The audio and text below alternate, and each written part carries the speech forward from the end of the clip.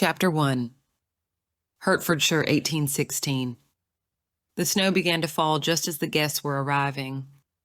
It was nothing more than a light dusting, but after a year with such uncommon weather, everyone glanced at the sky as they emerged from their carriages in their winter finery, swathed in yards of wool and fur to ward off the chill of the evening. The torches lining the drive of the country house, whipped into a frenzy by the bitter wind, illuminated the tumbling snowflakes briefly before they disappeared into the flames. But after an uneasy glance upward, the guests turned their faces toward the glowing doors and windows ahead of them, lit from within by dozens of candles and hung with the cheerful splendor of holiday greenery.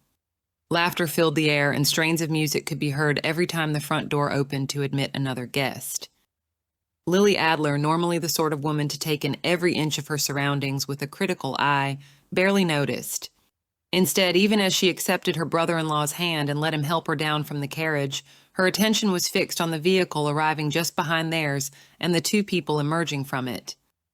The first, a plump, stylish woman whose age was north of 50 but otherwise undisclosed, was laughing heartily as she alighted from her carriage.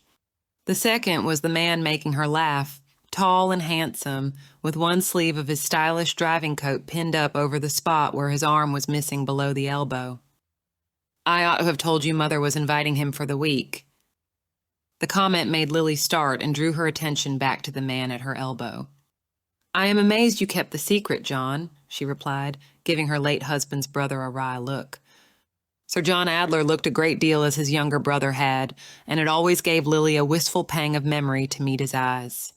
But the resemblance between them was almost entirely physical. Freddie had been of a more cheerful nature than Lily, but his personality had been equally determined and driven.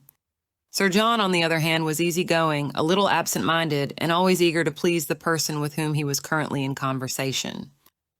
"It was not so much kept as forgot," he admitted, looking embarrassed as they waited for his mother, the Dowager Lady Adler, and her guests to join them.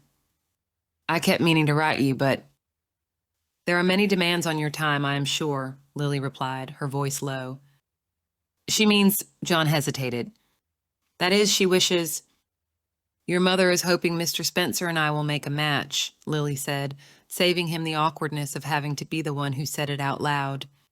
The sideways look she gave him was not entirely without humor. "How did you know that?" Lily patted John's hand. "She is not subtle in her designs, and she thinks I am far too young to stay a widow." "Well, you are only—" he cleared his throat. "That is to say, we all wish— and your wishes are well meant, I'm sure, but they have no bearing on mine. Or Mr. Spencer's, for that matter." Lily's rebuke was delivered kindly, but there was a firmness to her voice, almost a sharpness, that her brother-in-law did not miss. It was hard to tell in the dim light of the torches, but Lily thought he blushed.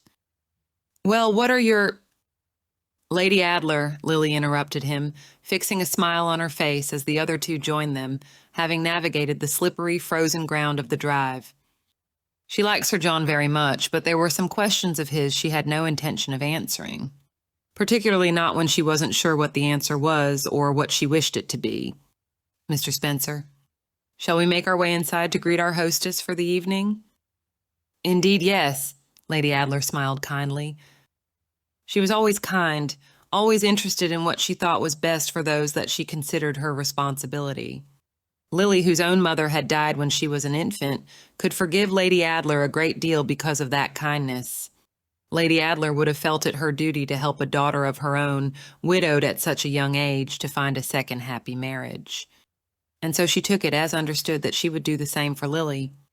It did not seem to occur to her to ask whether Lily wanted such assistance. "John, dearest, give me your arm, if you please. My eyes are not what they were in my younger years. My, did you see Mrs. Hammersmith entering with her daughters? 5 of them, would you believe? And such pretty, accomplished girls. But I'm sure I do not know any prettier or more accomplished other than our own dear Lily." Lady Adler cast a smile back over her shoulder. "Mr. Spencer, do give her your arm and step lively. Dear me, the snow is picking up." Matthew Spencer, the gentleman from Lady Adler's carriage, did as he was ordered. There was a dusting of snow on the shoulders of his driving coat, and in the torchlight, The brim of his hat cast shadows that were almost mysterious across his face. But even in that dim light, his smile was a force to be reckoned with, a mix of pure charm and genuine attention set in a distractingly handsome face. Lily had once teased him that he could probably get away with murder with the help of his smile. Now, as he offered her his arm, there was a wry edge to that expression. He, too, was under no illusions as to why he had been invited to join the Adler family for the Christmas season, but they had not discussed it, for which Lily was grateful. They enjoyed each other's company, and she had spent far too long after her husband's death wondering whether she would ever enjoy anything again. For her, for now, it was enough. "It has been some years since I've been to a Christmas ball," Matthew murmured as they climbed the steps behind Lady Adler and her son. "Our vicar does not approve, nor did his predecessor, of too much celebrating around the Christmas season." He pulled a face. "Too Catholic and too pagan for him." "Let us hope that your children do not betray your secret once you return home," Lily teased. "Shall you have to bribe them?" Matthew laughed. "There is no bribe can ensure a child will hold their tongue in such a case. They are guaranteed to speak as soon as it would be most embarrassing for their parent. Has Mrs. Grantham always hosted a Christmas ball for the neighborhood?" "Since I have known the Adlers, yes," Lily replied. "It began as a small affair, the sort of party you often see this time of year, with dinner and music for friends. But apparently one year there was dancing, and then the next year there was more dancing, and now—" Lily glanced around as they entered the house, reaching up to unclasp the neck of her cloak and letting it fall into the hands of the waiting footman. There were candles everywhere, blazing with light that was reflected from sconces and mirrors. Boughs of holly hung above the doors and windows, and ivy spilled out of pitchers on every surface. Everything sparkled, polished to gleaming, and the servants were all clad in new livery for the occasion. Down the expanse of carpeted hall, the doors to the ballroom stood open, and the strains of a pretty Highland tune drifted out. "I think the pleasure of the evening will be worth the risk of my vicar's disapproval," Matthew murmured, once they had greeted their hostess and were following Lady Adler toward the ballroom. He looked down at Lily and smiled. "And of course, Mrs. Adler, I'm always glad to be by your side." Lily smiled, feeling no need to pretend that she was not pleased by the compliment. But she did not know if Lady Adler was close enough to hear their conversation, so she changed the subject. "You were not too uncomfortable, I hope, having to leave your children the very first night you arrived?" Matthew shook his head. "When I visited the nursery, they were already becoming fast friends with Sir John and the young Lady Adler's own children. I heard Eloisa declaring as I left that she would be the leader of their expedition to South America, as she is the oldest and best at reading maps. They practically pushed me out the door so they could return to their preparations." "As far as South America? My goodness." "They are most adventurous." His pleasure in his children was evident in his voice, but the sideways glance he sent her direction caught Lily off guard. "I promise, though, that I will not speak of my children all evening. I've no wish to try your patience." "You need not worry on that score. I've grown quite fond of your children," Lily said, giving his arm a pat. Though she had no children of her own, and since Freddie's death had come to think she likely never would, Matthew's care for his son and daughter was something she admired. Her own father had been a distant and disapproving parent, almost Matthew's exact opposite, and the comparison was always striking to her. It was one of the first parts of Matthew's character that she had truly appreciated. As she had come to know him better, she had appreciated more about him, of course. His kindness carried into every aspect of his life, including his work with members of Parliament. They had grown easy in each other's company and had even, the year before, begun a sporadic affair, spending nights and an occasional afternoon together when they found themselves in the same place. Lady Adler's obvious motives in inviting him and his family to Hertfordshire had made their reunion after so many months a trifle awkward. But Lily hoped Matthew would know her well enough to believe she had taken no part in such designs. He gave her another glance that was almost relieved. "I'm glad to hear it. They have enjoyed your company as well, I hope you know." He took a deep breath.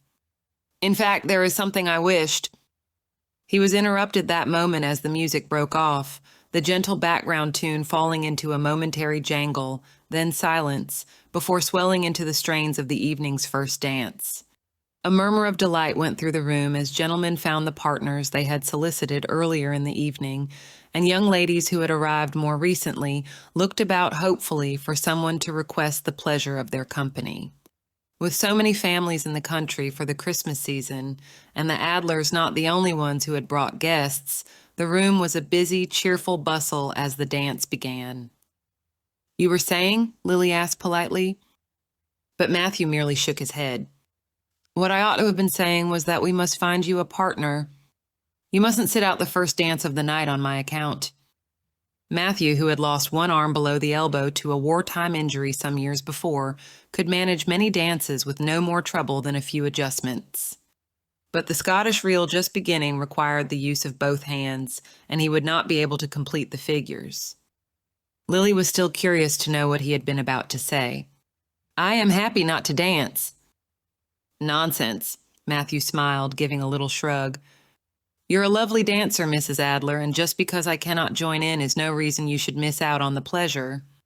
Besides," his gaze fixed on something over her shoulder, "I believe a partner has just arrived for you. And I can guess who is accompanying him, though I hope you will make the introduction." Lily turned to see where he was looking. She was not a woman who put her emotions on display for all to see, especially not in a place so public as a ballroom. But she could not stop herself from smiling in welcome at the two people who were approaching, and to those who knew her, the delight in her expression was clear. "Mrs. Hartley," Lily took the older woman's hand, dipping into a quick bow of greeting. "What a pleasure to see you." "Lily," Mrs. Hartley's voice was low and musical, suited to the statuesque way that she moved and held herself. Her thick hair was piled on top of her head like a crown, jewels sparkling in the black locks, and everything about her dress was the height of fashion. There were many who found her an intimidating woman, always so elegant that the reserve with which she surveyed the world could occasionally come across as disapproval. But Lily, who had met Mrs. Hartley shortly before her own marriage, had at once recognized in her a kindred spirit, a woman who had learned early on in life that it was not wise or safe to put her whole self on display. For Lily, that lesson had come at the knee of her father. Mrs. Hartley had learned it when she came to England more than 3 decades before, a young Indian bride forced to brave the sly glances and cutting whispers of her new peers to build a life with the British officer she had married. But the Hartleys had been a fixture in the country village so long now that the glances and whispers were mostly memory. And having known Freddie Adler his whole life, Mrs. Hartley had welcomed Lily into her circle of intimates with no hesitation, for which Lily had always been grateful. They shook hands warmly, Mrs. Hartley asking briefly after Lily's father and about her travels for the winter. "And will you introduce your friend?" she asked, turning a curious glance toward Matthew. Lily suspected by the lift of her eyebrows that Lady Adler had already informed her neighbor of exactly what manner of guest she was inviting.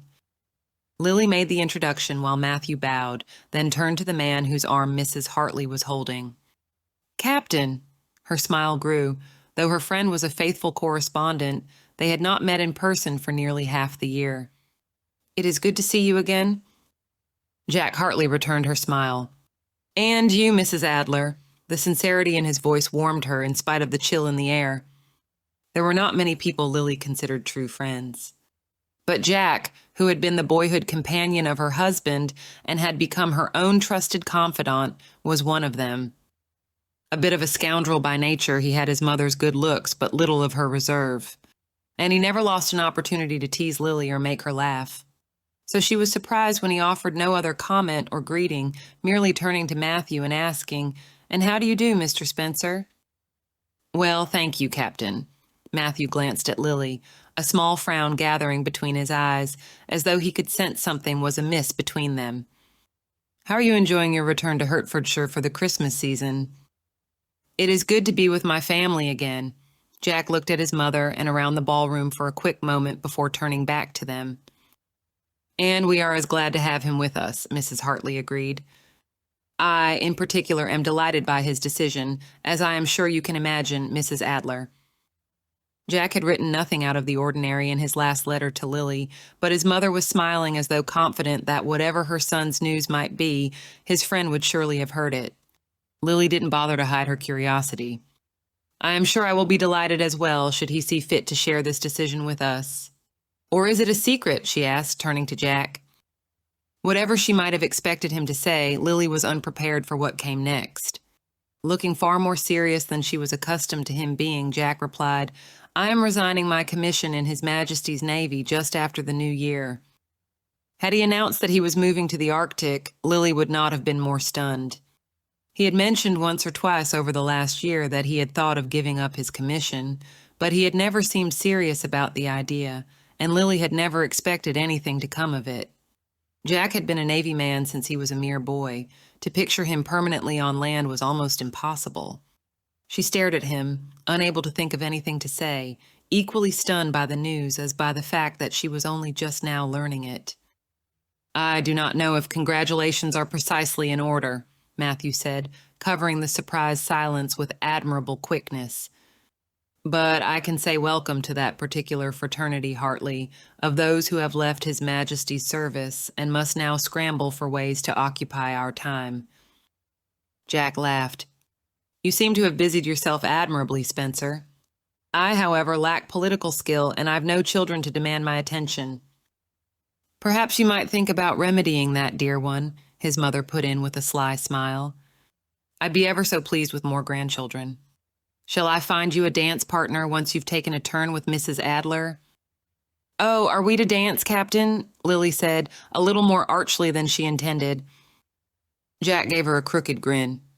"I was coming to ask you, but if you and Mr. Spencer—" "No need to worry about usurping my place for this one," Matthew said easily. He smiled down at Lily. "Though I hope you will rejoin me not too much later in the evening." "Were you not about to tell me something?" Lily asked, a frown gathering between her eyes. He shook his head.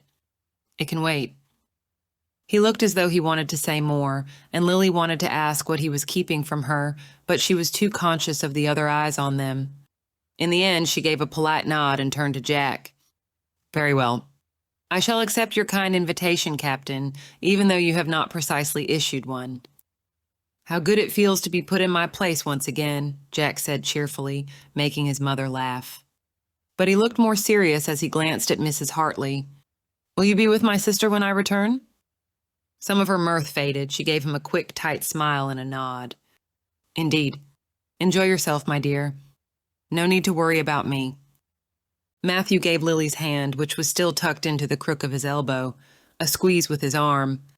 "Enjoy your dance, Mrs. Adler," he said as he released her, and she took the hand Jack held out toward her. "And I, meanwhile, shall have the pleasure of enjoying a very handsome man's company," Mrs. Hartley said, holding out her hand to Matthew with a regal air, though she smiled as she did so. "You may tell me about yourself, and in return I shall make sure you know all the best local gossip." "For heaven's sake, Jack," Lily said as he led her toward the dance floor. Some of the guests, the local ones, glanced at them as they made their way through the throng, their eyes lingering on Jack in particular. Lily was puzzled by the assessing glances they seemed to give him, and wondered if news of his departure from the Navy had already begun to spread. "Why did you write nothing of this to me?" "Would you believe I hope to surprise you?" he replied, smiling wryly. "I have so few opportunities to do so." And he hesitated, then shrugged. "I wanted to be confident in my decision before I announced it to anyone." "And are you?" Lily asked as they took their places among the other couples. The dance separated them for a moment, and Lily had to attend to the other dancers so she would not miss any steps. But when she and Jack took hands again, he nodded. "I am. It will be a change, certainly, but—" He trailed off as the steps took them apart again. "Have you heard from Lady Carroway since you came to Hertfordshire?" he asked when they were rejoined. It was a deliberate change of subject, but Lily did not protest. "There was a letter from her waiting when I arrived. She and Sir Edward are firmly settled in Somerset for the winter, but she sends her greetings." "Good of her to think of us in her married bliss," Jack said, though his chuckle sounded a little forced. "I hope you will send her mine in return when next you write." Lily smiled as they parted once more. When they had first met, Jack and her young friend Ophelia, now Lady Caraway, had barely tolerated being in the same room with each other. But the three of them had survived more than one intrigue in the time since Lily had moved to London, and Ophelia had written of her impatience to see her friends together again when Jack was next ashore. That thought made Lily glance at Jack again as she wove through the figures back to his side. He still looked uncommonly serious. "Captain," Lily said, catching his arm just long enough to shake it a little as they passed by each other. Her tone was teasing. "For captain you always will be to me. I would have expected you to take more pleasure in my company after such a long absence. Did you not miss me? Or has someone else taken over my responsibility to keep you in line?" Jack did not rise to her bait. "I did miss you," he said quietly before they separated again. He glanced around the ballroom as though looking for someone. Lily's expression remained serene as they took hands with the other couples for the next figure, but she was growing nervous. Something had happened to upset him, she was sure. She watched him glance around the room once more, his eyes fixing on a small group of people in the far corner, before his attention returned to the dance. "Jack." As the song ended and the dancers bowed, accompanied by the polite applause of the rest of the guests, he offered his arm. Lily took it, but instead of letting him lead her back to their party, she pulled him a little way away from the crowd. The ballroom's tall windows were set back in alcoves, their curtains pulled against the chill that seeped through the glass. Glancing around to make sure no one was too close by, Lily stepped back into one alcove. They were not alone, nor were they completely out of sight. But they were shielded from the view of many of the guests, and the heavy fabric of the curtains would muffle the sound of their conversation, affording them some privacy as long as they kept their voices low. In the gap between the curtains, Lily could see the snow still falling, thick and heavy against the darkness. She glanced around to make sure no one was close enough to overhear them before fixing her gaze on Jack. "What has you so distracted tonight?" When he hesitated, she asked quietly, "It has something to do with your sister, does it not?" Jack had been born in the middle of his family, with one brother his elder and two sisters after him. One of those sisters was married and living to the north with her husband and children. The other, the youngest of the four siblings, stood just at her mother's elbow while they talked with Lady Adler and Mr. Spencer. Amelia Noor Hartley, according to her older brother, had been quiet, studious, and occasionally a little spoiled while growing up. Now she was a cheerful young lady who, though she might have inherited some of her mother's reserve, seemed to be doing nothing more than having a lovely time at a Christmas ball. But Lily had seen the way Jack kept glancing toward his sister, as though determined to keep an eye on her.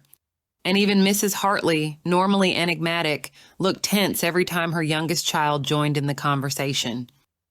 Jack lifted his hand as though to run his fingers nervously through his hair before he recalled the time it must have taken his father's valet to style it. He dropped his hand and smiled wryly. "I ought to have guessed you would see through us. My mother has charged me not to say anything of it tonight, but, as you have guessed, it is weighing on me." "What is?" Lily asked softly. "That is the trouble." Jack blew out a frustrated breath. "I do not know." Lily frowned. "Explain, please." Jack grimaced. "I discovered when I arrived home this week that my sister is involved in some sort of, well, there has been gossip. Speculation. And there are enough versions of the story being tossed about that it is hard to see how her reputation can escape undamaged." Lily glanced toward where Amelia stood, chatting calmly with Mr. Spencer, looking nothing like a young lady whose public standing hovered at the edge of disaster. "What does your sister say of it?" "That is one of the most troubling parts of the whole business. Amelia seems determined to pretend that there is no scandal at all. And she has steadfastly refused to tell any of us what truly happened." Chapter 2. "Has she told you anything at all?" Lily murmured, trying to peer out of the alcove without attracting attention. She wasn't looking at Amelia this time, but at the party guests surrounding her. Now that she knew what to look for, she could see the glances, sly or curious or scornful, directed toward the youngest Hartley. Neither Amelia nor her mother acknowledged the onlookers, but they were unquestionably there. And if the whispers hadn't yet begun to follow the glances that evening, it was only a matter of time before they did. Lily thought of the quick, tense exchange between Jack and his mother, of the considering looks that many of the other guests had given him as they made their way to the dance floor. It wasn't just Amelia whose reputation was at risk. Her whole family could suffer by association. But she, young, unmarried, and a child of mixed heritage, had the most to lose from a scandal. She stood the greatest chance of becoming a pariah in her own home. Nothing. Jack followed Lily's gaze, his brows drawn together in a worried frown as he watched his sister. We know the man's name, and that whatever it was happened at a dance the vicar and his wife were giving for the young people of the neighborhood. What kind of fellow gets up to something nefarious at a vicarage? He added, looking disgusted. You do not know for sure that it was nefarious, Lily pointed out, given the lack of detail available. Whatever the truth of the matter, it was nefarious enough, Jack said. Before we left that evening, there were rumors spreading that Amelia had been seen with him, alone, in the garden. And within a very few days, the speculation about what they might have been seen doing was, his mouth twisted in a humorless smile, creative. People do tend to be at their most creative when they are finding ways to judge the behavior of young women. Jack sighed, slumping against the wall, then straightening abruptly. They were still in full view of the ballroom, after all, and a family that was the subject of so much speculation could not afford for its members to appear distraught. I thought if anyone could persuade Amelia to say what truly happened, it would be me. She always seemed to look up to me, but she's been resolute in her silence. To talk to her, you would think nothing untoward happened at all. Perhaps nothing did happen, Lily suggested. Jack shook his head. She would have said so, but she has refused to discuss the matter at all, which tells me something passed between them. He sent a scowl in his sister's direction. She has never kept secrets from me before, he muttered. That you know of, Lily pointed out, earning a scowl of her own. But that is beside the point. She looked up at his worried face and asked simply, How can I help? The smile Jack gave her was pure gratitude, though it was still tense with worry. That's the fellow right there, he said, gesturing for Lily to join him in peering around the corner of the alcove. In the burgundy coat with the striped waistcoat beneath, just going down the line now. A very handsome young man, Lily said thoughtfully. If Amelia did choose him for some illicit rendezvous, she has good taste. If one judges by appearances alone, that is. Lily, Jack said sternly. Which I never do, she continued, giving his arm a reassuring pat. Is he not Mr. Edison's son? What is his given name? Gregory, Jack supplied. Yes, he's Edison's son. The oldest of the bunch. He's been away a great deal these last few years, first at school, and then with his godparents either in Bath or London, depending on their mood. My mother says that since his return last spring, he has become the local charmer. Lily nodded. And what are your plans for young Mr. Edison? Jack sighed. I considered beating an admission out of him, but that might reflect poorly on Amelia. Likely. Lily gave him a sympathetic look. Jack was a born protector. It had to pain him to see his sister in difficulty and be unable to help. I think the best we can do tonight is pay attention. Is the rest of his family here? Jack shook his head. One of his brothers, likely. My mother says they are often in each other's company. But his parents do not socialize much, and the other children are still too young for such gatherings. Do you know who began the rumors? Jack grimaced. Perhaps Amelia does. But once again, she refuses to reveal anything. And she and young Mr. Edison are staying far away from each other. Wise of them under the circumstances, Lily nodded firmly. Well, if we keep our ears open... And what are the two of you up to so secretly? The unexpected voice made Lily start, though she hid the motion as she turned to see who had joined them. Her mind reeled for a moment at being suddenly pulled out of such a serious conversation, and she worried about what might have been overheard. Out of the corner of her eye, she saw Jack tense. She stepped between him and the newcomer to give him time to compose himself. And her smile as she held out her hands was genuine. Peter, she said warmly. It has been too long. Lily, he bowed over her hands. He was a quiet, unassuming man around Jack's age, with sandy hair and a weak chin that was not helped by his fashionably tall shirt points. but he had been good friends with Freddie Adler when he was still alive, and Lily was fond of him. He and his mother had been regular visitors in the 2 years after Freddie's death when she was still living with the Adlers. He smiled good-naturedly at her. "How have you been?" "Still gallivanting about London, I hear. I was not sure we would see you before the end of the year." "Hardly gallivanting, though I do enjoy London very much," Lily said, scrambling a little to gather her thoughts. "But I am happy to spend some time with the Adlers." "And your mother, is she here as well?" "I spotted Mrs. Coleridge holding court in the card room a short while ago," Jack put in. "Coleridge, how do you do?" Peter laughed, but Lily noticed a hint of a grimace in his expression. "Mother always does find herself an audience to command," he said, shaking his head. "I'm well, Hartley, thank you. I hear you will finally rejoin those of us on land. Are congratulations in order? Or perhaps commiseration?" Peter shook Jack's hand as he spoke. They did not know each other well, but Freddie Adler had been the sort of man who wanted his friends to be friends with each other, so they had become at least acquainted in the times that Jack was back on land and visiting his family. "My answer varies on the hour," Jack replied. Peter glanced briefly in the direction Jack and Lily had been watching. "And how is Miss Amelia?" he asked, lowering his voice. "You know about these rumors, then?" Lily asked, her attention sharpening on Peter. He wasn't the sort of man who engaged in frequent gossip, and he was more likely to miss social undercurrents than to participate in them. If he had heard rumors about Amelia, then the news had spread to a startling degree. Peter looked apologetically at Jack. "Nothing definite, of course. And no doubt it will all be put to rest soon." His smile was downright encouraging as he added, "A quick marriage, I imagine, whether to the fellow involved or someone else. Has your family discussed potential matches?" "What?" Lily asked, caught off guard. Jack hadn't said anything about a marriage, and glancing at him, she thought he was as taken aback as she was. "Well, naturally," Peter looked surprised, as though they were foolish not to be thinking the same thing. "As my mother said when she heard, a wedding is the surest way to still the wag of gossiping tongues. I've no doubt, Hartley, your parents are thinking the same." "If they are, they have not informed me or my sister of it," Jack said, his voice and his back equally stiff. "Amelia is young yet to think of such things." Peter seemed to realize he had misspoken and flushed with embarrassment. He had always embarrassed easily, Lily remembered. Of course. To be sure. Well," he cleared his throat. "Well, whatever is being said, it will blow over soon. And in the meantime, I can assure you I do not believe a word of it."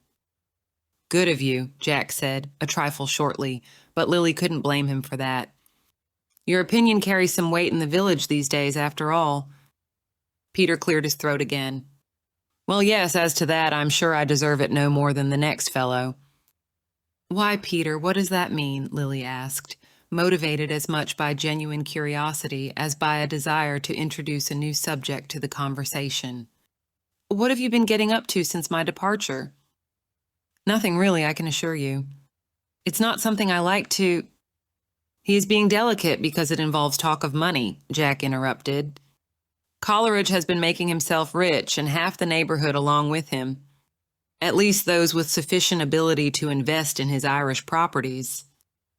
"It's called the Irish Consolidated Banking Concern," Peter explained, looking apologetic at having to talk about himself while his blush grew under Lily's scrutiny. "You know my family holds a number of financial concerns there. They have been doing so well I began taking on other investors last year, and I hope to do very well by my neighbors through it." "Quite the popular fellow as a result," Jack said. "The initial returns have been well received," Peter said modestly. He hesitated, then added, "I do not wish to presume, Lily, but I know managing one's broader finances is a task that women are rarely prepared for. Should you need any advice when it comes to—" "You are good to think of me," Lily said, polite but firm. "But I could never do business with a friend." He was not entirely wrong.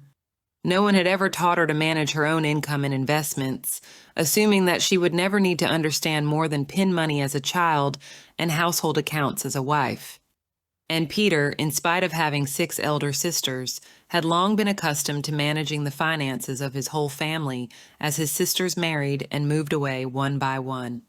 But Lily couldn't help resenting the implication that 3 years after her husband's death, she might have been content to remain ignorant. "I've no wish to risk any awkwardness that might affect our goodwill down the road. Besides," she added, a little playfully so that Peter wouldn't be offended, "the gentleman Sir John arranged to advise me in such matters would be most put out if I made any changes without consulting him. He looks like a grandfather, but I've heard him roar like a lion." Peter nodded, looking somehow both disappointed and relieved. "I am glad to hear you have advisors you can trust, though I am sure the Adlers would have allowed nothing else." "Coleridge!" a gentleman bellowed cheerfully, making them all start. Lily didn't recognize him, but she could guess from the slight sway to his step that he had already sampled deeply from Mrs. Grantham's sherry and port. "Good to see you, man, good to see you. Can I persuade you to a game of 21? "Shortly," Peter said with an amiable smile. "If my companions will excuse me?" "By all means," Lily said. "Do not let us keep you from your entertainments." "Oh, by the by," the gentleman said, slinging a friendly, drunken arm about Peter's shoulders as he towed him away. "The elder Edison was looking for you. Did he ever pin you down? No doubt he wants to talk about joining your little arrangement." "I ought give my mother a respite and take my turn at Amelia's side," Jack said, once they were alone again. "Is it as bad as all that?" Lily asked, turning to look at Amelia. Jack's sister was still making polite conversation with her mother and a number of other women, but she was starting to look around the room a little restlessly. "Not yet," said Jack, looking grim.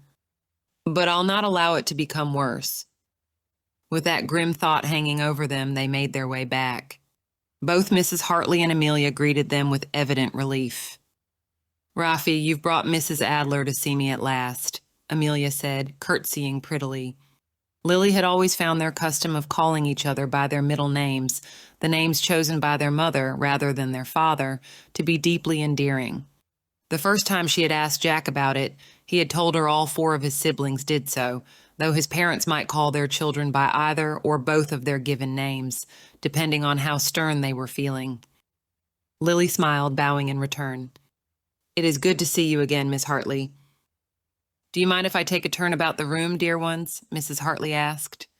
Lily did not miss the slight flick of her eyes toward her daughter. "Mrs. Robertson and I need to discuss the new teacher at the parish school."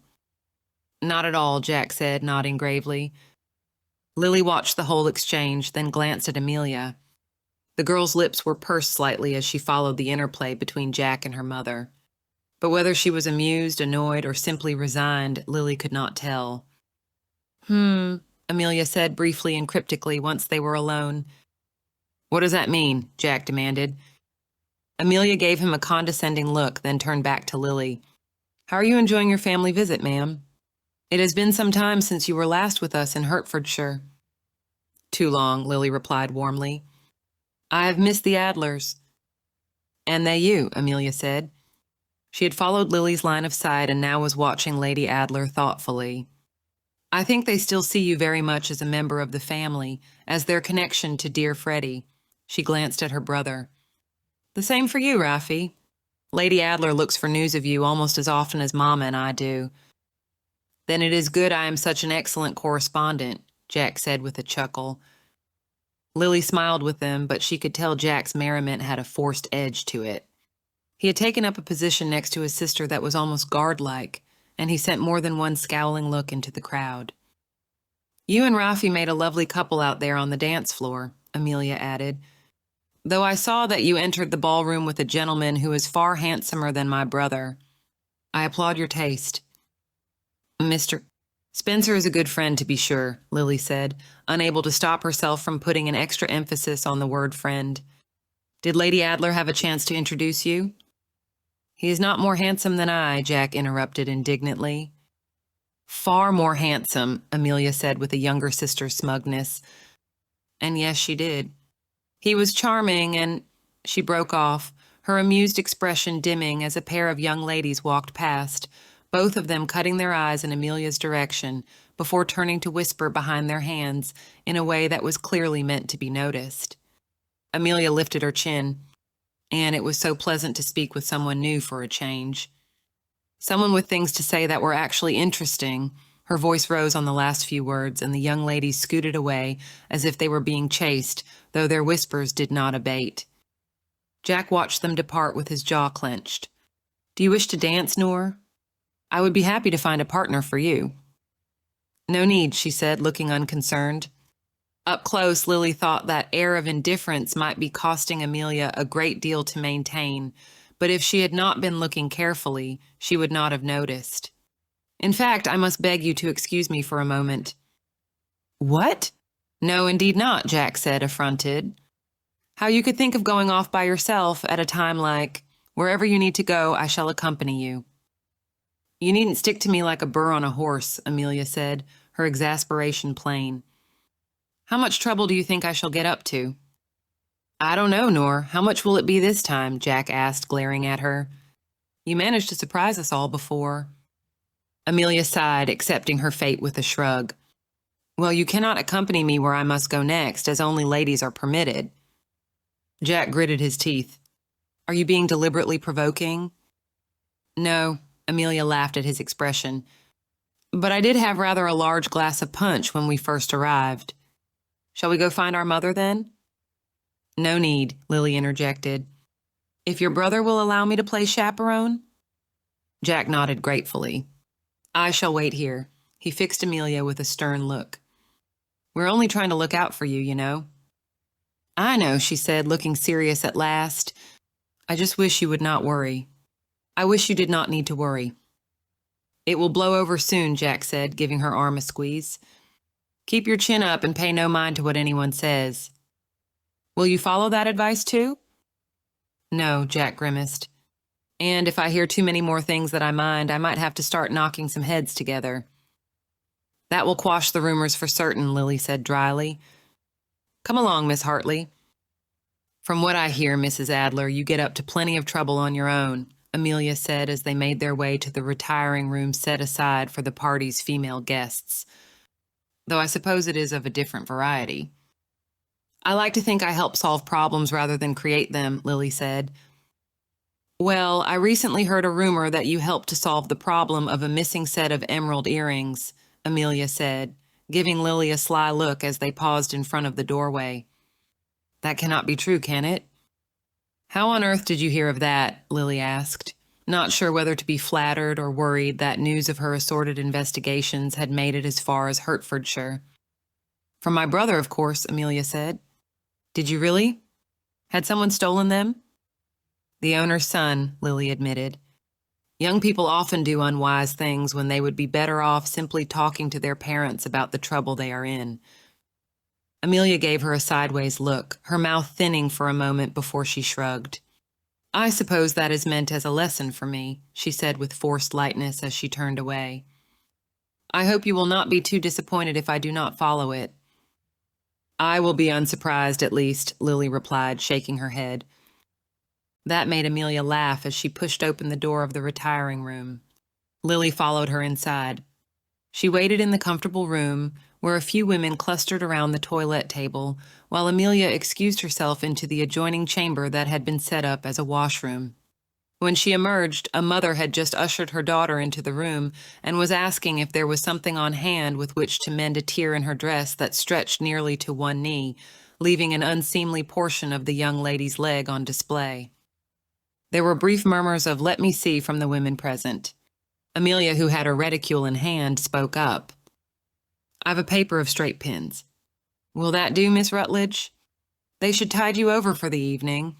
Smiling in a friendly fashion, she held them out to the girl. The girl was reaching out to take them, beginning to offer her thanks when her mother laid a hand on her arm. "You're very kind, I'm sure, Miss Hartley, but we've no need." Amelia's jaw tightened, but her voice stayed calm as she replied, "Mrs. Rutledge, I just heard you ask." "Thank you for your offer of assistance, Miss Hartley," the woman said, a little more loudly, as she gave her daughter's arm a tug, forcing her to step away from Amelia. "But as I said, we've no need." Amelia's lips parted as though she was about to reply, and Lily could see the snap of temper in her eyes.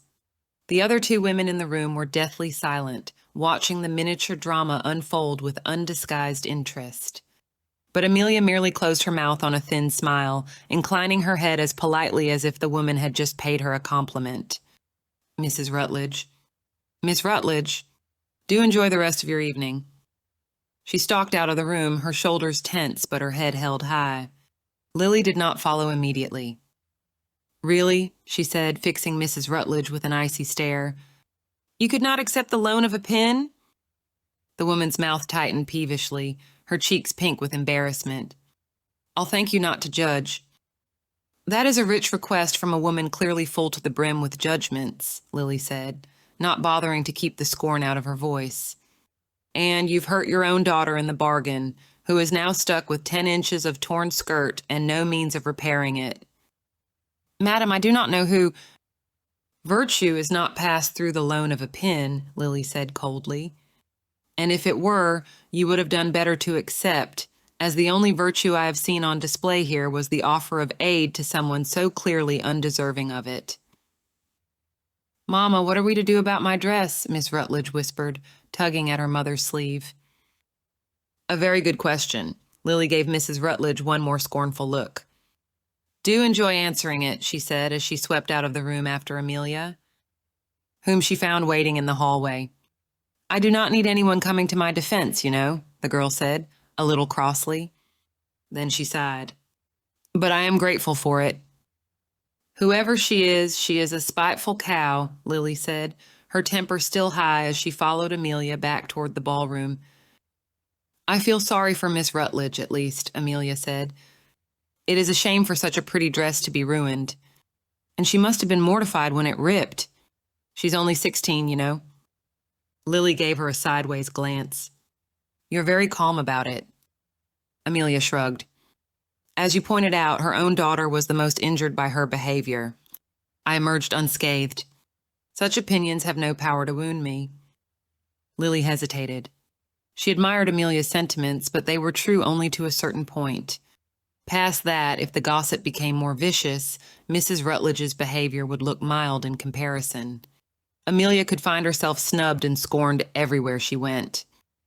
Just as she was debating whether or not to argue, was it worth pointing out something that Amelia surely already knew, even if she was determined to put on an air of unconcern, they were interrupted by 2 women, gossiping furiously on their way to the retiring room. She would have done better to wear her pearls with a gown like that. Didn't you hear? They went missing after that dinner they gave. Really? Mr. Robertson said his sapphire cravat pin disappeared as well after that party the Hounslows gave in the fall. Do you think there is a thief in the village? Surely not, the woman broke off, eyeing them in surprise. Lily Adler. How surprising to see you this evening. And in company with our dear Miss Hartley. She smiled, and it was not a kind expression. How was your evening, Miss Hartley? Perfectly pleasant, Mrs. Taylor, Amelia said with no hesitation. And yours? Lily had known Caroline Taylor a while back when she was Caroline Reed during her first marriage. Their paths had not crossed often, and other than being vaguely aware of Caroline's second marriage, Lily did not know much about her. I am surprised you've not been dancing this evening, Mrs. Taylor continued, pursing her lips with false thoughtfulness. Was it not just a few weeks ago that your company was so sought after by the young men of the neighborhood? Strange, she added, smiling once more. Surely there is no reason you might wish to avoid being seen in such close quarters with a gentleman? I am sure you know a great deal of such matters, Amelia said calmly. Were you not quite close with my brother for some time after the death of your first husband? Lily's eyes widened, though she managed to keep any other signs of surprise from her face. She had forgotten that Jack had once had an affair with Mrs. Taylor. It had been a short-lived thing in any case when he was home on shore leave for the summer, and Mrs. Adler had written of it with great and scandalous relish. Lily had found it amusing at the time, though that had been before she knew Jack so well as she did now. The woman in front of her was certainly beautiful, and she was said to be engaging and clever in her manner. But Lily could only hope that her character had grown worse in recent years, rather than Jack's judgment having been so poor once upon a time. Mrs. Taylor's jaw clenched while her friend tittered. But she inclined her head as though in grudging respect for Amelia's rejoinder. True enough, my dear. But remember, I had the good judgment to avoid such situations until I would not become a pariah as a result. I see no pariahs here, Lily pointed out. Only 4 women who were all invited to the same Christmas party. Mrs. Taylor laughed a little. Well said, Mrs. Adler. And what a pleasure it is to see you return to the neighborhood. And wearing colors? She gave Lily a look up and down, taking in the deep blue of her gown, a far more vibrant shade than the hues of half-mourning that Lily had still been wearing when she left Hertfordshire. I always approve of a woman moving on with her life. One cannot stay tied to a dead man. We are always tied to those we love, Amelia said, before Lily, stunned, could think of how to reply. At least those of us who live our lives with deep affection. Though perhaps that does not include everyone here. Mrs. Taylor's smile grew thin as her friend tittered again. A bit of advice, dear Miss Hartley. I would be wary of talking too broadly about my propensity for deep affection, were I you. There are those who might make assumptions. Come along, Mary, she added briskly, giving a tug on her friend's arm. We mustn't stand here all evening. I've always thought a hasty departure to be a cheap way of ensuring that one has the last word in an argument, Lily said, watching them disappear down the hall. Amelia let out a snort of laughter. Please call her cheap in front of my brother. I should love to see the look on his face. She watched Mrs. Taylor go, then wiggled her shoulders as though shaking off an unpleasant sensation. I am glad he does not show any inclination of taking up with her again, she added. He wouldn't, not with a married woman, Lily said, a little more sharply than she intended. But there was no chance of Jack's doing something so dishonorable. His character was unimpeachable, even if she couldn't, at the moment, say the same of his judgment. No, he would not, Amelia agreed. She glanced sideways at Lily. You know, there is at least one way in which I have found myself in less trouble than you, Mrs. Adler. And what way is that? Lily asked. I have not found myself embroiled in any kind of murder. That at last made Lily turn to stare at her. Your brother told you of that too? She asked, horrified. He tells me nearly everything, Amelia said, smirking a little in an expression that was disconcertingly reminiscent of Jack. A shame you do not extend him the same courtesy, Lily pointed out softly. Amelia's face fell, but she shrugged once more. Yes, well, as the saying goes, least said, soonest mended. Shall we return to the ballroom before my parents send out a search party? Chapter 3. Amelia's mother did not bother to disguise her relief when they rejoined her. But however worried she had been, she still greeted them warmly. There you are, dear one. Are you enjoying yourself this evening? As much as I can, though I've not had the pleasure of a dance yet, Amelia said, sliding her arm around her mother's waist and giving her an affectionate peck on the cheek. Mrs. Hartley held her tightly for just a moment before releasing her almost reluctantly, a protective gesture that brought a lump to Lily's throat. Whatever Amelia might be facing, she was fortunate to have her family so firmly on her side. The Adlers, Lily was pleased to see, were offering their support as well. Lady Adler's stately presence dared anyone to offer an off-color comment in her presence. And at Amelia's words, Sir John stepped forward. Would you do me the honor of joining me for the next one, Miss Amelia? He asked. Sir John was pleasant and an excellent dancer, qualities that would make him a desirable partner, even though he had known Amelia since she was born and was already happily married. But more importantly, he was respected by his neighbors and a baronet, 2 factors that would go a long way toward counteracting any gossip or rancor directed toward the youngest Hartley. In a small village like theirs, something as simple as whether or not men were willing to dance with Amelia could do a great deal of either repair or damage to her reputation. Lily felt a burst of pride for her brother-in-law, and she saw his mother and Mrs. Hartley nod in approval. With the greatest pleasure, Sir John, Amelia said, the gravity of her response a clear indication that she understood exactly what his gesture meant. As she took his offered arm and let him lead her to the dance floor, Lily heard her murmur more quietly, You, sir, are an extraordinarily kind man. The musicians were beginning the opening bars of a waltz, a dance that just a few years before would have been deemed too risque to be played at a country ball. There were a few titters around the room and 1 or 2 disapproving looks. But for the most part, the guests seemed pleased at the prospect, and many couples were beginning to turn about the room. Matthew Spencer held out his arm to Lily. "Mrs. Adler, may I have the honor?" He had to hold her closer than he might otherwise have done in public, his right hand clasping hers and the elbow of his left arm resting gently against her side, just under her shoulder, to guide her through the turns. The first time they had waltzed together, he had waited for a particularly slow song to ask her, wanting her to have time to adjust to how he had relearned to lead. But they had waltzed together enough now that they could turn about the room easily, enjoying the cheerful sweep of the music, which was underlaid with the tune of a traditional wassail carol. The pace of the dance was quick enough that it did not leave much breath for talking, and when it ended, Lily found that Matthew had steered them to the opposite end of the ballroom from where her friends waited. When she gave him a curious glance, he smiled a little slyly. "Will you sneak away with me for a moment?" he murmured, his head by her ear. Lily considered for a moment. As Mrs. Taylor had pointed out, cruelly but truthfully, the actions of a widow were given far different weight than those of an unmarried young woman. Besides which, she had missed Matthew, and she had a suspicion of what he was going to suggest. "Very well," she murmured in response. "As it seems no one is watching us just now, perhaps we can find somewhere private for a moment or two." Matthew offered her his arm, and moving sedately so as not to attract attention, they left the ballroom. The corridor he had chosen led toward the card room, where Lily remembered Peter's mother was said to be holding court.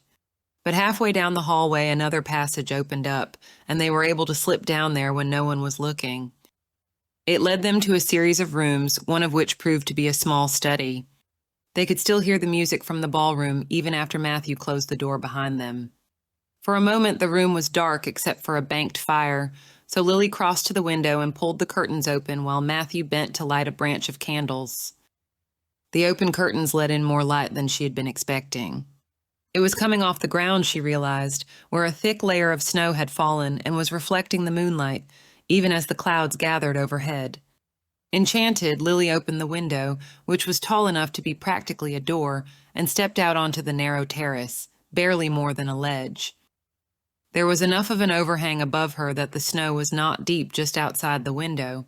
The heels of her shoes made a soft crunch on the fresh powder. Beyond the terrace, though, she could see many inches of snow had already gathered on the ground, and more was still falling, heavier and thicker by the moment. She was stunned by its loveliness, enough to make her forget for the moment that goosebumps were springing up all over her body. She had never seen so much snow before in her life. "How beautiful," Matthew murmured, stepping up behind her. "And how very romantic." Lily's lips curved into a smile as she felt his arm around her waist. "In spite of the chill?" she asked. "So long as we do not linger," he said, chuckling a little. Lily murmured in agreement, turning her head so she could look up at him. His face was in enough shadow that his eyes looked black in the moonlight, and she could not tell what expression they held. "Why did you wish to sneak away, Matthew?" she asked a little teasingly. She did not wait for an answer, but turned so that she could slide her arms around him and lift her face for a kiss. She saw the smile that crept over his face before her eyes closed, and a moment later she felt it against her mouth. When she shivered, he pulled her closer against him, and she slid her hands under his coat, sinking against the heat of his body. When he finally eased back, she was surprised by his rueful smile. "While I do not object at all to your idea, far from it, that was not actually why I wanted to steal you away this evening." "Really?" Lily asked, laughing a little in embarrassment at her eagerness. "Then what was it?" "Well," he hesitated, and through the arm that was still around her waist, she could feel him take a deep breath. His hand slid away, traveling up to cup her jaw. "I wish to ask you something." Lily suddenly felt as though she were frozen. "Mrs. Adler," his voice grew softer. "Lily, I hope you know in how many ways I have come to admire you. How I've enjoyed every moment of our time together. How very much I have come to care for you." She had thought he was going to suggest that they resume their affair, cut short earlier that year by distance and the competing demands of their separate lives. But that was not what was about to happen at all. "And I very much wish, that you will do me the honor of becoming my wife." Chapter 4. There was snow gathering in Matthew's hair, a light dusting that sparkled in the moonlight before melting. For a moment, it felt as though time had stopped. Lily was suddenly conscious of every goosebump that prickled her arms and legs, of the heat on her cheek where his hand still rested, of the cold that was beginning to seep in through the soles of her shoes. Matthew smiled. "I think this is the first time I have ever managed to truly surprise you." "Not so," Lily said, finding her voice at last. "I was surprised when you persuaded your cousin to help us investigate the Wyatts." She cleared her throat. "I thought you were going to suggest that we begin spending time together once again, at least while we are both in Hertfordshire." "Well, I'd not object to that either," he said with a quickness that would have made her laugh only moments before. "But I hope it will be as something more than a simple affair." "I do not know what to say," Lily admitted. After Freddie's death, she had been certain that she had no wish to marry again. The loss of her husband after a brief 2 years of marriage had been devastating, and it had taken all the determination she possessed to chart a new path. She liked the life she had built, and until that moment she had not considered that she might marry again. But Matthew, their affair had brought back to life a part of her that had lain dormant since Freddie fell ill. Matthew was everything admirable in a man. It wasn't just that he was handsome.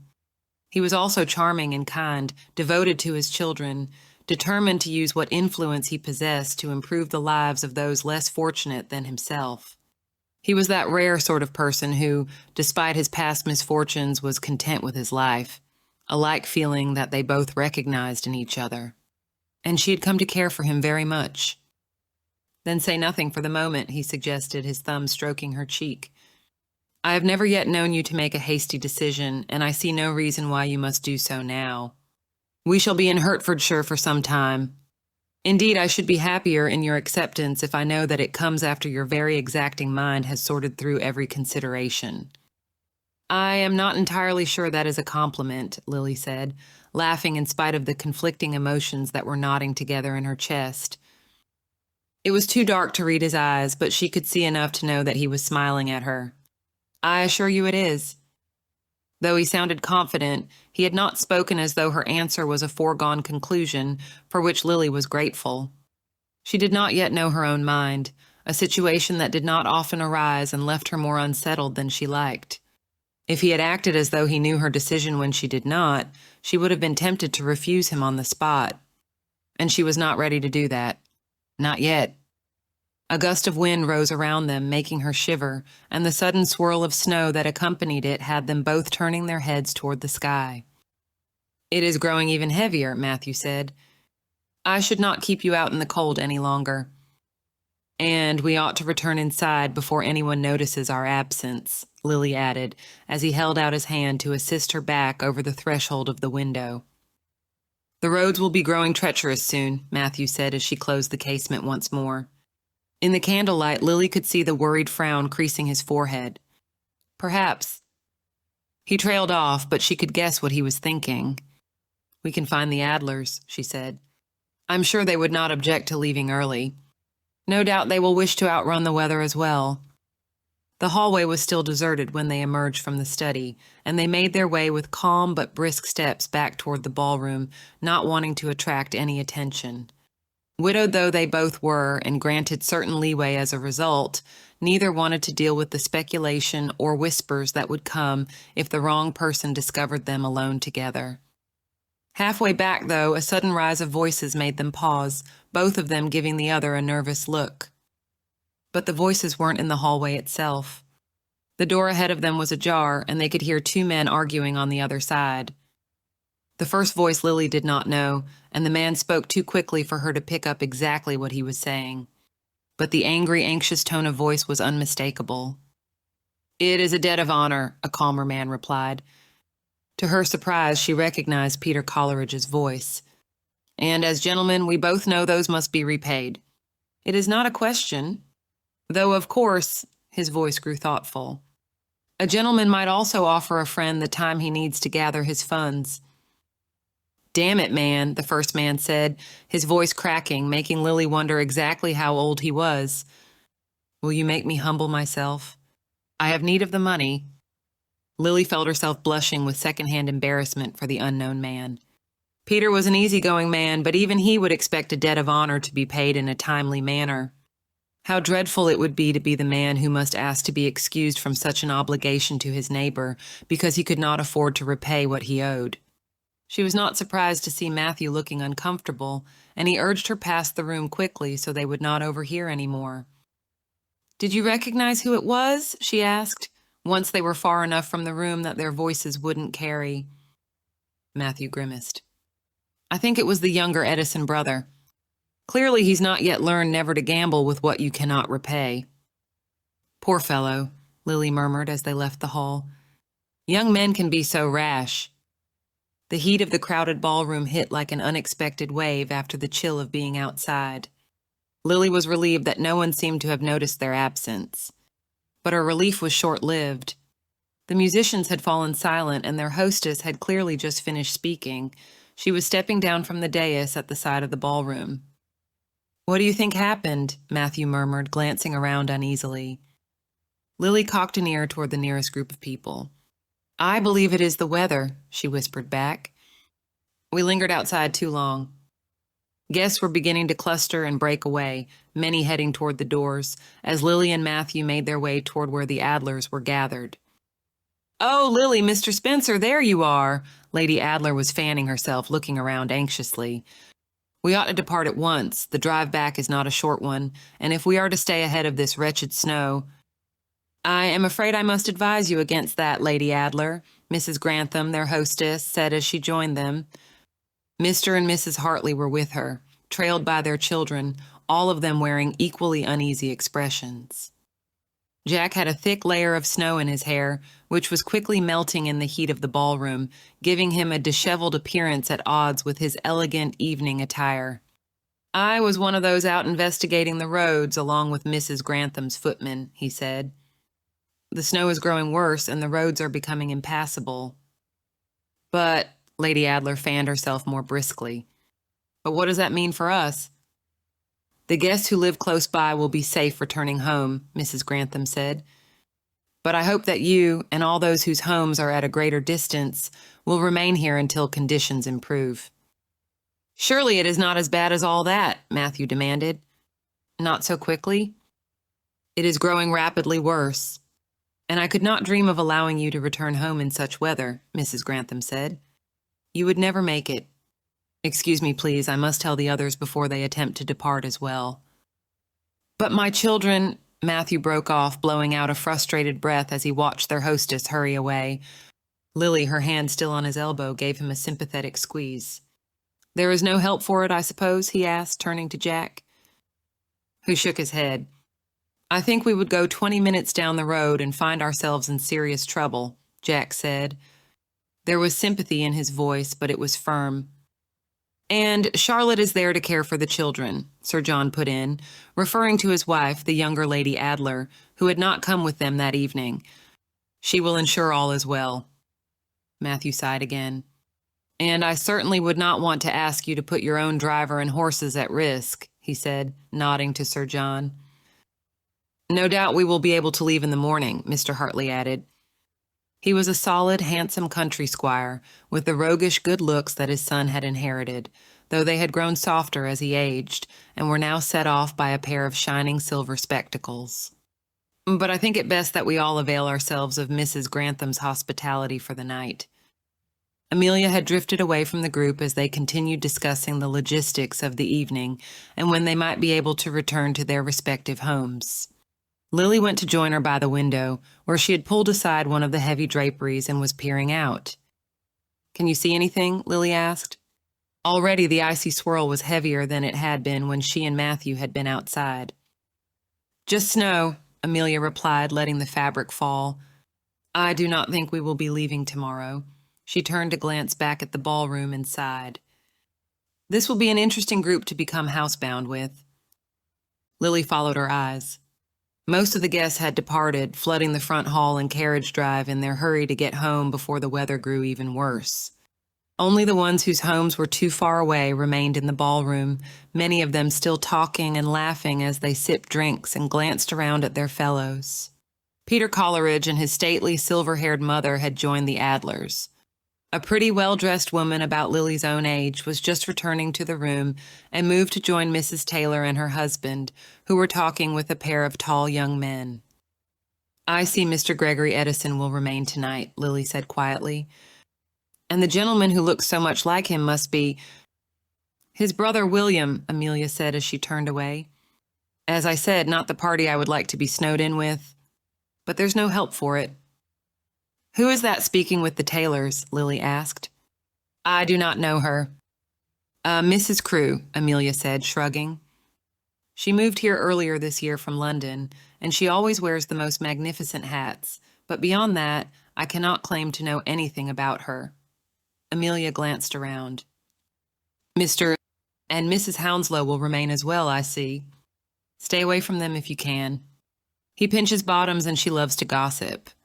Though their son and daughter are pleasant enough, or at least they can be when they wish it. I knew them better as a child than I do now." "I did not know that about Hounslow." Jack joined them just in time to hear his sister's final comment, and he scowled in the silver-haired man's direction. "Why have you never said anything?" "You mean during the nearly 2 decades of my life that you have been at sea, Rafi?" Amelia asked, brows rising in an expression that Lily had seen on Jack's face many times. He grimaced. "Well, I am here now. And you can tell me anything, you know." She met his gaze with a long stare that gave nothing away. "Perhaps," she said cryptically, turning away, "we ought to rejoin the others." Jack caught Lily's arm as she was about to follow Amelia. "What were you and Mr. Spencer doing outside?" he asked quietly. "What makes you think we were outside?" His gloved fingers brushed over the twisted-up curls of her hair, the gesture quick enough that anyone else would miss it unless they had been watching the pair of them closely. "It is dried now, but it was damp when I first saw you. What have you been up to, Lily?" She thought about telling him what Matthew had asked. But Amelia was right. Mrs. Grantham was gathering her remaining guests. And Lily was not yet sure she wanted to share the question she was pondering. Not even with Jack. Merely looking at the weather. "The snow is beautiful, even if it is less than convenient." "Keeping secrets from me, Lily?" he murmured. She gave him a sideways glance. "I see Mrs. Taylor is watching us," she commented, amused to see his ears grow red. "Looking for gossip, no doubt," he said, clearing his throat. She always did like to know everything that passed in the neighborhood. His embarrassed tone made Lily purse her lips against a smile. She couldn't help asking, "Has she propositioned you since you returned?" Jack scowled at her. "I shall tell you that when you tell me the truth about why you and Mr. Spencer sneaked away this evening." "Keeping secrets from me, Jack?" she said, repeating his own words back to him. They eyed each other, neither one of them giving ground, until their hostess's voice called their attention back to the small crowd of guests. "And if you would be so good as to follow," Mrs. Grantham was saying as they rejoined the group, "I have made arrangements for each of you for the night. I apologize that some of our preparations have been a bit hasty, but I will do my best to ensure that everyone is comfortable." "No need to fret, dear ma'am," Lady Adler said, patting her arm comfortingly, while the other guests hastened to agree. "You are exceedingly kind to take us all in, and I'm sure any discomforts are all in your own mind." "Indeed, indeed," Peter Coleridge put in.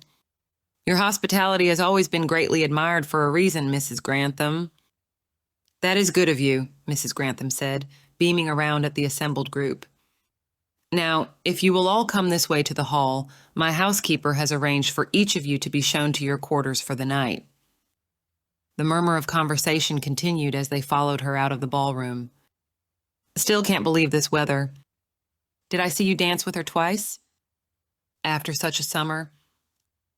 "Miss Claret's dress tonight had 10 rows of flounces at the least. Let us hope she put Miss Hartley far away from the young gentleman." The snide whisper carried through the small crowd, as it was surely meant to. In front of her, Lily saw Mr. and Mrs. Hartley freeze for the barest second, both of them drawing closer to their daughter, who walked between them. Lily might have thought Amelia hadn't heard the comment were it not for the sudden tense lift to her chin. Lily glanced sideways at Jack, who was still beside her. He was looking around, trying to spot who had spoken, but the guests were beginning to disperse to follow various servants to their rooms. There were a few titters, but no one who remained would meet his eyes other than Peter, who grimaced sympathetically. Jack's jaw clenched, and for a moment Lily was afraid he would say something. She laid a hand on his arm, and when he glanced down, she shook her head in a slight warning. A muscle jumped in his jaw, but he nodded without a word, turning to follow his family. Behind her, Lily saw Gregory Edison, who, as a man, had easily escaped the rumors and insinuations that now dogged Amelia, grimace as his younger brother jostled his elbow. The brother, whose name Lily could not remember, was grinning as he whispered something. But Gregory shrugged him off and stalked after the servant who was waiting to lead them. His brother rolled his eyes but followed without any further comment. "Poor fellow," Peter said, pausing beside Lily. She turned to him in some surprise, her mind still on Gregory Edison, but saw that Peter was looking after Jack. "I suppose it's a hard thing to be an elder brother." His round, friendly face was drawn into an expression of sympathy. "Not something you and I know a great deal about," Lily said. She had no siblings, and Peter, as the youngest of 7 children, had never been able to hide his relief as his sisters married and moved away. "But I imagine for someone as protective as the captain, it can be a trial at times." "Do you think he'll do anything about it?" Peter asked as they climbed the stairs. Outside, the wind was rising in a low, moaning undercurrent. It made Lily shiver, and she was grateful that she was not traveling home. "He's not that foolish," she said quietly, hoping it was true. Lady Adler was waiting for her at the top of the stairs. "Our rooms are next to each other, Lily," she said. "Peter, will you tell your mother I shall look in on her in a few minutes to see that all is well? I am sure Mrs. Grantham will furnish us with what we need for the night, but dear Mrs. Coleridge is, well—" "Not as hearty as she once was," Peter agreed. "I'm sure she will be grateful for your attentions, Lady Adler. I bid you both a good night." "Things are a bit helter-skelter. No shame to Mrs. Grantham for it," Lady Adler said as they headed down the opposite hallway from Peter, who was being shown to a room in the wing on the other side of the stairs. "Your room is next to mine, I understand, and across the hall from Sir John and Mr. Spencer. They have tried to put us in family groups." "I am surprised you would include Mr. Spencer in that assessment." Lily knew she should have kept the thought to herself, but the words were out before she could stop them. Lady Adler gave her a pointed look, making Lily think of a pert, plump mother bird. "Family is what we make of it, my dear," she said. "And I hope you know that no matter what comes next in your life, you will always be family to me." Lily felt an unexpected lump of emotion in her chest, and she had to clear her throat before she could respond. "You seem to think I am about to make some drastic change." Lady Adler drew to a halt between the 2 doors that had been assigned to them. "Life is nothing but change," she said gently and a little sadly. "One change after another, whether we wish for them or not. All I know for certain is that you are a young woman yet, with a great deal of life ahead of you." She gave Lily's cheek a pat. "Good night, my dear." As the door closed behind Lady Adler, Lily turned back toward her own room just in time to see Matthew pausing outside his door, just across the hallway. She wondered how much of the conversation he had overheard, but before she could decide whether or not to ask, he gave her a smile and a bow. His eyes, as they locked on hers, were deep with emotion, holding none of the gentleness of his smile. "Good night, Mrs. Adler," he said, his voice just carrying across the wood paneling and carpeting between them. "Good night," Lily managed to reply. Inside her room, the fire had been built high, crackling and dancing to warm the room, which had the chill of a chamber that had just been opened. Candles on the nightstand flickered against the darkness, and a basin of steaming water waited on the washstand. A nightgown and wrapper, which must have once belonged to Mrs. Grantham or her grown and married daughter, waited on the bed. The maids and footmen would be going from room to room to assist the guests who needed it. Though Lily was accustomed to having a servant help her dress and undress, she could manage without assistance. Shivering, trying not to listen to the rising moan of the wind, she undressed and laid her ball gown over a chair. The steaming water was welcome on her chilled fingers and face, but a sudden wave of fatigue overtook her, and that was all the washing she had energy for. Sliding the pins out of her hair, she brushed and braided it, her fingers trembling in the cold that still filled the room, and she dressed as quickly as she could before bundling herself under the counterpane. There was a warming pan under the covers, and her toes stretched greedily toward it as she sat up just enough to blow out the stand of candles. One of the curtains wasn't quite closed, and without the flickering light of the candles, the snow-swirling darkness seemed to press more closely against the window. Now that she was still, Lily couldn't ignore the wind, which rose and fell like a living voice. A sudden crack, loud as a gunshot, made her start nearly upright, and it wasn't until it was followed by two more that she realized what it was: tree branches cracking, from either the wind or the cold. Lily shivered, wrapping her arms around herself, glad they had not tried to brave the storm. The heat from the warming pan joined the heat of her body, creeping through the covers until her chilled limbs relaxed. The wind continued to moan and call outside, and every so often she thought she heard the crack and shot of another tree branch breaking. But, cozy in the banked firelight, Lily was at last able to sleep. She woke slowly with the sense that something was missing, and it took her a moment to realize it was the wind. It had died down in the night, and through the half-open curtain she could see the dawn just beginning to creep over the world, reflected eerily by the glittering white of the snow that continued to fall. The room was cool again, but it was warm under the bedspread, and the maids would be along soon to light the fires. Lily burrowed more deeply into the covers, closing her eyes once more. She had just started to drift off again when she heard the scream. Chapter 5. Lily sat bolt upright. Where had the sound come from? It hadn't been loud. Another part of the house? For a moment, in the pressing silence, she wondered if she had drifted back to sleep without realizing it and imagined the whole thing. But a moment later, the sounds of a commotion rose just outside her window.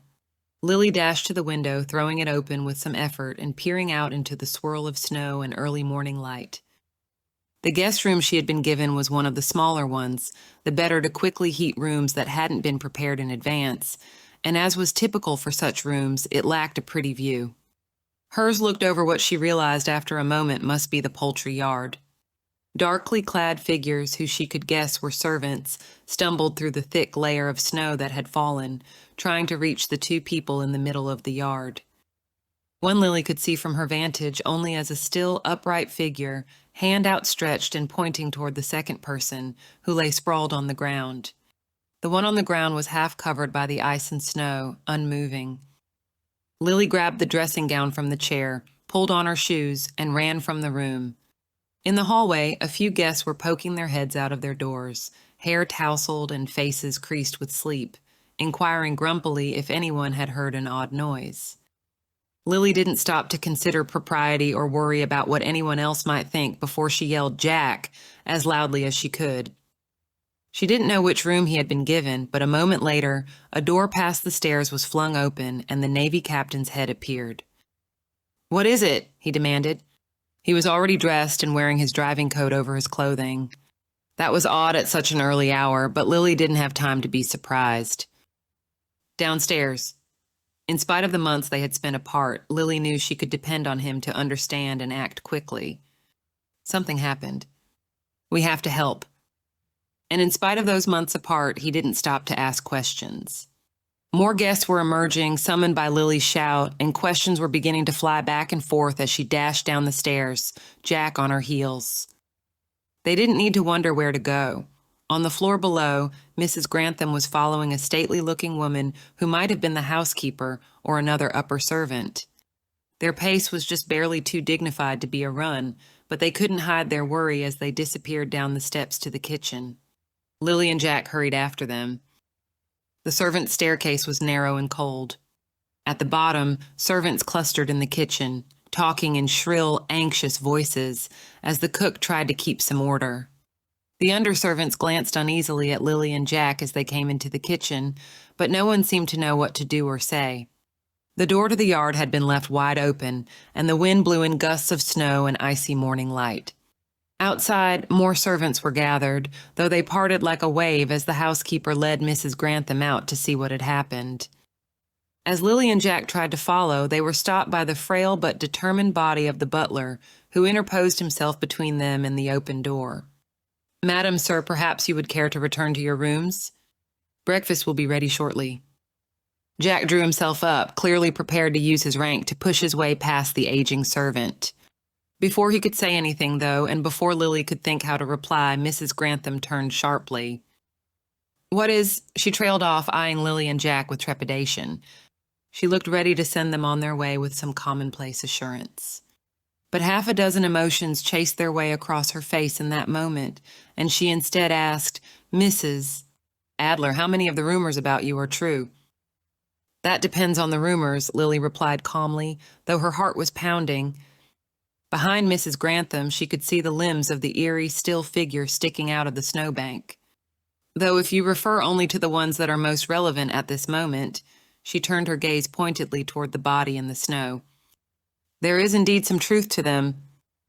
Mrs. Grantham hesitated, then seemed to make up her mind in a rush. She stepped aside, pulling the confused housekeeper with her. There were boots for the servants lined up next to the door, crusted with mud from repeated use.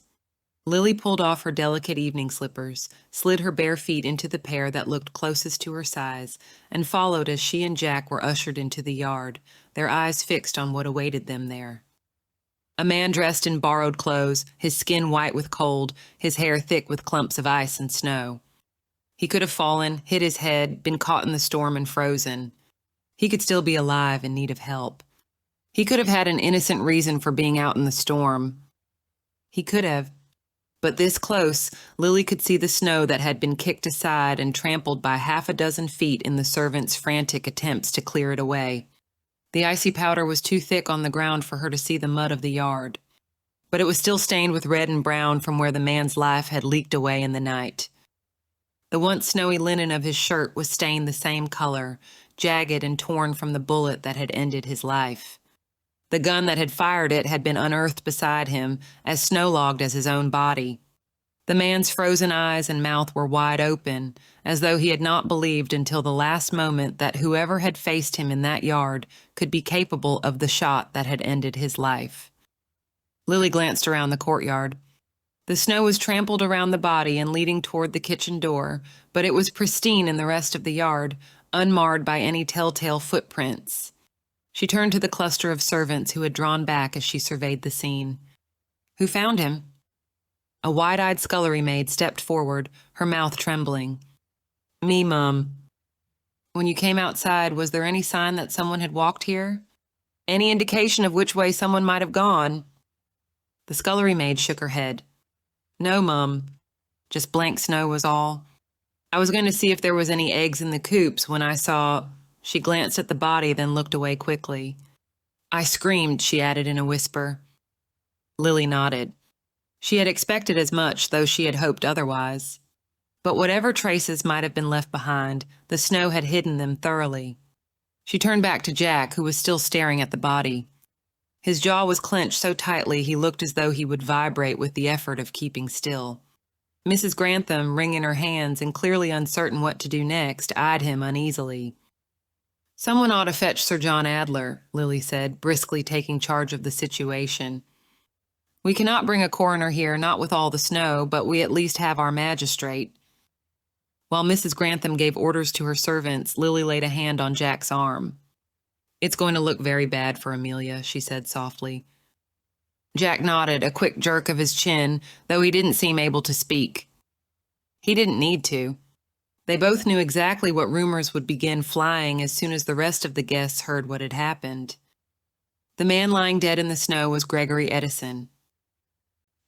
Chapter 6. It didn't take long for word to spread.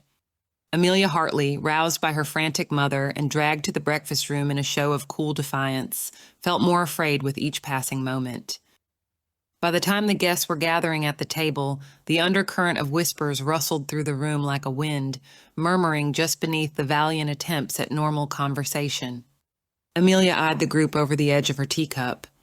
It was an odd-looking assembly. There was a noticeable chill in the air, in spite of the fires that had been built high in the room, and no one wanted to wear their evening clothes. Those who were similar in size to Mrs. Grantham, her absent son and daughter, or her late husband, had been given clothes to borrow. The others had to make do with the sorts of garments that collected in family homes, old but still in good repair, pulled from the chests and wardrobes where they had been waiting for their fabric to be turned into something else, or for the entire garment to be passed on to someone in need in the parish. The result looked almost like a costume party, with at least 3 decades of styles represented, and would have been entertaining in other circumstances. But no one seemed amused. Everyone had appeared at the breakfast table that morning, even those who, like Lady Adler or her own parents, would have been otherwise likely to take their coffee and tea and toast in their rooms. At the moment, only Sir John and Gregory's younger brother William were missing. Amelia hadn't thought there was any real harm in Gregory, but she should have known better than to trust him, even if he was handsome and entertaining. With his death, horrible though it was, there was suddenly a real chance that everything he knew, everything he could have revealed about her, would stay secret. Unless he had told his brother. She had hoped to catch William before anyone else did, to find out how much he knew. But Sir John had found William first, and she had no idea what they might be discussing while she sat, silent and anxious, at the breakfast table. And Gregory... Amelia felt her stomach turn over, and she set down her fork and knife, unable to take a bite of food. She had thought naively that when she presented him with her request, it would stay between the two of them. But the whole thing had been a mistake, start to finish. It had been bad enough when her neighbors, even those she had once thought of as friends, had looked at her with scandal in their minds and gossip on their lips. Now it was so much worse than she could have ever imagined. No one seemed willing to voice a guess as to what had happened to Gregory. They either avoided her eyes or stared straight at her, unspeaking. But she could sense what thought was in everyone's minds. Could she have been the one to do it? Amelia wanted to run away, to seek refuge in her borrowed room until the snow had stopped and she could convince her parents to let her run away even farther. But she couldn't do that. For the moment, centuries of polite conventions were on her side. If she stayed with the rest of the guests, they would exchange shocked and meaningful glances, but they wouldn't say anything out loud. Not yet. They would have to become either much more certain or much more fearful before that happened. She needed to talk to William. She had time. Now all she had to do was use it wisely, more wisely than she had used her time with Gregory Edison. In the meantime, she was trapped with her family at one end of the table. They had drawn protectively around her, and her brother staring down everyone who glanced his way. Dear Rafi, always a man of action. She had always been a bit in awe of her second brother, godlike and unknowable in his absence, though his rare visits were always playful, joyful occasions. When Rafi had sent word that he intended to leave his naval life behind, she had hoped she would finally have the chance to impress him, as he had always impressed her. She wasn't sure now whether that would ever be possible. But perhaps she still could, if she could hold off the whispers a little longer and keep the situation from becoming any worse. He seemed to have grown more thoughtful in the last few years, and she suspected that the woman seated next to her mother was responsible. Amelia had known Freddie Adler her whole life, and even after Rafi left for the Navy, Freddie had still been a frequent visitor to the Hartley household. They had all been curious about the woman he had brought home as his wife, but Mrs. Adler, polite and reserved, had not been the easiest person to get to know. And then Freddie had fallen ill. While the Hartleys had rallied to support Freddie's family during such a terrible time, his widow had drawn even more into herself, first focused on caring for her dying husband, and then hemmed in by the expectations and needs of mourning. But in Rafi's letters, Amelia had come to see a new side of Mrs. Adler. Rafi had clearly grown to respect and even admire her. And then there had been those other parts of his letters, the danger, the intrigue, the mysteries he and Mrs. Adler had faced. What did Freddie's wife make of Gregory Edison's death? Of Amelia herself? She and Lady Adler sat on either side of the Hartleys, bolstering them with unspoken but clear support in the face of the other guest's suspicion. The gentleman who was their guest would have sat with them had he not been waylaid by Mrs. Grantham just as he was carrying his breakfast to the table. But Amelia could see him casting occasional glances in their direction. Lady Adler was talking in a deliberately normal voice. Mrs. Adler, by contrast, said very little. Instead, her eyes made a slow, thoughtful circuit of the room while she stirred her tea. Amelia, wondering what she saw, did the same. The other guests were arrayed on the other sides of the table, none of them quite willing to sit next to the Hartleys or engage them in conversation. Though some of them tried to be less obvious about it, Amelia could easily see the whispers and glances being sent her way. Even Mrs. Grantham, attempting to have something like a normal conversation from the head of the table, had not brought herself to speak directly to them. Amelia's mother was impassive in the face of their neighbor's scrutiny, but Amelia could see her brother's tightly clenched jaw and her father's obvious unhappiness. "Right there, Peter, if you'd be so good." Preoccupied with her observations, Amelia nearly jumped in her seat when a plate was set next to Mrs. Adler. She turned, unable to hide her surprise as Peter Coleridge helped his mother into a chair, then took the seat on her other side. "Good morning, Miss Hartley, Mrs. Hartley, Mr. Hartley," he said with polite gravity as he nodded at all of them. "Lady Adler, Mrs. Adler, Captain." The others in the dining room had fallen silent to watch the Coleridges, and Amelia felt a rush of gratitude for their support, chased immediately by the specter of guilt. She was the reason her family needed such support. It was a wonder they did not hate her for it. "Good morning," Mrs. Coleridge added, leaning over to look at Lady Adler. She had grown silver-haired in recent years, with a slight stoop to her shoulders, and she had been leaning heavily on her cane as she approached the table. But she spoke with the crisp voice of a woman who had spent her whole life being listened to with great attention, and clearly expected that those around her would continue to do so now. She was not wrong. Amelia had been terrified of her since childhood. "Agnes, that is a handsome brooch you are wearing. Very pretty." "Thank you, Mrs. Coleridge," Lady Adler replied, giving her a sunny, pointed smile before seeming to remember that a sober mien would be more appropriate that morning. She adjusted her expression and nodded politely. "It was a gift from the late baronet, dear man. Was there not a bracelet to match last night?" Lady Adler's calm expression faltered. "I seem to have misplaced it in the bustle of preparing for bed." There was a small commotion at the head of the table, Mr. Spencer exclaiming in surprise as Mrs. Grantham knocked over her tea. Startled and on edge, half the guests jumped, then tittered nervously, as a footman arrived immediately to begin cleaning up, and Mr. Spencer gallantly went to fetch their hostess another cup. Looking a little flustered, Lady Adler tried to return to the conversation. Spending the time to search for it did not seem pressing in light of... She hesitated, her mouth thinning, and she had to look down at her plate for a moment. "I shall look for it after breakfast," she finished, lifting her head once more. Mrs. Coleridge said cryptically. "And how are you this morning?" Lady Adler continued, polite but with a hint of what might be condescension in her voice. "You seem not entirely yourself." Well enough, well enough. Are any of us ourselves today?" Mrs. Coleridge said with a sigh before turning to the head of the table. "Mrs. Grantham, I thank you for accommodating all of us at such short notice." Oh, yes," Mrs. Grantham said. "Think nothing of it. It was my pleasure to..." She floundered a little. "Well, that is to say, I of course would not have done otherwise." "Has anyone been out to check the state of the roads?" Peter asked diffidently, buttering his toast. "I have," Rafi replied. All the heads around the table swiveled toward him. Amelia was unsurprised. Her brother was not the sort to leave a task half done, and he likely had wanted to be of some service to their hostess by checking to see if the way home was passable. But that was before, well, Amelia bit her lip.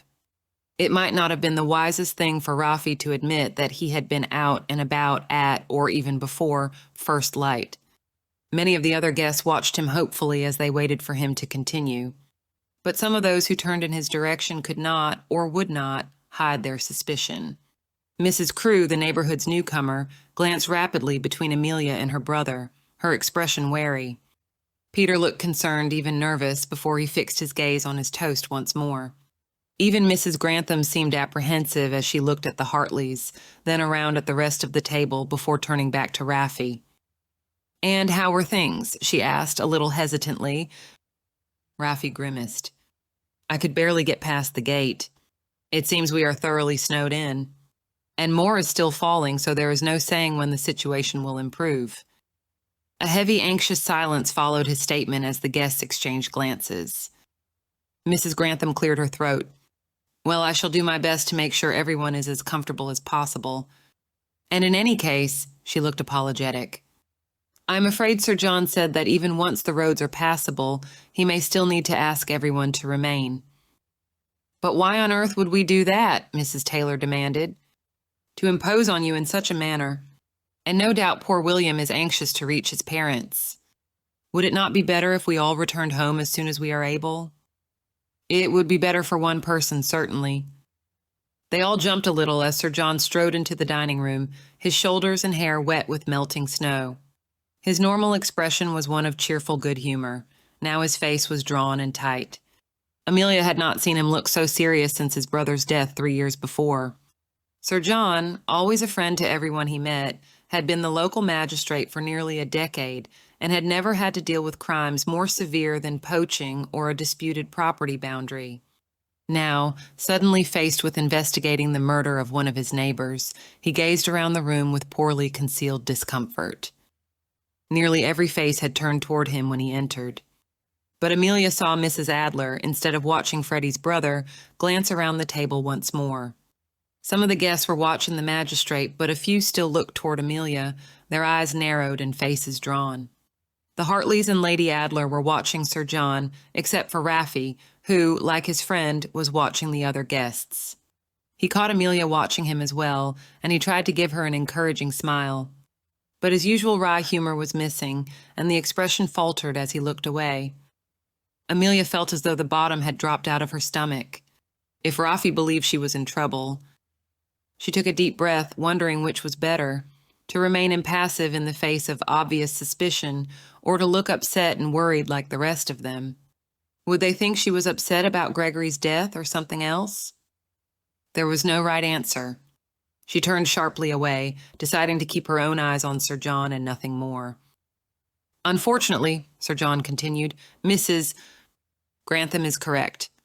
Until I can account for everyone's whereabouts in the night, I cannot permit anyone to depart, even if the snow stops. A murmur ran around the table, echoing with varying degrees of shock and unhappiness. Mrs. Grantham watched her guests anxiously, as though worried that one of them might lead a charge for the door in spite of the weather and the magistrate's orders. "What do you mean, better for one person?" Mr. Hounslow demanded. He was a fox of a gentleman, his full head of silver hair styled with all the care of a dandy out on the town, even without the benefit of a valet to assist him, his features sharp and patrician, though he was growing a little portly around the midsection as he entered his middle years. "Yes, what are you implying, Sir John?" Mr. Hounslow's wife piped up.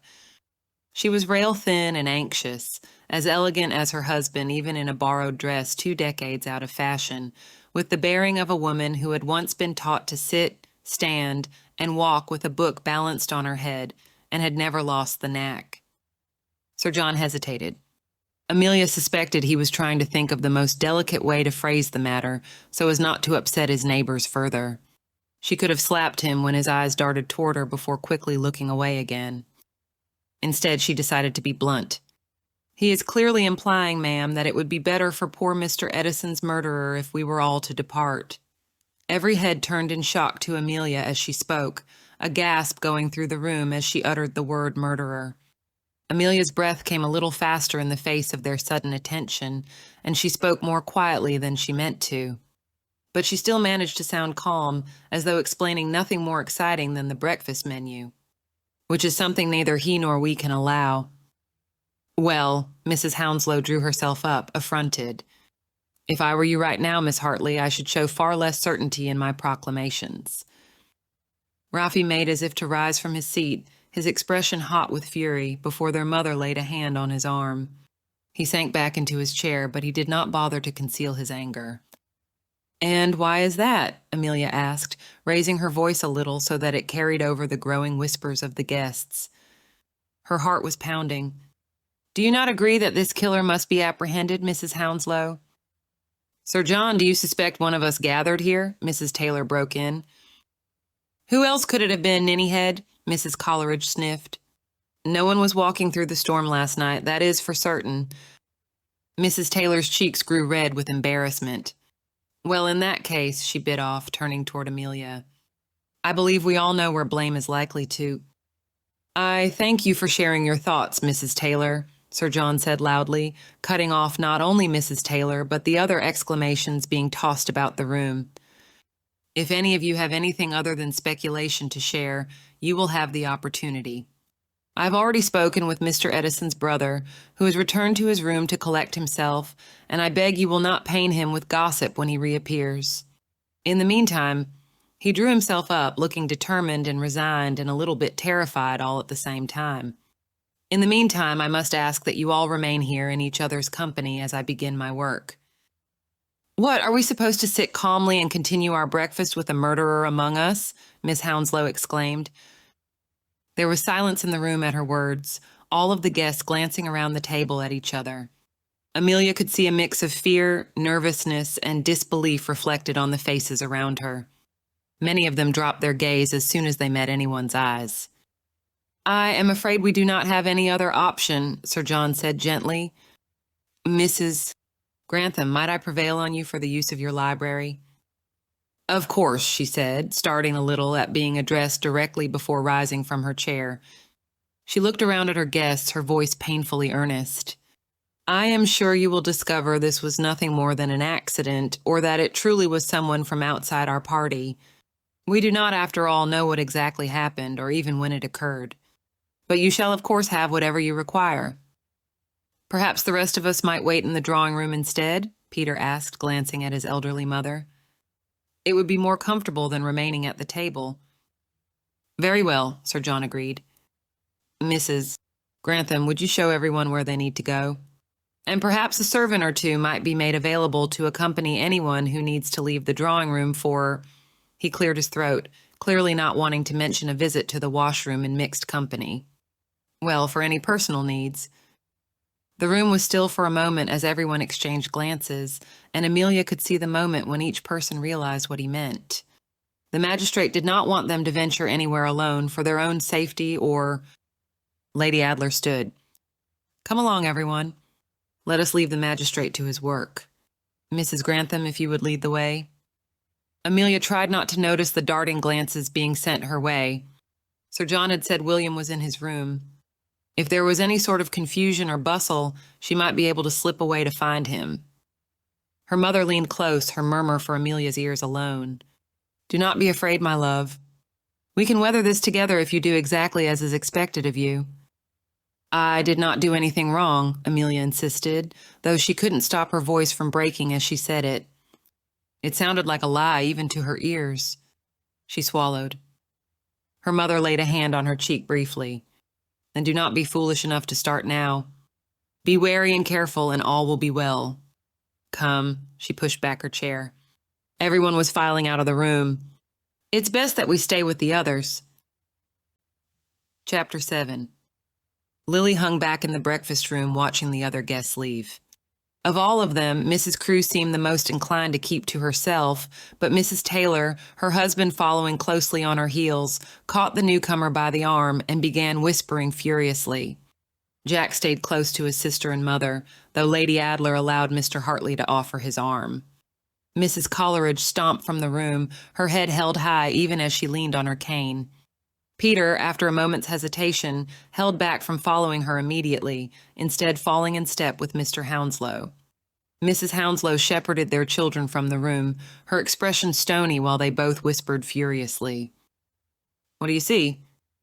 Lily had been half expecting the low murmur in her ear, and she turned without surprise to find Matthew watching her. They are an odd assortment, she replied, her voice equally low. And I suspect that no few of them are keeping some sort of secret. What makes you say that? Lily lifted her shoulders. It is a house party, is it not? An unconventional one. And I do not only mean the death of one of its members. Even so, I have never yet been a guest at one where everyone was on their best behavior, in private, if not in public. Lily took Matthew's arm as he offered it to her, the two of them trailing far behind the other guests. Her expression grew grim. Though murder is far beyond the flirtations and jealousies I'm accustomed to encountering at such a gathering. Do you suspect everyone here? There was an edge to Matthew's words that went beyond simple curiosity. She could feel the tension in his arm where her hand rested. I don't know that I strictly suspect anyone yet, Lily said, pausing and staring out a window. It was beautiful outside, the entire world glittering and white, the still falling snow blowing in eddies across the frozen ground. And it was oppressive, They were trapped, with no one able to get in or out until the snow began to melt. Lily shivered, suddenly feeling the chill that crept through the house, undefeated by the fires burning in each hearth. I know someone must have done it, but I've no idea who that might be. Not yet. Will you suspect me at all in the course of your ruminations? Matthew asked. The question was mildly asked, and it made Lily smile a little, in spite of the tension she felt. I think you, of everyone here, have the least cause to turn murderer. You do not live in the neighborhood and never have. Before last night, you did not know Gregory Edison from Adam. Besides, Lily gave him an impertinent look. If you had murdered someone, you would stand up at the breakfast table and confess the crime. That made him chuckle. Do you think me that foolish? I think you that honorable, Lily said softly. You would never allow someone else to take the blame for a crime which was your own. I agree. They both jumped, caught off guard to find Sir John watching them from the doorway of the library, just a few feet down the hall from where they stood. Lily hadn't realized they had fallen so far behind the rest of the party. She started to reply, but before she could, Sir John held up one hand. Inside, if you please, both of you. I want to speak with you, if you will permit it. Lily exchanged a glance with Matthew, who nodded. Certainly, brother, she said. If we can be of assistance in some way. I believe so, John said. He hesitated, then nodded swiftly, standing aside in the doorway to allow them into the library. But he didn't follow them in. Lily was not nervous precisely. She had nothing to hide, and she did not for one moment believe he suspected her of anything nefarious. But it was disconcerting to see her brother-in-law so serious. And it was even more disconcerting to know that he was tasked with uncovering who, of the people in the house, was responsible for a murder. What is it, John? She asked. He let out a loud breath. Wait for me here, please. There is something I must do first. Shaken and unnerved, Amelia meant to do as she was told. But she saw him before she reached the drawing room. William had not returned to his room after all. He was almost, but not quite, hidden, standing in a shadowed alcove beneath the staircase. She wouldn't have noticed him at all. It seemed no one else had, or if they had, they were respectful enough of his grief to give him wide berth. Had he not taken a step forward, his eyes fixed on her, and beckoned. Amelia slowed her steps just enough that she fell behind. Nearly everyone else was in the drawing room already, and Lady Adler had just claimed her mother's attention as they went in, leaving Amelia, for the moment, unobserved. She drew her shawl around her and took a deep breath as she went to join William. Amelia, he spoke quietly, clearly no more anxious to be overheard than she was. I probably should not be speaking with you. Not after, he trailed off, looking sick. He'd always had a weak chin, Amelia, though, feeling bad for him. Now it trembled like a child's. I know, Amelia glanced around. For the moment, they were alone. But I'm glad you waited for me. I'm so sorry about Gregory. Truly. Are you? William's gaze sharpened, so much that she almost took a step back. Even after everything that happened? Amelia swallowed. So you do know about it? Of course. William looked affronted. He and I told each other nearly everything. Yes. Well, Amelia sighed. That answers the question I wanted to ask. You must promise me, William, that you'll not breathe a word. Not to anyone. A sudden thought occurred to her, and she grabbed his hand. You didn't tell Sir John, did you? When William shook his head, she breathed a sigh of relief. Thank God. Seizing his other hand in a tight grip, she demanded, And you won't, will you? Not a word to him or anyone else? Well, that depends on you. William gave her a nervous smile. She could see the sweat standing out on his brow, even though the hall was chilled. That depends on how quickly you can get me 50 pounds. 50 pounds? Amelia gasped, forgetting for the moment to keep her voice low. Dropping his hands, she took a step back, staring at him. As surprised as she had been by Gregory's demands, she hadn't been surprised that he'd turned out to be the sort of person who could make them. William, though, she had thought William was the more honorable of the brothers, or at least too timid to be truly dishonorable. Her opinion of him had not been high, but clearly it had nonetheless been too generous. You greedy bastard. I need the money, he said, though he at least had the decency to look ashamed of himself as he said it. Even your brother never asked for more than £5 at a time, she said. Her chest felt so tight she wondered if she would stop breathing entirely, but she refused to let him see how afraid she was. Well, the circumstances were rather different, William pointed out, drawing himself up. His voice was a whispered hiss. There was no murder involved. And while Gregory had only one secret to keep for you, well, I have two. So the price has gone up. You haven't any proof, she whispered. As close as the brothers were, she didn't think William could have gotten his hands on Gregory's private letters. Not yet, in any case. It was a stab in the dark. There was proof out there, as she well knew, but it paid off as she saw William flinch, though he quickly tried to hide it with a show of bravado. You do not know that. And in any case, he added, his voice growing more confident, do you really think it will matter? They all suspect you already. Whatever I might tell them would only confirm what they're already thinking. Amelia's jaw clenched, but he was right, and they both knew it. Your brother was killed last night, she said, starting to feel desperate. Can you not take a moment to grieve before embarking on blackmail? I can do both, it seems, William said. His chin trembled, and he clenched his jaw to hold it steady. And really, I think Gregory would have approved. £50. Do you think I can conjure £50 out of thin air? She demanded. None of us can leave here until the snow subsides. So you do have it, then? Of course I do not, she snapped, her voice rising before she caught herself. Nervously, she glanced over her shoulder, dropping it to a whisper once more. I'm saying that even if I did, then you had best acquire it somehow, William advised. Or I will tell the magistrate everything I know. You know nothing, Amelia protested, hating the way her voice cracked on the last word. She hated William's shrug even more. I doubt you want to put that to the test, Amelia, he said. You have 2 days. William.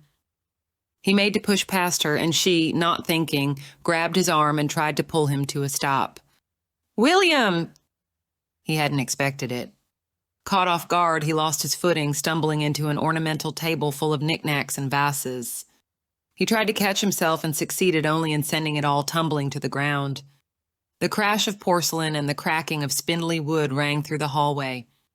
William yelled in pain, and Amelia shrank back. Are you hurt? She cried, wringing her hands and looking around to see if anyone had heard the commotion. They had. There was a sudden burst of noise from the drawing room as the other guests pushed their way back into the hall, many of them drawing to a surprised halt as they surveyed the scene in front of them. What happened? Mr. Edison! What are you two doing here? What did she do? Amelia looked back at William, who was clutching one arm against his chest and wincing in pain, a large cut visible on his hand. Before she had time to wonder how he would explain their secretive conversation, surely he was not about to admit to blackmailing her. He scrambled away from her, pulling himself to his feet. She attacked me, he declared, fumbling for a handkerchief to wrap around his hand. Amelia's lips fell apart in shock. I did no such... Miss Hartley... Amelia froze, then turned slowly toward the voice. Sir John Adler was striding down the hall toward them, his face grave and stern. He stopped only a few paces away. Is there a reason you are not with the others in the drawing room? Amelia glanced toward the doorway, where their audience had spilled into the hall. She could see her parents staring at her. Her mother looked furious, her father slightly desperate. She couldn't see Rafi in the crowd. She swallowed as she turned back to Sir John. I stopped to speak to Mr. Edison. About what? She knew she couldn't tell him what William was trying to do without telling him why. That, she thought bitterly, was the whole point of blackmail. She tried to smile as she met the magistrate's eyes, hoping he would see her as the girl he had danced with last night when he was being kind. I wanted to express my condolences. Generally, one does not shout at the recipient of condolences, Sir John said. Had she really been speaking so loudly? I don't believe I was shouting. We all heard you raise your voice, Kitty Hounslow said. She was half hidden behind her mother, but when Amelia glanced over, the other girl's glare was plain to see. What were you shouting about? And what was your... Sir John glanced at the wreckage of the table and decorations, at the blood that was slowly seeping through William's handkerchief.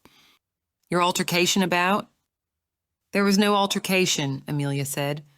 There was something in the way Sir John was looking at her that made her chest feel tight, as though something were closing in around her and she could not get away. And all those eyes staring at her, so filled with suspicion, Amelia could feel sweat starting to trickle down her back. But she couldn't tell them what had happened, not with Gregory or with William. No matter how suspicious they were, they had no real proof. If she told them nothing, they would have to move on. If she told them the truth, they could use it against her, now and perhaps for the rest of her life. She couldn't risk that. Amelia lifted her chin. It was an accident, nothing more. But her voice shook as she said it. When Sir John's brow lowered, she knew he didn't believe her. Miss Hartley. His voice was quiet, but there was iron behind it. Iron and regret. Much as it pains me, I must do my duty as entrusted to me by the law and the people of this county. I had already decided that until I get to the bottom of your relationship with Mr. Gregory Edison... We had no relationship, Amelia insisted, starting to feel a little desperate. She could hear muttering from the drawing-room door, but she kept her eyes fixed on Sir John. He pressed on. And now, with Mr. William Edison as well, I am even more determined that it is the right course of action. What are you saying, Sir John? Amelia's father demanded, his voice rising as he pushed to the front of the crowd. What are you doing to our daughter? I must insist that Miss Hartley remain confined to her room until I can ascertain what role, if any, she played in Mr. Edison's death. The gasp that echoed through the hall came from more than a dozen throats. It was followed by silence. Amelia stared at Sir John, hardly able to believe he was the same man she had known all her life. It was a struggle to find her voice, but when she did, she was pleased that it came out firm. But I played no role at all. Then you will not scruple to tell me why you sought out Mr. William Edison and why you were shouting at him, Sir John said. When Amelia was silent, he sighed and turned to their hostess, who was watching with wide eyes. Mrs. Grantham, I will need you to provide me with the keys to Miss Hartley's room. And if there are any duplicates, I require those as well. As Mrs. Grantham went to ring for the housekeeper, Amelia saw her mother push forward, only to be held back by the firm hands of Lady Adler. Sir John, you cannot be serious, Saba Hartley exclaimed. You cannot mean to arrest Amelia. I must do as my conscience, my duty, and my own mind prompt me, he said, his voice heavy. You cannot mean it, Amelia insisted, while her parents protested and the whispers from the others grew in volume. I would never have done anything to harm Gregory. If that is the case, the magistrate said, raising his voice to be heard above the noise, then you have nothing to fear. In the meantime, you will come with me. Sir John, Mrs. Hartley begged, staring at him with a mix of desperation and disbelief. But he held up his hand to forestall her as the housekeeper arrived with a jangling ring of keys, a broad-shouldered footman in tow. I am sorry, madam, but I must do what is prudent. For the sake of everyone in this house. Miss Hartley, if you please. Amelia stared around the hall, shrinking back as she saw so many faces turned toward her with fear and scorn. She felt a bubble of laughter rise in her throat. None of it felt real, least of all the idea that they might need someone so sturdy and muscular to protect themselves from her. But she clamped her lips shut. The last thing she wanted was to seem hysterical. Sir John glanced over his shoulder. The rest of you, return to the drawing room. He cleared his throat. At once. Miss Hartley, Sir John gestured toward the stairs. If you please. Amelia couldn't bring herself to look at her parents, at anyone. She could feel the eyes of everyone following her. William, she saw when she glanced behind her, had disappeared as soon as the attention of the other guests was off him. But the magistrate had not accused her of anything specific, had not even said what he suspected her of, which meant that all she had to do was wait. Even William had as good as admitted that he had no proof. Not yet. Amelia took a deep breath as the door closed behind her. The sound of the key turning in the lock made her shudder, but she told herself it was only temporary. With no proof, their suspicions could not touch her. The fire on the hearth was still burning, chasing away the chill of the room. Amelia had just turned toward it when a sharp knock sounded at the door. "It's me," her brother's voice said quietly. "The rest of them have gone." She pressed her cheek against the wood. "Going to break me out, Rafi?" she asked, amazed by the lightness of her own voice. If she hadn't been able to see inside her own mind, she would have thought the girl speaking did not have a care in the world. There was a pause from the other side of the door. "You do not have to keep pretending, little sister," he said quietly. "And you've no need to worry either. You did nothing wrong, and so nothing will come of it." "I know that," she said, closing her eyes. She could hear his sigh through the wood. "Get some rest. I'll be back when I can. And in the meantime—" "Yes?" she asked when he paused too long. "If there was something between you and Mr. Edison, best to tell the magistrate the truth. All will be well if you do, I'm sure of it." He did not wait for her answer. She could hear him striding away almost as soon as he had finished speaking. Amelia slumped against the door, suddenly weary in spite of the early hour. If she was stuck, she might as well do as her brother suggested and get some rest. And if she did not think about the locked door, she could pretend she was there only because she wanted to be. She took her time, unpinning her hair, brushing it out, and winding it into a thick braid that hung over one shoulder and nearly to her waist. She wrapped an extra shawl around her shoulders and went to kneel in front of the fire. Then she pulled the letter out of her stays. Gregory had slipped it into her hand as they brushed past each other during the ball, a cheeky grin flirting around the corners of his mouth, though he would not look directly at her. Her heart had skipped a beat, stuttering with anger, but that was Gregory. He had thought of it, it would serve him well, and so he did it. Amelia had clutched the note in the folds of her dress, able to read it only when she was away from Mrs. Adler in the washroom, her cheeks burning with frustration and regret. Then she had slipped it into her stays, where it had remained when she and the others had become snowed in for the night. And while Gregory... She had wanted him to leave her be, but she had not wanted him to die, the stupid boy.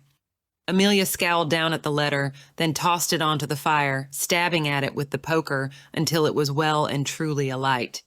She watched the edges curl and blacken until finally the whole thing went up in a burst of flame. She let out a breath of relief that no one had thought to search her person before locking her in the room.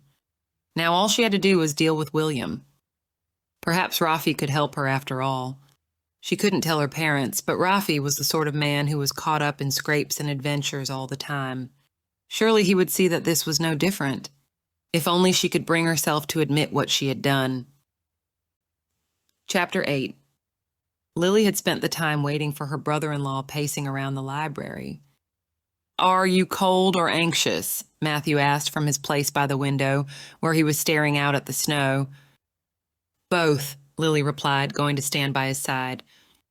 "What are you thinking of?" "My children," he said quietly, not looking down at her. "I hope they are not too worried that I've not yet returned." Lily leaned her head against his shoulder, trying to think of something to say that wouldn't sound trite or dismissive. "Charlotte will keep their spirits up," she settled on at last. "And at least you know they are in good and very mischievous company." The smile he gave her was strained but grateful. "How much longer do you think—" He broke off as the door opened. They stepped apart quickly and turned to see Sir John entering. He stopped in the doorway, eyeing them both and looking uncertain. "John," Lily frowned at her brother-in-law. "What is it? What happened?" He hesitated. "I will tell you shortly," he said. "For now, please, sit down. There is something delicate I must ask you." Lily and Matthew exchanged a glance before taking seats by the fire, though they left a good deal of room between them. Lily studied her brother-in-law. He paced from one end of the mantelpiece to the other before taking a seat opposite them, his brows drawn into a frown and his hands clasped in his lap. He did not mince words once he was seated. "The two of you disappeared from the ballroom for some time yesterday. I must ask, is there an understanding between you?"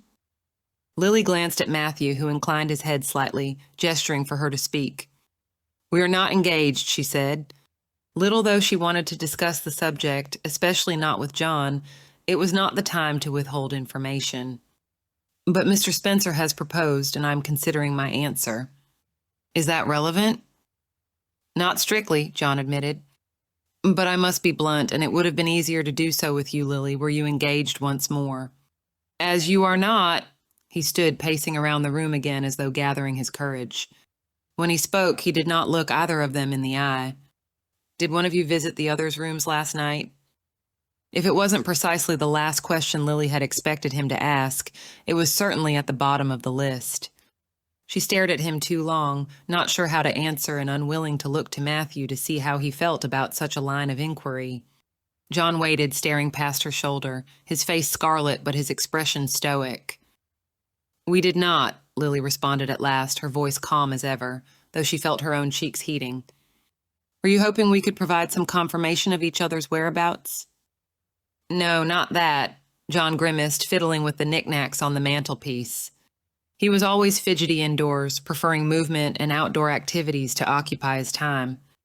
I do not believe either of you could be responsible, but I was hoping one of you might have seen or heard something in the night. Lily shook her head, irrationally irritated with herself. There was no way she could have known that a murder was taking place, no reason for her to have paid attention to the movements of her fellow guests, and yet, I was in my room all night, she said, listening to the wind and the branches cracking in the storm. Though I suppose, she shivered, pulling her borrowed shawl closer around her shoulders. I suppose one of them must have been no breaking branch, but a pistol shot. I heard footsteps, Matthew said slowly. John perked up. When was this? The storm woke me at one point, Matthew said. I don't know how long I had been asleep. I think it might have been, he made a frustrated face. Between midnight and 3 o'clock in the morning? It is hard to say for certain. What kind of footsteps were they? Lily asked before she thought better of the question. Fast? Slow? Someone in a hurry or being careful? Lily, John said, sounding a little put out. If you would allow me to do my duty? She sighed. My apologies, brother. But, John cleared his throat, if you would please answer her question. Matthew looked as though he might be trying not to smile, though it took only a moment for his expression to grow serious once more. Slow, he said. And I noticed because they halted in front of my room. I thought I was imagining things until they began moving once again, so I went to look out the door. And, John prompted eagerly. Lily leaned forward, not bothering to hide her interest. It was very dark, Matthew said apologetically. All I could see was a woman at the end of the hall. I cannot say with any certainty what she looked like or who it might have been. Which end of the hall? John asked. The one closest to the stairs, right where it branches into the other wing. It was there that she was joined by someone else. Who? Lily asked before she could stop herself. Matthew shook his head. It was too dark, but I believe it was a man. So I closed my door quickly and did not look anymore. He laughed shortly, a humorless sound. I did not want to risk seeing anything untoward. Lily glanced at her brother-in-law, wondering what he might make of such news. It was entirely possible that the two figures in the hall had something to do with Mr. Edison's murder. It was also possible that they were simply engaged in an illicit affair of their own. There had been so many worried and guilty looks around the breakfast table that morning. An affair might be the least of what her fellow guests were hoping to keep hidden from each other. John scratched his chin. That puts an interesting light on. A sudden knock at the door made him break off, and all three of them turned in surprise to discover who had interrupted them. Jack stood in the doorway, his hair wild and his expression determined. But he spoke in a calm, measured voice. I apologize for the intrusion, but I decided it was best not to wait to talk to you. John had stood, and to Lily's irritation, he moved to block the door, his expression nervous. For heaven's sake, John, she said, trying not to sound sharp. The captain is hardly going to make a scene just now. Stand aside and let him speak his piece. I do not need you to tell me what to do, John grumbled, but he stood aside anyway, gesturing for Jack to close the door. Come in then, Hartley, if you must. But I was going to get to it eventually. I've no doubt of your thoroughness, Sir John, Jack said. To Lily's ear, he was leaning heavily on formality, an oddity between him and someone who had frequently trounced him at ninepins when they were boys and whist when they were grown. Clearly, he wanted to be as persuasive as possible. Then he glanced at her, and she climbed to her feet without thinking, pulled by the intensity in his gaze. "He's not told you yet, has he?" "Told me what?" Lily frowned, turning on her brother-in-law. "Told us what, John? What happened while you were gone?" He sighed heavily. "I wanted to talk to you first," he said through gritted teeth. "The magistrate has arrested my sister," Jack said, biting off each word. "What?" Lily exclaimed. "How could you not tell me—" "I did not arrest her," John insisted, scowling. "She's confined to her room," Jack said. Lily had never before seen him so tense, nor holding himself under such tight control. "Locked in until our magistrate can— what was the phrase you used? Determine what role, if any, she played in Mr. Edison's death." "Which it is my responsibility to do," John said, drawing himself up, though he was still several inches shorter than Jack. "For each of you, I might add. And yet it is Amelia who is locked up. And it is Amelia whose name has been connected to Gregory Edison so recently, to her great detriment, I might add, but not his, and Amelia who only minutes ago was heard shouting at his younger brother." He glared at Jack. "And who, unless I am grossly mistaken, failed to tell the truth when I asked her why." A muscle jumped in Jack's jaw. "My sister is not a murderer," he said quietly, his eyes never leaving the magistrate. John sighed. "Were it anyone but your sister Hartley, you would say I acted prudently." "Captain," Lily stepped forward, laying her hand on Jack's arm. "Arguing will not help her." He let out a slow breath. "I know. I did not come to argue." John's eyebrows rose. "Then why? Have you something of note to share?" He leaned forward eagerly. "Did you also see someone abroad in the night?" Jack frowned. "Who—" "I did," Matthew said quietly. He too had risen from his seat, but as he glanced between the three of them, Lily could not guess what he was thinking, though I cannot say who it might have been. Jack hesitated, then shook his head firmly. "I wish I had. Alas, I slept soundly until I rose to check the roads this morning. And I went out the front door, so I did not see anything that might have happened in the direction of the yard." Lily wondered about that beat of hesitation, but she didn't draw attention to it. Sir John gave Jack a hard look. "So you say. Then why are you here?" "To persuade you, I hope." Jack smiled grimly, taking a seat. After a moment, the rest of them did too. Jack leaned forward.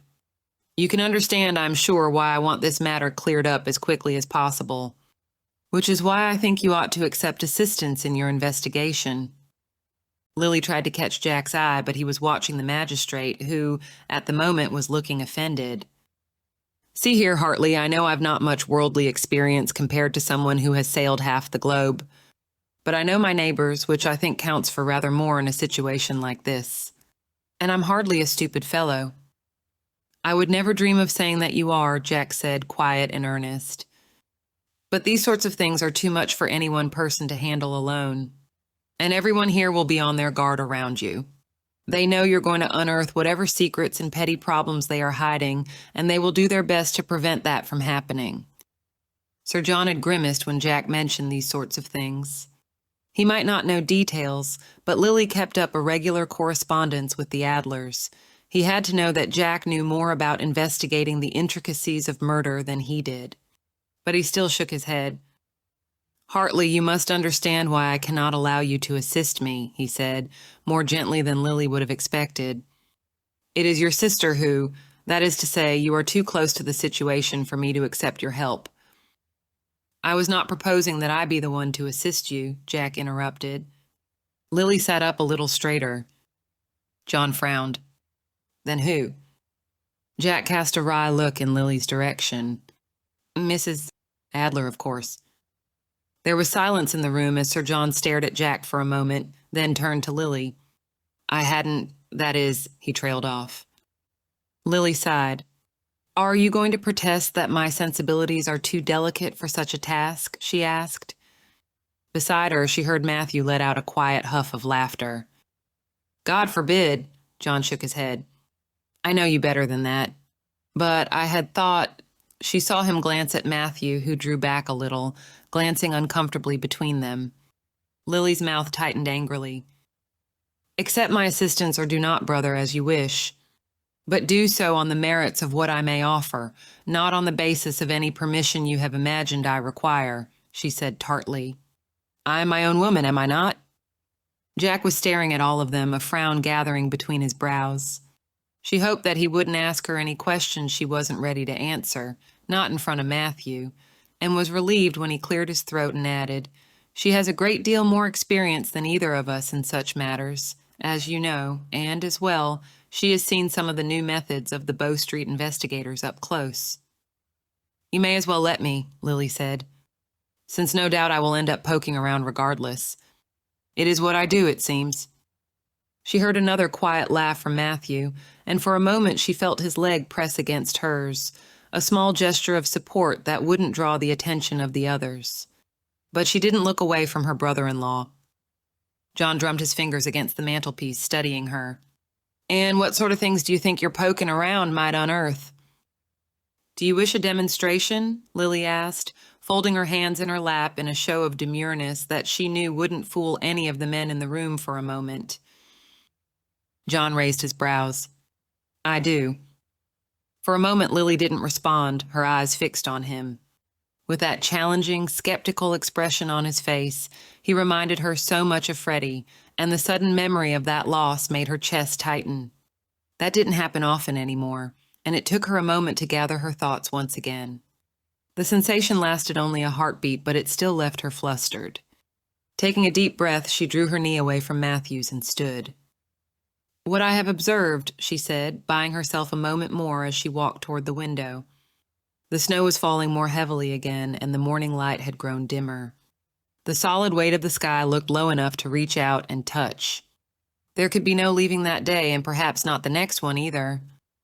Lily lifted her chin and turned back to her small audience, unsurprised to find all three watching her. "Mrs. Grantham is afraid of her guests," she began. "That could be because she is hiding something and fears discovery. It could also be because she fears they will blame her for what happened, or for their own inability now to escape, even though the weather is hardly her fault. I cannot say yet which it is." John nodded slowly, his expression growing thoughtful while one hand turned a candlestick in absent circles on the mantel. "Anything else?" Lily smiled with grim humor. "Oh, yes. I believe Miss Hounslow was in love with Mr. Edison. Her eyes have been red, clearly from weeping, and her mother has been whispering and scolding her all morning." "She might not be the only one in the neighborhood to harbor a tendre for him," Jack said. "From my mother's letters I have gathered he was quite a popular fellow." "But it seems she was the only one in this house to feel such sentiments," Lily said. "Unless the captain's sister is to be counted among his admirers," John put in quietly. Jack's expression turned stony. "I do not believe she is." There was a moment of tense silence in the room, and Lily hurried to fill it. "Peter Coleridge wants something from Mr. Hounslow. They have been often in conversation, quite earnestly but carefully from my observation." "Are you sure it's not the other way around?" John interrupted. "From what I've heard, Hounslow isn't yet invested in Coleridge's fund, and he's the sort of man who will never pass up an opportunity to line his pockets." "As expensive as his wife looks to be, I'm not surprised," Lily said. "Perhaps you are correct, though I thought Mr. Coleridge was the one to initiate their conferences." Recalling Peter's departure from their conversation the night before, she added, "I also overheard that Mr. Edison was looking for Mr. Coleridge last night, though to what purpose I could not say. You may wish to ask Peter about that. Of the others, Mrs. Crewe keeps to herself, though there seems to be some friendship forming with Mrs. Taylor. And finally, the younger Mr. Edison is in severe financial distress, the sort that prevents him from repaying his debts of honor." John, who had been nodding absently along, gave her a sharp look. "What makes you say that?" he asked, seeming more interested than he had been in any other insight she had shared. Lily gave Matthew a sideways glance. "Unfortunately, or perhaps fortunately given the circumstances, Mr. Spencer and I overheard him say so." Briskly, she recounted what they had heard the night before. Was that your interpretation of the conversation as well, Mr. Spencer? Matthew nodded. It was. I am sure, given the circumstances, that Mr. Coleridge would confirm it for you. John looked uneasy, pacing with fidgety agitation in front of the fireplace. I've not had much to do with murder, as you know, but I can imagine money would be a powerful motivator. Gregory Edison was known for spending frivolously and widely, a trait which is often to the detriment of a younger sibling's financial prospects. With him now gone, that is certainly worth considering, Lily agreed, though we do not know how his family's finances stand, or whether the death of the elder Mr. Edison provides any sort of immediate remedy for the troubles of the younger. Then we shall have to ask him about it. Lily could not help a small, satisfied smile. We? He gave her an exasperated look. You needn't look so smug, Lily. Though I suppose I would as well were I in your place. I admit I could use your help.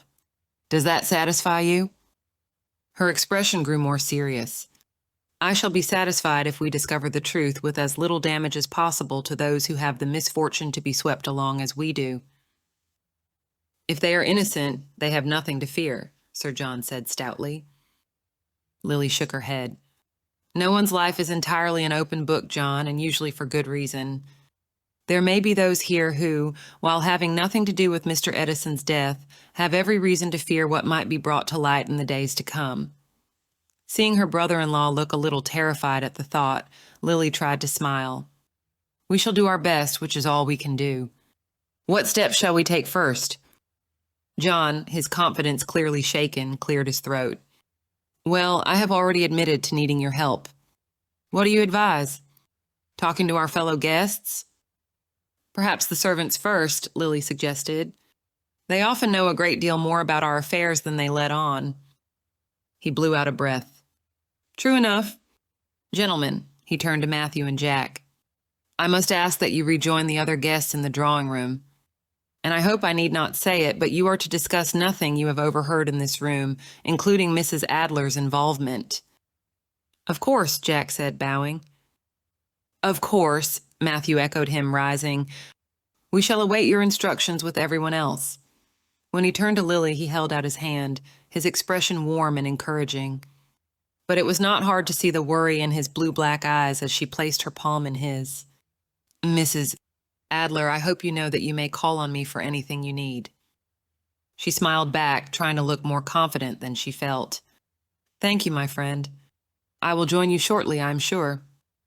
Jack had looked away as they spoke, but Lily could not help feeling that each gesture was on display, from Matthew's concern to the way his fingers lingered on hers before he released her hand.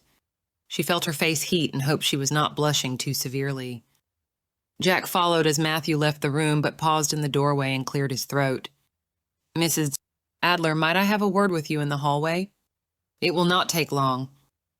There were only 2 things he might want to talk about. As you wish, Captain. When they were alone in the hallway, Matthew having gone ahead, Jack closed the library door, cutting them off from Sir John's view. Lily raised her brows. Do you wish to discuss your sister and Mr. Spencer? The latter. Jack took a deep breath. I asked you last night what took you away from the ballroom in his company. Tell me, he said, quiet but insistent. Please. This is not the time for secrets, not among friends. There are already too many of those in this house. Lily hesitated. Jack and Freddie had been boyhood friends, almost as close as brothers, even after Jack left for the Navy. Her friendship with him had grown out of their mutual, lingering grief and Jack's desire to serve as protector in Freddie's absence.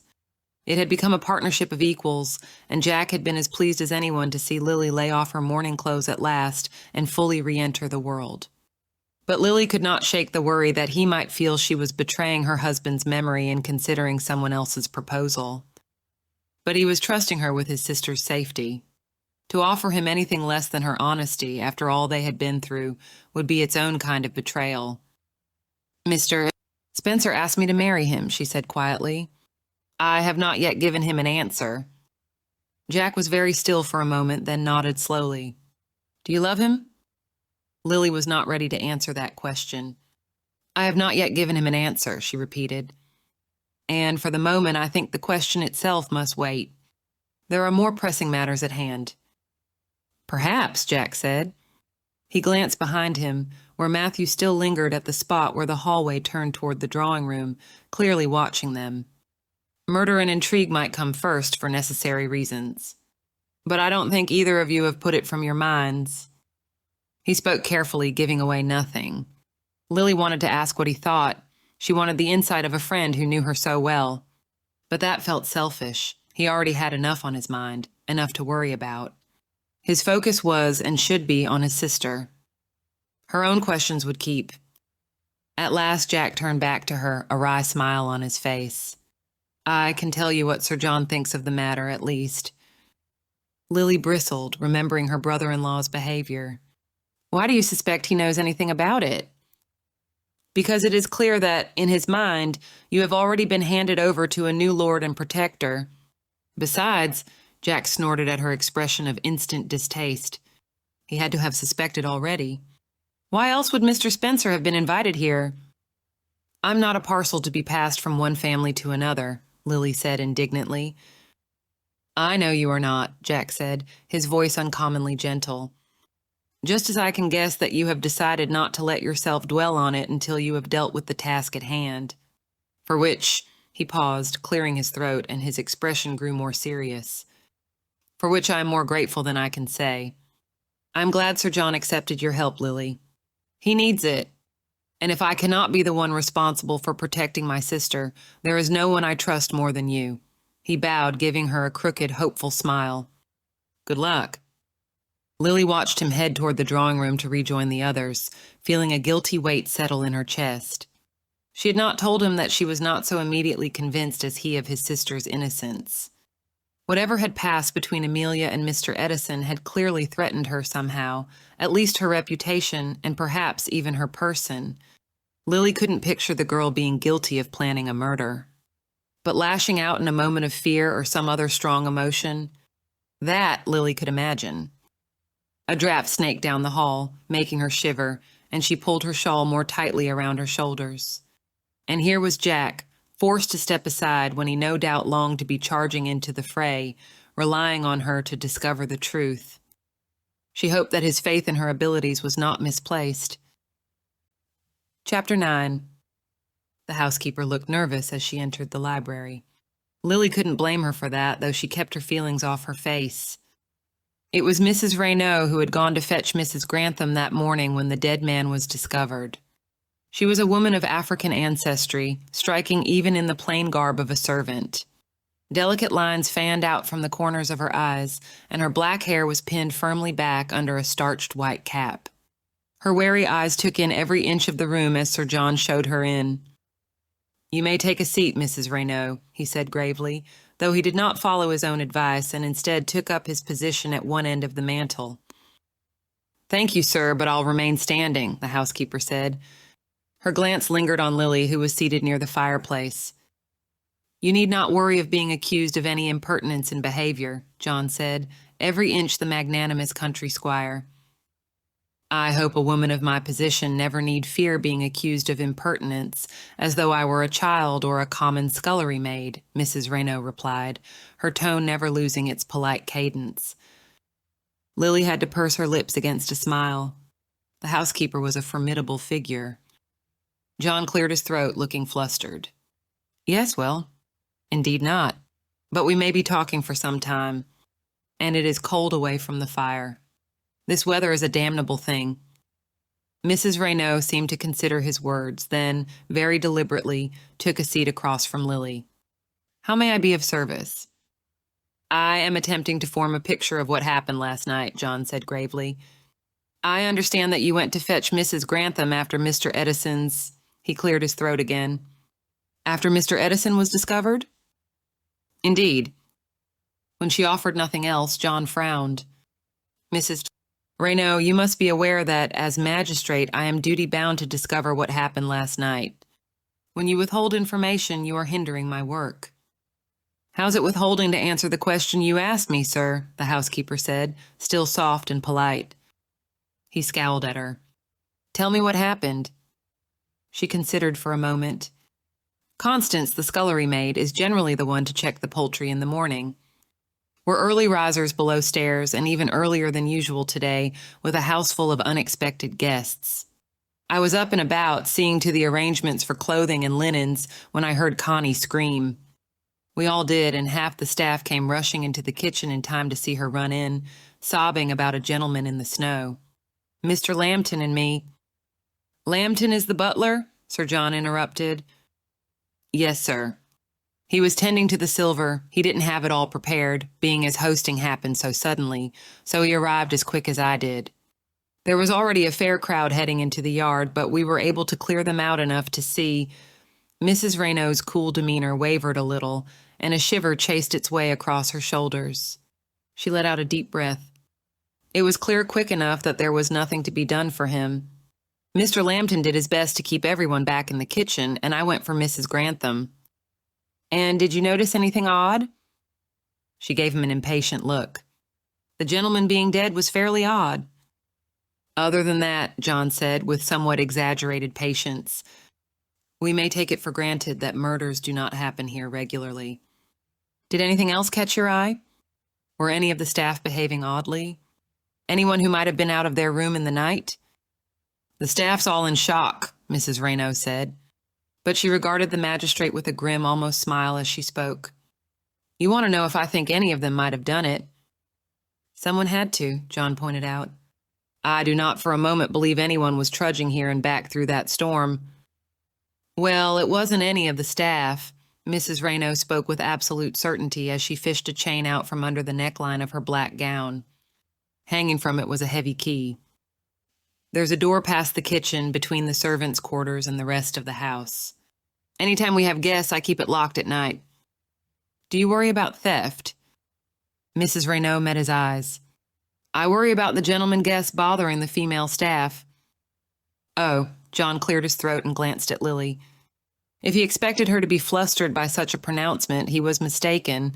Her only response was to give the housekeeper an approving nod.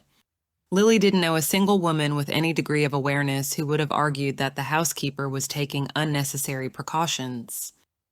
John nodded slowly, not arguing the point as he drummed his fingers on the mantel. Is there any chance someone would have been able to retrieve the key and unlock the door? There's a chance any little thing might happen, Mrs. Raynaud allowed, pursing her lips. But that doesn't mean it's likely. I sleep with the key around my neck to ensure no one can sneak about in the other direction either. Anyone who wanted to retrieve it would have to do so without waking me. And that, she finished firmly, is hard to do. Lily could well believe it. What if a guest requires something in the night? John asked, looking curious. The bells are just outside my room. If one of them rings, I can wake the appropriate servant and unlock the door for them. And did you have to do so last night? She met his eyes steadily. I heard no bells last night. And do you know of any interest among the servants in Mr. Edison or his affairs? Mrs. Raynaud considered the question. Nothing that comes to mind. He'd never stayed here before. Mrs. Grantham knew him well enough to invite him to a large party, but I don't think he'd ever been to one of her smaller ones. She's more in his parents' set. One of the maids might have crossed his path. Had an affair, the sort of thing girls like that get up to. And what do you know of girls like that? The housekeeper asked. Lily could see a muscle clenching in her jaw, though her voice was still even. Sir John was undaunted. I know that girls of any class who aren't being watched by their parents can get caught up in all sorts of mischief. Lily thought of Amelia and wondered if he was doing the same. She still could hardly believe that he had arrested Jack's sister. She clasped her hands in her lap to keep them still, her face impassive as she watched the housekeeper. They may be out from under their parents' eyes while they're in service, but they aren't out from under mine, Mrs. Raynaud said, stiff and dignified. Mrs. Grantham insists on a certain standard of behavior in the staff, as do I. And as I said, the door was locked all night. John nodded again. Very well, Mrs. Raynaud. Thank you. She gave him a hard look, but did not stand in response to the obvious dismissal. Instead, she turned to Lily, who had sat watchful and silent throughout the conversation. And what questions do you have for me, madam? Lily gave the housekeeper an assessing glance. What makes you think I am here for any purpose other than to provide a chaperone? 2 reasons, madam, which you know well enough. And I'm no fool, so I know them too, Mrs. Raynaud said. She had not once raised her voice, even when she was clearly offended, and she did not hesitate to look directly at Lily as she spoke. First, because no one worries about providing a chaperone for servants, and certainly not for the housekeeper. You're rather young and pretty for a housekeeper, Lily pointed out. I imagine you might benefit from that locked door as much as any of the maids. Mrs. Raynaud shook her head. Soon as a servant pops the word Mrs. in front of her name, there's no gentleman giving her a second glance.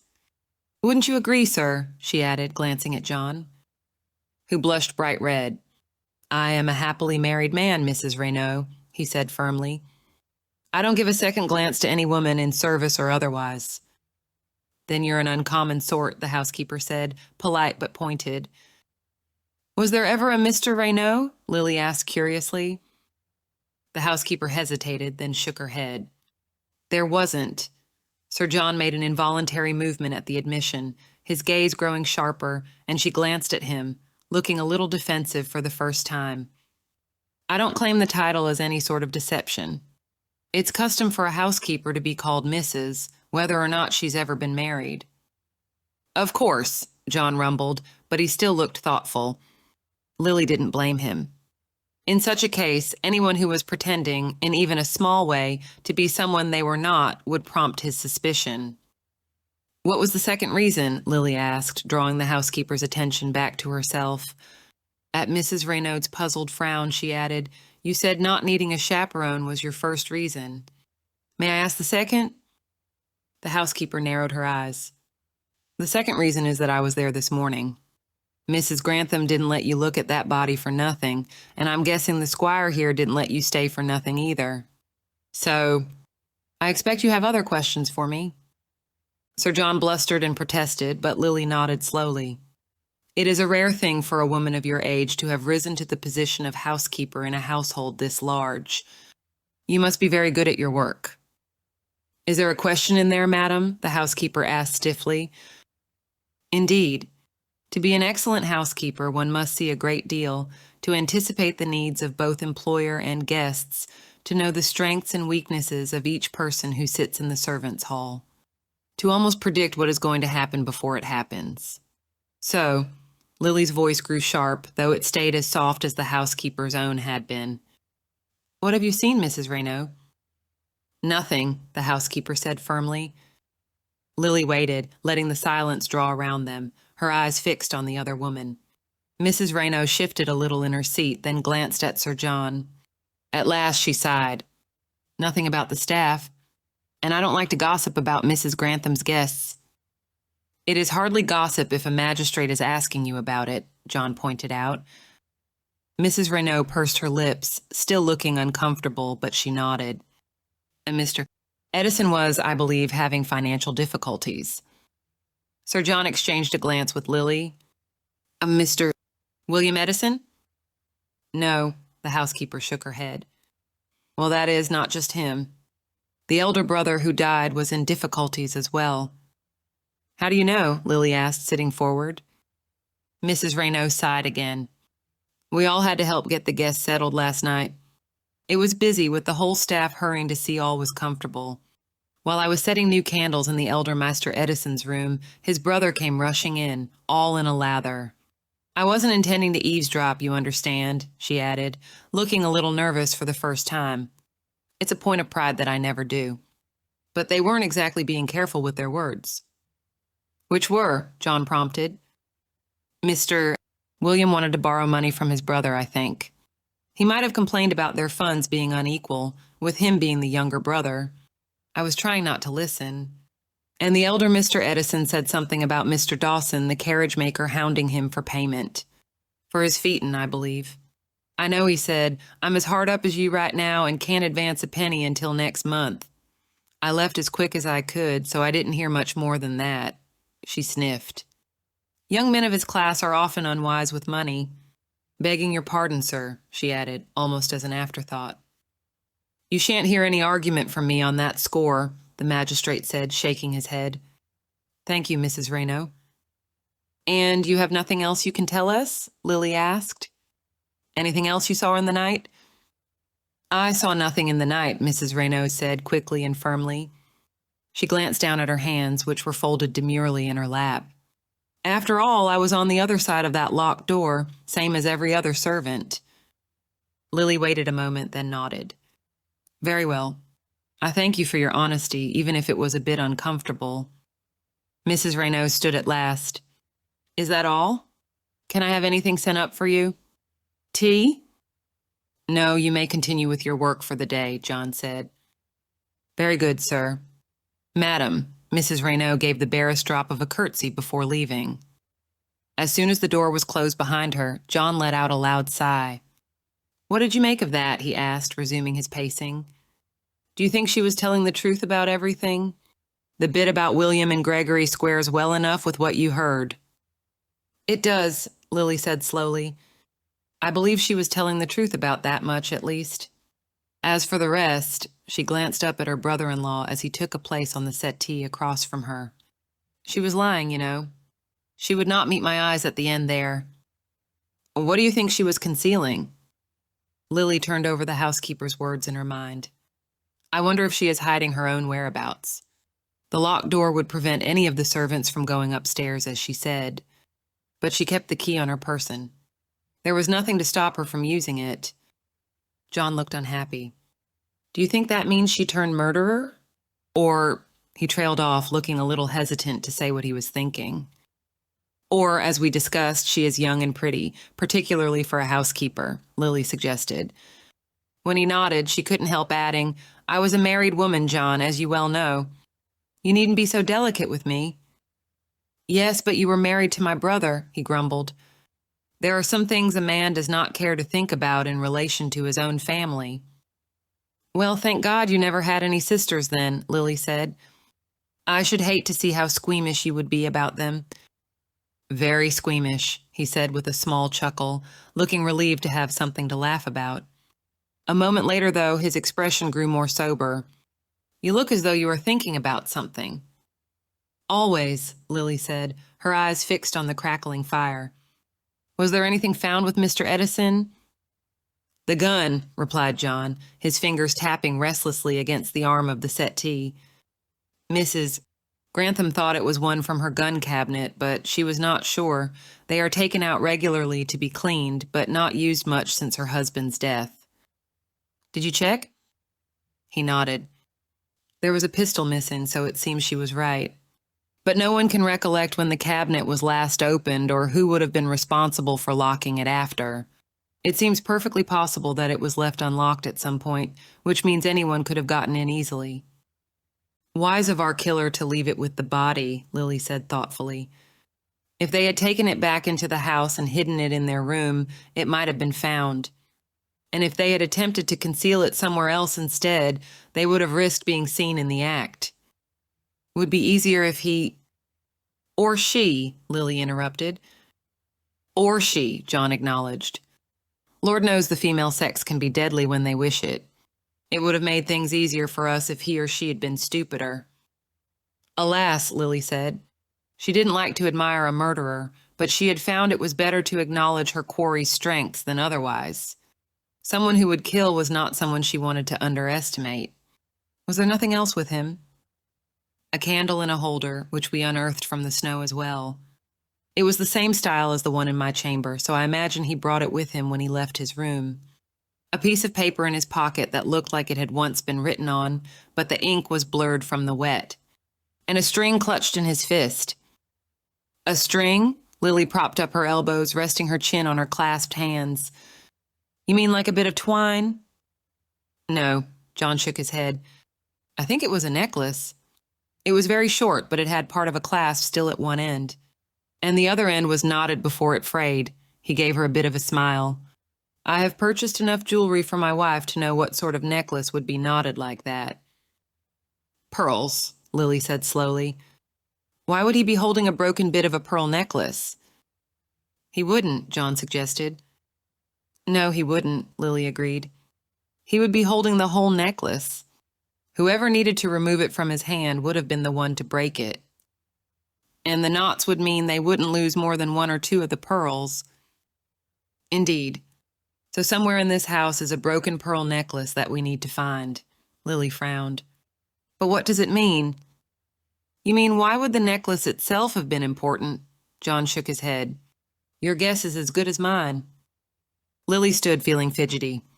She paced toward the window, her hands clasped together in front of her lips and her fingers tapping together.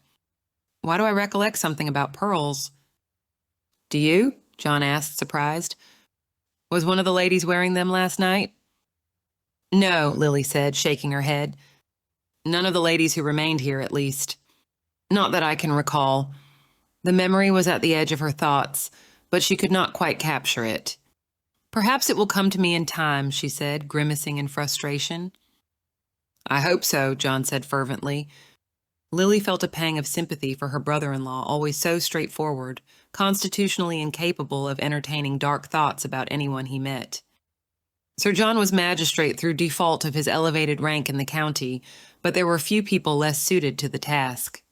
In the past, the poachers and petty thieves he had been required to deal with had been let off with small fines and admonishments to change their ways, and he was more likely to give those arrested for vagrancy a hot meal and a shilling than he was to have them run out of town. Since most of the criminals who had previously crossed his path were equally straightforward, guilty of little more than having fallen on hard times or of quarreling with the neighbors they had wronged, his good-natured leniency and impulse toward forgiveness had been all that was required to maintain order and keep the peace. A murder, however, was an entirely different matter, and poor John was clearly feeling out of his depth. I suppose I need to speak with the other guests, he said, sighing as he stood up. Perhaps all at once, Lily suggested. If you share a bit of information or ask a question of the whole company, no one person will feel singled out by your attention.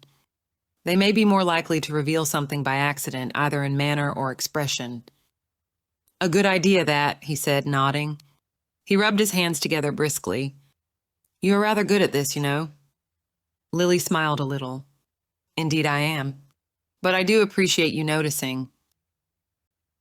Chapter 10. Mrs. Grantham had clearly been trying to keep everything feeling as much like a typical house party as she could. Someone had brought in tea, though few of the guests were partaking, and around the room various groups sat talking, reading, or playing cards. Mrs. Taylor practiced at the pianoforte, tactfully playing a quiet tune that was neither too cheerful nor so melancholy that it became oppressive. Mrs. Hounslow and her daughter were even writing letters, though that pursuit seemed particularly desperate. They all knew no letters were going in or out, any more than they themselves were. Still, Lily couldn't blame the women for wanting to preserve some sense that all was normal. No one looked toward the windows, where the snow was still falling. Lily entered alone, and at the sound of the door closing behind her, nearly every head turned toward her. She met the other guests' eyes, some curious, many worried, a few impossible to read, as calmly as possible, nodding to Mrs. Coleridge and Mrs. Grantham in response to their murmured greetings. Lady Adler was playing cards with Matthew and Mrs. Crewe, and Lily went to join them, intending to take a seat facing the room where she could keep an eye on everyone. But her path took her past where Mr. Hartley was reading an old newspaper, and Mrs. Hartley was working on a piece of embroidery. Neither of them looked up or made eye contact with their neighbors. Jack was nowhere to be seen. Lily's eyes darted around the room, wondering if she had somehow missed him. But no, Jack was not there. She closed her eyes briefly, wishing she could go find him just to shake him and tell him he was being an idiot. For him to slip away just then, she could guess where he had gone, but he had to know how it would look. When Mrs. Hartley met her eyes, her tense, humorless smile said she knew it too. Lily bit the inside of her cheek and turned away, not wanting to say anything and draw attention to his absence. Instead, she took a seat at the card table, though she shook her head when Lady Adler offered to deal her in. "Any news?" Mr. Spencer murmured as he considered his cards. Before she could answer, though, a more strident demand echoed his query. "Mrs. Adler, did I see the magistrate pull you aside when we left the breakfast room?" Mrs. Hounslow asked, laying aside her pen. "You were gone some time. What did he say? What did he ask you? Are we all to remain penned in here for the rest of the day?" "Penned in the house, certainly," Peter said, glancing out the window as he delivered a cup of tea to his mother.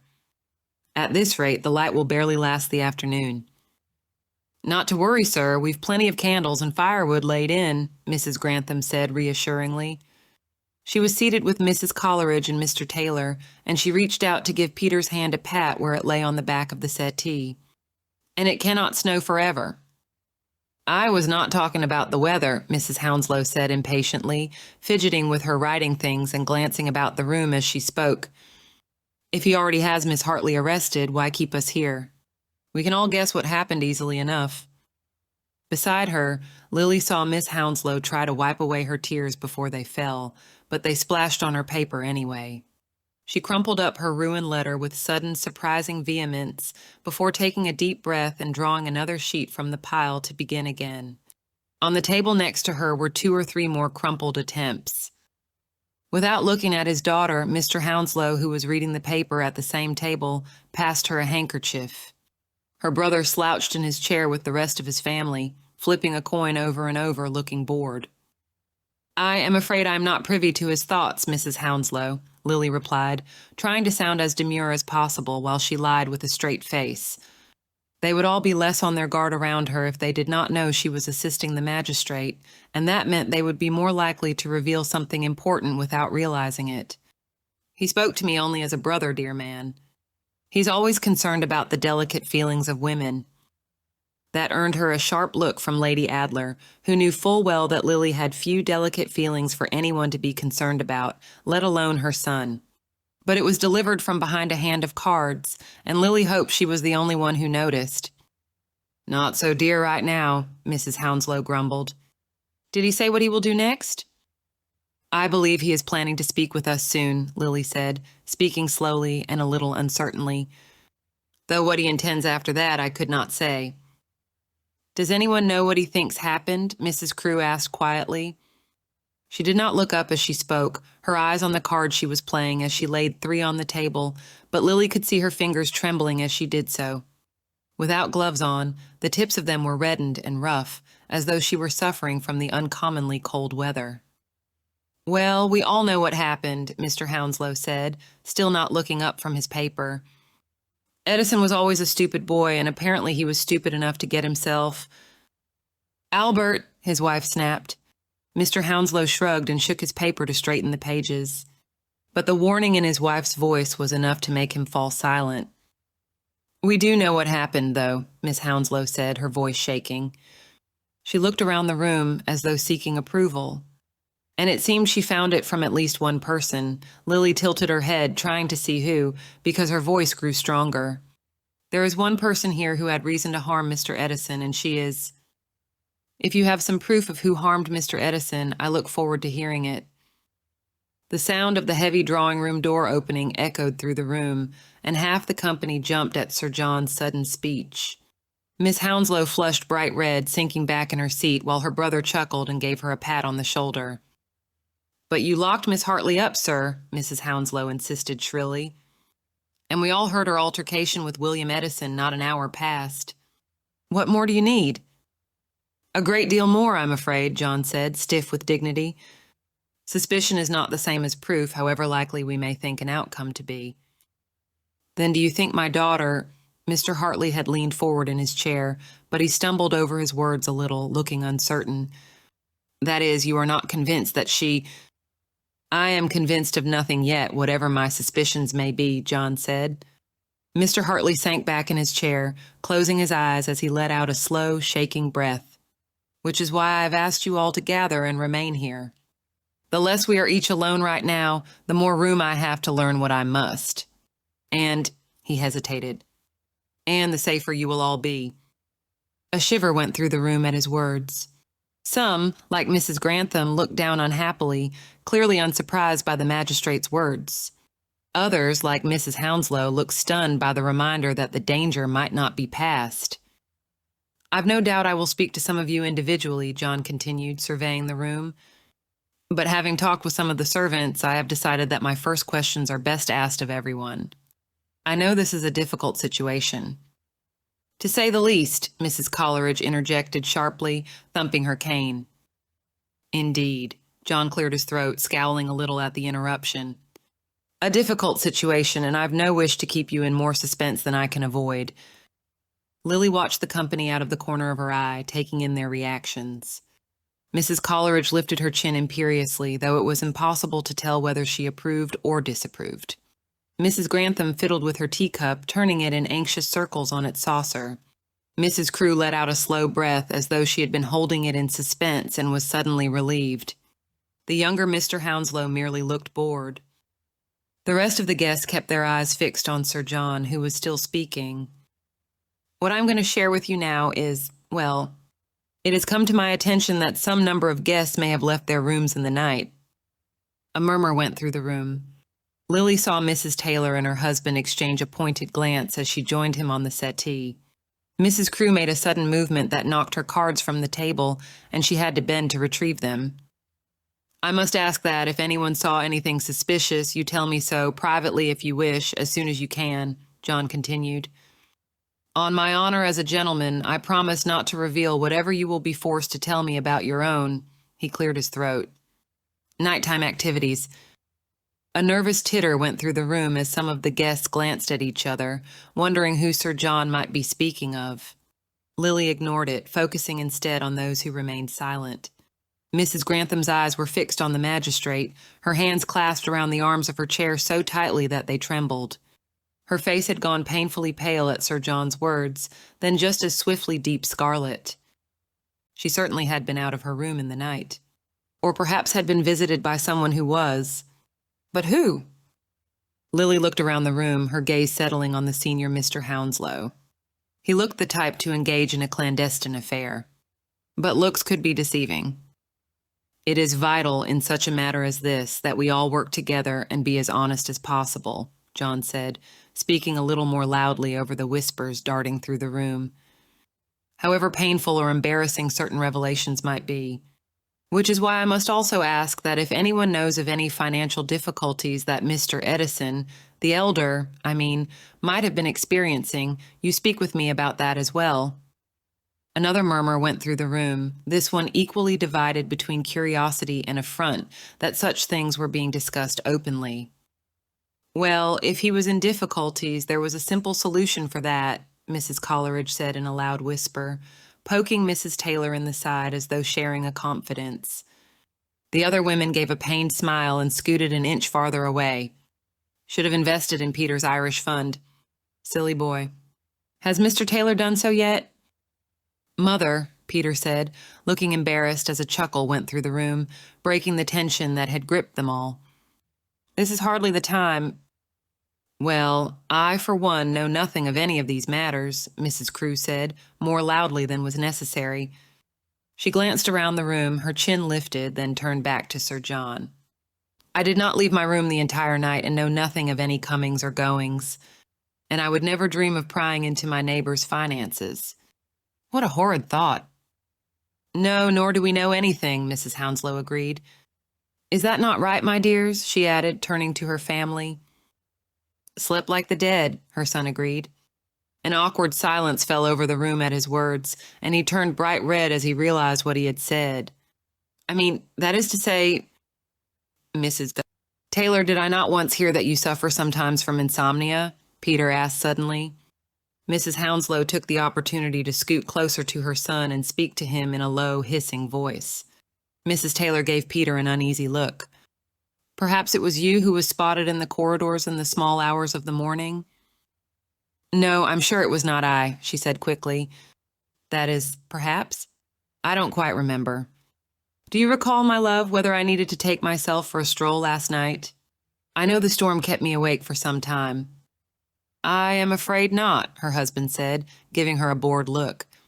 I never wake once I go to sleep. As you know, he glanced in Peter's direction. What about you, Coleridge? Our hostess's accommodations were so comfortable that I, too, slept through the night. Peter gave a small bow in the direction of Mrs. Grantham, who nodded several times in a row. Nor do I have anything helpful to share, I fear. I always sleep soundly. And my mother never wakes at night, Peter added, glancing at the imperious Mrs. Coleridge, who nodded a little absent-mindedly, as though she had not quite followed the conversation. Nor do I. Nor I. Please, everyone, Matthew said. He spoke quietly, but his voice was pitched to carry. He had been a soldier once, after all, and the room, which had been buzzing with suggestions and denials, fell silent. A man has been killed. One person certainly has reason to dissemble, but the rest of us have every reason to be honest, and we should do so. A murmur of embarrassed agreement went through the room until Mr. Taylor snorted. Easy for you to say, sir. We barely even know who you are, and you have offered no hint of your own whereabouts. Perhaps you might enlighten us first? Lily could see Matthew's jaw clench. I was in my room all night. Mr. Taylor laughed. As we've all said. John sighed. I realize these topics are delicate and that everyone is one edge, which is why I shall invite each of you to join me, one at a time, beginning in a quarter hour. Again, you have my word that I will do my best to keep what you tell me in confidence. Does that mean we are all released from this room? Mr. Hartley asked, glancing around. Lily was used to seeing him as a confident, friendly man. For him to look at his neighbor so nervously was jarring. But under the circumstances, she couldn't blame him. Why would we want to leave? Mrs. Taylor asked, sounding a little shrill.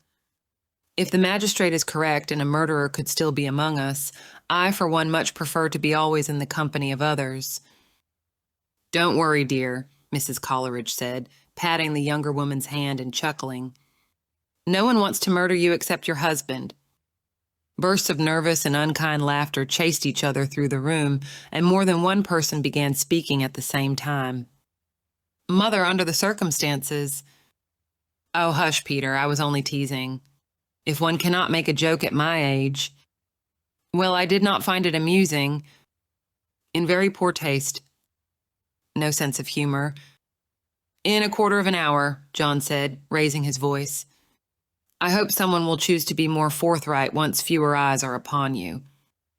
The room buzzed with conversation once he had left. One by one, they fell into small groups, talking quietly and glancing at each other with poorly concealed anxiety.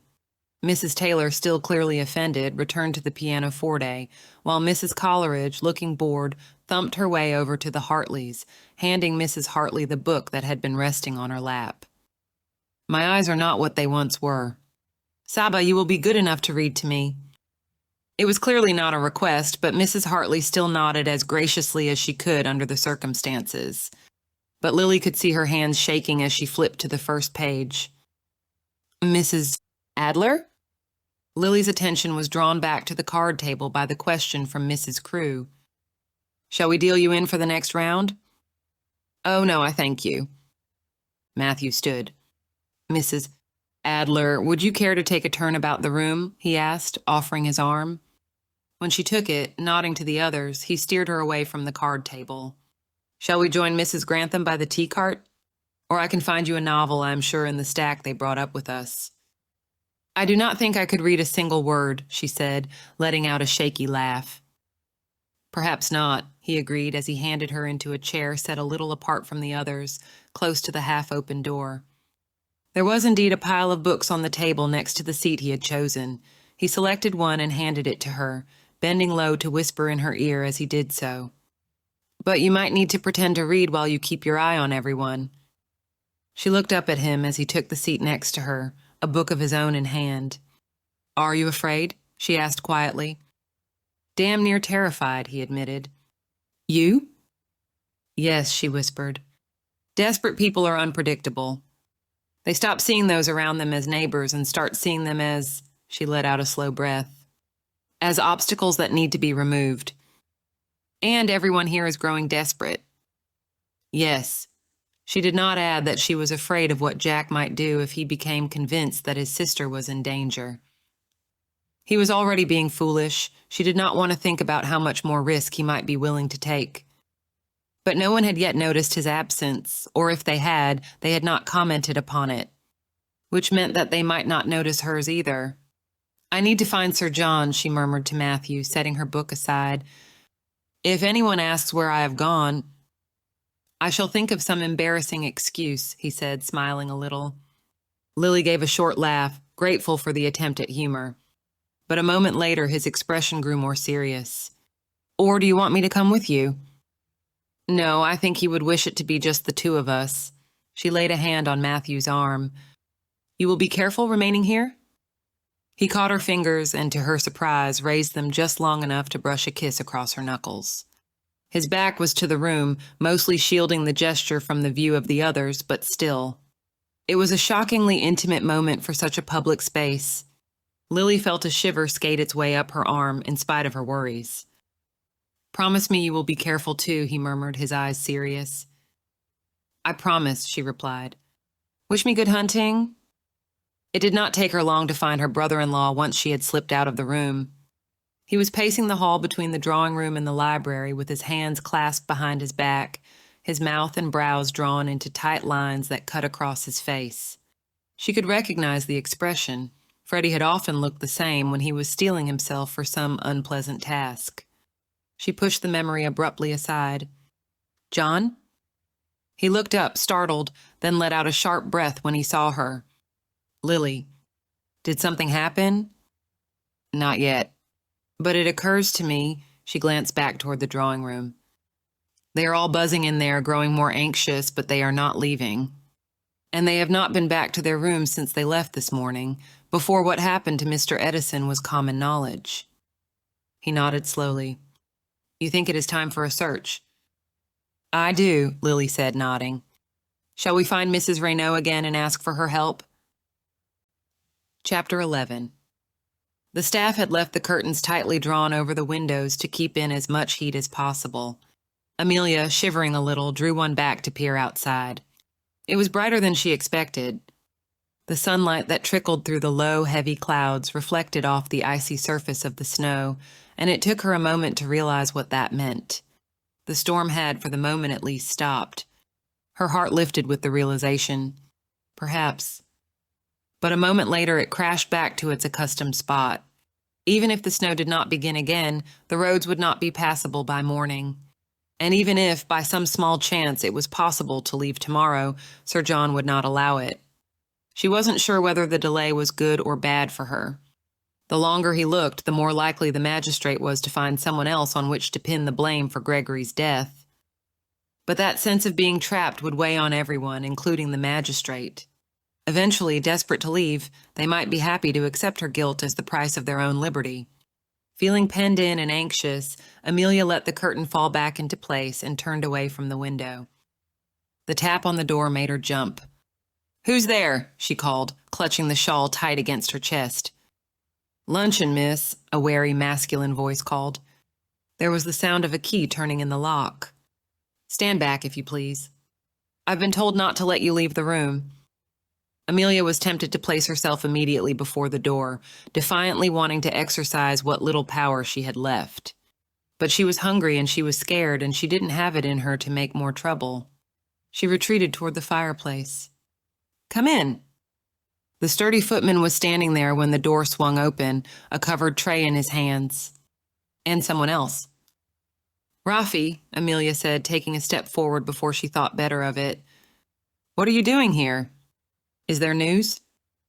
The hopeful feeling that had risen into her throat plummeted into her stomach when he shook his head. "But I thought you could use a friendly face." "Are you allowed to be here?" she asked him, glancing at the footman. The footman snorted as he set down the tray, but didn't say anything as he turned to Jack, one hand held out expectantly. Rafi sighed. "Again?" He turned away from Amelia, but she heard the clink as coins changed hands. The footman nodded, looking satisfied, and stepped out into the hall. He left the door open but turned away so that his body was blocking it. Rafi let out a noise like a small growl. "It is the best we can hope for, I'm afraid," he said quietly. "But it'll do if we are quiet. Come over here." To her surprise, he grabbed her arm and pulled her toward the window, glancing again at the door. "We do not have much time." Amelia felt cold all over. "What do you mean?" "Sir John is wise enough to know that just locking you up here does not actually provide the answers he needs. At some point, he will decide to search all the rooms, and if he does not think of it, Mrs. Adler certainly will. So tell me quickly." Rafi dropped his voice even further, so she had to strain to hear him. "Is there anything he might find that we do not wish him to find?" The intensity in his eyes was unnerving. Though it did not hurt where he gripped her arm, she could feel the tension in him, the coiled strength, like a piece of clockwork that had been wound too tightly and might burst forth at any moment. She had been so young when he went to sea that she didn't remember his leaving. Between the visits he had made when he could and the many letters they had exchanged, she had grown to know and love him. There was no one she admired more in the world except perhaps her mother. But seeing him in person like this, studying him while he studied her, Amelia was reminded of the many ways they were yet strangers to each other. "Do Ami and Papa know you came?" I tried to slip away without anyone noticing. Stalling for time, not sure what to say or how to say it, she glanced toward where the footman's back filled the doorway. "It will not reflect well on me or you should Sir John find out about this." He growled again. "Answer the question, Noor." "I cannot." "Noor, I cannot," she insisted, her whisper growing heated. "Because I do not know. I know there is nothing in here."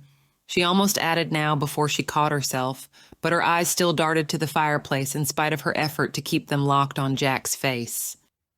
He followed her line of sight, going very still. "Were you burning something, little sister?" She did not answer. He let out a slow breath, glancing once more toward the door. "You said nothing in here," he muttered. "What about Mr. Edison's room?" "I don't know," she bit off. "Gregory might have, I don't know." "He might have what?" Rafi stared at her. "Does that mean something did happen between you two?" "Of course it did," she snapped, fighting to keep her voice to a whisper. She closed her eyes, too afraid to see the disappointment she was sure must be in his.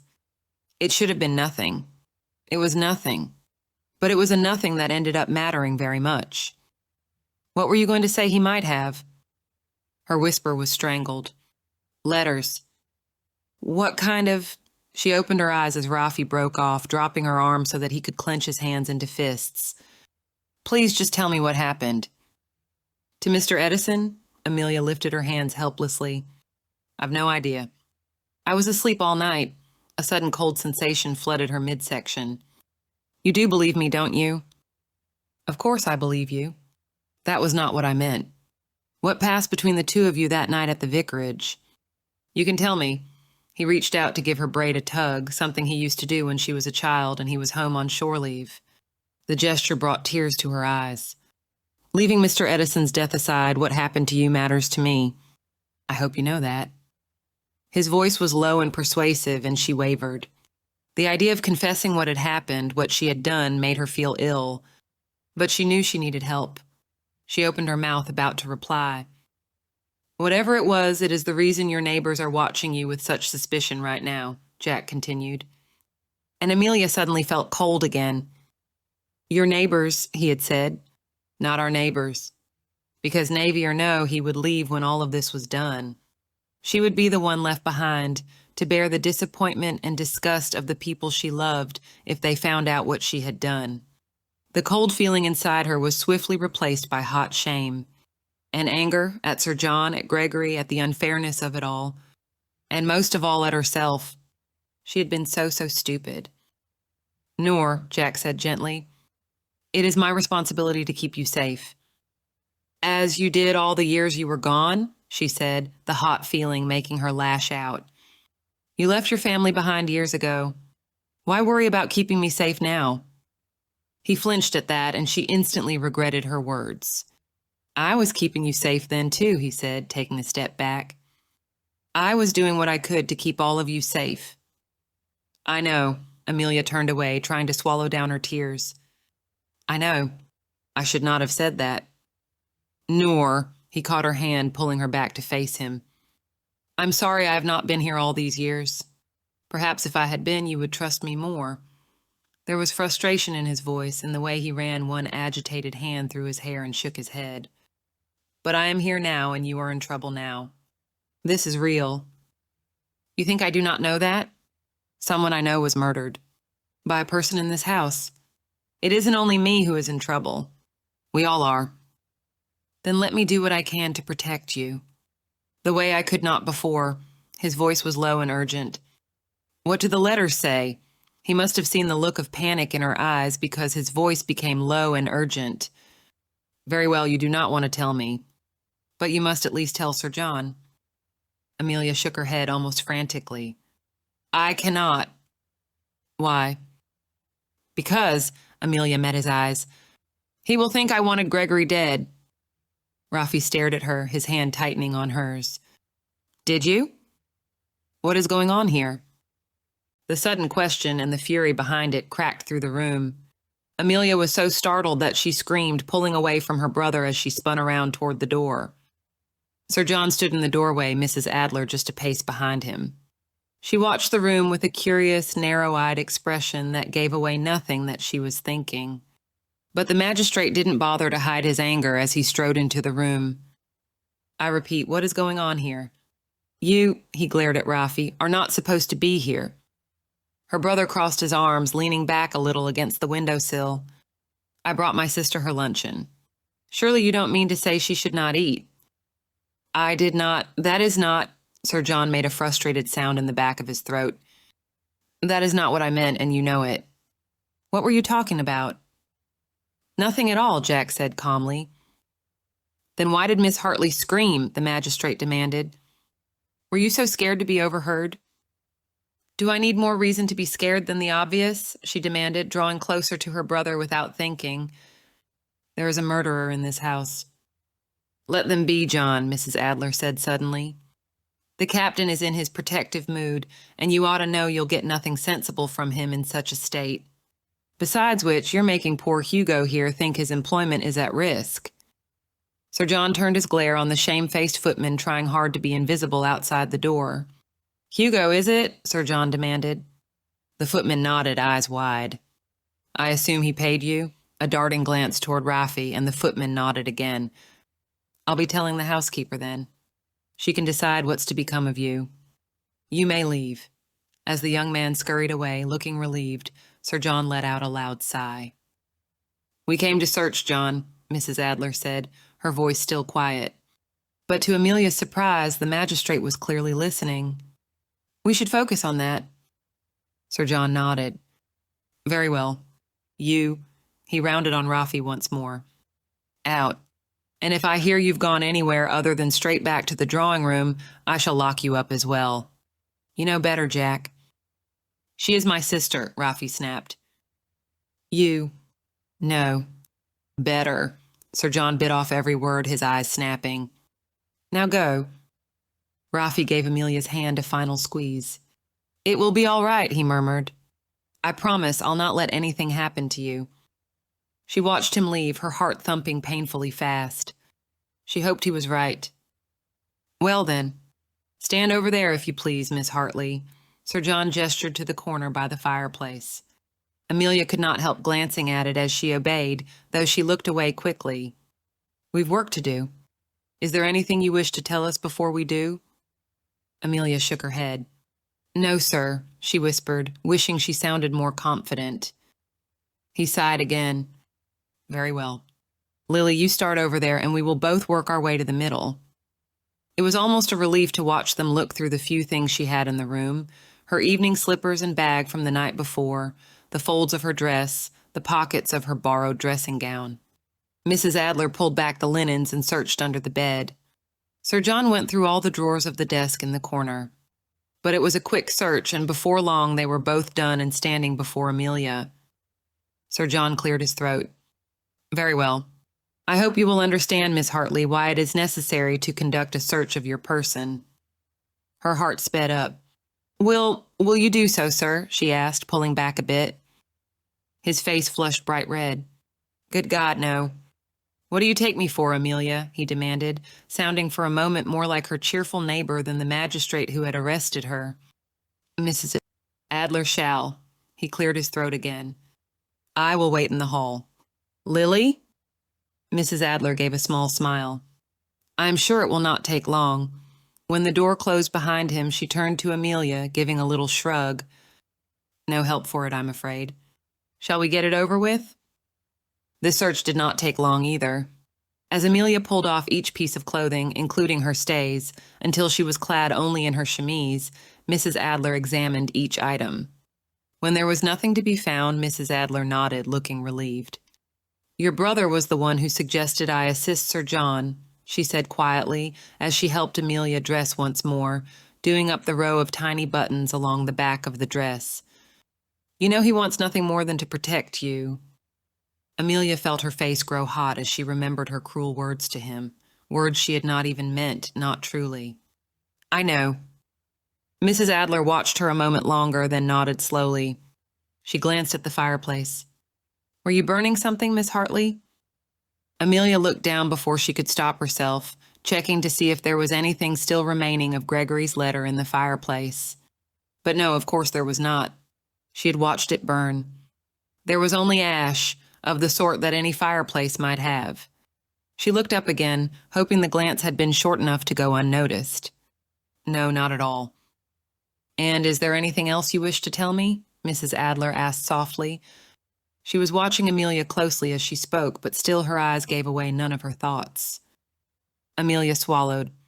If Mrs. Adler was assisting Sir John, then anything she learned she would have to take straight to the magistrate.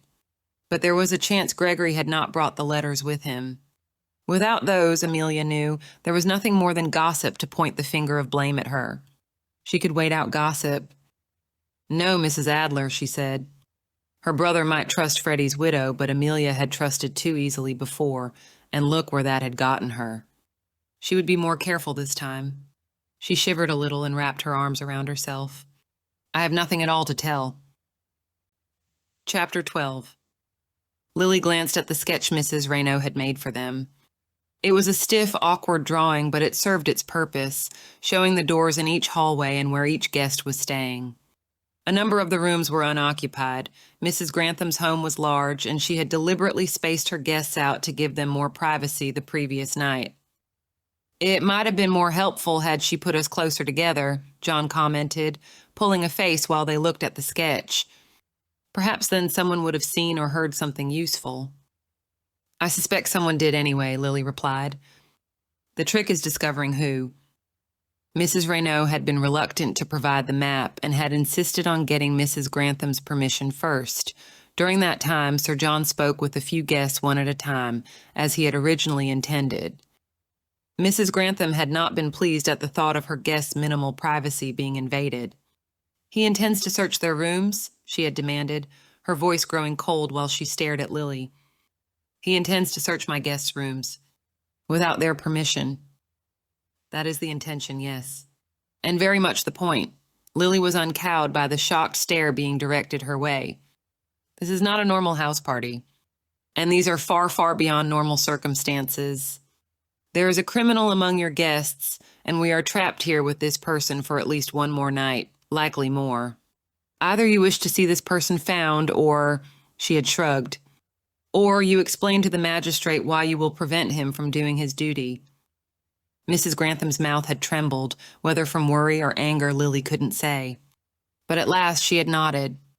Of course, Sir John shall have whatever assistance he may need."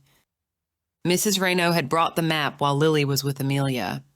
Now Lily and John stood at the stairway between the two wings of bedrooms, consulting the drawing to decide where to go next. "Perhaps," Lily began, but she was cut off abruptly when the door closest to them swung open. She took 2 quick steps back, nearly colliding with her brother-in-law, who caught her arm to steady her. "Careful now," he said gently, glancing at the man in front of them. "Mr. Edison, I did not know you were still up here. How are you holding up?" "Managing," William Edison said, swallowing and yanking the door shut behind him. Lily didn't blame him, though she did study him. It was the first time she had seen him up close, though she had glimpsed both brothers at the ball the night before. She had noticed the family resemblance between them then. But from what she remembered, Gregory Edison had been uncommonly handsome, while William was merely good-looking, or at least she could see that he would be on a normal day. At the moment, he was twitchy and anxious, his cheeks pale and his borrowed clothes hanging a little too large on his wiry frame. One hand was wrapped in a bandage. Lily grimaced, remembering what John had told her of the young man's altercation with Amelia, and wishing the girl had been more forthcoming.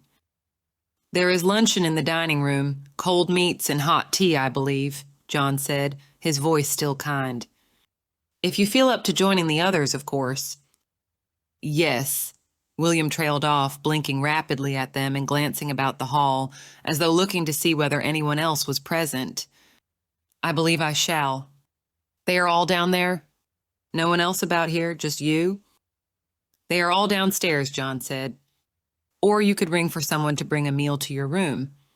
You must eat, you know. A man needs his strength to bear up under grief. Yes, William nodded. I shall go down. My thanks for your kindness, sir. He glanced at Lily, inclining his head politely. Madam.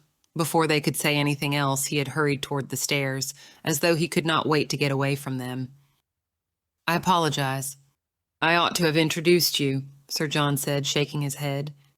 Clumsy of me. A death is no excuse for bad manners.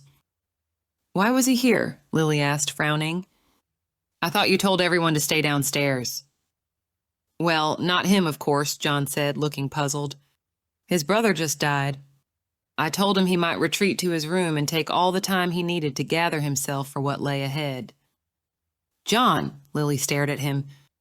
The point of having everyone downstairs was to prevent them from hiding anything or doing anything before you talked to everyone and looked around. His brother just died, he insisted. What else could I have done? And what if it was he who was responsible, Lily demanded. John scowled. No. A man could not do such a thing, he shook his head. I refuse to believe it. Lily sighed, speaking quietly as she glanced toward the stairs to make sure no one was around to overhear them. You are entirely too good for this sort of task, John. It does you credit, but you shall have to learn to be more ruthless in your thoughts. William was a young man with strained finances and a handsome, charismatic older brother who was, by all accounts, excellent at spending their parents' funds. Do you think there is no chance that under such circumstances brothers might quarrel, might even come to violence? You have a dark turn of mind sometimes, Lily, John said, but he looked embarrassed as he said it. He sighed loudly and rubbed at his temples. I suppose I oughtn't to have treated him differently than the others. Especially, Lily frowned, consulting the drawing, especially since the room that he just left was not his. She glanced up. It was his brother's. John went very still, then let out a slow breath. There are any number of reasons he might have been in there. There are, Lily agreed. But I think this is where we should continue our search. John nodded, squared his shoulders, and reached past her to open the door. Lily gasped when they entered the room. Like the rest of them, Gregory Edison had not expected to spend the night after the ball. That meant he hadn't had much with him other than his clothing. But the room still looked as though a storm had swept through it. Like the rest of them, Mr. Edison had been provided with borrowed clothing, both for the night and the following morning. His formal knee breeches and evening coat were discarded and tossed across the floor, next to the nightclothes that he hadn't had time to don before his death. The bed linens were thrown aside, half the drawers in the desk and tallboy were open, and 2 of the pillows from the bed were tossed on the floor. Even the artwork hung crooked on the walls, as though it had been pushed aside or removed and hastily rehung. John closed the door slowly, as speechless as Lily, and they both stared around the room without saying anything for several long moments. Well, Lily managed at last. Either the elder Mr. Edison was beyond slovenly to have created such a mess in such a short amount of time, or the younger Mr. Edison was searching for something, John said quietly. Indeed, Lily stepped forward. My money is on the latter. But the question is, did he find it? And if he did, is there any use in us looking around? John asked, turning in a slow circle as he surveyed the chaos. Yes, Lily said. If there is even a chance of finding something, we cannot afford to miss it. But in the next 10 minutes, neither of them discovered anything. They each took half the room, slowly going through the furniture and linens, searching under the seat of the desk chair and the slats of the bed, looking behind each painting as they set the room to rights. Whatever Mr. Edison might have brought with him, it was gone. Only his clothing remained. They moved on to the next room, which belonged to Mr. and Mrs. Hounslow. There was nothing to be found there either. I realize there is no help for it, Sir John said as he replaced the bedclothes. But going through our neighbors' rooms, he grimaced. It feels so underhanded, so dishonorable. People lie, John, Lily said, a little absently as she examined the dressing table. There were several papers tucked in the back that she pulled out and leafed through, her lips pursing slightly before replacing them. It seemed that Mrs. Hounslow had spent part of her evening beginning a letter to her sister, mostly a litany of complaints about other people's children at the ball and praise of her own, mixed in with a very dramatic account of the snowstorm. Had she been writing because she was not yet ready to sleep? Because she was so attached to her sister? Or because her husband was nowhere to be found and she was waiting up for him? Lily looked up at her brother-in-law. People lie, but their things do not. Shame none of them were planning to stay here then, John said wryly as he held the door open for her. Lily took one more glance around the room before following him out. If it were a real house party, we would have a great deal more to discover. Too true. Lily waited in the hallway as he closed the door behind them. Who is next? John consulted the map once more. Peter Coleridge. It says he is just on the other side of the stairs, with a connecting door to his mother's. Poor Peter, Lily said with a sympathetic grimace. Small wonder he is never married. Can you imagine bringing a wife home to a mother-in-law like that? John agreed with a small chuckle. Many men do, Lily said, shaking her head. I think Peter is too kind to wish that fate on anyone. Shame he cannot avoid it himself. Lily shrugged. I think they are genuinely fond of each other, formidable though she may be. I have never heard him admit to any resentment. I suspect it is a task that grows more arduous for him by the month, John said quietly. Mrs. Coleridge is formidable, certainly, but she seemed frail today. Do you not think so? I think her age may be catching up to her at last. She's a great deal older than my mother, you know. Age and raising 7 children, Lily pointed out. John nodded. And she does not strike me as a woman to accept frailty with grace. In herself or anyone else, Lily agreed. She often took it upon herself to tell me what was incorrect in my household management when Freddie and I first married.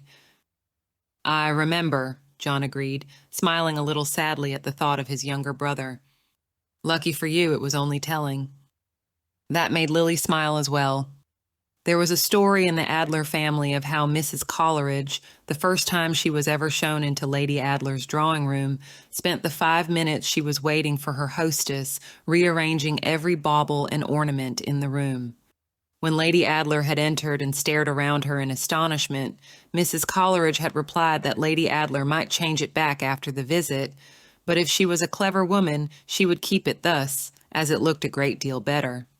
Lady Adler, who had very little ego and a new bride's eagerness to please her neighbors, had merely shrugged and allowed the room to remain as Mrs. Coleridge had arranged it.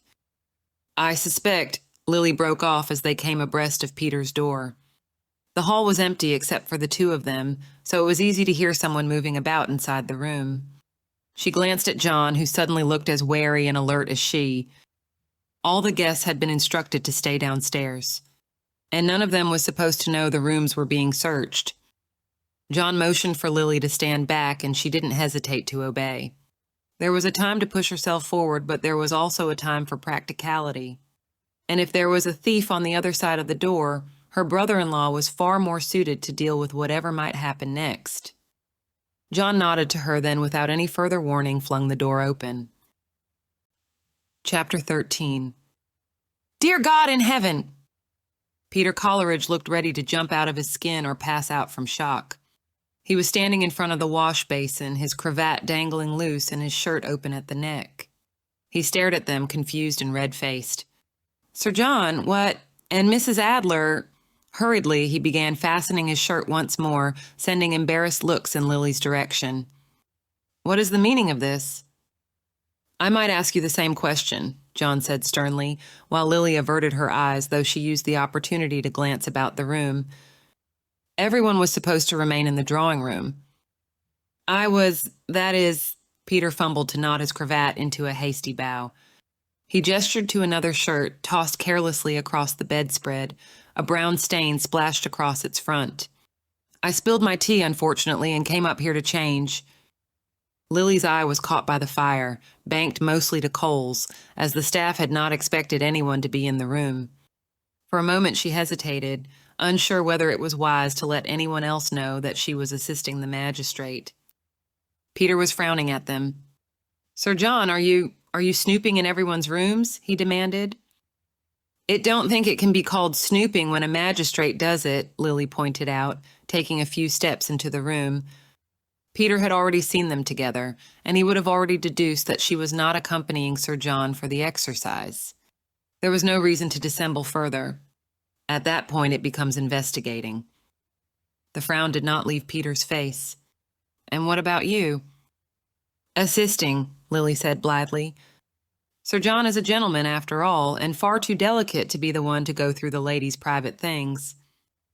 "So you are going through our things?" "Investigating," Sir John said firmly, drawing himself up in the face of Peter's accusatory tone. "And what do you expect to find? No one brought anything with them." "One must be thorough when dealing with this sort of, shall we call it an unexpected occurrence?" Sir John said, still cautious. "It certainly sounds more polite than calling it a murder," Lily said dryly, crossing to the window and pulling aside the curtains as though looking out at the weather. It had begun to snow once more, but she barely noticed it as she scanned the length of the windowsill for anything that had been tucked out of sight. When she turned back around, Peter was glancing uneasily between her and her brother-in-law. She gave him a reassuring smile, noting the way his eyes darted to the fireplace and back, but didn't pause as she crossed the room, heading for the door that connected his chamber to his mother's. Neither Peter nor his imperious mother seemed to have been particularly connected to Mr. Edison, but fairness demanded that they search every room equally. "But you've no need to be squeamish on my account, John." There was not much furniture in Mrs. Coleridge's room. It had likely been chosen purely because of the connecting door. Lily went to the wardrobe and began going through it slowly. As she had hoped, Peter followed, standing uncomfortably in the doorway between the two rooms. His mouth opened and closed silently while he watched her, as though he wanted to protest but knew he could not. She hoped Sir John was using the opportunity to look through the other room. And more than that, she hoped he had noticed what was smoldering in the banked embers of the fire. The reluctant magistrate cleared his throat. Lily, glancing over her shoulder, saw that he was hovering in the doorway just behind Peter. She held back a sigh. Poor John. He really was not suited for this sort of thing. She turned back to the wardrobe, which held Mrs. Coleridge's evening things: gown, fan, reticule, stockings, everything that a lady would need for an evening out. She had been regal as ever the night before, and Lily could recall how the gold embroidery and lace of her evening gown had caught the light in the ballroom. But she had not been wearing a necklace with it. Curious that. Lily tucked the memory away to be examined at a later time as she knelt next to the bed and pulled aside the heavy counterpane, looking underneath the bed frame for anything odd or out of place. "You said you were in your room all night, Mr. Coleridge," Sir John said. When Lily glanced over her shoulder, she was relieved to see that he had turned back into Peter's room and was beginning to search through the bedclothes. "Did you hear anything unexpected? Poke your head out the door at all?" "Nothing unexpected at all," Peter said earnestly. "Not until all the shouting began this morning, that is. Here now, is that really necessary?" he added. "Does your mother's mind wander at all, Peter?" Lily asked, to distract him from whatever Sir John might be looking at. She sat back on her heels and looked toward where he was hovering in the doorway, trying to keep an eye on both her and Sir John at the same time. "She seems less commanding, or less in command perhaps, than I remember her." Peter laughed shortly. "Does she?" "Well, do not tell her I said so, but she is." He looked like he was considering his words carefully. "Losing her touch from time to time of late. Age comes for us all, even my mother." He looked around, his face wrinkling up with displeasure. "Is there anything else I may tell you? I do wish to be helpful, however uncomfortable it may feel to have you poking about our rooms." "It is uncomfortable for us as well," Sir John said. "Oh, indeed," Lily agreed, polite but not meaning a word of it. Once upon a time she might have felt a pang of guilt at going through her neighbor's things. But murder left little time to indulge in such squeamishness. Lily stood up, patting a little dust off her skirts. "Sir John, have you finished Mr. Coleridge's room yet?" "Nothing to be found," he said, reappearing in the doorway. Peter didn't bother to hide his sigh of relief. Shall we move on? Whatever you think best, brother, Lily said politely, as they both stepped aside to let her through the connecting door. Though if you will permit me, I will just take a moment. Before either of them could move to stop her, she strode toward the fireplace. Here now! She could hear the alarm in Peter's voice, though she didn't turn back around. What do you think you're investigating, as our respected magistrate has said? Lily replied as she knelt once again. The letter in the fireplace looked freshly singed, and half of the paper was burned away. But the banked embers had not been strong enough to set it fully alight, and it had drifted to the side, charred but still retrievable. Lily pulled it out with a single quick movement, wincing at the heat on her fingers and shaking it back and forth rapidly to cool it. Bits of ash tumbled down from the burned edge, but a great deal of writing remained. Unless you object to our reading that for some reason, Sir John asked. He had interposed his body between them. I should think a gentleman would always object to someone reading his private letters, especially when he clearly intended to destroy them, Peter said with stiff, offended dignity, still trying to get past Sir John. An odd choice to destroy it, though, Lily pointed out. When one sees who it concerns. Holding the paper carefully, she passed it to Sir John, who read it, the frown between his eyes quickly growing to a scowl. He looked up, that scowl locked on Peter. This is a promissory note. Peter sighed. Yes. Written to you from the elder Mr. Edison for an amount of £100. Yes. And you attempted to burn it? Sir John demanded, his voice rising with indignation and disbelief. After what has happened, can you offer any explanation for such astonishing behavior? When Peter hesitated, Lily said quietly, It does look very bad, Mr. Coleridge. I know, Peter sighed once more. It was for his brother's sake. After I heard about Gregory Edison's death, well, there was no chance of him paying me then, was there? I knew his debts would fall to his parents or brother to discharge, and I had no intention of calling it in. So I just tossed the note on the fire without really thinking it through. Sir John's scowl had grown less thunderous as Peter spoke. You mean to say you had no intention of collecting the debt? Well, I intended to before, Peter said, shrugging in discomfort. He looked between them, his hands tapping his thighs in sharp, agitated movements. But now, what am I supposed to do? Approach William and demand payment? I could not dream of such a thing, not after his brother has been... Peter hesitated, looking ill. He barely managed to choke out the word murdered. And his brother's debt? Lily asked. Peter stared at her in confusion. His brother's debt? Will you forgive Mr. William Edison's debt as well under the circumstances? I am not sure how... I happened to overhear the two of you at the ball, Lily admitted. I do apologize, but it was rather impossible not to. Do you intend to collect his debt? I do not know how much it is for, or will you forgive it as well?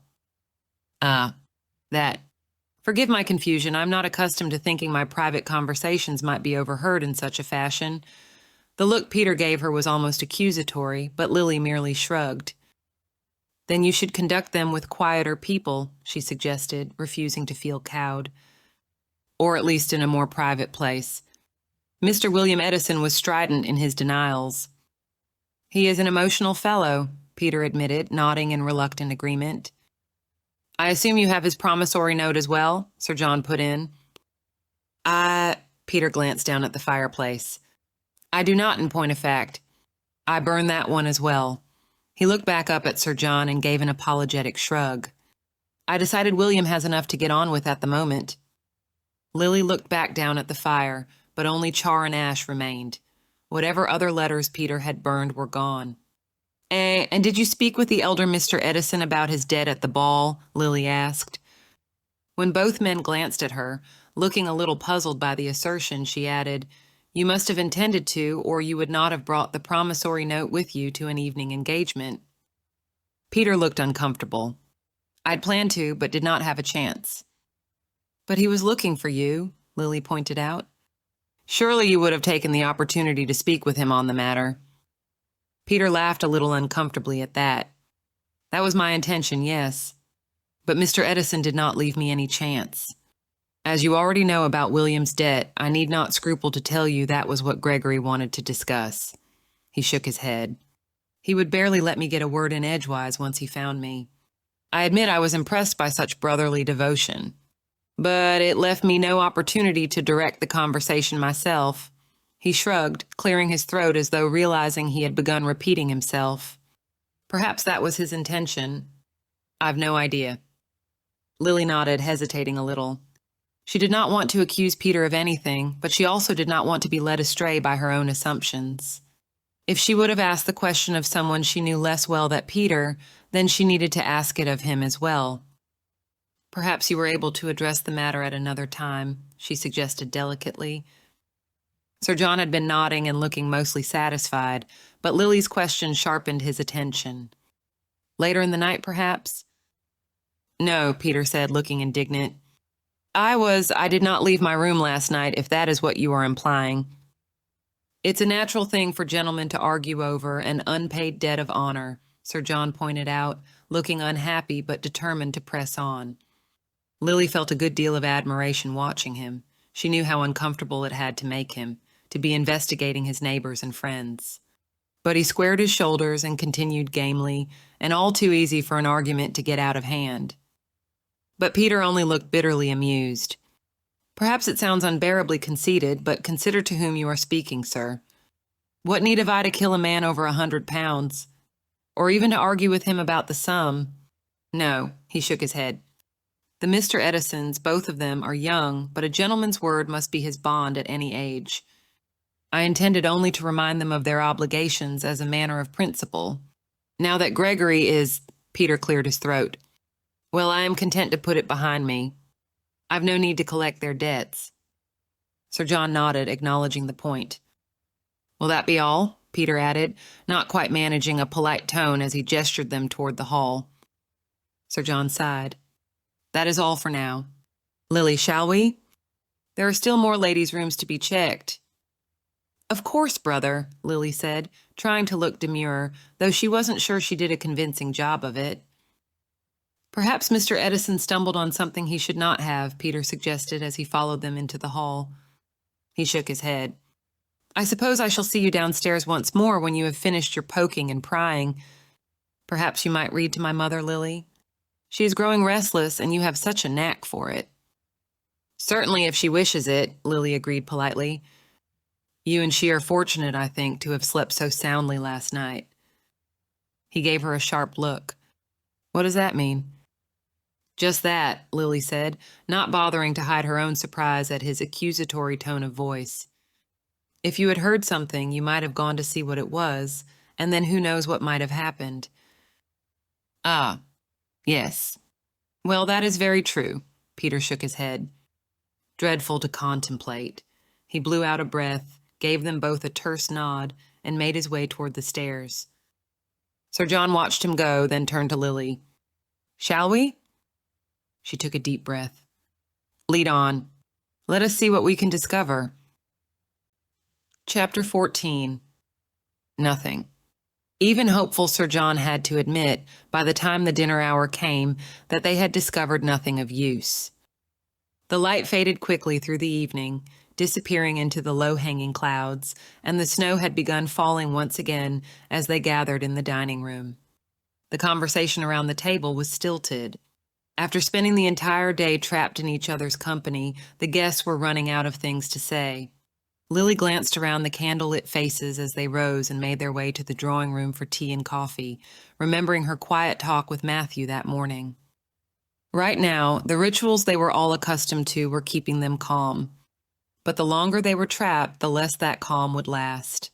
Already the cracks were beginning to show in the tense voices, the uncomfortable silences that fell in the middle of conversations, the too loud rattle of the tea things that made more than one person jump as Mrs. Grantham knocked over the sugar bowl.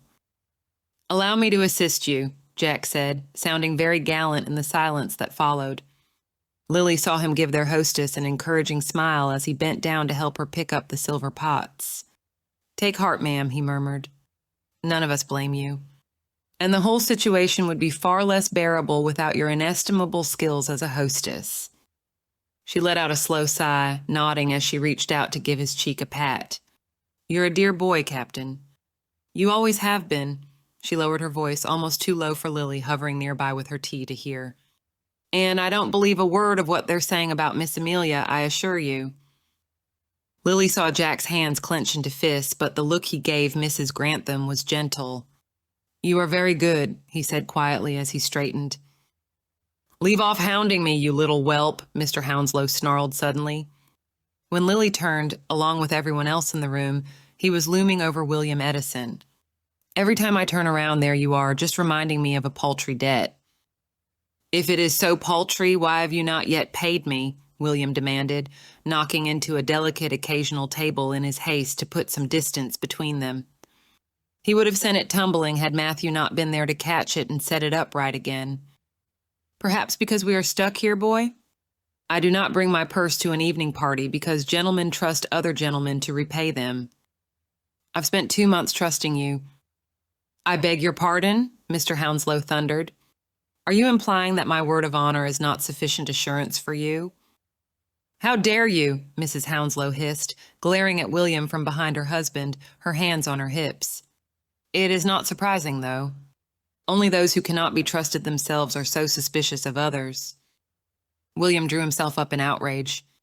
"Are you saying that I—" "Of course she is," Mr. Hounslow snapped. "You're always so desperate for money, you worm. I think you would even kill your own brother for it. Had the magistrate not already arrested Miss Hartley, my first suspicion would fall on you." William made a choked sound, his face going first bright scarlet, then ashen. His mouth worked as though he were trying to speak but couldn't string his words together. "How dare you?" he managed at last. "Very easily," Mr. Hounslow said, his face red, the words dripping from his lips. "A paltry younger brother always in need of more funds? How many of us have witnessed you spending what you cannot afford and constantly begging for more?" "Mr. Hounslow," Sir John said, stepping forward and looking uneasy. Throwing around such words is a serious thing indeed. "He was my brother," William choked out, trembling all over. He stuck out his chin. "But then perhaps you are the sort to whom that does not matter. Perhaps you are the one who would kill your own brother for a shilling." He spun around, pushing past the silent, gaping spectators and heading toward the door. When it slammed behind him, all eyes turned back to Mr. Hounslow, who looked suddenly uncomfortable under such scrutiny. "Well, if he is so damn upset about his brother, why is he bothering me for a few measly pounds?" he demanded, though no one had said a word. "Stupid bass." "I think perhaps Mr. Edison had the right idea," Mrs. Grantham said, standing quickly and cutting him off. "An early bedtime seems like the best thing all around, do you not agree? I shall ring for more candles." No one argued with her. Lily, smothering a yawn as she followed the group toward the staircase, felt so worn down from the day that she could have gone straight to bed and slept for a week. But that was not an option. As the guests were collecting their candles and leaving the drawing room, she had seen Jack slip away toward the library. And she had plans for the night for which she could use his help. She had to wait some time for the comings and goings in the hall to die down. Servants brought wash water and clean nightclothes, fires were banked and books supplied. But at last the house had grown quiet. Lily wrapped a shawl around her shoulders, checked that the coast was clear, and went in search of her friend. It was eerie walking the halls by candlelight, hoping that no one else was doing the same. She wished Jack had chosen a less out-of-the-way place to brood. But at least this way there was no chance of their conversation being overheard. He didn't say anything as she entered the library, looking up only briefly before turning his scowl back toward the glass of amber liquid in his hand. Lily blew out her candle, she didn't need it and didn't want to waste it, and went to pour herself a drink. "He was not pleased that you went to see your sister today," she said quietly. Jack flashed her a quick grin, though it was more strained than usual. "I've always had a knack for making John displeased with me." "This is rather different than hiding his shoes or putting jam on his hairbrush when you were 7, Lily said dryly. That made him chuckle. "Freddie told you about those pranks, did he?" "Those and a great many more," she said, shaking her head as she sat down across from him and took a sip of her whiskey. "How was she?" He considered the question. Scared, and pretending not to be. Lily snorted. She and every other person in this house. What else? She listened in silence as Jack described his whispered, interrupted conversation with his sister. By the end, she was leaning forward, her drink forgotten in her hand. And she said nothing more about the letters or what might be in them? Nothing, Jack shook his head. I do not know if they are even in the house, and I do not think she does either. She seems to think Lee said soonest mended is the best path forward. She might not be wrong, Lily said, tapping one finger against her lips thoughtfully. You do believe her? Jack asked. It was strange to see her devil-may-care friend so serious. That she had nothing to do with it? Lily did not point out that Amelia hadn't precisely said that. Do you think she will tell you more if you ask? I do not know, Jack said, running a hand through his hair in frustration. He set his glass down heavily, standing and striding toward the windows. All I wish is to help her, as she clearly needs. He met Lily's eyes, then looked away quickly. She accused me of wishing to swoop in and solve things after having abandoned my family to go to sea. Oh, Lily said softly. She could well guess how such an accusation would hurt him, not his pride, but his sense of duty, always torn between family and profession. You know there is no truth in such words, do you not? Perhaps she thinks there is, he said softly. No, Lily said, shaking her head. She does not. She worships the ground you walk on, Jack. Any fool can see that. It is why I have decided to resign my commission, you know, he said abruptly. I could not have my heart be always torn in two. And after... He trailed off, but she knew what he could not say. 3 years before, he had been away at war when Freddie died, unable to say goodbye to his friend. And last winter, his brother's wife had died in childbirth, the baby following soon after. His brother had been devastated, left a widower with 3 young children.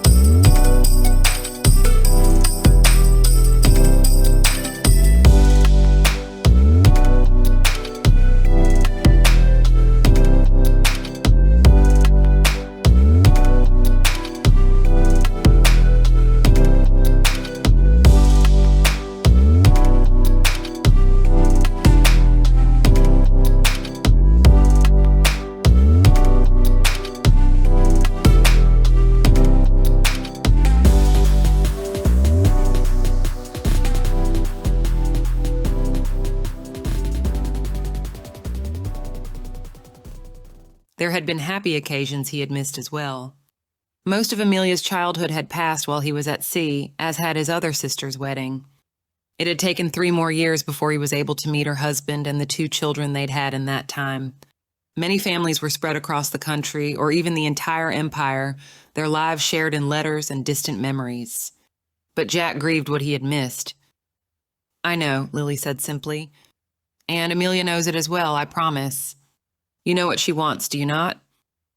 To act like a stubborn little fool, he grumbled. She wants you to see her as grown up, Lily said gently. She could well remember how she had felt at that age, with everyone in her life telling her what to do, her own opinions rarely considered or consulted. Amelia had family who loved her, to be sure, and Jack certainly had his sister's best intentions at heart. But even love could feel overbearing, especially for a girl who had lived her whole life sheltered and surrounded by her family. She wants you to see her as her own person, not just your younger sister. Well, I'd see her as grown up if she'd start bloody acting like it, Jack growled, staring at the fire. What reason had she to keep secrets from me in the first place? Lily was silent for a long moment, thinking of all the things that could have transpired at that vicarage and been labeled scandal by someone who stumbled on them. Any number of reasons, she said, staring at the fire herself. But browbeating her will never be the way to gain her confidence. I know, Jack pulled the curtains aside. It was dark outside, and he had to press his face close to the glass. Still this damn snow. Are we never to be free? It was the most restless and angry she had ever seen him, and it made her heart ache for her friend. Jack had faced any number of enemies at sea. He had never stood down from a challenge or hesitated to throw himself into any adventure or scheme that she might drag him into. But faced with a threat to someone he loved, a threat he could do nothing about, he was like a caged animal, pacing and roaring to no avail. She stood and crossed to the window as well, laying a hand on his shoulder. Beneath his coat, she could feel the muscles knotted with tension. He wanted a fight, something tangible that he could defeat. Instead, he had to stand aside. She was honored by his trust in her, and she was terrified of failing.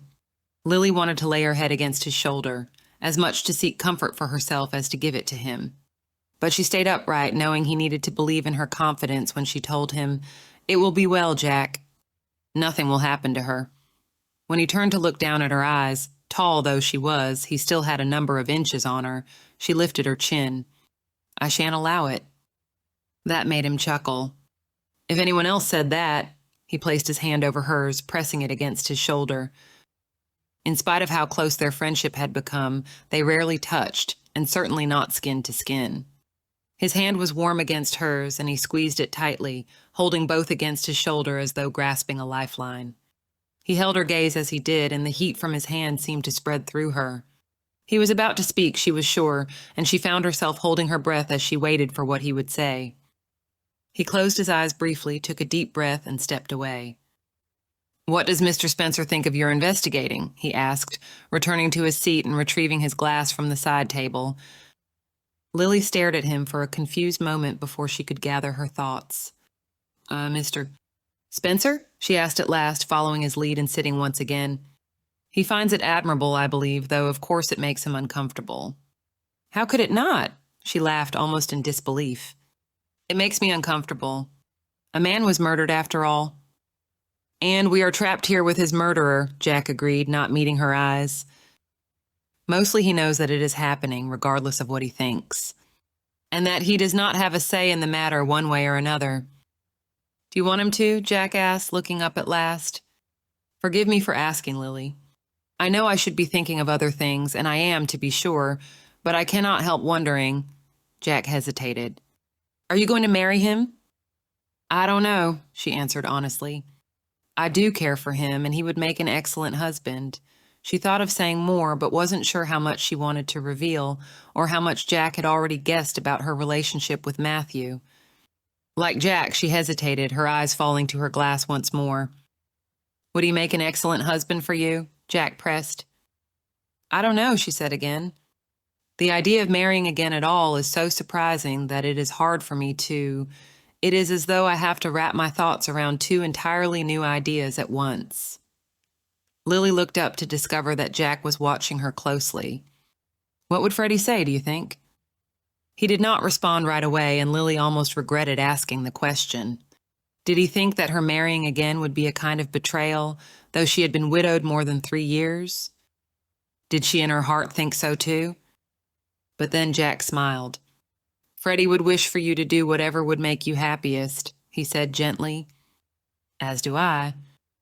Lily leaned back in her chair, shaking her head. "It is hard to know what would make one happiest of all the choices out there.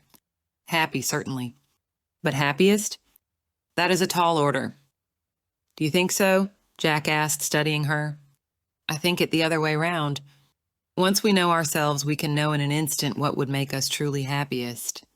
The trouble is that choice is so often unattainable, or perhaps simply unavailable for many reasons. So we must settle and choose between a number of options that are almost but not quite as good. And those paths which will make us happy and unhappy in different degrees are much harder to choose between." Lily had sat forward as he spoke, her eyes fixed on her friend. She had never heard him speak so eloquently before, or with such emotion. It left an unexpected achy feeling lodged in her chest. "And what would make you happiest, Jack?" He was silent for a long moment. "What would make me happiest," he began slowly, before he was interrupted by a sudden noise from outside, a thunderous crackle and rumble that made them both leap from their chairs and dash to the window. They could barely see outside through the thicket of branches that pressed up against the window panes. A tree branch had broken under the weight of the ice and snow, large enough to be almost a tree on its own. and more snow had begun to fall again. Jack cursed with a sailor's flair.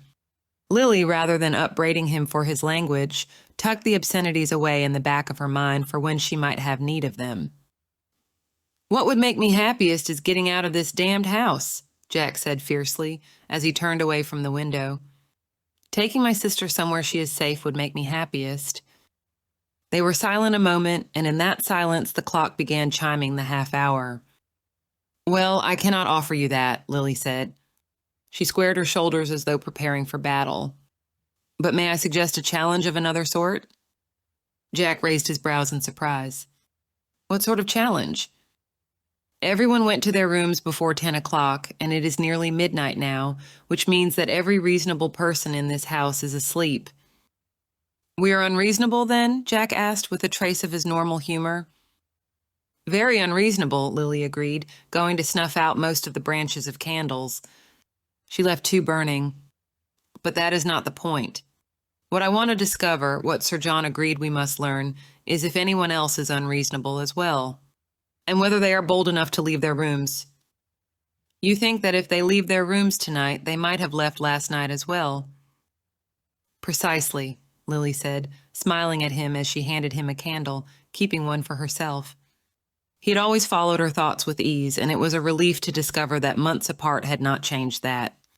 "And if someone else was wandering the halls last night, they might be able to tell us something useful."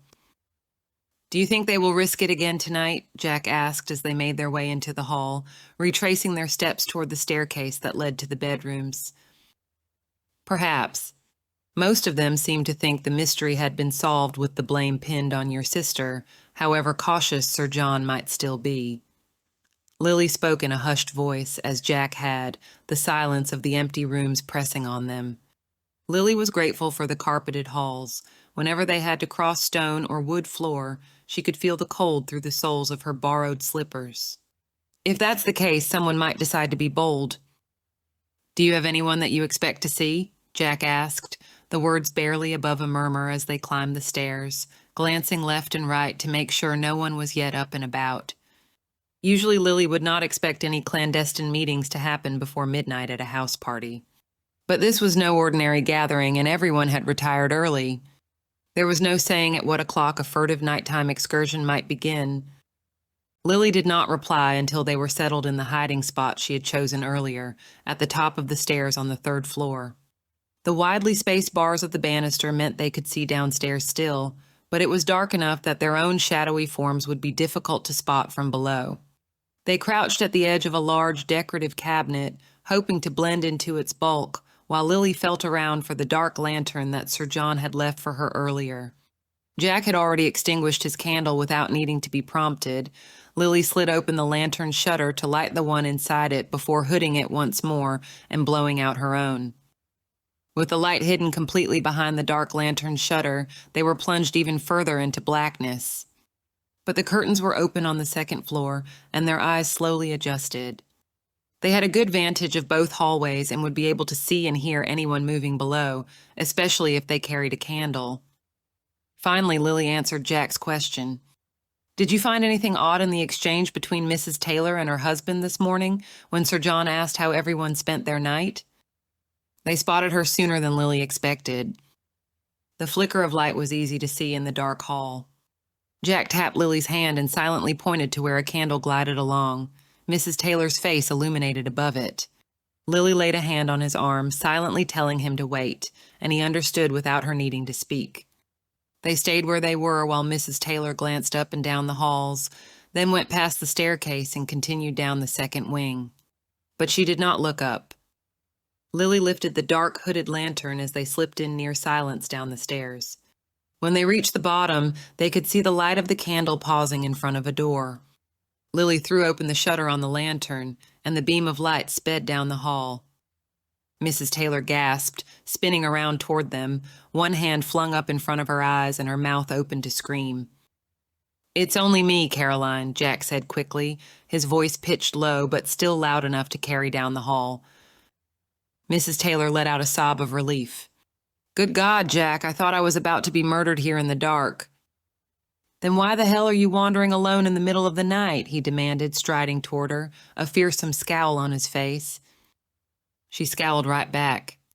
What do you care? She hissed. Just because I've no wish to begin an affair with a married woman does not mean I want you to be in danger. She glanced past him as Lily drew near them, sliding the shutter on the lantern halfway closed so the light was not so bright. And what are the two of you doing so furtively in the dark? She asked.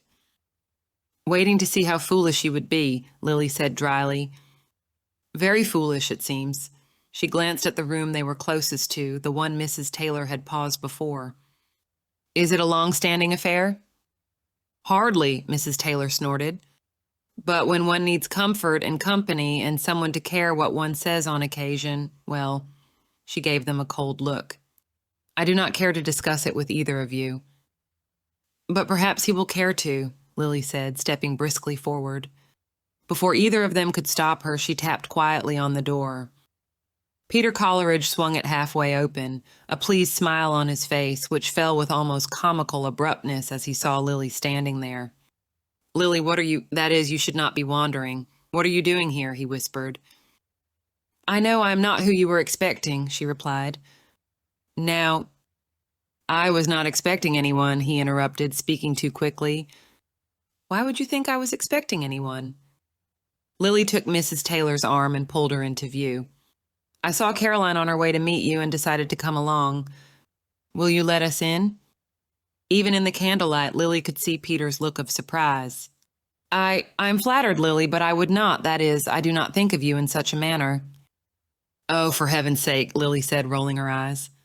She disliked lingering in the hallway, certain that at any moment someone would overhear them and emerge from their room to find out what was going on. Captain, come here. If Peter had looked surprised before, it was nothing to the flush of embarrassment that flooded his face when Jack stepped forward. Peter's eyes were wide, even a little panicked, as he glanced between the three of them, speaking quickly enough that he stumbled over his words.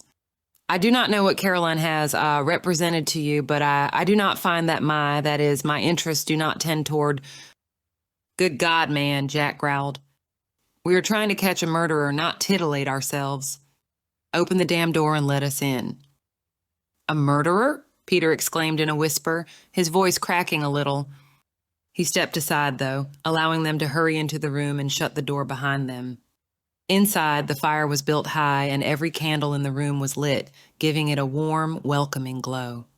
But surely, he broke off, glancing at Jack uneasily. Miss Hartley's guilt is far from a settled thing, Lily said. I am glad to hear it is so, Peter said quickly. And until it is, Sir John has wisely decided that we must pursue all courses of inquiry open to us, Lily continued, crossing to the chair in the corner and seating herself without hesitation. Shuttering the lantern once more and setting it on the floor, she lifted her brows as she examined her small audience. That apparently includes the two of you. Mrs. Taylor, looking disgruntled, had taken the window seat, her arms crossed defensively before her. Jack stayed near the door, his legs planted wide and his hands clasped behind his back. Peter, hovering awkwardly in the middle of the room, stared from one of them to the other. I still do not follow, he said slowly. Why are you here? What? He glanced at Mrs. Taylor. How did you discover... They saw me in the hallway, she said, glaring at Lily. Though you were not surprised to see me, Mrs. Adler, which makes me think you had already guessed what was happening. I was unsure which gentleman you were visiting, Lily admitted. I thought it might be Peter, as he had gone to such pains to provide an excuse for your presence in the hall, had anyone chanced to see you, though there were other possibilities as well. But no, I was not surprised to see you. Your conversation with your husband was revealing, I am afraid. He does not care that I am here, Mrs. Taylor said, glancing pointedly at Jack. He wanted someone to manage his house and his calendar, that is all. Her voice was resigned rather than bitter, and Lily was surprised. She had never liked Caroline Taylor, though there was something admirable, she supposed, in a woman who so unapologetically lived her life as she wished. But she was not a kind person, and Lily could not help remembering how cruel she had been to Amelia. Still, the obvious unhappiness underlying her statement made Lily pause. And what did you want? She asked out of genuine curiosity. Mrs. Taylor lifted her chin. A home. I had no desire to live alone in rented rooms on a minuscule income. Another marriage was the only way to remedy that. And if Mr. Taylor does not care where I spend my nights, her voice grew sharp. I do not see what concern it is of yours, she gave Jack a taunting glance. Unless it bothers you? Peter cleared his throat uncomfortably. Jack's smile was cold. You may do as you wish, Caroline, as you always do. But Mrs. Adler has some questions for you and Mr. Coleridge first. And if you think to object, I can assure you that she is here at the magistrate's behest. Mrs. Taylor looked as though she would indeed like to object. But though her mouth tightened into a thin line and she did not uncross her arms, she nodded. Peter sighed and sat on the bed, glum and still red-faced with embarrassment. What do you wish to know? He asked. Did you see each other last night? Lily asked. She assumed they had, based on that uncomfortable exchange between the Taylors that morning. But she would not fail to be sure. Peter sighed. We did. Lily nodded. A couple was spotted in the hallway last night. Or, if not a couple, a man and a woman together. Is it likely that was you? She watched them closely as she asked, looking for signs that they might be less than honest. But they both shook their heads immediately, with no need to look at each other first. It could not have been, Peter said. We were never in the hall together. Why would we be? Mrs. Taylor pointed out. It isn't as though Mr. Coleridge could come to the room Mr. Taylor and I share. I visited here last night, so there was no call for him to leave his room at all. Lily and Jack exchanged a quick look. It was a believable enough response, and neither of them had shown any hesitation or uneasiness in their answer.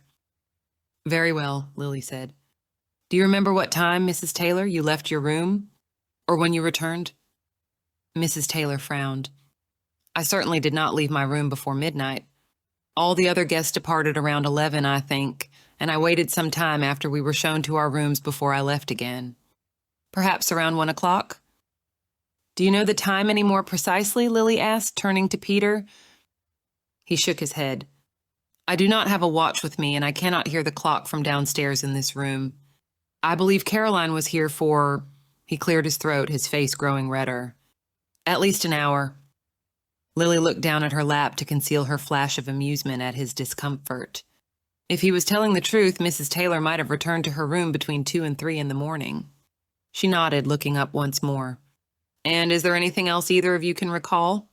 Since you were both awake for at least a part of the night? Anything out of the ordinary that you saw or heard? Peter shook his head again, but Mrs. Taylor's expression grew thoughtful rather than petulant. I heard a door open and close, she said slowly. It was at this end of the hall, I believe. I heard it as I made my way back past the stairs. Did you see any sign of who it was? Jack asked eagerly. She shook her head, looking horrified by the question. And risk drawing attention to myself? No, indeed, she said. If I had turned to look, they would have seen the light of the candle I carried, perhaps even seen my face. No, I returned to my room as quickly as possible. Mr. Taylor was asleep, she added. Snoring like an ox. You did not hear it? Lily asked Peter, hopeful but not really surprised when he shook his head. She stood sighing as she retrieved the lantern. Very well. We shall leave you in peace. Thank you for answering my questions. Mrs. Adler. The hesitation in Mrs. Taylor's voice made them both pause at the door. Captain. When they looked back, she was watching them with a worried look in her eyes. Can I count on your discretion? Mr. Taylor may not mind my... Nighttime entertainments, Jack suggested dryly. Lily elbowed him in the side, giving him an exasperated look when he glanced at her. Mrs. Taylor scowled at him. If you wish, she said, looking like she wanted to snap at them but taking a deep breath instead. But he would be far less tranquil about the matter if it became public. I hope I may count on you not to spread any gossip. Lily, remembering everything Mrs. Taylor had said to Amelia in the hall outside the retiring room, was tempted to throw the request back in the other woman's face. She gritted her teeth against the impulse. Certainly you may count on our discretion, she said, though I might wish you had the character to extend the same courtesy to others. Mrs. Taylor had the decency to look embarrassed at the rebuke. Lily glanced at Peter. And I know we may count on your discretion not to reveal that we've been working with the magistrate. Peter laughed shortly. Certainly. And not just because spreading such a rumor would reveal too much about what I've been up to myself. Jack smiled crookedly. There is that, he turned to Lily. Is that all? She was about to say yes when a sudden thought occurred to her. Holding up a hand to forestall Jack from opening the door, she turned to Mrs. Taylor. What can you tell me that I do not already know about Mrs. Crewe? Lily and Jack engaged in a very quiet argument as soon as the door was closed behind them. He won, and against her protests, walked her down to her room, which was on the other side of the stairs. You are the one who keeps pointing out that a murderer might still be at large, he said in a heated whisper. Am I now supposed to allow you to wander the halls by yourself? It is only a moment's walk away, Lily hissed. It is far more likely that someone will see us and create yet another scandal than that you will keep me safe. Besides, she added, scowling as he plucked the dark lantern from her grasp, I came to the library on my own, and you did not protest then. I was moping then, he said with great dignity. I have recovered. He gestured down the hall with his free hand. If you would care to lead the way? Lily sighed, but did not argue any further. He could not protect Amelia as he wished. There was no harm in allowing him to be a little extra protective of her if it made him feel better. They walked quickly but softly, not wanting to create any noise that might bring others into the hall. And Lily was thoughtful as they went. It does not speak well of Peter's character, she said at last, that he would have an affair with a married woman. However her husband might feel or not feel about it, it shows a lack of integrity, of honesty, that I would not have thought him capable of. Would you? You have always had a high opinion of him because Freddie had a high opinion of him, Jack pointed out. I have not had the opportunity to know him so well. Meaning you do not think highly of him? Lily asked, a little surprised to realize he was right. Freddie had thought the world of Peter, but Freddie, she knew with the benefit of hindsight, had thought the world of everyone he considered a friend. She had always accepted his opinion of Peter. But if Jack knew something else, gentlemen were often privy to a different side of each other than ladies might be. Do you have a reason not to? I can hardly have a high opinion of someone I do not know, Jack said firmly. Equally, I cannot have a low one. I would not have thought him the sort of man to attract Caroline, but he shrugged. If it is an arrangement that suits all three, I cannot find fault with it. Even if I did, though, he glanced down at her, and in the dim light she thought she saw him smiling. Everyone must make some error in judgment in their lives. True, Lily said, a little more archly than she intended, pointedly not mentioning his own affair with Mrs. Taylor. No one's judgment is perfect all the time. Speaking of judgment, Jack paused as they reached her room. His face was in shadow, but she could picture the thoughtful frown on his face. Did you believe them? That they were not in the hall together? It had a ring of truth to it, especially as they both issued an immediate denial without needing to exchange so much as a glance. But that leads to an interesting question, does it not? Jack nodded slowly. If we assume the man was indeed Mr. Edison, who was the woman he was meeting with? Lily said quietly. If it was he, why was he there? And if it was not, who is our mystery man and what was he doing last night? Chapter 15. Lily woke early, a habit formed from country hours and chilled toes, to the sound of a maid laying the fire in her room.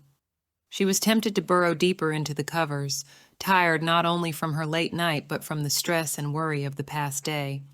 If she kept her eyes closed a little longer, she could pretend that it was all a dream, that she was at a normal house party, that lives might not hang on her actions. But it was not in her nature to pretend for long. Steeling herself, Lily sat up quickly, making the poor maid gasp and drop her fire irons. Lily, embarrassed, apologized and asked for warm water so she could wash. It's heating up, ma'am, the girl replied, glancing back at the door furtively. Lowering her voice to a whisper, she added, begging your pardon, ma'am, but is it true what they're saying? The magistrate caught Mr. Edison's murderer and has her locked up? Lily hesitated, her instinct being to keep her own counsel until she and Sir John were more certain what had happened. But the girl and her fellow servants were trapped in the house as well. They had as much right to know what was happening as anyone else. "What is your name?" she asked, plucking her shawl from a chair and bundling it around her shoulders. "Jane, ma'am." "Well, Jane, you are right that Sir John has locked up Miss Amelia Hartley," Lily said. The words felt surreal, even as she said them, but she pressed on. "Primarily, though, his suspicions are based on some pieces of gossip that have been circling about her and Mrs. Edison over the past weeks." "Scandalous gossip?" Jane asked with wide eyes. Under other circumstances, the question would have made Lily smile. Now, though, she grimaced. "Rather scandalous, yes," which many of the other guests believed might have given her reason to wish harm to him. But the magistrate, whatever he might be thinking with regard to Miss Hartley's guilt or innocence, has determined that with no proof, there is no firm conclusion to be drawn. Miss Hartley insists she had nothing to do with Mr. Edison's death. Whether she is telling the truth or not remains to be. Lily trailed off as her eyes fell on the maid's roughened, work-reddened hands. "Ma'am?" Jane asked after a moment, looking worried. Lily shook her head, jolted out of her thoughts. "My apologies. It still remains to be seen what truly happened the night Mr. Edison died." Jane's eyes were wide, and for a moment she was silent. A little shiver chased itself visibly across her shoulders. "Thank you for telling me the truth," she said in a quiet voice as she bent to gather up her things. She considered her words, then added, "It's been hard to know down in the servants' hall what exactly's been happening. We've all been that anxious, as I'm sure you can guess." She dropped a little curtsy as she stood once more. "I'll see whether the hot water is ready now." The thought struck Lily at the breakfast table after William Edison had slunk into the room. The snow was still falling that morning, though less heavily than it had been, and the temperature had dropped even further. The windows were frosted in crackling, icy swirls that would have been beautiful had they not been yet another sign that no one would be leaving the house, that day, or perhaps even the next. "Sir John," Lady Adler said diffidently as she buttered a muffin, "is there a need for us all to stay absolutely together still, as we did yesterday? There is no chance of leaving yet, of course, but I think perhaps we would all be more comfortable if we were permitted a little more." She hesitated, her eyes flickering between Mr. Hounslow and William Edison, who had placed themselves at opposite ends of the table. "A little more space," she finished delicately. John puffed his cheeks and blew out a slow breath, turning his teacup on the table in fidgety circles. "Perhaps not entirely together," he said at last. Mr. Hounslow, who was reading a week-old copy of the Times with his breakfast, snorted but did not look up. "But I must ask that no one go off on their own at any point. Please stay to the main rooms, the drawing room, the music room, and such." "May we go into our own rooms?" Peter asked a little sharply. "Or will you be searching them once more?" Several voices rose in surprise. Most of the guests had not realized until that moment that Sir John had been in their rooms. Lily wanted to kick Peter. She could not blame him, not truly. They were all on edge. But the last thing they needed was for everyone to be stirred up against the magistrate. "Well, better our rooms than our persons," Mrs. Crewe said with soft humor. "Mrs. Coleridge, may I fetch you more tea?" An uneasy chuckle went around the table, the tension of the moment releasing slightly. "I imagine it will not present a problem if you wish to return to your own rooms," John said a little stiffly. "Though again, I suggest no one go off on their own for any great amount of time. There is still," he hesitated, "a great deal we do not know about Mr. Edison's death." The guests nodded or murmured their assent. But Lily had seen William Edison's hand go to his breast pocket when Mrs. Crewe spoke, almost involuntarily, before he scowled and quickly dropped it. "It will be good to have a little more liberty, even if we must remain confined to the house," Lady Adler said, patting her mouth delicately with a napkin. "Mrs. Grantham, perhaps we might arrange some entertainment to help pass the time, rather than sitting around staring at each other's noses." "What?" Mrs. Grantham started at being addressed. She'd been sitting with her eyes fixed on her plate, not really attending to what was passing among her guests. Her hands were clenched tightly around her silverware, though she had not eaten more than a bite. "A card tournament or something like it?" Lady Adler suggested. Or watercolors and billiards, perhaps, if you have them in the house. We shall be at each other's throats if we sit idle much longer." "Oh, yes, of course." Mrs. Grantham nodded, standing. "I can arrange all three, but perhaps we can start with cards. Or charades." She trailed off, looking toward the Hartleys, and cleared her throat. "Though perhaps that would not appeal to everyone. But I'm sure we can find something." Still talking uneasily, she led the group from the room. Lily caught her brother-in-law's eye as she stood, and he hung back with her while the others went ahead. "What is it?" he murmured as they lingered in the hallway, just out of the breakfast room so the servants cleaning it could not hear them. "William Edison is hiding something," she replied, keeping her eye on him as he trailed after the others, still aloof and apart. "It could have been grief, easy enough to understand. But it could also be something else. I think perhaps he found something in his brother's room yesterday that he did not want anyone else to see." "But we found nothing when we searched William's room," John pointed out. "True," Lily said. "But did you notice how uneasy he was when Mrs. Crewe mentioned personal searches?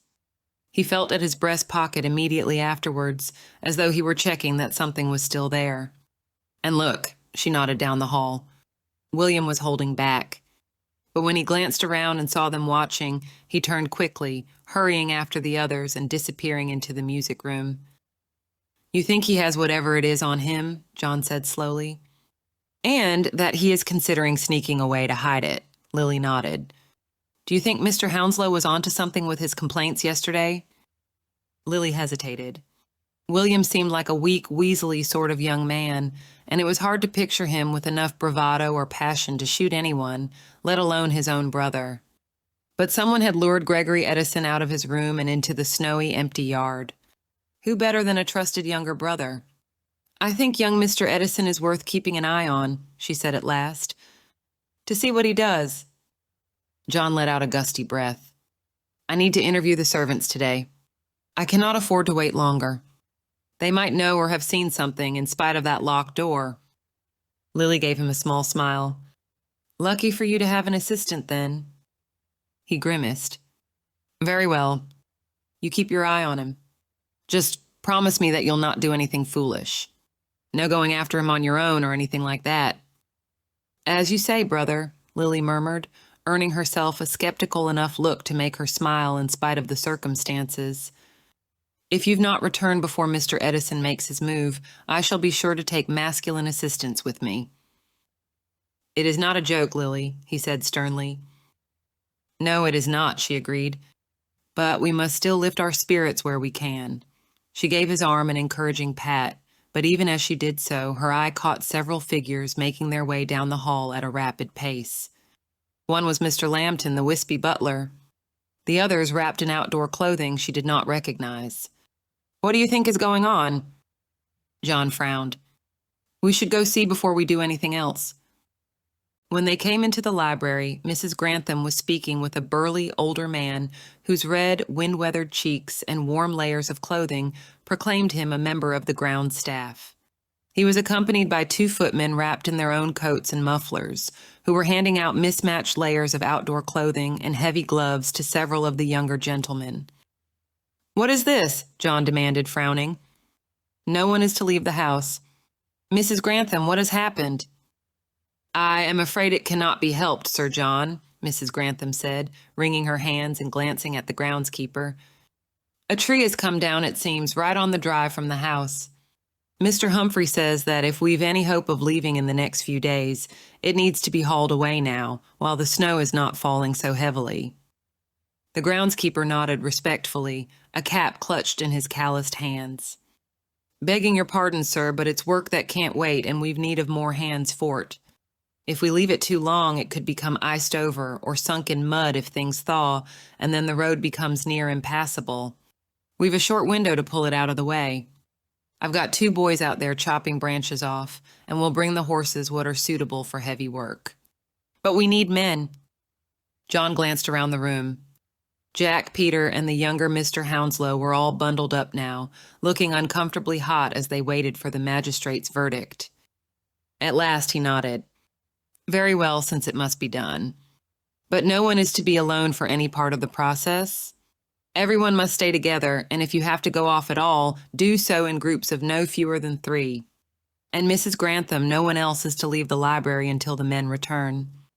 Do I make myself clear?" They all murmured their agreement, including the footmen. John gave them one more stern look before turning toward the butler, taking the man's elbow and leading him from the room. "Mr. Lambton, I will be speaking to the staff today. In the housekeeper's room, perhaps, if Mrs. Raynaud can spare it." The bundled-up men began to file out, the groundskeeper already issuing instructions as they went. There was a moment of confused bustle as they left, and the people in the library shifted, settling into new groups. Matthew appeared at Lily's elbow. But before she could give him her attention, she caught a small, extra movement from the corner of her eye. She turned just in time to see William Edison take advantage of the confusion and slip out the door after the other men. "Mrs. Adler?" Matthew asked, sounding concerned. "What is wrong?" "William just left," she whispered, sending a quick glance around the room. No one else seemed to have seen him go. But John had already left with the butler. I need to get the magistrate." "Will you follow to see where he goes?" she whispered, taking Matthew's arm and pulling him toward the door. "Just to see. Do not stop him. We need to know what he—" "Lily, where are you going?" Lady Adler called from the card table, standing. Her question was loud enough to quiet the other conversations in the room for a moment. "I shall return in a moment," Lily called over her shoulder, hoping no one would follow. "But Sir John said not to—" Lily did not stop to argue. She pulled Matthew from the room and nudged the door abruptly shut behind them. They were just in time to see William disappearing down the end of the hall. "Just watch," Lily whispered to Matthew, not waiting for his response as she hurried in the other direction, where Sir John and Mr. Lambton were vanishing down the hall toward the servants' stairs. It would have been quicker to call after him, but she couldn't risk William hearing. Instead, she bunched her 2 long skirts in her fists and dashed after them. They turned at the sound of her footsteps, the butler looking alarmed and John frowning. "Lily, what—" "He sneaked out," Lily said quickly. "I think he's going upstairs. Mr. Spencer is following him." John understood instantly and turned to follow her. "See to it, please, Mr. Lambton. I shall return in a moment." Moving as quickly as they could without making a racket, she and John hurried back in the direction they had come. When they passed the library, Lily winced. The door was open again, and several guests were peering out, trying to see where she and Matthew had rushed off to so suddenly. Lady Adler stepped into the hall when she saw her son. "John, what is—" "Stay in the library," John barked, not stopping to explain. They found Matthew around the corner, standing at the foot of the stairs. He didn't speak, just gave a quick upward jerk with his chin, falling in behind them as they hurried up the stairs. William's room was in the wing of the hall opposite the one his brother had occupied, Lily remembered from their search the day before. The door stood open now. She slowed her steps as they approached, laying a hand on John's arm to indicate that he should do the same. The floor was heavily carpeted for warmth, and the thick rug muffled the sound of their footsteps as they approached. William was inside, his back to the door. He was just hanging the coat he had worn at the ball in the wardrobe. "Were you thinking of dressing for luncheon, William?" Lily asked, stepping through the doorway. He yelped in surprise, spinning around and slamming the door of the wardrobe closed behind him. "What are you doing?" he demanded. "I might ask you the same, Mr. Edison," John said sternly, stepping into the room. "Did you not hear me instruct everyone to stay in the library while the others were out of the house?" I did. I just had a quick—" William stammered unconvincingly, looking frantically around the room, anywhere but at the wardrobe he was clearly standing in front of. He drew himself up and attempted to smile. "That is to say, I was merely—" "Hiding something?" Lily suggested. "Stand aside, sir." "I will not," William said, looking affronted. "You've no right to order anyone around in this house, nor to cast aspersions on my behavior." "She hardly needs to," Matthew pointed out. "Not when you have done such a thorough job of it yourself." "Stand aside, Mr. Edison," John said quietly, walking toward him. "Or will you question my authority as well?"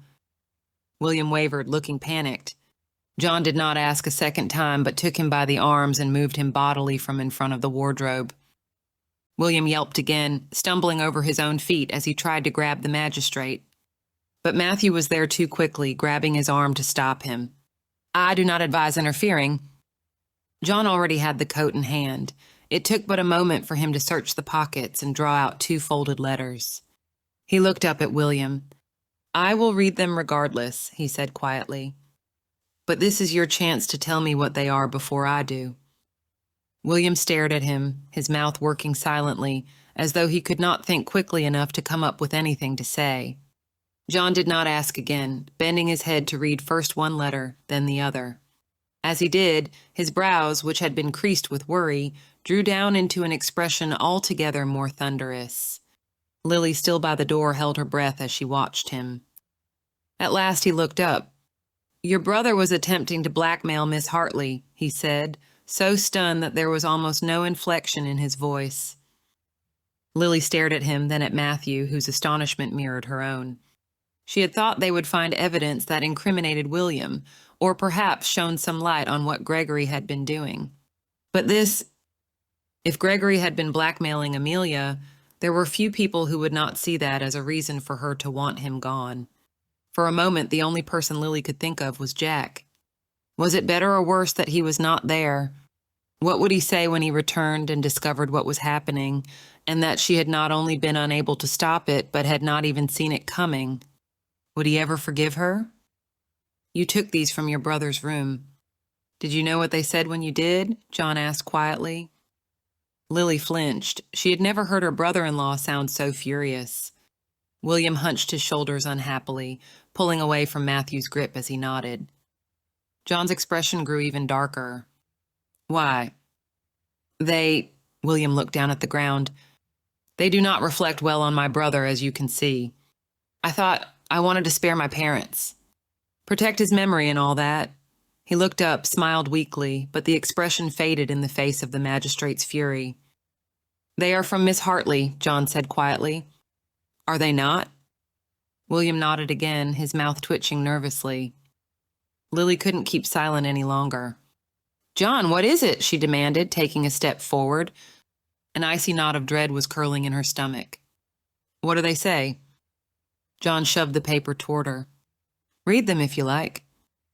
The first, signed only A, was a simple, furtive request to Gregory Edison to meet in the vicarage garden at midnight during the dance, because she had a proposition that could only be fulfilled by a gentleman like him. Lily winced as she read it. Whatever Amelia had intended, there was only one conclusion anyone would draw from such a missive, and it would brand her a pariah for the remainder of her life. The second was a messier scrawl, angry and astonished, dripping with vitriol and disbelief. It was a response to a blackmail demand, unsubtle and unhidden. That would have been bad enough on its own, but it was the last paragraph of the letter that was the most damning. "Were I a man," Amelia had written, "this is when I would demand that you meet me with pistols at some early morning hour to answer for this insult. As it is, I will make it my mission to ensure you regret your actions for the rest of your miserable and hopefully very short life." Lily looked up. "She's very young," she began. But John cut her off, shaking his head. "Lily, you know I can only draw one conclusion, and a court will do the same." "People often say stupid things when they are angry," Lily insisted. He was blackmailing her. Blackmail that threatened the reputation and well-being of not just her, but her entire family, John pointed out. That is how these things work. And in retaliation, she threatened his life in writing. "Well, then she would have to be very stupid to follow through on such a threat," Lily pointed out, starting to feel a little desperate.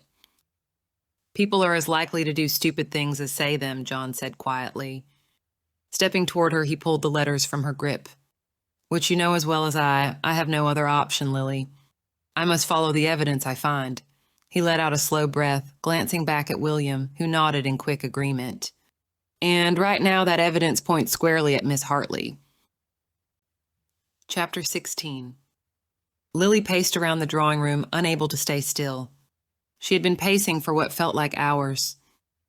The others had gone to luncheon not long past, but Lily hadn't been able to bring herself to join them.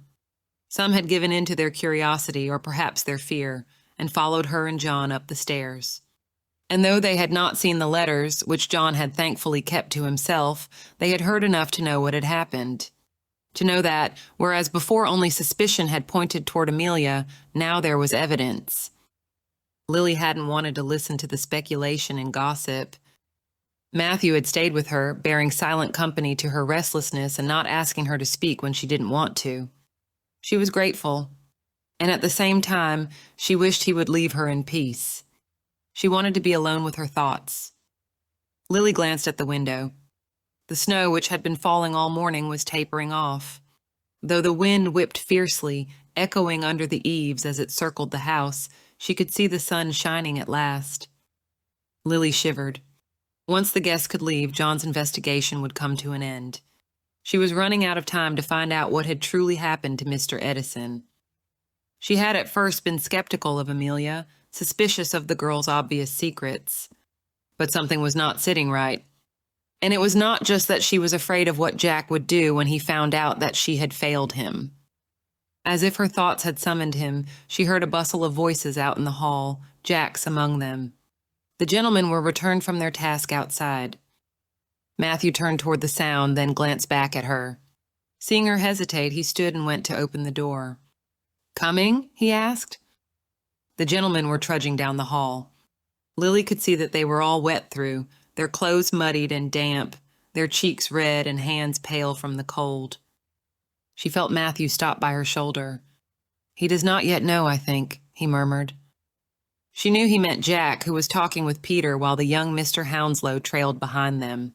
All their movements were heavy with exhaustion, but Jack had a more satisfied look to him than Lily had seen since their dance at Mrs. Grantham's ball. That didn't surprise her. A sailor since the age of 14, Jack was used to activity, to purpose, to using his hands and his wits in pursuit of a tangible goal. Looking at his relaxed expression, Lily quailed at the prospect of being the one to tell him what had happened to his sister. Matthew seemed to sense her hesitation as Peter spotted them and called out a polite, if wary, greeting. There could be any number of reasons for that wariness, and another time Lily would have been curious to decide which it was. But she couldn't take her eyes from Jack. "Shall I do it?" Matthew asked quietly. Jack was frowning at her now as though sensing that something was amiss. Lily squared her shoulders. "No," she replied. "I thank you, but it should be me." Jack was striding toward her, his weariness forgotten or ignored. "What happened?" he asked as soon as he was close enough not to shout. Peter and Mr. Hounslow hovered behind him, looking confused by his sudden change in attitude. "Something is wrong, I can tell by your expression." "What is it?" "Is someone else hurt?" Peter demanded, his voice rising anxiously. "Captain," Lily tried to begin, her voice creaking a little bit. She swallowed, lifting her chin so she could meet his eyes. She felt the brush of Matthew's hand against the back of her arm, gentle and reassuring, but he did not interrupt. "No one else is hurt. But something has happened that concerns your sister." "Tell me." Lily did, a little haltingly at first, though her voice grew stronger as she continued. She hesitated to describe what had been in the letters, not sure she wanted the others to overhear. But Jack needed to know. Quietly, she told him what Amelia had written. While Mr. Hounslow exclaimed in surprise, Jack said nothing, and Peter jumped in, his distress evident. But has she admitted to being the one who, even if he was blackmailing her, it could not have been her surely?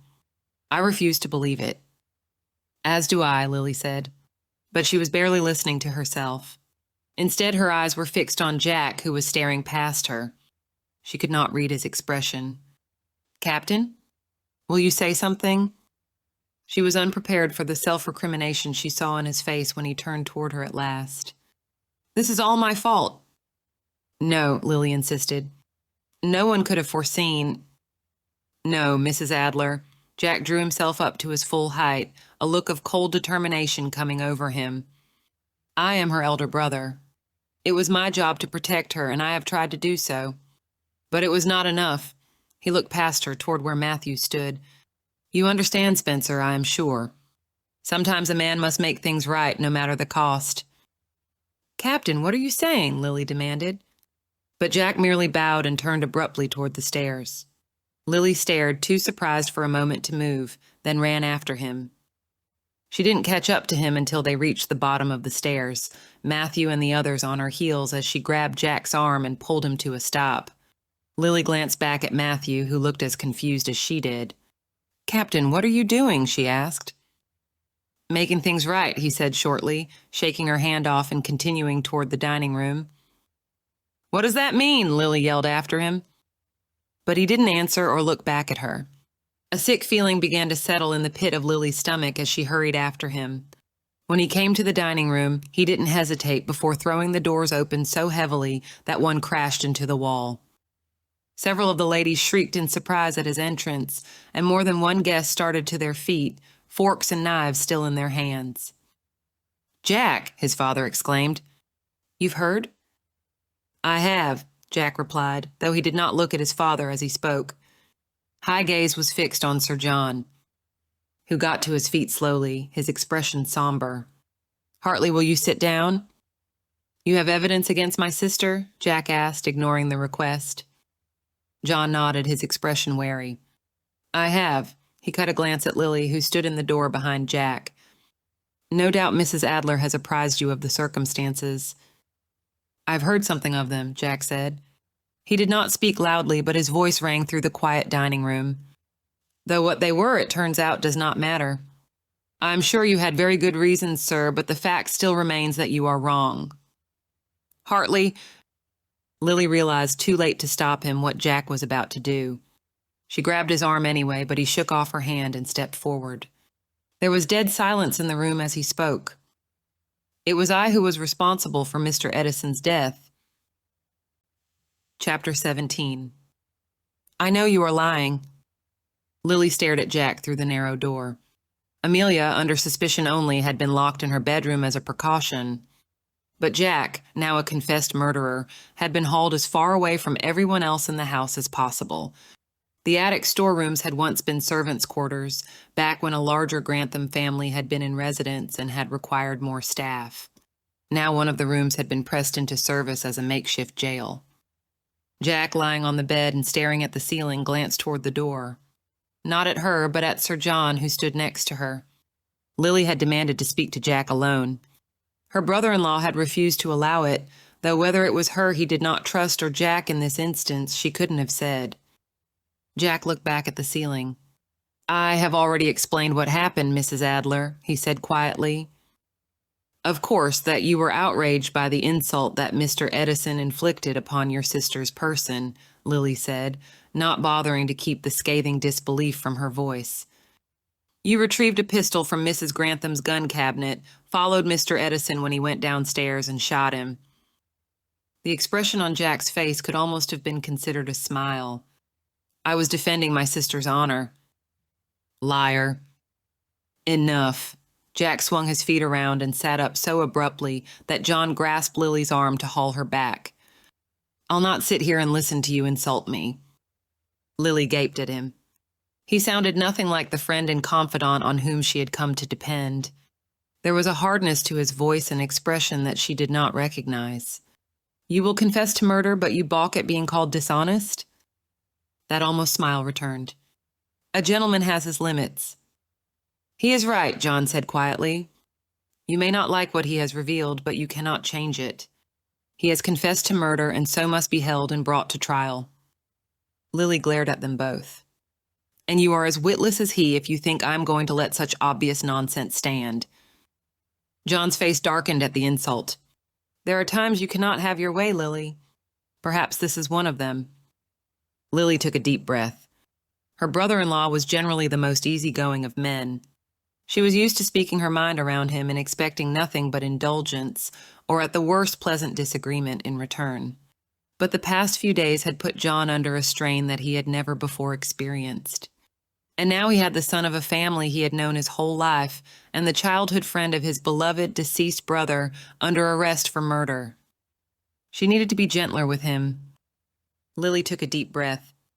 "Please, John," she said quietly. "I need to speak with the captain in some degree of privacy. Would you stand a little way off?" "Please?" For a moment she thought he would still refuse. Then he nodded stiffly, striding away until he was down the hall from them, before turning to watch them, his arms crossed over his chest. "Jack," she whispered. She knew that were someone he loved truly in danger, physical or otherwise, he would not hesitate to do whatever was necessary to protect them, to save them even from themselves. "Don't do this. Please." "What are they saying downstairs?" Jack asked instead of answering.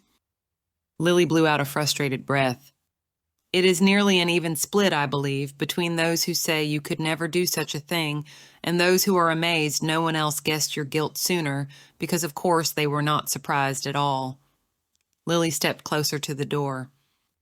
"But there does seem to be a general agreement that acting in defense of your sister should be grounds for some leniency. You certainly know how to charm a crowd, even when confessing to murder." He gave her a crooked smile. "You know me. I could never let any harm come to my sister." It was an answer that could mean too many things. She stared at him, silently willing him to say more. But he looked at Sir John, not quite out of earshot, and shook his head. "I trust you, Lily," he said for her ears alone. "I know you will always do what you think is right. I hope you believe I will do the same, no matter what it costs me." "Are you satisfied now?" Sir John asked as he locked the passage door behind them. Once it had separated the halls of the female and male servants. Now it created another barrier between Jack and the rest of the house. "I would not describe myself as such, no." He gave her a sideways glance. "You do not believe him still?" "Do you?" Lily demanded. "You have known him since you were children, John. Do you?" "If you had asked me 3 days ago, I would not have believed any of my neighbors capable of taking a life in cold blood. But someone must be guilty," he sighed, rubbing the bridge of his nose with 2 fingers. "He has confessed. Whether I wish to or not, I must treat him as a criminal and a murderer unless there is compelling evidence for the guilt of another." He gestured broadly. "And meanwhile, I have a house full of people tired of being kept prisoner themselves and about to mutiny under my nose. What else would you have me do?" "Set my friend free," she wanted to say. He could not, and she knew it, but she opened her mouth to ask anyway. Both Amelia and Jack were now locked up. The least he could do... She fell still, her lips still parted. "The little swine," she breathed as a piece of William's deception fell into place. "What?" John took a step back. "Do you mean me?" But Lily wasn't listening. She had already spun about on her heel, striding toward the stairs, her pace only just short of a run. She could hear John following, but she did not look back or stop until she had reached the dining room, where the rest of the guests still lingered uncomfortably. She walked straight to William, planting her hands on the table and leaning toward him. He shrank back, looking startled. "What?" "Mrs. Adler, what is it?" Matthew asked, standing as soon as he saw her, the other gentlemen rising to their feet a moment after him. Lily didn't look at any of them. Her attention was fixed on William Edison. "You liar. You weren't trying to protect your brother by keeping those letters. You wanted to continue what he started." William gaped at her, his face going pale, then bright red. I don't know what you mean," he stammered. "And I'll thank you not to make insinuations." Lily cut him off. "It was not an insinuation, Mr. Edison. It was an accusation. You intended to blackmail Miss Hartley yourself." William looked away from Lily, only to find every other face in the room turned toward him. Out of the corner of her eye, Lily saw John watching from the doorway. But she didn't look away from William. "Is that all you have to say for yourself?" she bit off, leaning even closer. He tried to lean back from her, but there was nowhere to go. I needed the money," he mumbled. His shoulders hunched up protectively, and he could not meet anyone else's eyes as his voice shrank to a whine. "And Gregory did it. So why not me? Why should he get away with everything and not me? Considering he ended up murdered, I would not say he got away with much of anything," Matthew said dryly. "Perhaps his were not the best footsteps to follow?" "So that was what you and Amelia were arguing about in the hall," Lily continued, standing straight once more. "That was why she was so angry and why she would not say what your conversation was about. What did you threaten her with? Her unwise words from those letters? Or something more?" William's mutter was too low to be heard. But Lily did not need to hear it. She turned toward her brother-in-law. If he believed Miss Hartley had something to do with his brother's death, he would not have withheld those letters from you. He would have shared them the instant he found them. But he did not. Can you truly justify keeping her locked up? John let out a sigh that was nearly a groan. Mr. Hartley, Mrs. Hartley, did your daughter say anything to you of Mr. Edison's blackmail? Give any hint of what had happened? Both of Jack and Amelia's parents were standing now. Mr. Hartley glanced at his wife, who shook her head. No, he said, wrapping a protective arm around her shoulders. She was unhappy and worried of late. But we thought that was due to... He glanced around at his neighbors, his expression growing hard.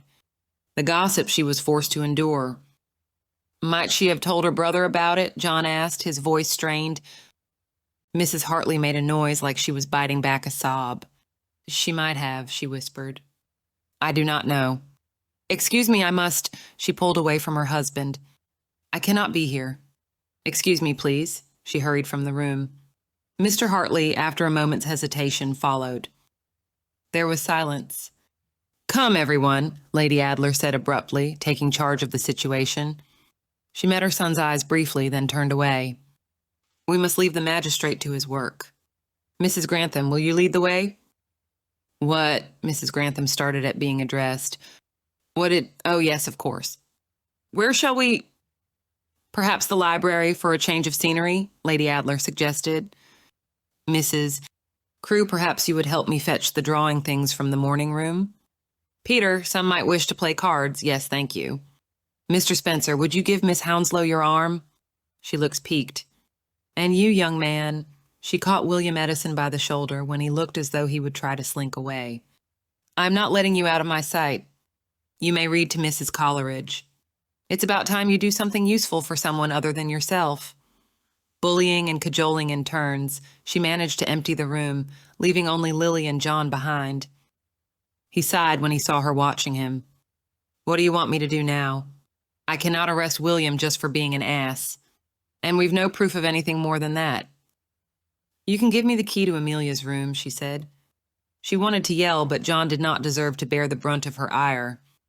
The least you can do for the Hartleys is release one of their children. When he hesitated, she couldn't stop the sharp, angry breath that escaped her. If you believe Jack was involved, you have to know that he would keep his sister out of it.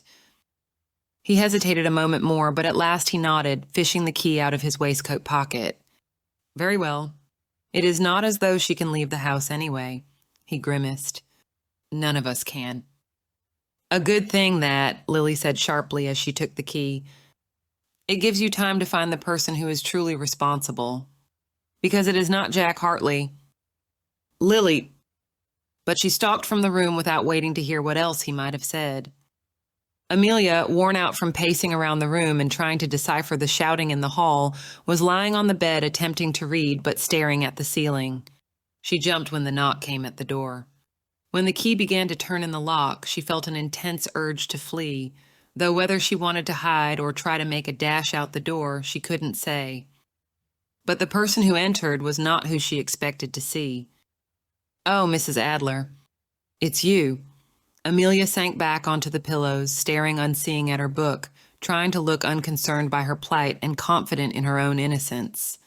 She might have been able to fool herself into thinking she had succeeded had she not seen Mrs. Adler glance at her fingers, which gripped the book so tightly that they were shaking. Amelia made them relax. Is there something I may do for you? She asked, gesturing at her surroundings. Within the scope of this room, of course, as I'm not permitted to leave it. Yes, Mrs. Adler closed the door behind her and stepped closer. You can tell me what really happened between you and Mr. Edison to cause so much gossip. Amelia could feel heat spreading across her cheekbones.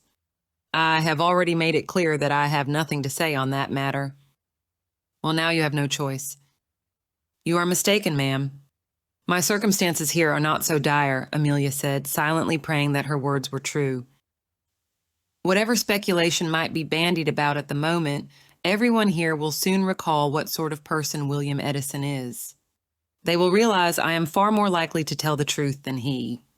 And if all else fails, I can provide a demonstration of my marksmanship, which can generously be described as abysmal. So I do in fact have a choice. And once again, I choose silence. She returned her gaze to her book, turning the page with a sharp flick that she knew betrayed her anxiety, however calm she might wish to appear. Whatever blame they might attach to me now, it will not linger. They do not need to attach blame to you anymore, Mrs. Adler snapped before taking a deep breath. They can attach it to your brother. No, Amelia looked up sharply, certain she had heard wrong. For a moment she felt nothing but pure fear. Deliberately she shook her head, scowling. There was no way such a thing could be true. No, they cannot. They have no reason to. Amelia, Mrs. Adler took a step forward, her hands twitching as though they wanted to reach out and shake someone. But she clasped them together, pressing them against her lips. Something in her tone made Amelia sit up straighter, her book dropping forgotten onto the counterpane. He has confessed to Sir John that he was responsible for Mr. Edison's death. What? Amelia started to her feet, stepping forward, then back, her hands rising as though to ward off the news. No, of course he did not. If you're trying to trick me, it will not work. I wish to God I were truly. As though standing upright suddenly felt like too much work, Mrs. Adler reached out to grip the nearest bedpost, pressing her forehead against the wood. He was arrested not half an hour ago and locked in one of the attic storerooms. Why would he do such a thing? Amelia demanded, grabbing Mrs. Adler's arm and yanking her upright. Surely Rafi could never be so foolish. Why would anyone believe him? The idea that he could be... She pulled away suddenly, unable to stand still. My brother is the most upright, honorable man. For anyone to accuse him of, or believe that he would, it is laughable. She turned back to Mrs. Adler, pleading. You know it is laughable. I do not for a minute believe his confession was true, but his circumstances are far from laughable, Mrs. Adler said. She gripped Amelia's arm, pulling her to a halt. The expression on her face made Amelia feel cold. He could hang for this. Why would he do such a thing? Amelia repeated, her voice thick with anguish. Why would he be so stupid? She froze. He thinks I did it. No. He thinks I did it, Amelia insisted. She could hear her voice rising. How could he? How dare he? Of all the... Amelia! This time Mrs. Adler did shake her, and the sharp motion cut off her torrent of outrage and fear. He does not think you did it. He confessed to protect you, the stupid man. William had your letters. Amelia felt cold all over. She took a step back, losing her balance when her legs bumped against the bed. She sat down hard. My letters? It seems Gregory carried them with him. For safekeeping, I imagine. Sir John knows he was blackmailing you, and how you responded. And that was why Rafi confessed, Amelia said in a small voice, guilt washing over her in such a fierce wave that she almost could not breathe. She should have been honest from the beginning. She should have known she could not handle things herself. I wrote some terribly unwise things in them. Yes, Mrs. Adler did not bother to deny it or try to comfort her. Amelia scrunched up her face, trying not to cry. I should never have written him at all. But I was so closely watched after the incident at the vicarage. It was the only way I could respond to his demand. But in the first letter, it was you making a request of him, Mrs. Adler pointed out. And the gossip was already spreading about that incident by the time he blackmailed you, so that could not have been what he was threatening to make public. There was silence in the room. Amelia could feel it pressing on her. She knew that this time she would have to tell the truth. At last, she looked up to meet Mrs. Adler's eyes. You want to know what happened? It wasn't a question, but Mrs. Adler nodded anyway. Yes. Now. Amelia leaned forward, dropping her head down into her hands, then farther still until she was pressed against the bed. She said it out loud once for practice, the counterpane and linens muffling her reply. Amelia, Mrs. Adler snapped. I do not have any patience for melodrama right now. Amelia nodded and lifted her head just enough that she could meet the other woman's eyes. He kissed me. Mrs. Adler stared at her until Amelia groaned with embarrassment and dropped her face down against the bed linens again. It was not nothing, certainly, An illicit kiss, seen by the wrong person, could do considerable damage to a young lady's reputation, especially in the closed circle of a country village. But Amelia hated how banal it sounded out loud. "All this over a kiss?" Mrs. Adler demanded. "A kiss?" "Well, he was fairly enthusiastic about it," Amelia muttered into the bedclothes again, remembering the odd sensation of Gregory's hands and mouth, how her lack of interest had seemed like a challenge to him to try harder. Amelia felt a hesitant hand on her shoulder. "Did you want him to kiss you?" "No," Amelia muttered. At Mrs. Adler's sharp breath, she sat up quickly. "I mean, I did. I asked him to. But I did not. That is," she groaned, then flopped backward onto the pillows. "This is why I did not say anything. I do not know how to explain it." "Amelia," Mrs. Adler sat down on the edge of the bed. She took a deep breath, and when she spoke again, her voice was almost painfully calm. "I cannot help your brother unless you speak plainly." Amelia nodded, feeling as if she was going to be sick. "I've made a terrible mess of everything," she said. "And now Rafi is going to—" "Nothing is going to happen to him," Mrs. Adler said firmly, but she sounded like she was trying to convince herself as much as Amelia. "I shan't allow it." Amelia nodded again, but she didn't meet Mrs. Adler's eyes as she sat back up.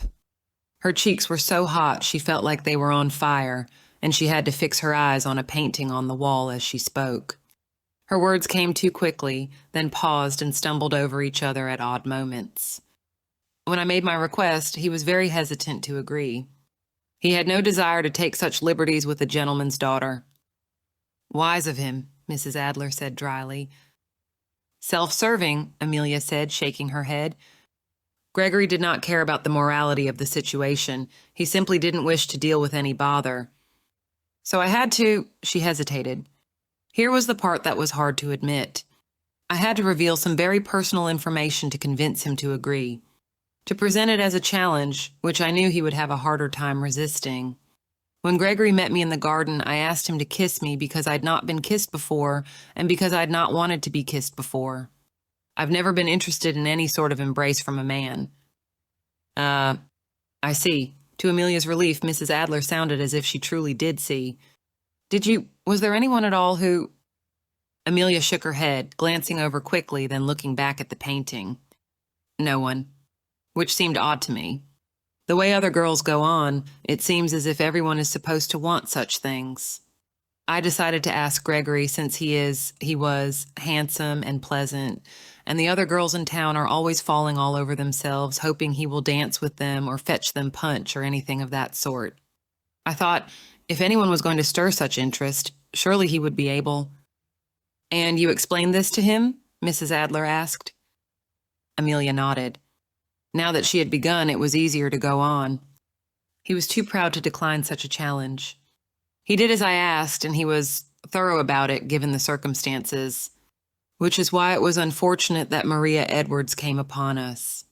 And even though she did not see a great deal, she is good friends with Kitty Hounslow. "Ah," Amelia nodded. "Ah, indeed." We did not discover until the next day that the gossip had spread. Whichever one or both of them it was had been as vague as possible while still making the whole thing sound terribly illicit. Mrs. Adler sighed. "Leaving the details of a scandal to your neighbors' imaginations will always produce far more interesting gossip than spelling out what actually happened." "It certainly did," Amelia grumbled. "It worked to my advantage as well, of course, because there was nothing specific for anyone to accuse me of having done. But then it occurred to Gregory that he could make use of such an opportunity. And that was when I received his first blackmail letter. So what scared you was the possibility that he would reveal your proclivities. Or lack of proclivities, I suppose. And that is when you wrote the letter?" When Amelia nodded, Mrs. Adler sighed again. "And then William found out one way or another and decided to try his own hand at blackmail once his brother was gone." "You know about that too?" He did not manage a very good denial when I confronted him with the possibility, and eventually admitted it, Mrs. Adler said. "He is a little weasel," Amelia said vehemently. "In this case, it may be fortunate that he is. By hiding the letters, he made it clear that he did not think you were responsible for his brother's death. Which is why Sir John is releasing you. Mrs. Adler shook her head. Your choice of words was unfortunate. It was a figure of speech, Amelia protested, as anyone with half a brain could see. He had been very upset the night of the party when I was unmoved by his efforts. The whole situation was very awkward and it simply was not interesting to me, which, given the attraction he holds for every other woman within 50 miles, is clearly about me and not him, and I said as much at the time.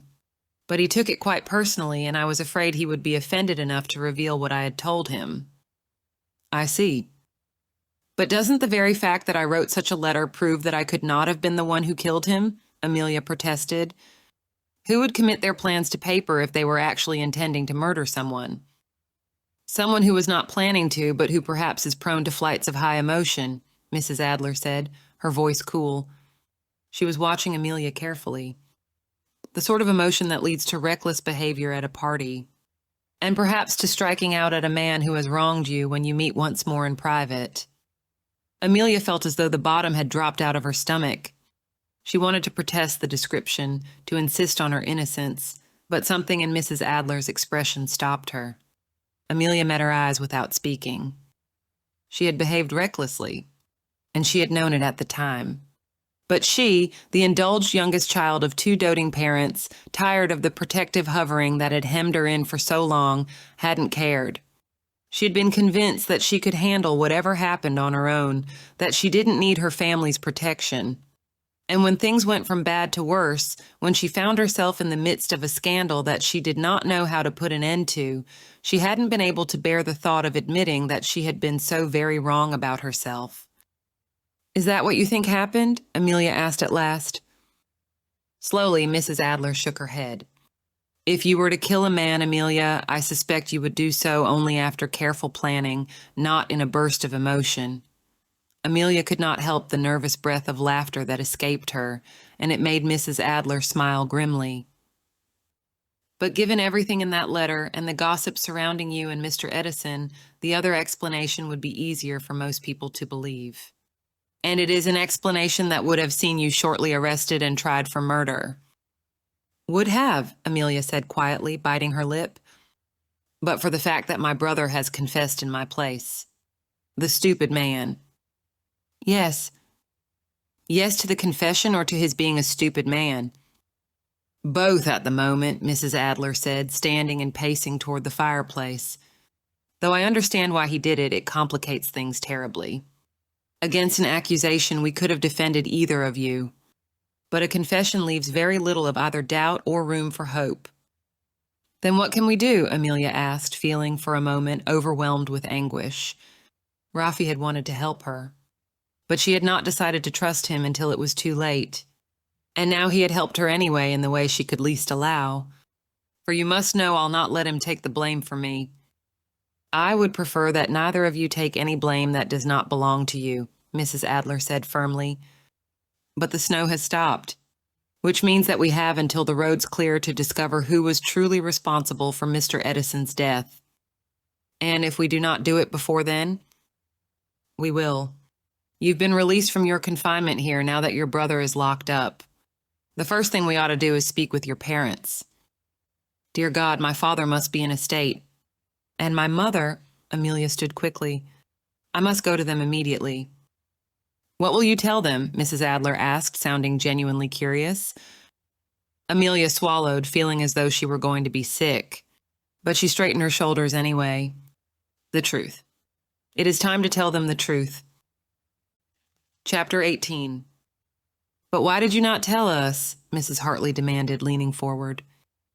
They were in the morning room, which was dim and unwelcoming this time of day, but mercifully solitary. Mr. and Mrs. Hartley had retreated there to be as far away from their neighbors as possible, while still unable to leave the house. Now their daughter stood in front of them, hands clasped in front of her like a penitent child before her governess. But she kept her chin up and met their eyes, determined to get through her recitation. We could not shield you from gossip if we did not know the cause, Mr. Hartley added, his frustration plain. But it was private, Papa, Amelia insisted. It was not the fact of his kissing me. I know that was reckless and foolish. It was everything else. I had already discovered it was terribly unwise to admit that to one person. I did not want to talk about it with anyone else. You should at least have told us about the blackmail, her mother said, frowning.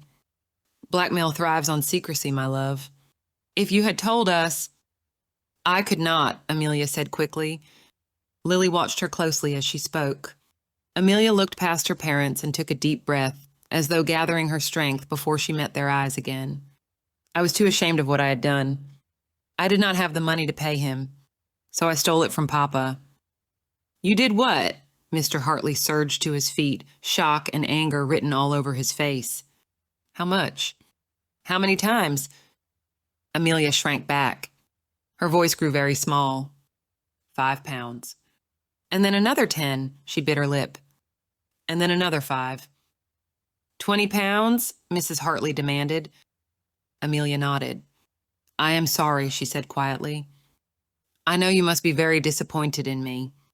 But, her mouth trembled, you cannot be more disappointed than I am in myself. And if anything happens to Rafi, she looked toward Lily, who was sitting by the window, lending her support but saying nothing. If anything happens to Rafi, I will never forgive myself. Papa, Ami, I'm so sorry. Lily held her gaze. Everything about Amelia's demeanor made Lily think she was telling the full truth at last.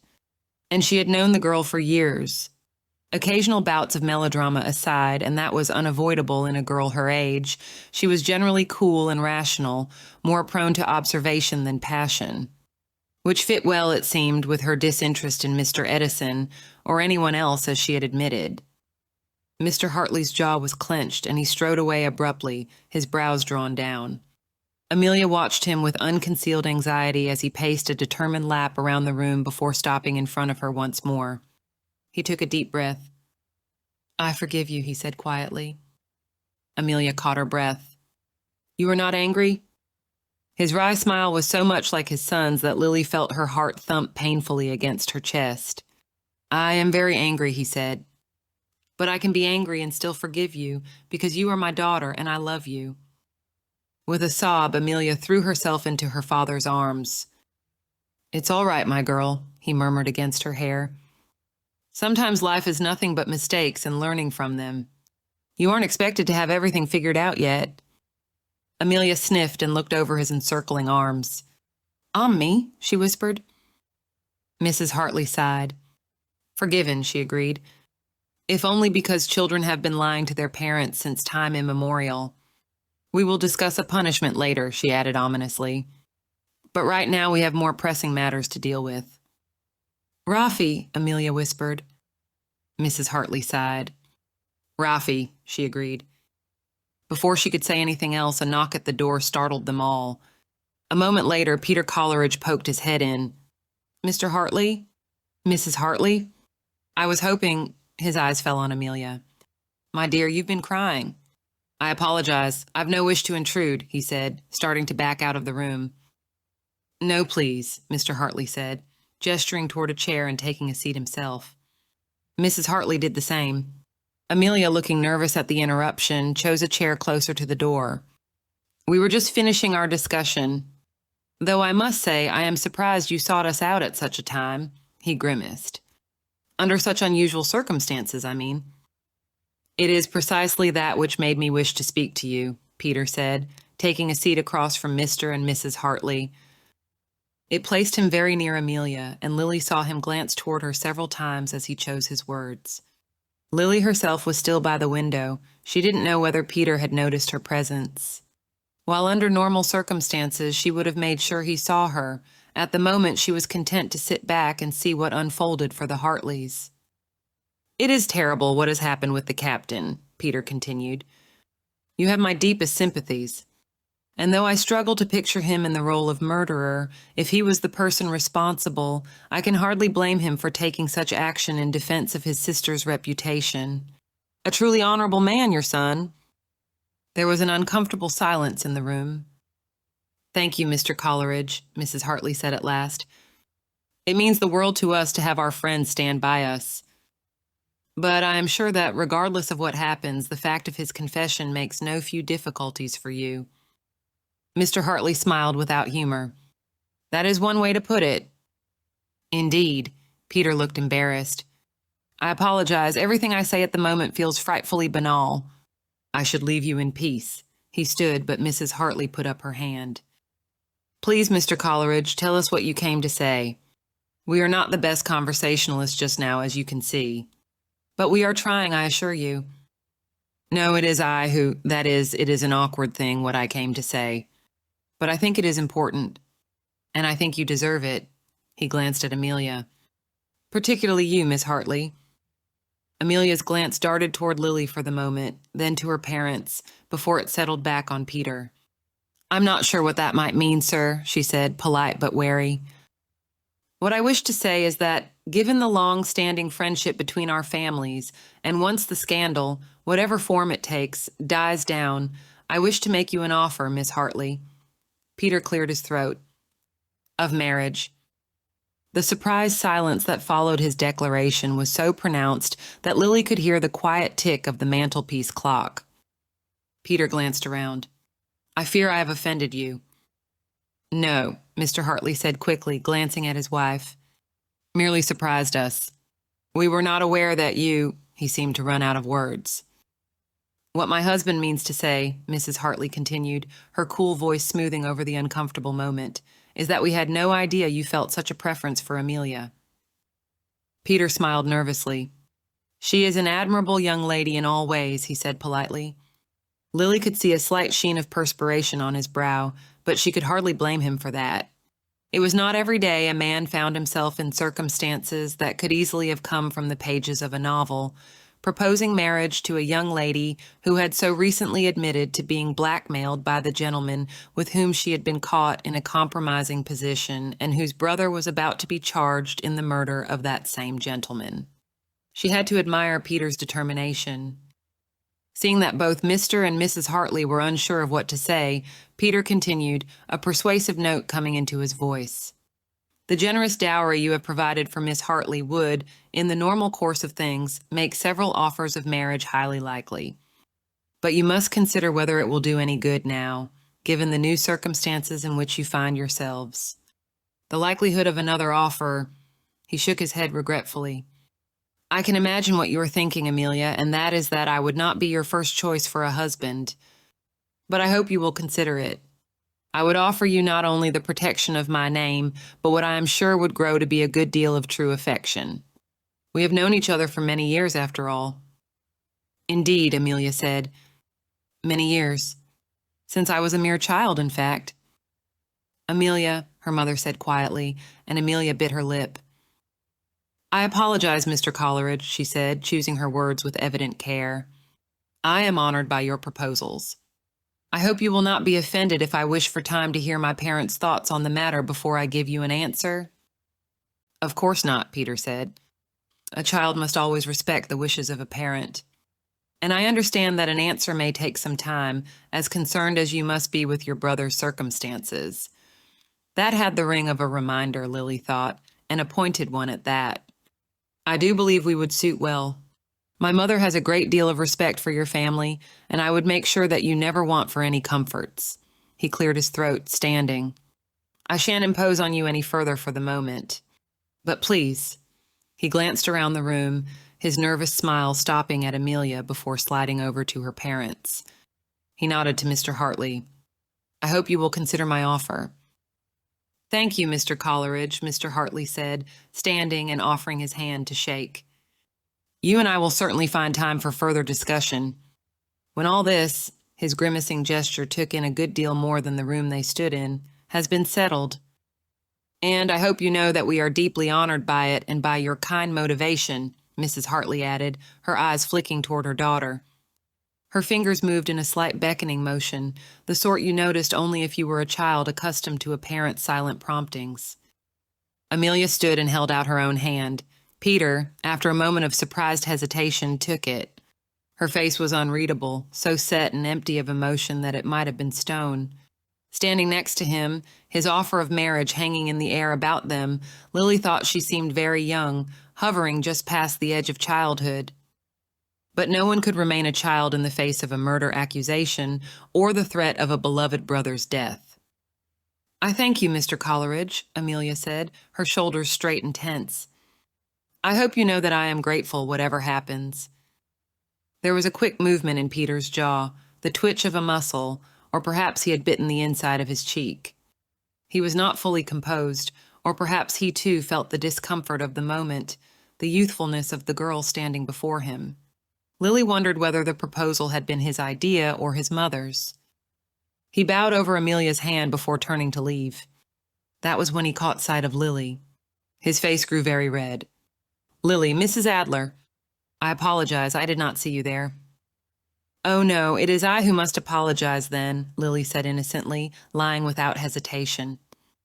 "If I had known you were unaware of my presence, I would have spoken up sooner." "I was not, that is," Peter's blush crept around his neck and to his ears. "It was a rather personal conversation. And I would never dream of repeating a word of it, to be sure," Lily said reassuringly. "Have you any news about the weather by the by?" "Oh, yes, as a matter of fact." Peter turned toward the window, giving Amelia a quick, absent smile as his eyes slid over her. "Before we came in, Mrs. Grantham's groundskeeper said if the snow continues to hold off, they might be able to start clearing the drive tomorrow." He did not bother to hide his relief. "In 2 days, we could all be going home." There was silence in the room once he had left. Amelia sat down, her polite mask dropping in an instant, her misery plain. Her father paced nervously in front of the fireplace, looking no less distressed. Her mother remained composed as ever, but she too sought the refuge of distance, walking to the window and staring out. A drizzling rain had begun to fall, bouncing against the glass and leaving pockmarks in the icy crust of the snow. 2 days, she murmured. She did not sound happy about it. Lily glanced around the room. "Shall I leave?" she asked, standing. The rain outside was a familiar sight, far more than the snow of the past few days, but that did not stop it from making her anxious. If it grew heavier, there was every chance the frozen ground would flood, putting any number of people in danger. But if it stayed light, it would serve to wash away a great deal of the snow, making their departure all the more likely. "No," Amelia said, shaking her head. "No, because this all comes down to Raffi. And you are going to help him." "Amelia, we cannot rely on that," her mother said without turning around. Lily did not sit, her eyes still moving between Mr. and Mrs. Hartley, waiting for their verdict. As distressed as she felt, as painful as it was for her to think about Jack's confession, she knew it was nothing to what his parents must be feeling. Mrs. Hartley turned around. "But I would value your input nonetheless, Mrs. Adler. My son has written often of his esteem for your judgment and insight, and you know the Coleridges a little better than we do. What do you make of Mr. Coleridge's proposal?" "I think that question should first be put to Amelia," Lily said. Amelia raised her head. Her mouth trembled a little before she bit down hard on her lip, taking a deep breath. "I've no wish to marry him," she said quietly. "But I do realize it may be my best option. Especially if—" She trailed off, throwing a pleading look in Lily's direction, clearly unwilling to give voice to what might happen to her brother. "Then it is a good option to have," Lily suggested gently. Mr. and Mrs. Hartley nodded their agreement, though neither of them looked happy about it. Lily wondered if she ought to inform them about Peter's affair with Caroline Taylor, but thought better of it.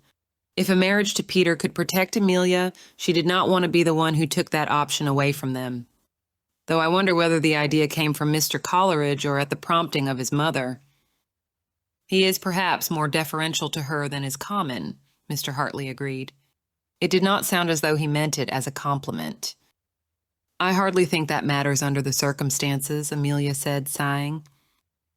"You might think otherwise if you marry into her household," Lily pointed out, casting a glance at Mrs. Hartley, who nodded in agreement. "But you are right in that it does not change what we must do next." "Which is?" Amelia prompted, as the sound of the dinner gong reverberated down the hall. "Dinner, it seems," Mrs. Hartley said, leaving the window and holding out her hand to her husband. He clasped it in both of his, bringing it to his lips in a sincere kiss. There was no romance in the gesture, only two people seeking solace and support in the midst of the unhappy surprises that buffeted them from all sides. Lily, with no one to clasp her own hand just then, envied them that. Mr. Hartley tucked his wife's hand against his elbow. "Come, dear ones. We will hold our heads high no matter what happens." Amelia nodded, ready to follow her parents out of the room, but Lily caught her arm before she could.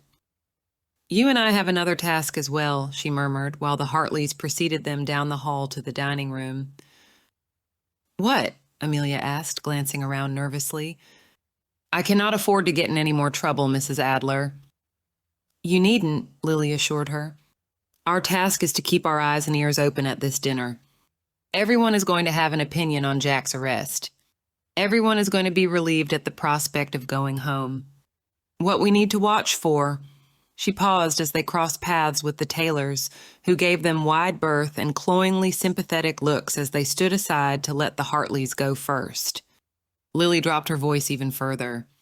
"Is any sign that one guest feels that relief more acutely than anyone else?" Amelia gave her a startled look. "Am I to hunt a murderer with you, Mrs. Adler?" she whispered. "Let us be hopeful," Lily murmured as they scanned the table for their seats. "Let us instead say catch." Chapter 19. Lily was surprised by the flood of relief she felt at seeing Matthew waiting for her, his hand on the back of her chair to slide it out. With no luggage, none of the guests had been changing for dinner. Under other circumstances, Lily might have found the informality freeing. Now, though, it was disorienting to live without the rituals that had always demarcated her days. It felt as though everything familiar had been taken away, leaving all of them unsure of how to behave with one another. When Matthew helped her into her seat, it was a moment of all that was familiar and easy, punctuated by his kind smile, his clear and mutual relief at seeing her. "How are they?" he asked quietly as he took the seat next to hers, his glance sliding to the Hartleys as they took their own seats. "As well as can be expected." "And you?" The look he gave her was measured and sympathetic, but there was an edge to his curiosity that surprised her. "The captain is a dear friend, I know. I can well imagine that this is nearly as shocking for you as it is for them." "I am angry with him, though unsurprised that he would do anything he could to protect his sister," Lily replied quietly. "But you may guess I have no intention of letting him take the blame for what someone else has done." "Then you are certain it was not he?" The question was asked with such careful neutrality that it took Lily a moment to realize what he had said. She stared at Matthew. "Of course I am. He would never do such a thing." Matthew shrugged a little. "I do not know him as well as you do, but it seems to me not uncommon for a brother to defend the reputation of his sister. I hardly think such things are settled with pistols anymore." Lily did not bother to hide the sharpness in her voice, but she did restrict herself to a whisper as the first course was brought in. They were not the only ones having a hushed conversation, she noticed. Whispers were humming around the table, along with many curious or pointed glances. But no one seemed willing to broach the subject that had to be on all their minds. Besides which, he is a rational man who keeps a cool head under pressure. He would not act impulsively. "He is a naval man," Matthew pointed out, not meeting her eyes as he applied himself to the soup. "And until recently, he has been accustomed to the rigors and trials of war. Impulsive or not, he might be more aggressive in confronting a problem than you or I would be." Lily took a deep breath, picking up her own silverware. She let it out slowly, reining in her temper. Some men might. Captain Hartley is not one of them. After a moment, she was able to calmly meet Matthew's eyes. "I hope you can trust me on that."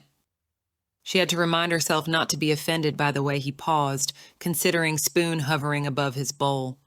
She was not one to accept the assurances of others without applying her own mind to them. Logically, she could not fault him for doing the same. But she had expected Matthew to think more highly of her friend and of her own judgment. "Of course I can," he replied at last, giving her another brief, warm smile. "You know how much respect I have for your opinions." Lily let out a breath. She did not have energy for an argument with Matthew, and she did not want an argument. She wanted his help. "Did you hear the news?" she asked in a more normal voice, one that invited their neighbors at the table into the conversation. She was turned toward Matthew, but she was watching the others out of the corner of her eye to see how they reacted. "Mr. Coleridge says that if the snow does not return, the roads may be safe enough for us to travel the day after tomorrow. As long as the rain does not grow heavier, of course. I had heard, Matthew said, letting out a relieved sigh. I will be glad to return to my children. I do not doubt that Lady Adler has been attending admirably to their care, he added, nodding to Sir John, who sat a few places away from him at the head of the table. But I'll not be easy until I can see them again. Of course you cannot, Mr. Spencer, Lady Adler exclaimed while the servants removed the soup bowls and laid the second course. And no doubt they are missing you dreadfully, as we are missing dear Charlotte and the little ones in our family.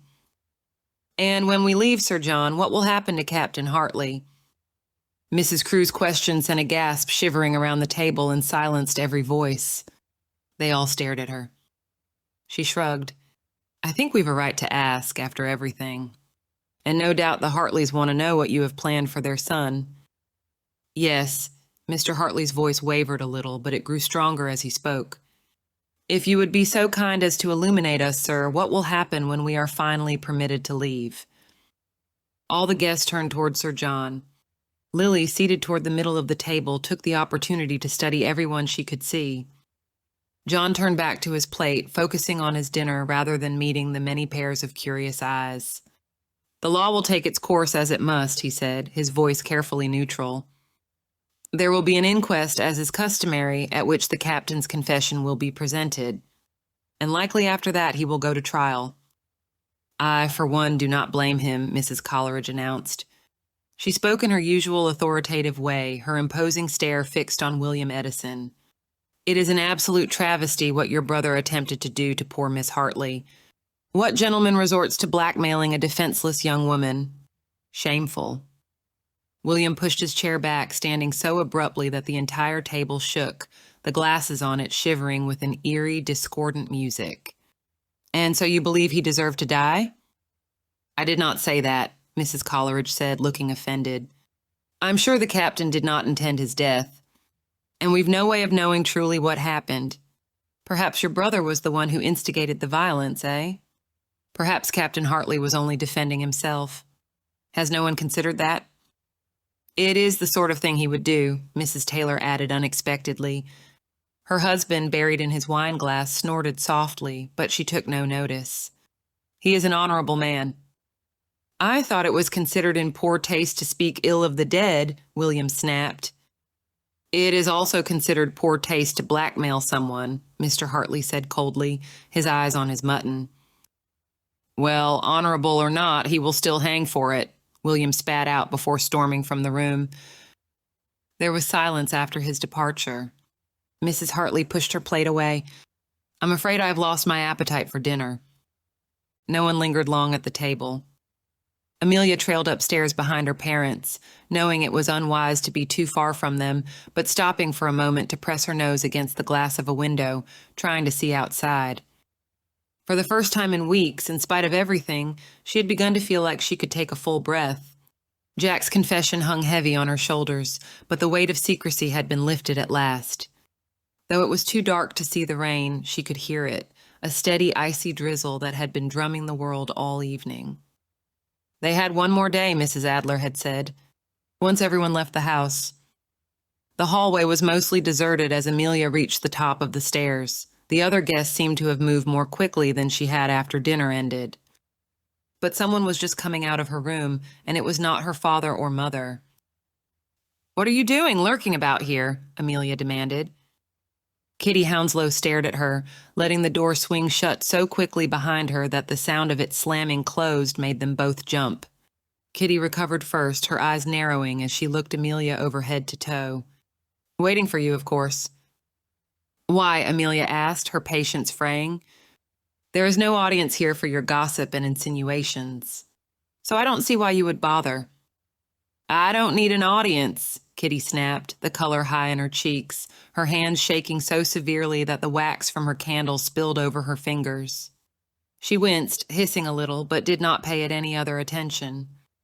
But someone needs to make sure you know you shan't get away with it. Get away with what? Amelia demanded. Kitty lifted her chin, not saying anything, her expression so fierce that Amelia found herself taking a step back. My God, you really believe I had something to do with his death, she said. Kitty's feelings for Gregory Edison hadn't been secret from anyone but Gregory himself, and Amelia had assumed that every sideways look and malicious comment was grief and jealousy, nothing more. But now, how could you accuse me of such a thing? They had known each other their whole lives, she and Kitty Hounslow, as their families had long moved in the same circles, offered the same charity, attended the same local picnics and parties and village festivals. They had been friends as children, in the way that friendships often formed simply because two young people were approximately the same size and always thrown into each other's company. But they had grown apart as they grew older, discovering that their personalities did not have much in common after all. Once, Amelia hadn't thought there was any animosity in that drifting apart, but it seemed she had been wrong. You cannot truly suspect me of such a thing, Kitty, she said, shaking with fury and fear. How long had it been since Kitty Hounslow had begun to hate her? You know me better than that. I know Gregory never would have looked at you twice on your own merits, Kitty said. He never would have dreamed of taking liberties with a proper English lady. But you, her expression twisted into a vicious smile. It turns out you are none of those things, are you? The sting of the taunt hit Amelia like a living thing, reminding her of every small comment and slight toward her family, ignored for years but so often in the background of her life. It burrowed deep inside her, and her own temper flared in response. And how you would have loved if he had dreamed of taking liberties with you, she said, knowing it was unwise, knowing it was cruel, and saying it anyway. But he never wanted to, did he? Poor, boring, forgettable Kitty. Tell me, did he even know that you existed? Kitty gasped, her face going splotchy red with rage and hurt. Apologize to me this instant, she said, her voice thick with emotion. You first, Amelia snapped, blinking back her own tears. They stared at each other, neither moving, neither speaking, until the sound of footsteps made them both remember where they were. With a gasp that quickly turned into sobbing, Kitty Hounslow turned and fled down the hall. Amelia glanced toward the footsteps and saw Sir John striding down the hall, his hands clasped behind his back and his brow furrowed in thought. When he spotted her, he paused. Miss Hartley, he said gravely, though his politeness did not mask the caution in his tone. Do you need assistance with something? Amelia wondered what she looked like to him, still shaking with rage and holding back tears. She lifted her chin. No, I thank you, sir. I am perfectly well. He nodded slowly. Then I suggest you return to your chamber for the night, he said. It was clearly not a suggestion. Amelia wanted to argue with him just on principle, to tell him exactly what she thought about his evidence and his careful politeness. But even she was not that unwise. As you say, sir. He bowed. I will bid you a good night. He waited to see if she did as he instructed, though, and she could feel his eyes on her back even as she closed the door behind her. She took her time unpinning her hair, brushing it out and winding it into a braid. When she peeked her head out the door, Sir John was gone. She wrapped 2 shawls around her shoulders for extra warmth and retrieved her candle from the nightstand. Amelia, her mother's voice cut through the air. When Amelia turned, Saba Hartley stood in the doorway between their rooms, her frown evident even in the dim light. You know better than to wander at night, especially right now. They both knew the double meaning of the words. Right now, when a murderer was somewhere in the house. Right now, when their family teetered on the edge of disaster. I want to talk to Rafi. Saba Hartley hesitated. Her jewelry had been removed, but otherwise she hadn't yet begun preparing for bed. She shook her head. It is unwise. Ami, please, Amelia said. I will go straight there and back, I promise. When her mother still looked unsure, she added, her face falling, You no longer trust me, do you? It is not a matter of trust, dear one, her mother sighed. Do you think I do not wish to go to him as well? But it is not worth the risk of making things worse for him. I'll be careful. No, her mother closed her eyes. Do not make me regret the freedom we have allowed you. I have precious little freedom right now, Ami, Amelia said sadly. None of us do. And it could be far less, her mother said, stepping forward to cup her hand around Amelia's cheek. She smelled like tuberose from the oil she dabbed behind her ears each day, and the familiar, comforting scent made Amelia's eyes fill with tears. "It is not only your brother that I must protect." "I know," Amelia replied quietly, and she did. "Come," her mother turned and beckoned her toward the connecting door. "Indulge me and your father tonight in our protectiveness. We have asked the maid to make up a bed for you in here. We will sleep easier if we know at least one of our children is with us and safe." Lily made her way up the stairs, the darkness of the house pressing against the flickering light of the candle she carried, a single key clenched in her hand. John had been more than reluctant to give it to her. He likely would not have if his mother had not interfered. "What do you think she is going to do?" Lady Adler had demanded, hovering in the doorway of his room while he and Lily argued in heated whispers within. They had both jumped. She had not lost a mother's knack of approaching arguing children unnoticed. "Give her the one to the hall door only if you are so worried. She cannot do any harm with that." "Do not encourage her, Mother," John had snapped.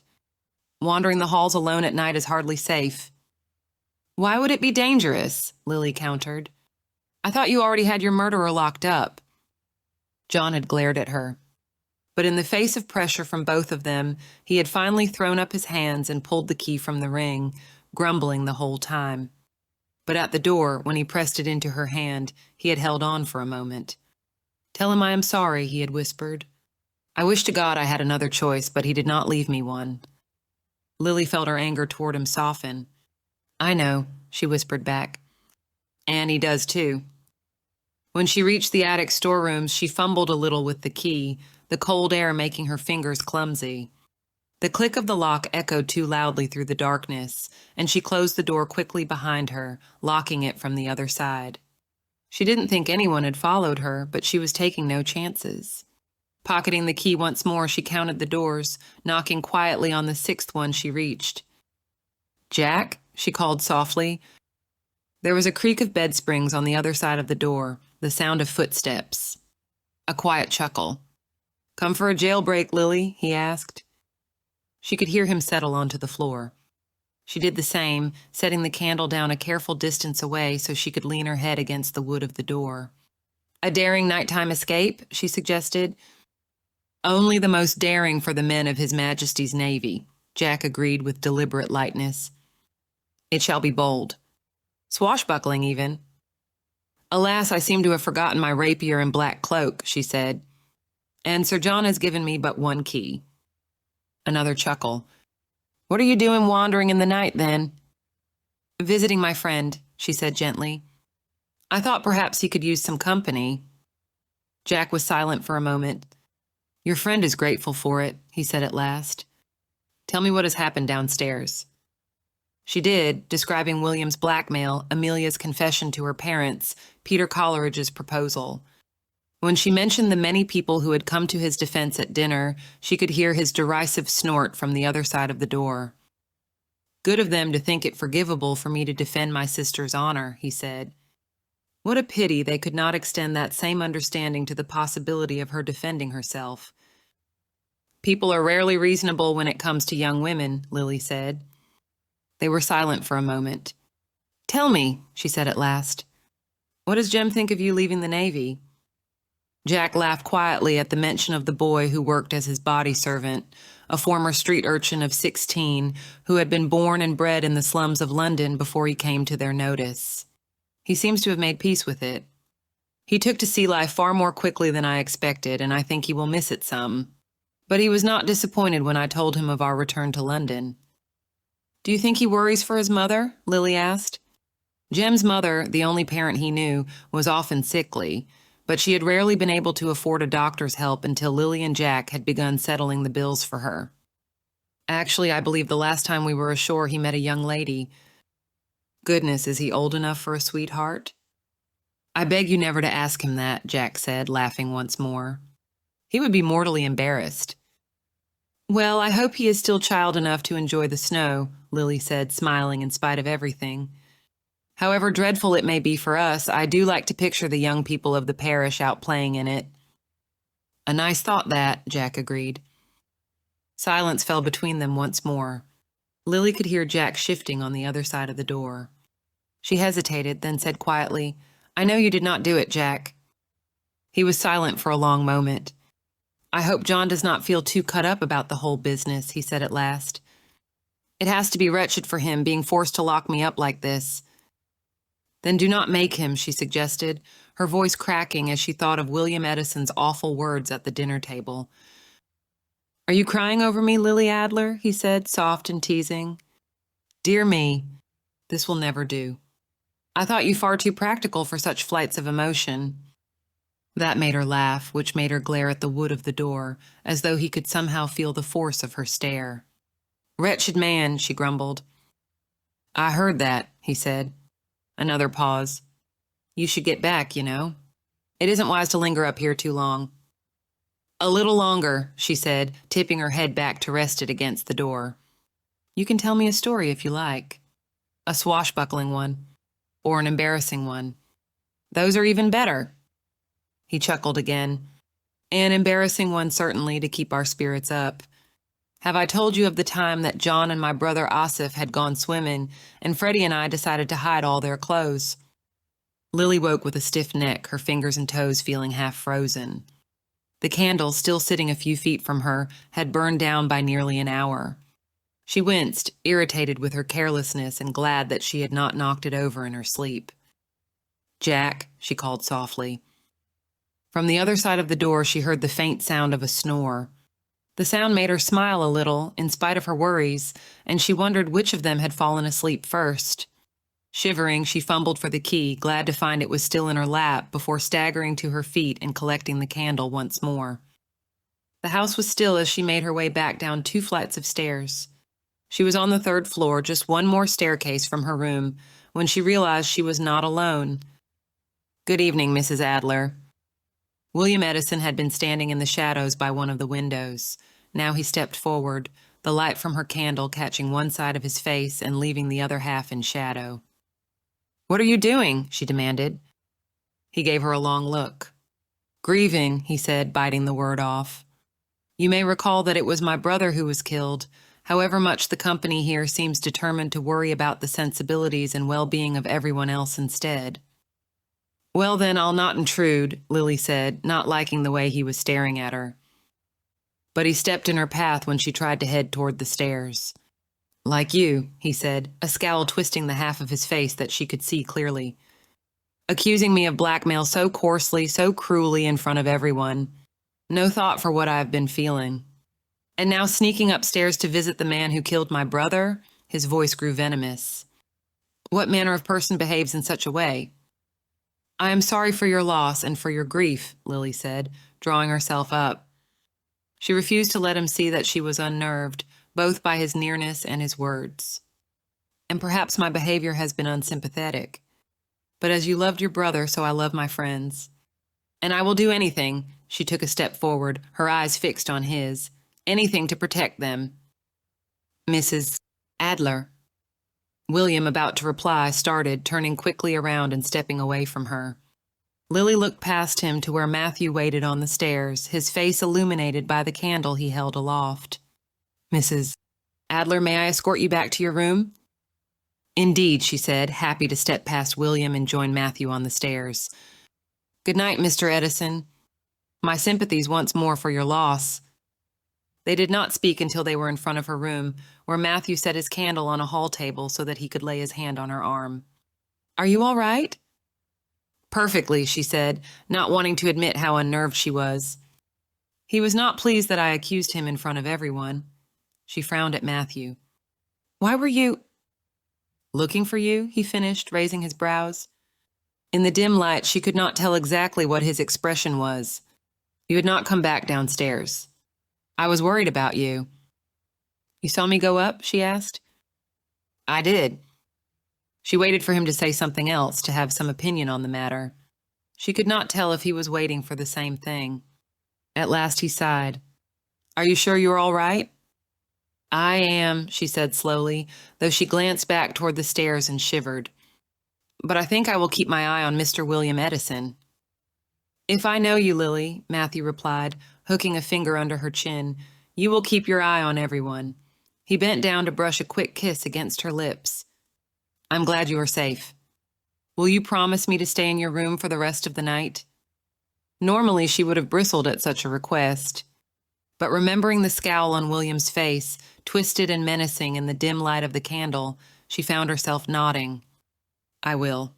And Matthew?" She caught his arm as he started to turn away. "Thank you." He smiled as he picked up his candle once more. "Good night, Lily." He hesitated a moment, then added, "And please be careful." Chapter 20. The rain had frozen overnight, leaving the world covered in a thin layer of ice. But it had first washed some of the snow away. With no more falling, it was not long before the road from Mrs. Grantham's home would become passable again. One day, Lily surveyed the other guests over her teacup at breakfast. She had one day, two if she was lucky, to discover what had truly happened to Gregory Edison. She had been distracted by her concern for Amelia and Jack, but that couldn't be her focus anymore. She needed to know what Gregory Edison had been doing that night. Something had taken him from his bed and out into the storm. But what or who had it been? After breakfast, they all went dutifully in pursuit of the few entertainments available to them. The tensions of the past few days and the strain of being trapped together were beginning to show. William Edison, scowling at everyone that his eye fell on but speaking to no one, went through the connecting door to the second sitting room, pushing roughly past the Hartleys to do so.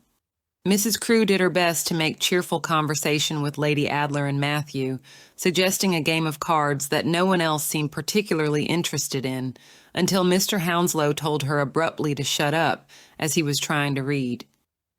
"You have read that paper 3 times already since we have been here," Mrs. Taylor snapped, coming to her friend's defense. "If you want quiet so badly, go somewhere else." "Where do you suggest?" he asked, a nasty edge to his voice. "Into town, perhaps?" "Out into the snow to freeze, for all I care," she replied, tossing her head. "And good riddance." "Do not talk to my husband in such a manner, you hussy," Mrs. Hounslow retorted. "Unless you would like us to discuss your own reputation for—" "If you please," Lady Adler exclaimed in the tone of voice used by a stern governess to quell fighting children. They all turned to glare at her. Mr. Hounslow made a rude noise and retreated behind his paper, and Mrs. Taylor flounced off to the pianoforte. Peter, who had been looking carefully elsewhere when Mrs. Taylor's reputation was mentioned, went to attend to his mother, who seemed to have developed a cough. "Shall I fetch you a blanket, Mrs. Coleridge, if you are feeling unwell?" Mrs. Crewe asked, looking around the room uneasily. "Oh, thank you, young lady, yes." Only Mrs. Grantham sat apart, her eyes on a hoop of embroidery, though her hands were still. The tea tray was next to her, steaming and fragrant, in case anyone needed another cup to ward off the morning chill, a comfort that no one seemed inclined to enjoy. Every so often she looked up, glancing over her guests as though ensuring that they needed nothing from her. She'd had the same nervous look on her face that first morning, Lily recalled, when Sir John was asking anyone who had been up and about to be honest, in case they had seen anything useful. Distracted by the other accusations, by blackmail and worry for her friend, Lily had not pursued her suspicions about their hostess's nighttime activities. It was time for that to change. "Lily, dear," Lady Adler tapped her arm, "will you be playing with us?" "No, I thank you." Lily glanced around the room before nodding politely to the 3 people seated around the table. "I believe I shall go ask Mrs. Grantham for a cup of tea." Mrs. Crewe nodded and turned to Lady Adler to discuss games that were good for only 3 players. But Lily could feel Matthew's curious eyes on her as she crossed the room. Mrs. Grantham didn't notice Lily's approach at first. "Oh, Mrs. Adler," she exclaimed quietly when Lily took the seat next to her. "My apologies, I did not notice. That is, I was thinking. May I pour you a cup?" "If you would be so kind," Lily replied. The rest of the guests were busy, and the music from the pianoforte made it hard to hear anyone else's conversation clearly. Still, she leaned forward and lowered her voice before speaking. "I am sorry such a misfortune has occurred in your home, and after you so generously offered us shelter the night of the ball." Mrs. Grantham was one of the most hospitable women in the neighborhood. The death of her husband several years before had left her with a comfortable property, an even more comfortable widow's jointure, and she hosted dinner parties and dances in all seasons. A woman of middle age, she was high-spirited, pleasant, and known for her sense of humor. But few of those traits were in evidence as she poured the tea, the shiver that chased over her shoulders, making the porcelain cup tremble in its saucer as she passed it to Lily. Her normally rosy cheeks were pale, and if she was trying to summon a polite smile, she was failing miserably. "It feels like a nightmare," she said in a sudden rush. "Seeing Mr. Edison outside like that, Sir John having to treat all his neighbors like criminals, in my house, and I must let him, and we are all trapped." She dropped her head into her hands, but before Lily could reach out to comfort her, she gathered herself together once more, sitting up straight and lifting her chin. "I apologize. I did not mean to fall to pieces like that," she said, wiping at the tears that had collected on her lashes. "You've no need to apologize," Lily said, keeping her eyes on the milk she was pouring into her cup to give Mrs. Grantham time to regain her composure. "I'm sure it has been dreadful, but I wanted to ask—" She considered her words carefully, looking up at her hostess at last. "You allowed me and the captain to come into the yard that first morning. Why was that?" Mrs. Grantham gave her a sideways look. "You said the rumors about you are true. Shall I enumerate some of them for you?" "Please do," Lily said tranquilly, taking a sip of her tea. Mrs. Grantham blushed as though embarrassed to be asked to repeat the gossip. "That you have a knack for discovering the bits of truth that others would like to keep concealed. There was a rumor about a family called the Astons this summer and something to do with a duel." Lily made a small murmur of agreement and took another sip of her tea. "And I heard that you located some rather valuable jewelry that had gone missing." "Emeralds," Lily volunteered, nodding. She had been rather proud of that one. "And I even gathered from something Lady Adler let fall that you had become acquainted with a member of that new Bow Street police force."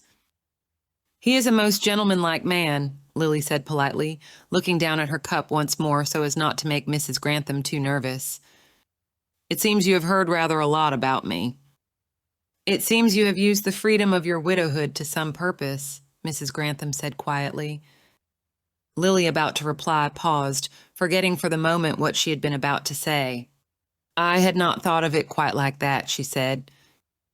"I have used mine for parties, for entertaining my neighbors, for adding some joy and merriment to the lives of nearly all around you," Lily pointed out. "That is no small thing." Mrs. Grantham sighed. "It is kind of you to say so," she said. "Terribly though it has turned out in this instance. In any case, that is why I allowed you to come into the yard. I thought—" she shook her head. "I suppose it was unnecessary with the magistrate in the house. I was not thinking clearly. But I hoped you might be able to find out what had happened. If indeed you had some experience with unraveling the mysteries of unnatural deaths." "Not an unreasonable thought, especially under such trying circumstances," Lily said gently. "And I am flattered by your confidence. Or your desperation, whichever it was. But in that case, I must ask—" She took another slow sip of her tea. She could feel Mrs. Grantham's eyes on her, wondering what the question might be. She could hear her hostess shifting, growing more nervous as the silence stretched on. It was a tactic Lily had learned from that gentlemanlike Bow Street officer. "I must ask," she repeated at last, setting down her teacup. "Why, if you know so much about me, did you think I would not notice what you were trying to conceal?" The sudden stillness of Mrs. Grantham's body, the wariness on her face, gave her away in an instant. "I conceal nothing, Mrs. Adler," she said a moment later, but it was too late. "You conceal a great deal, dear ma'am," Lily said, not raising her voice. "I've no wish to shout it for all to hear. But we both know you have kept something back which you should have told the magistrate that first morning." Mrs. Grantham's expression had fallen further and further as Lily spoke, and now her shoulder drooped. She fidgeted with the tea things, her hands trembling, before glancing nervously around the room. "How have you seen through me so easily?"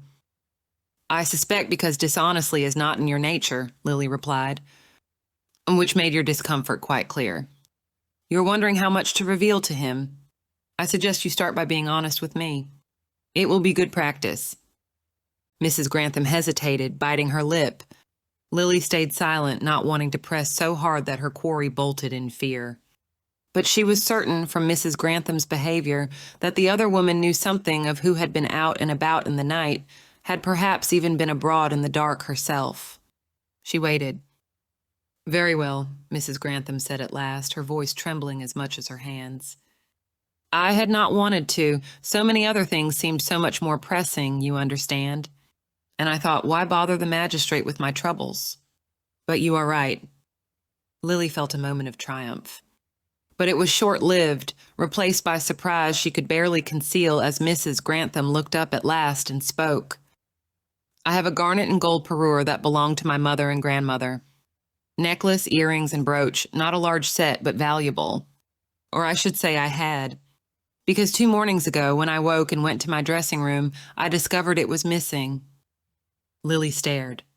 "Do you mean to say we have a jewel thief in the house as well as a murderer?" she whispered. "Yes," Mrs. Grantham let out a shaky breath. "It seems we have." "Are you certain?" Sir John, when he had first heard Mrs. Grantham's news, had regarded her with something like panic in his eyes. Mrs. Grantham nodded, looking miserable as she stared around her dressing room with him. Lily, having sent a message to John to meet them upstairs, stayed in the doorway, where she could remain unobtrusive. "I'm afraid so. I checked with my maid immediately when I discovered they were gone. She has not moved them or taken them for cleaning." She gestured to the silk-lined jewel case, which lay open on her dressing table. There were dips and impressions in the silk underneath the tiny hooks that should have held each piece of matched jewelry that made up the parure. They were there the night of the ball, but in the morning, gone. John bent to examine the case. "Do you always check them morning and evening? Could they have been missing for longer than a night?" Mrs. Grantham shook her head. "They are one of the few things I have left from my mother, so I always keep them on my dressing table. My maid has always told me that it was unwise." Her mouth quivered. "It seems she was correct." "And was there a particular reason you opened the case that morning?" John pressed. "Was something else disturbed that made you wish to check on your jewels?" "No, nothing was disturbed." Mrs. Grantham blushed a little, looking embarrassed.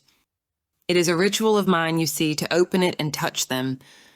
I spend a moment thinking on my mother and imagine how she would have handled the challenges of each day. And that morning," she bit her lips. "Once I returned from finding poor Mr. Edison, I knew I would be facing a great many challenges. I opened the case." She sniffed, clearly holding back tears. "And my mother's jewels were gone. So, sometime in the night," John trailed off, examining the dressing table and empty jewel case. He turned back to his hostess. "As we are alone, I must ask, did you leave your room at all that night? Did you see or hear anything unusual?" Mrs. Grantham's cheeks grew pink, and she glanced in Lily's direction. "We are hardly alone, sir." "I am happy to leave if you wish," Lily suggested. "But I assure you, whatever you say, you may count on my discretion." "Well, I suppose in any case it does not matter." Mrs. Grantham looked at each of them in turn. "I did not leave my room until Mrs. Raynaud came to fetch me that morning." Lily tried to hide her surprise. Mrs. Grantham had spoken firmly and met their eyes without hesitation. She acted like someone who was telling the simple truth. But then why had she blushed so quickly when asked for her whereabouts in the night? John nodded, then beckoned Lily to join him. She came, a little reluctant to assist him so clearly in front of Mrs. Grantham, but unwilling to forgo the chance to get a closer look. "But I don't see how the theft was possible," Mrs. Grantham insisted, peering over their shoulders anxiously. "No one could have. That is, I'm sure I should have woken if someone came into the room." "Perhaps the sounds of the storm covered the sounds of the thief?" Lily suggested, a little absently. "It was fearsome that night." Nothing looked out of place on the dressing table, which was neatly organized, the wood polished, and the mirror shined to brightness. The jewel case didn't lock, and it held a place of prominence on the table. Easy enough, Lily thought, tracing a finger over the depressions in the silk for someone to slip in, spot it immediately, and leave with the jewels in a matter of seconds. "Your mother could not find her bracelet that morning, Sir John," Lily said thoughtfully. "Perhaps Mrs. Grantham was not the only one who was robbed of her." Lily trailed off in the middle of her sentence, the memory she had been searching for at last floating to the top of her mind. "Pearls, John. I overheard Mrs. Taylor and another woman at the ball that night, discussing someone whose pearls had gone missing after a party. And apparently that was not the only time something like that has happened recently. She looked back and forth between the magistrate and Mrs. Grantham. There is a thief in our midst, and there has been for some time. Mrs. Grantham's cheeks had grown pale as she listened to them. That cannot be, she insisted. It is distressing enough to know that a murder has taken place. But a crime of passion is one thing. To accept that one of my guests, one of our neighbors, could rob us again and again in such a fashion. Someone we know? Someone we see in our everyday lives? It is impossible. Clearly not impossible, Lily pointed out, a little more sharply than she intended. She had no patience for denial. All denial would accomplish was to allow someone to get away with what they had done. Since it has happened, Mrs. Grantham looked a little ashamed, and she opened her mouth as though to protest again. But a moment later, she pulled her lips into a tight line and nodded. Lily turned to John. I am sure Mrs. Grantham will be only too ready to provide whatever assistance you need. He grimaced. What do you think of the matter? Lily tapped the tips of her fingers together, thinking the matter through. We did not find Mr. Edison's letters during our first search because his brother had them concealed on his person. It was only once he was able to return to his room that he hid them. Ah, John nodded. You think we did not find Mrs. Grantham's jewels then for the same reason? But our thief has had plenty of time to return to his or her room since then and hide them more thoroughly. Or perhaps not so thoroughly if we are lucky and they believe all searches to be done. Which means we will need to search again. But, Sir John, you've already told everyone they need not stay confined downstairs, Mrs. Grantham pointed out. Most of them seem settled downstairs, but they might wander up to their rooms at any moment. Then we will need to search quickly, Lily said. Mrs. Grantham, perhaps you can keep as many of the guests as possible in the drawing rooms while we do. And perhaps, John, we ought to acquire a few extra hands. And what are you thinking? Lily asked as they made their way downstairs. Mrs. Grantham had already gone ahead of them. Murder and theft, John said, grimacing. It seems a great coincidence to think they are connected, and an equal coincidence to think they are not. But they must be, Lily pointed out. Because we know that someone is missing a pearl necklace, and Mr. Edison was holding the clasp of one in his hand when he died. John nodded slowly, which the murderer attempted to remove with only some success. But was Mr. Edison involved in the theft? Was he a victim? Or did he simply stumble on the thief in action? And why, in any of those cases, did he end up dead in the poultry yard of all places? Lily pointed out. Something about it does not add up. Not yet. If only Mrs. Grantham had spoken sooner, John muttered. Why did she not? Lily glanced back toward their hostess's room. I suspect because she has something yet that she is hiding, though what it is I could not say. Something happened that night which she did not want us knowing about. Do you think it is connected? I could not say without knowing more. And you believe a search will be successful now, though it failed before? Well, either our thief intended to commit their thefts during Mrs. Grantham's ball, then leave at the end of the night, or the idea came about because of the storm and our unexpected stay here. And in both cases, they would not have brought some means of hiding the jewelry and would have had to make do with what was available in their room, John finished for her, nodding. Unless, of course, the thief was someone who lived here, Lily added. John frowned at her, clearly taken aback. You suspect our hostess? I suspect everyone, Lily said quietly. And no one. Not until we learn more. As they reached the bottom of the stairs, she looked around. All right, you find our helpers. I'm going to see whether Caroline Taylor is willing to gossip.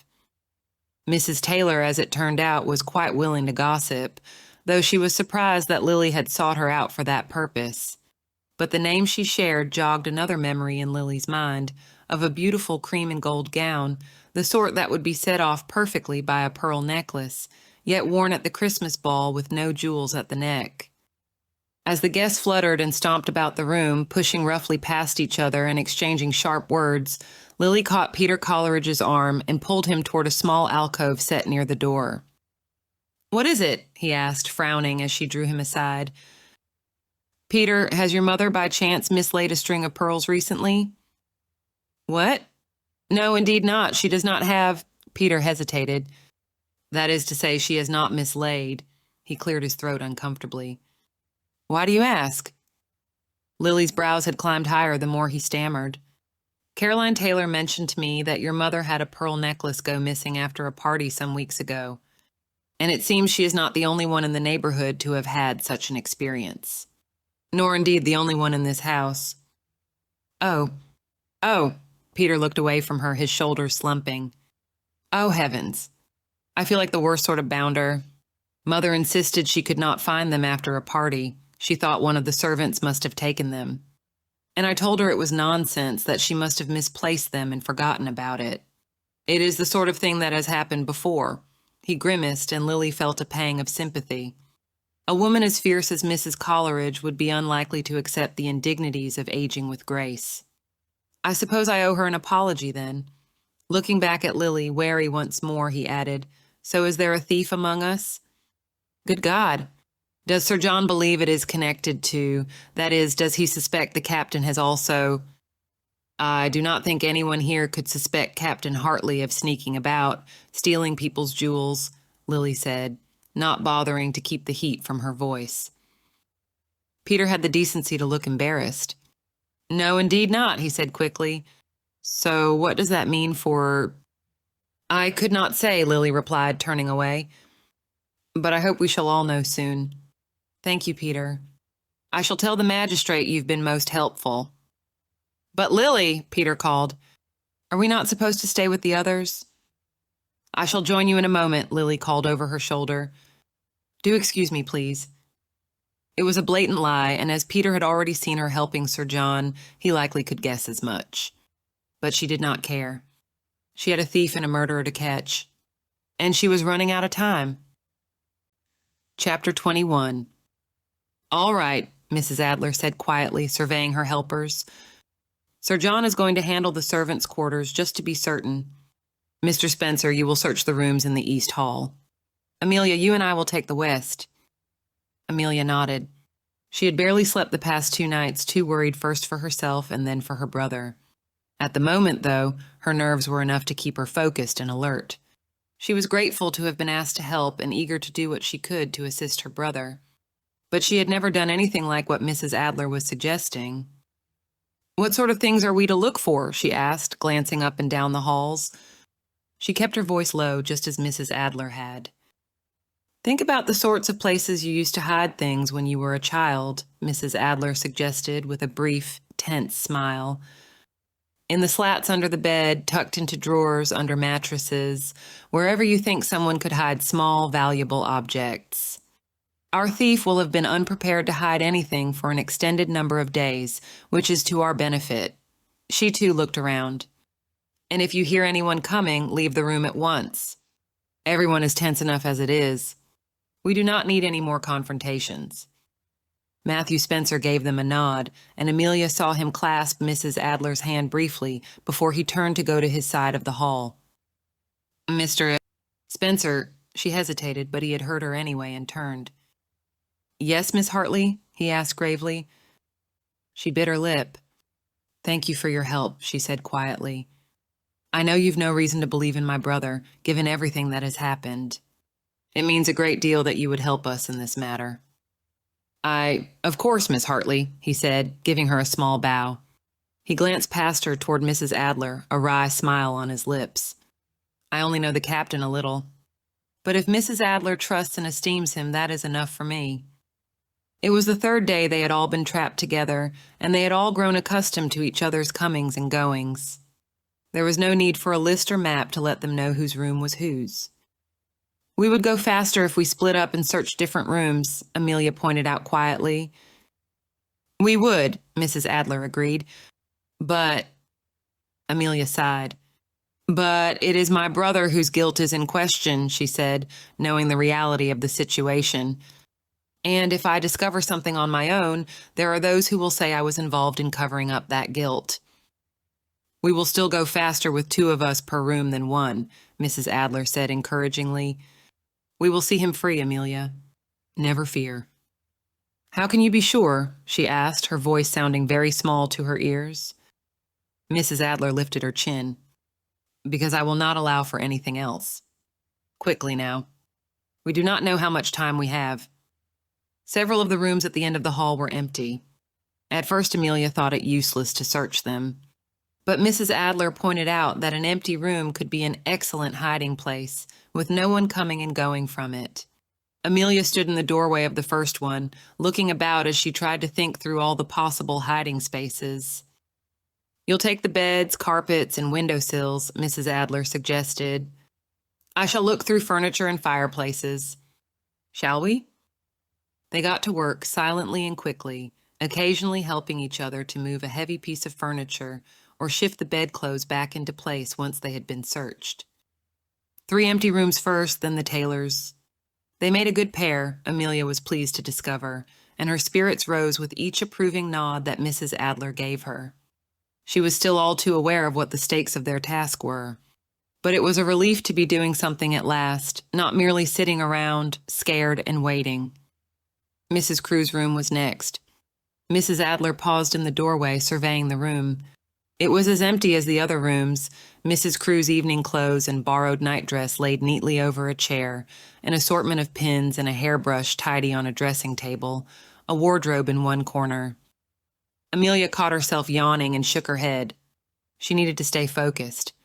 Rafi needed her to stay focused.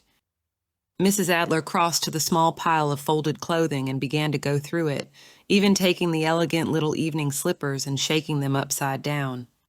"You told me she has marvelous hats. Do you know anything else about her?" "Almost nothing," Amelia admitted, "though she has lived in the neighborhood for over a year." She stayed where she was, still looking around. After searching so many rooms, something about this one struck her as out of place. But what was it? She does not keep her own horses, I think, which has given her less of a chance to socialize with those of us who live farther out of town. It was the carpeting that had caught her eye. It was bunched up near the head of the bed, the corner flipped up as though someone had disturbed it and forgotten to set it to rights. It could be nothing. But then again, it could be something. She seems kind. Very helpful to Mrs. Coleridge, who has certainly been out of sorts these past few days. She is sometimes friendly with Mrs. Taylor. Well, that is not much of a point in her favor, but everyone can be forgiven a lapse or two in judgment, Mrs. Adler said dryly as she moved to the dressing table. Amelia huffed in agreement as she knelt next to the bed where the corner of the rug had been disturbed. The frame was low, and she was forced to lie down on her back and slide underneath to look up at the underside. It was too dark to see anything clearly, but she ran her hand along the surface, examining it mostly by touch. The shape of the frame created a lip, just barely a few inches wide, but enough to form a small platform. She coughed, blinking rapidly against the dust that her search disturbed. "Are you all right?" she heard Mrs. Adler ask. "Just the dust," Amelia replied, coughing again. "The edge of the rug." She broke off as her searching fingers encountered something. It felt like embroidered fabric, soft and gently ridged, but covering a hard object, which she could hear clicking gently as she wrapped her hand around it. "There's something here. A bag of some sort." Amelia slid back out with no small difficulty, glad that only Mrs. Adler was there to see her undignified exit and the large portion of her legs exposed by all her wiggling. Coughing once more, she stood, hoping she wasn't too much of a mess, but more concerned with what she had found than with her appearance. It was a lady's evening reticule embroidered with gold thread and beaded in fanciful shapes. Amelia glanced over to where Mrs. Crewe's evening clothes were neatly laid out on the chair. Mrs. Adler had laid everything back how it was, with Mrs. Crewe's shoes set as a neat pair and her gloves once again resting across her skirt. But there was no sign of a bag. Amelia pulled the drawstring to open the reticule and spilled its contents into her hand. The garnets in the necklace, earrings, and brooch caught the light, as though sparkling with pinprick dots of flame. Amelia met Mrs. Adler's stony gaze and let out a slow, shaky breath. "Oh my," she whispered. Mrs. Adler hesitated, then reached out to pluck the brooch from her hand. She turned it over between her fingers. "Well," she said at last, "I think some lapses in judgment are not so easy to forgive." She looked up at Amelia. "We must find Sir John. I think it is time that he become better acquainted with Mrs. Crewe." Amelia slumped against the bed frame. Sarah Crewe. She could hardly believe it. "Come," Mrs. Adler said, tumbling the jewelry back into the reticule and tucking the whole thing under her shawl. "We must hurry." Amelia followed as quickly as she could. But the nervous energy that had kept her focused had suddenly fled now that they had found their jewel thief. She felt her steps slowing, every one of her sleepless hours catching up with her. "Can you go without me?" she asked. When Mrs. Adler turned back to her sharply, her concern evident, Amelia smiled weakly. "I've not been sleeping well, and I think I need to lie down. Just for a moment." "It's all so much," she said a little helplessly, knowing it was an inadequate explanation. But Mrs. Adler seemed to understand. She nodded. "Of course. Will you be all right?" "Oh, yes," Amelia said, pulling herself more upright and trying to sound brisk. She didn't think she had succeeded, though. But Mrs. Adler did not press. "Mr. Spencer is searching the rooms near yours," she said. "Will you tell him what we discovered and send him down? Sir John may need his assistance." "I shall," Amelia said. And Mrs. Adler, who had been about to go down the stairs, turned back. "Thank you," Amelia added, "for believing me, for letting me help." Mrs. Adler nodded. "Go lie down," she said, a small smile pulling at the corners of her mouth. "You look dreadful." It was the sort of thing Rafi would have said. Amelia smiled back and went to do as she was told. Lily waited for Matthew at the top of the stairs to tell him what they had found. He looked as grim as she felt. "But at least we found them," he said quietly. "That is something. That is evidence your brother-in-law can use." They had finished just in time. The luncheon gong was sounding as they came down the stairs, guests spilling out of the drawing rooms, looking eager for a change of scenery. Lily and Matthew held back, looking for whether Sir John had come upstairs yet. When the Hartleys walked past with Lady Adler, Lily caught Mrs. Hartley's attention. "You might want to look in on Amelia," she murmured. "She went to lie down, and I think she's feeling a little overwhelmed by—" "By everything?" Mrs. Hartley replied, sighing. "Of course she is." "Thank you. I shall do so immediately." Lily watched her head up the stairs, then nearly jumped out of her skin as someone caught her arm. "Only me," John murmured, pulling her to the side of the hall. Matthew followed. The remainder of the guests going past gave them wide berth and several suspicious looks. "Any luck upstairs?" There was nothing to be found in the servants' rooms except a few hidden letters and some lewd illustrations. Quite the relief, I must say, to find such banal vices after— He trailed off as Lily opened the reticule and showed him what was inside. "Good God," he whispered. He stared at the jewels for several silent breaths, then lifted his eyes. "Who—" "Mrs. Crewe," Lily murmured, pulling the bag closed again and handing it to him. "Do you want to pull her aside to ask—" Before she could finish, a scream echoed down the stairs. Without stopping to think or to see if the others were following, Lily ran in the direction of the cry, racing up the staircase and toward the east wing of the hall. The screams were coming from inside Amelia's room. Lily could hear shouts from downstairs and more footsteps pounding up the steps. Matthew caught up to her, and without hesitating, he shoved the door open with his shoulder. Inside the room, Amelia was curled up on the floor, shaking and crying, while her mother clung to her, the two of them in a huddle by the connecting door between their rooms. It was Mrs. Hartley who was screaming her daughter's name. "Miss Hartley!" Matthew knelt beside her just as Amelia rolled over onto her hands and knees. Eyes wide, she vomited before collapsing to the ground once more. "What happened?" John demanded from the doorway as Matthew lifted Amelia's head into her mother's lap, both of them cradling her while she trembled and gasped for air. "I don't know," Saba Hartley sobbed. "I heard her calling for help. When I opened the door, she was just standing there looking so confused, hardly awake even.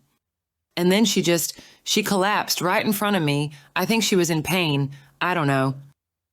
"Pillow," Amelia muttered, her face pale and her eyes closed, her forehead creased. She had curled into a protective ball, her arms wrapped around her abdomen. "Pillow." "I get a pillow to put under her head," John ordered. Lily could hear voices outside the room raised in shock and speculation, but she didn't pay them any mind as she ran to the bed to grab one of the pillows. Then she froze with her hand outstretched, hovering inches above the counterpane. "Take her out of the room," Lily said. Her voice rose as she added, "Right now." "What? Why?" John asked. When Lily turned back toward the group, they were all still clustered around Amelia, their entire focus on her. Mrs. Grantham had joined them and was chafing Amelia's hands and wrists.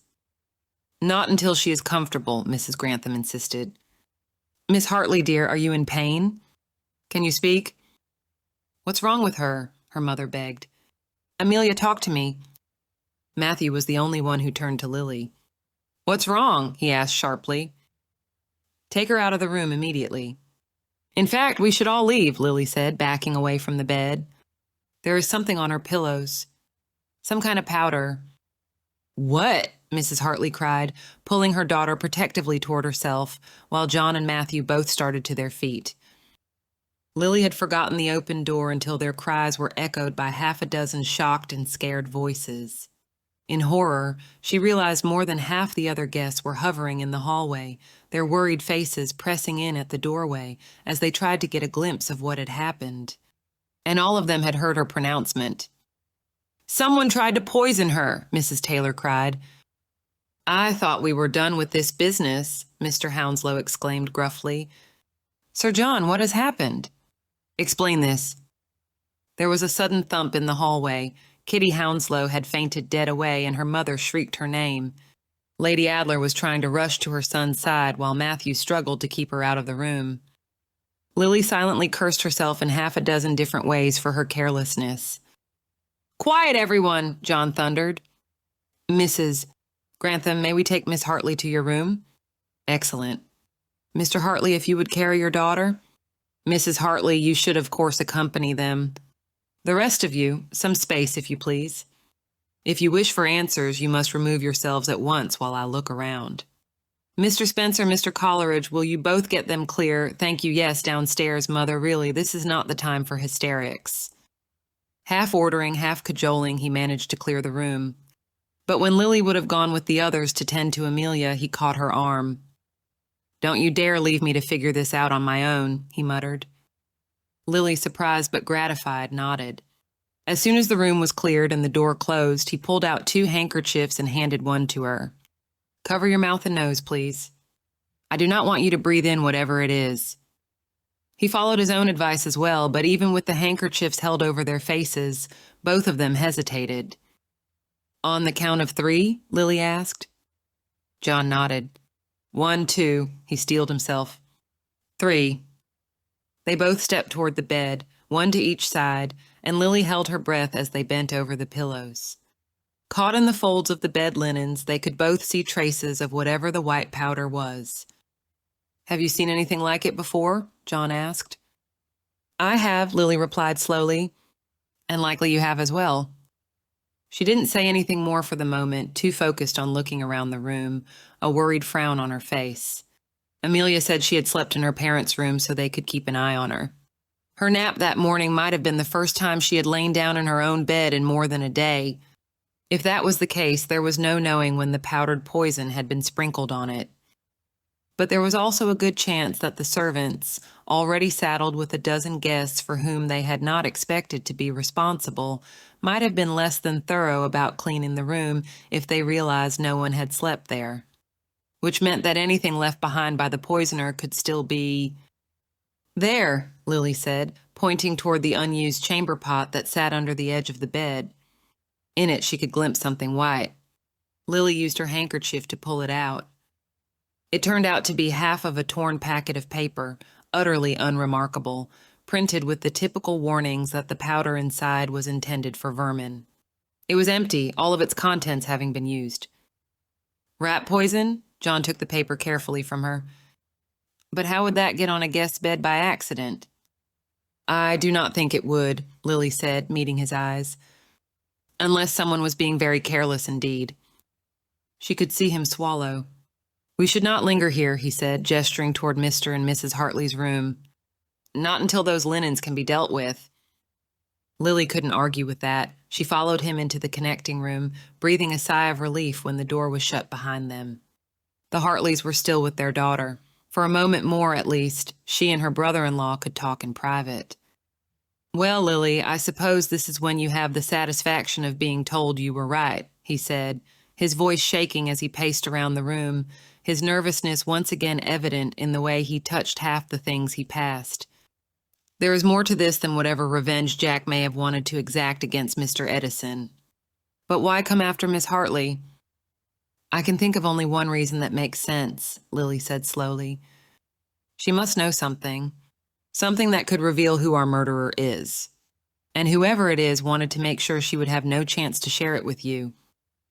"Jewel thefts and attempted poisoning, it is too much," John muttered, raking his hands through his hair. "God, how I long to be home with Charlotte and the children. I swear I will never complain about boredom again after this." Lily laid a comforting hand on his back, and he shuddered. They were silent for a moment. Then he straightened. "All right, I am done.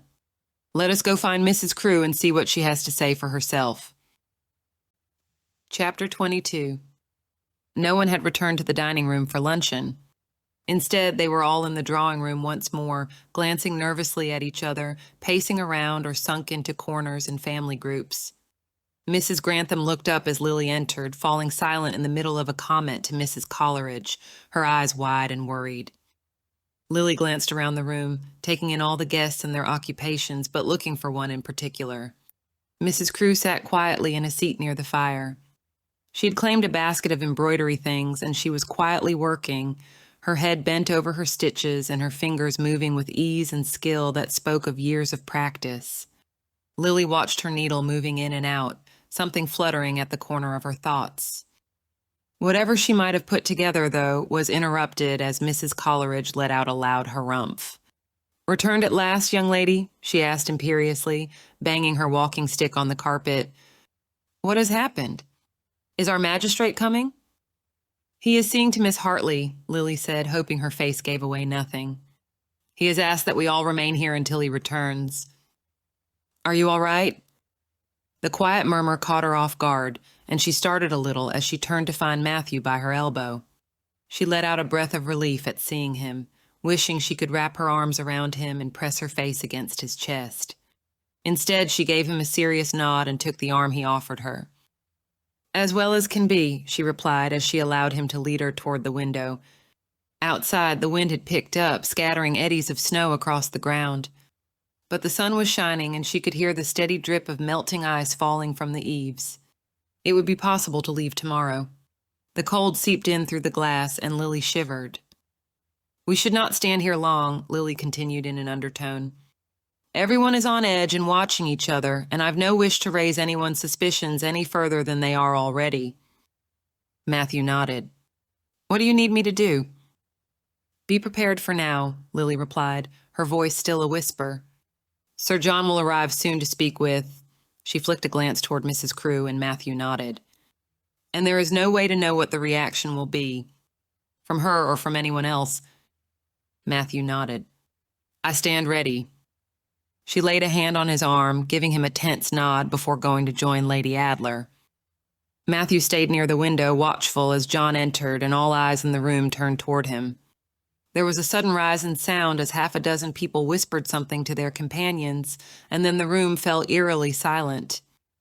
John, clearly feeling the weight of that silence, cleared his throat. But he did not get a chance to speak. "What have you discovered, sir?" Mr. Hounslow demanded, standing. "I insist you share with us what you know." "I'm afraid I cannot do that," John said, looking more resolute than Lily could ever recall seeing him before. "But what happened to Miss Hartley?" Kitty Hounslow demanded. "You must tell us that at least. Did someone try to poison her?" "A terrible accident, I'm sure," John said firmly. "A cleaning solution, something that was spilled. Miss Hartley already seems a little better." A murmur went through the room at his words, an equal mix, as far as she could tell, of surprise, distress, and relief. "Now, Mrs. Crewe, would you be so good as to accompany me to the library? I have a few questions for you." She had gone pale, and Lily could see her hands trembling as she laid aside her embroidery. But she did not argue. Of course, sir, she said politely, standing as she spoke. All eyes in the room were on her, and she swallowed as she glanced from side to side out of the corners of her eyes. I am happy to tell you whatever I can, little help though I expect it will be. Lily let out the breath she had been holding. She had worried that Mrs. Crewe would make a scene or refuse the magistrate's request. But it seemed that... Was it she? Peter Coleridge's question, unwontedly strident from a normally calm-spoken man, cut through the quiet of the room. Is she a killer? Is she the thief? There was deep silence in the room at his words. Then everyone began speaking at once. What does he mean, thief? Are you sure she didn't poison Miss Hartley? Did she kill Mr. Edison too? I demand you allow us to leave. Someone explain what is happening. Lily had risen at Peter's first shout, though what she might do she had no idea. Matthew had drifted closer to Mrs. Crewe. Whether to stop her from trying to escape or to protect her from the other guests still remained to be seen. Peter and the other gentlemen were standing, still shouting, while Mrs. Hounslow shrieked for someone to explain, and her daughter sobbed into her hands. Mrs. Crewe, terror in her eyes, was standing, pressed back against the wall, her embroidery still clutched in one hand, and the embroidery scissors in the other. They were small, but they were sharp, and Lily felt a swell of panic start to rise in her chest. Mr. Coleridge! John's voice cut through the increasingly panicked babble. Most of the guests, to Lily's relief, fell silent, though they did not sit back down, and a worrisome number of them had moved a step or two closer to John and Mrs. Crewe. I must insist that you all resume your seats. Sarah could never have poisoned someone, Mrs. Taylor insisted. Tell them. Peter, what are you saying? His mother demanded. You were right about your missing pearls, Mother, Peter bit off, taking another step forward. There has been a thief among us for some time. One who struck again last night. Mr. Coleridge. I've no idea what you're talking about, Mrs. Crewe insisted, her voice hoarse. Lily met Matthew's eyes, her own flicking back and forth toward the scissors clutched in the other woman's hand, hoping he would understand her silent warning. Peter kept going, sounding increasingly angry and frantic. It was a side of him Lily hadn't seen before, and it was inflaming the others, nearly all of whom were now on their feet. The magistrate and Mrs. Adler were asking me not 3 hours ago about the theft of my mother's pearls. There is a thief in our midst. What chance do you think there is that thief and murderer are separate people? Gasps of outrage and panic rose through the room as Peter barreled recklessly on. And why would they want to speak to Mrs. Crewe all of a sudden? Peter, Lily insisted, trying to cut him off. We must allow Sir John to explain. By all means, Peter shouted, his voice growing even louder, while the murmurs grew once more. There was sweat standing on his forehead in spite of the chill. Explain, sir. Is Mrs. Crewe, whom I may remind you none of us truly know, our thief? Is she responsible for Miss Hartley's accident, if an accident it was? And what does it all have to do with Mr. Edison's death? You cannot leave us in the dark any longer, Mrs. Taylor said shrilly, clutching at her husband's arm. We deserve to know what is happening. We are all trapped here for the love of God.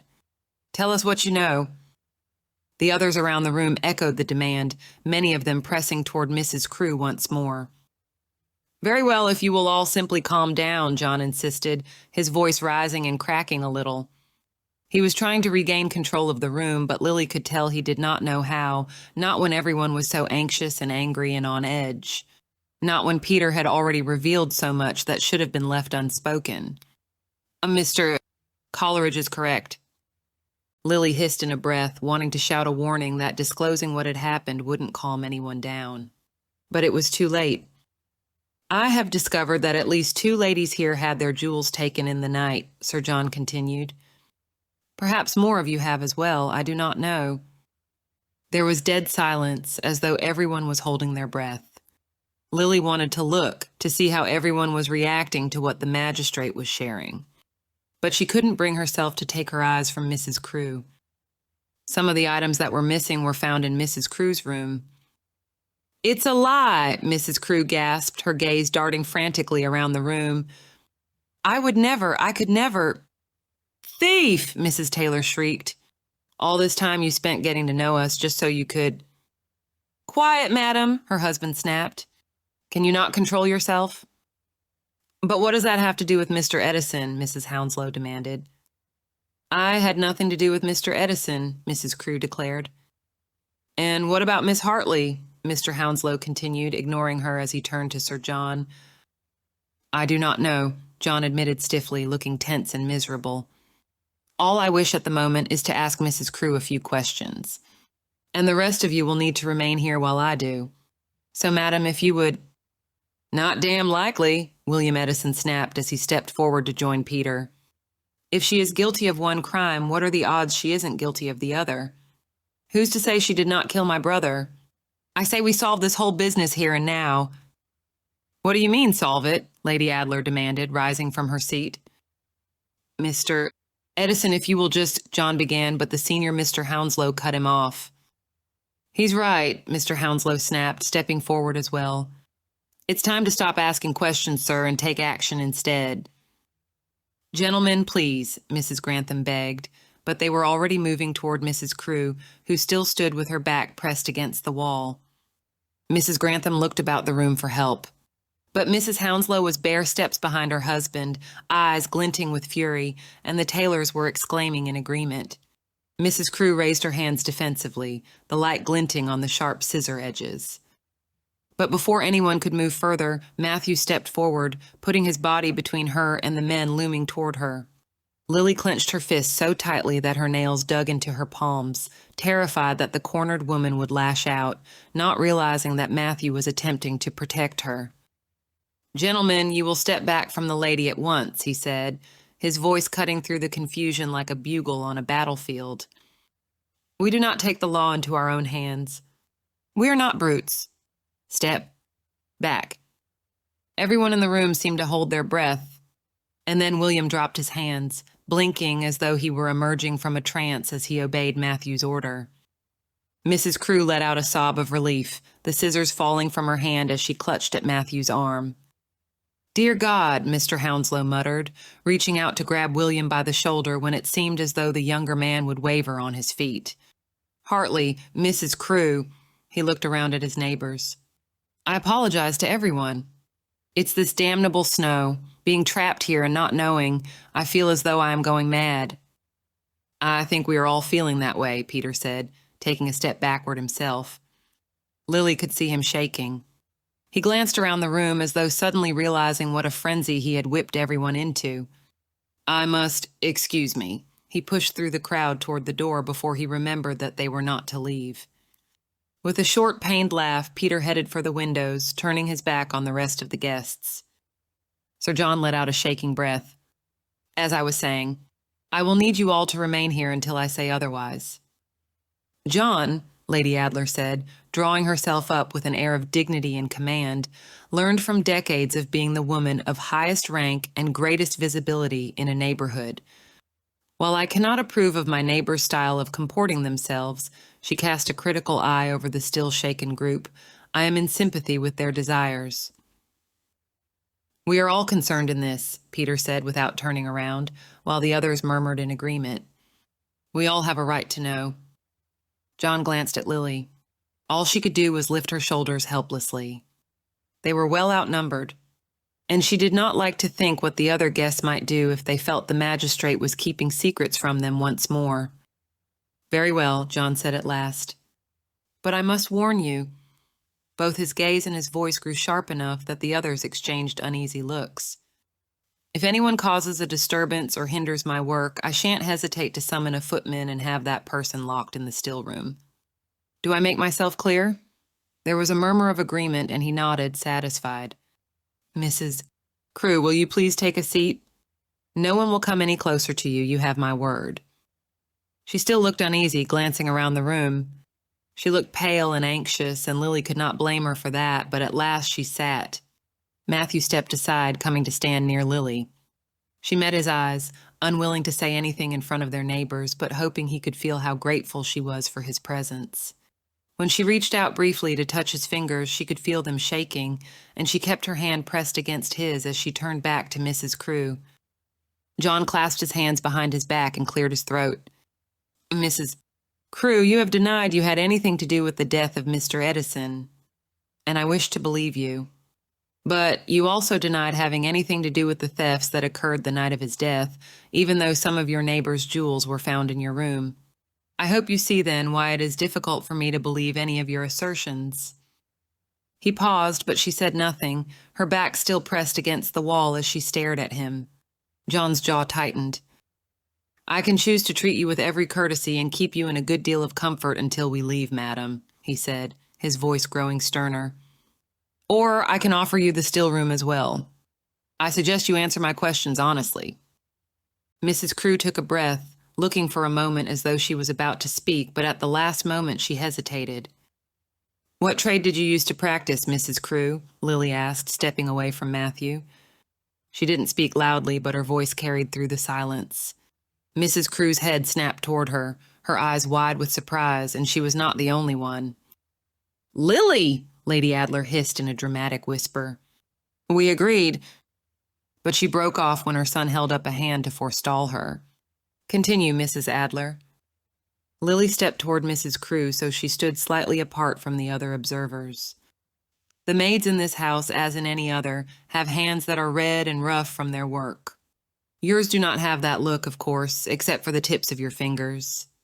Mrs. Taylor," she nodded in that lady's direction, while Caroline Taylor started in surprise at being addressed, "mentioned to me recently that you have, on occasion, given her excellent advice on trimmings and other questions of fashion. And the first thing I heard about you when I saw you at Mrs. Grantham's ball was that you always wear the most magnificent hats." There was silence in the room. Then Mrs. Crewe sighed. "I was a milliner," she said, sinking back into her seat. "In London." A shocked murmur went through the room. "And why are you in Hertfordshire?" John asked darkly. She shrugged. "I hated the dirt and drudgery of London." "Wouldn't you? And I'd been watching ladies long enough. I decided to move where no one knew me and try my hand at living as one." The murmurs were swiftly becoming angry exclamations. "I let you pour tea in my house," Mrs. Taylor hissed, looking appalled. "And you didn't notice a damn thing, did you?" Mrs. Crewe asked, leaning forward. Her accent had altered as she spoke, her words running together and consonants dropping a little. Her fearfulness and shrinking posture had altered as well. The expression on her face was impatient, almost taunting as she stared at them each in turn. Not so hard to pretend to be a lady, after all. Because, you might be shocked to know, there's nothing different between us except who your parents happen to be. And you lot didn't have any more control over that than I did." "Damned impertinence!" William Edison exclaimed. Lily raised her voice to be heard above the murmurs, which were growing steadily outraged. "True enough," she said firmly. "But you may notice that none of us became thieves." "That's because your lot starts out with plenty of money, unlike the rest of us," Mrs. Crewe said scornfully. "And anyway," she added, glancing at William, "your brother was happy to take his own turn at theft as soon as the chance presented itself." "He did not." William looked indignant, but there was an uneasiness to his protest. Lily didn't blame him. A man who did not scruple at blackmail might be willing to do a great many other illegal things. "He did," Mrs. Crewe said firmly. "Always spent more money than he had, didn't he? How do you think he was making up the difference? So don't you go acting all high and mighty, sir, because you're not fooling nobody except yourself." "And you killed him for it," William exclaimed. "Why would I do a daft thing like that?" Mrs. Crewe demanded. "We had a good partnership, me and Gregory. Brought both of us a tidy little income and far less risky for me than things had been before he found me out." "Explain yourself," John ordered, glowering down at her. But Lily could see a hint of panic in his expression. He was out of his depth and trying hard to find his footing again. "What was the nature of your relationship with the elder Mr. Edison?" "Strictly business," Mrs. Crewe said promptly. "I wasn't pretty enough for him to bother with otherwise." "And is Crewe your real name? Or should we call you something else?" She shrugged. "My name's Sarah Crewe, true enough. I may be still married, I don't know. I wouldn't be surprised if Dickie Crewe already drank himself to death, but he wasn't worth giving a second thought once I escaped London. And it's easier to come and go as you please if you're a widow, as some in this room have reason to know." In that case, Mrs. Crewe, John said loudly over another flutter of murmurs, how did you and Mr. Gregory Edison come to this business relationship? She sighed. I have to get creative when I'm taking a light-fingered turn at a party, and he once saw that I'd stuck Mr. Taylor's diamond cravat pin in my hair to hide it. What? That gentleman's wife screeched before Lady Adler ordered her to be quiet. If Gregory'd had any sort of moral compass, the game would have been up then and there. But he decided to pay me a visit the next day and ask me what I planned to do with it. He was more curious-like than anything else. And since he had me red-handed and I couldn't risk him exposing me, especially not to yourself, Sir John, I told him. That you regularly steal from your neighbors? Mr. Hounslow thundered. John glared at him. One more outburst, sir, and I shall have every one of you escorted out and locked in your rooms. And I don't steal regularly, Mrs. Crewe insisted. Only when I need a little extra in the bank. And not always from folks here. There's house parties, aren't there? And visitors. She shrugged again, smiling a little. I like most folks here, so I'd rather steal from people I'll never see again if I can. And what do you do with things once you steal them? Send them to a friend in London who knows how to sell them. He sends me a cut, and everyone does well from it. She glanced at William again. Including your brother. Once I confessed to him he wanted in on the game. And so you wanted him gone? William demanded. Mr. Edison, John fairly growled, but William ignored him. You were in danger of him revealing your secret at any moment. You had to get rid of him. Didn't you? He shouted. But Mrs. Crewe only gave him a pitying look. Why would I want to get rid of Gregory? His fingers were even lighter than mine. And he was always visiting friends or heading to town or having guests come to him. Even more opportunities to sneak a little something here and there and with far less risk for me. He'd bring me what he took and I'd send it to London. Everyone did well from it. Why would I want to get rid of him? John frowned. So you mean to say... It weren't me that did him in, Mrs. Crewe said, her jaw clenched but her voice firm. She turned a cold eye on the others in the room. Whoever your murderer is, Sir John, it's someone else in this house. That handsome captain, I shouldn't wonder. Gentlemen were always getting aggrieved with Gregory. Lily clenched her hands but said nothing, determined not to draw any more attention to herself. Mrs. Crewe's expression grew more serious. And if not him, then, well, I suppose it was someone in this very room. Chapter 23. It took some doing after Mrs. Crewe's confession, but at last John managed to extract her from the continuing questions and accusations and escort her up to the house's former nursery. Mrs. Grantham's children were grown and gone, and the rooms were not much used. But they were out of the way with sturdy locks and would do well enough to keep Mrs. Crewe away from the outrage of her neighbors. Before he left, John raised his voice to request that Lily come with him to assist with a modest search of Mrs. Crewe's person. Lily, who'd had no intention of being left with the others, was glad to go. They were both taken aback, however, when Mrs. Grantham insisted on coming as well. As soon as they were in the nursery, she crossed her arms and glared at all three of them. I want my mother's jewels back, she insisted. Now, which of you has them? John sighed and removed the pouch with the gems from his waistcoat. We were able to recover your property, ma'am, he said, narrowing his eyes at Mrs. Crewe. But we are still missing my mother's bracelet. And perhaps other things, he added, carefully not mentioning the necklace string that Mr. Edison had been holding, which were not to be found in your room. Mrs. Crewe looked outraged. Not with a man here, she said, sounding indignant. Light-fingered and light-skirt are not the same thing, I'll thank you to keep in mind. John didn't protest. Shall I turn my back or must I leave the room? Turn around, Mrs. Crewe sighed. Once his back was turned, she tugged up her skirts, revealing two pretty lace-edged garters at the top of her stockings. Lady Adler's gold bracelet was tucked into one. She plucked it out and passed it to Lily. Once she had her dress settled modestly again, Lily tapped John on the shoulder to let him know he could turn back around. And what made you choose the rooms that you did the night of the storm? John asked, taking his mother's bracelet gratefully from Lily. Was it the jewelry you saw those women wearing? No, Mrs. Hounslow's gems were the flashiest, Mrs. Crewe said with a short laugh. But older folks are less likely to wake up if someone sneaks into their room. Mr. Edison picked your mother for his target that night. Well, I am hardly elderly, Mrs. Grantham said, sounding irritated. It is impossible that you could not have come into my room without my noticing. It simply is not possible. No more I did, said Mrs. Crewe reluctantly. You robbed her in the morning, did you not? Lily said shrewdly, when all the commotion was happening.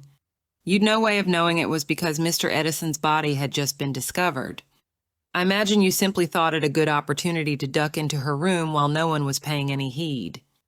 Which would explain why we did not find the jewels during our first search of your room, she added, glancing at her brother-in-law. It was no small satisfaction to be proved right. You still had them on your person when you went down to breakfast. That's about the way of it, Mrs. Crewe muttered. So neither of you attempted to come into my room that night, Mrs. Grantham said, sounding relieved. She looked at the jewelry in her hands, then sighed. I must find a safer place for these, I suppose. And see that all is well downstairs, or as well as it can be. She shot a glare at Mrs. Crewe. You've upset everyone greatly, you know. I didn't say anything that wasn't true or that anyone with half a brain didn't already know, Mrs. Crewe retorted. Her expression softened, and she added, sounding more like the quiet widow they had all come to know, I'm sorry for you, ma'am, that this all had to happen in your home. You're a good sort, even if you were born one of this silver spoon lot. Mrs. Grantham pursed her lips. I wasn't, actually, she said. My father was a merchant who happened to do well for himself, and Mr. Grantham needed to marry money. Mrs. Crewe laughed shortly. Well, that explains it, then. I'll hope for your sake, ma'am, that Sir John here gets it all figured out quick and safe as can be. Mrs. Grantham inclined her head. And I'll hope for your sake that he takes a lenient attitude toward your thefts, she said, glancing at the magistrate. You've been a good neighbor, Sarah Crewe, even if you are a thief. When Mrs. Grantham had left, Mrs. Crewe fixed an eagle eye on John. Will you? Be lenient, he asked. At her quick nod, he scowled. That all depends on what you can convince me of. We have reason to believe that Mrs. Coleridge's pearl necklace, which you had already stolen, was in this house last night. And you have not returned it. I certainly don't have that, Mrs. Crewe said defensively. You mean to say you did not steal it? Lily asked. Mrs. Crewe looked as though she wanted to deny it. Then she sighed. Gregory did not long ago. It's been an expensive year. I needed extra funds. So why did you bring it here? I tell you I didn't, Mrs. Crewe insisted, looking nervously at John. She had initially seemed more comfortable when they left the rest of the guests and came upstairs. But Lily suspected the jewel thief was only just remembering, after Mrs. Grantham's parting words, how serious a crime she had confessed to in front of a magistrate. Even if I'd had reason to, which I didn't, Mr. Edison kept the pearls himself. Was that typical? Lily asked, exchanging a look with John. If Mr. Edison had taken the pearls with him to his meeting, what had been his reason? And who had them in their possession now? I thought you said you were in charge of sending things to London. It wasn't typical, Mrs. Crewe admitted. Usually he did the thieving while I kept my eyes open for danger. And then I took whatever baubles he filched and got us paid for them. But the pearls, she shrugged. He asked for a few days with them. He wouldn't say why. I didn't argue but I still needed money. So he said he'd pick up something that night. Then we met up at the staircase and went to his room to look over what he'd found. I took the bracelet, and that was that. And did he have the pearls with him? Mrs. Crewe was starting to look exasperated. If he did, he didn't show them to me. And I can't think of any reason why he'd have brought them here anyway. Too risky. John pressed his lips together into a tight line. I am sure you understand why I cannot take such a claim at face value, he said at last. We know the pearls are not in your room, at least, but I shall have to insist on a search of your person. You'll do no such thing, Mrs. Crewe exclaimed in horror, drawing back. Her eyes were wide with genuine fear. I mightn't have been born one of your fine ladies, but I have morals and I have modesty, same as any other woman. I'll not be handled by any man. John looked affronted. And I have my morals and modesty, thank you very much, Mrs. Crewe. You have lived here for over a year. I would hope you know at least my reputation well enough by now that you'd not jump to any such improper conclusions.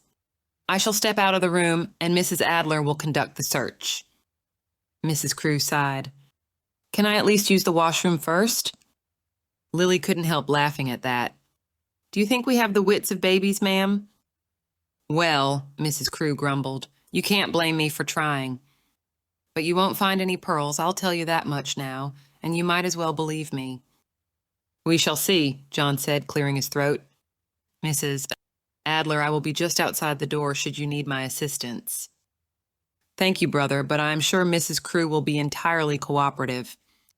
"Will you not?" she added, turning to that lady. "I might as well be," she said with a sigh. "I've got nothing against you, sir, or you, ma'am, in the general way of things. And I suppose you do have to see the job done properly." "All right," Lily said briskly, once the door had closed behind her brother-in-law. "Turn around and I will assist with your buttons and laces. And I warn you I will be thorough." "You seem like the type," the jewel thief agreed. "No nonsense. Do you have little ones?" she asked as Lily began undoing the tiny buttons running down her back. "No," Lily replied, surprised at the question. "Nor likely to with no husband," she added, before suddenly remembering Matthew's proposal. Would he wish for more children if they were to marry? Did she wish for children? She had become accustomed to the prospect of a life without them, content to enjoy both the children of her friends and the independence she had without any of her own. But before Freddie's illness and death, she had always looked forward to the prospect of becoming a mother. "Well, if you had, I warrant they wouldn't be able to get anything past you," Mrs. Crewe said, jolting Lily out of her tumbling thoughts. She stepped out of her gown, which was made of a stiff brocade in a style nearly 20 years out of fashion, then handed it to Lily, who began going through the folds and seams of fabric. Mrs. Crewe dropped her petticoats to the floor, then stepped out of her shoes, sighing with relief as she freed her toes. "I'm grateful for the loan of them, but they're a mite too small. Though perhaps you already guessed that, sharp as you seem. I don't wonder the magistrate is having you assist him." "He merely needed a woman to deal with delicate tasks such as these," Lily demurred, glancing at Mrs. Crewe out of the corner of her eye. "And a sister-in-law is as trustworthy as one's mother, but easier to order about." Mrs. Crewe pursed her lips. "I might believe that, ma'am, if I'd seen him doing any ordering." She bent to roll down her stockings.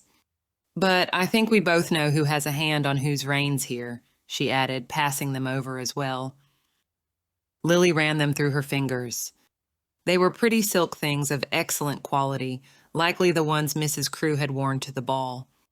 "Let down your hair, if you please," she said, eyeing the other woman's elaborately dressed curls.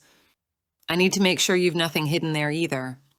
You've done well for yourself through your thefts," she added, picking up the petticoat to shake it out and make sure nothing was concealed in its folds, as Mrs. Crewe obeyed her request.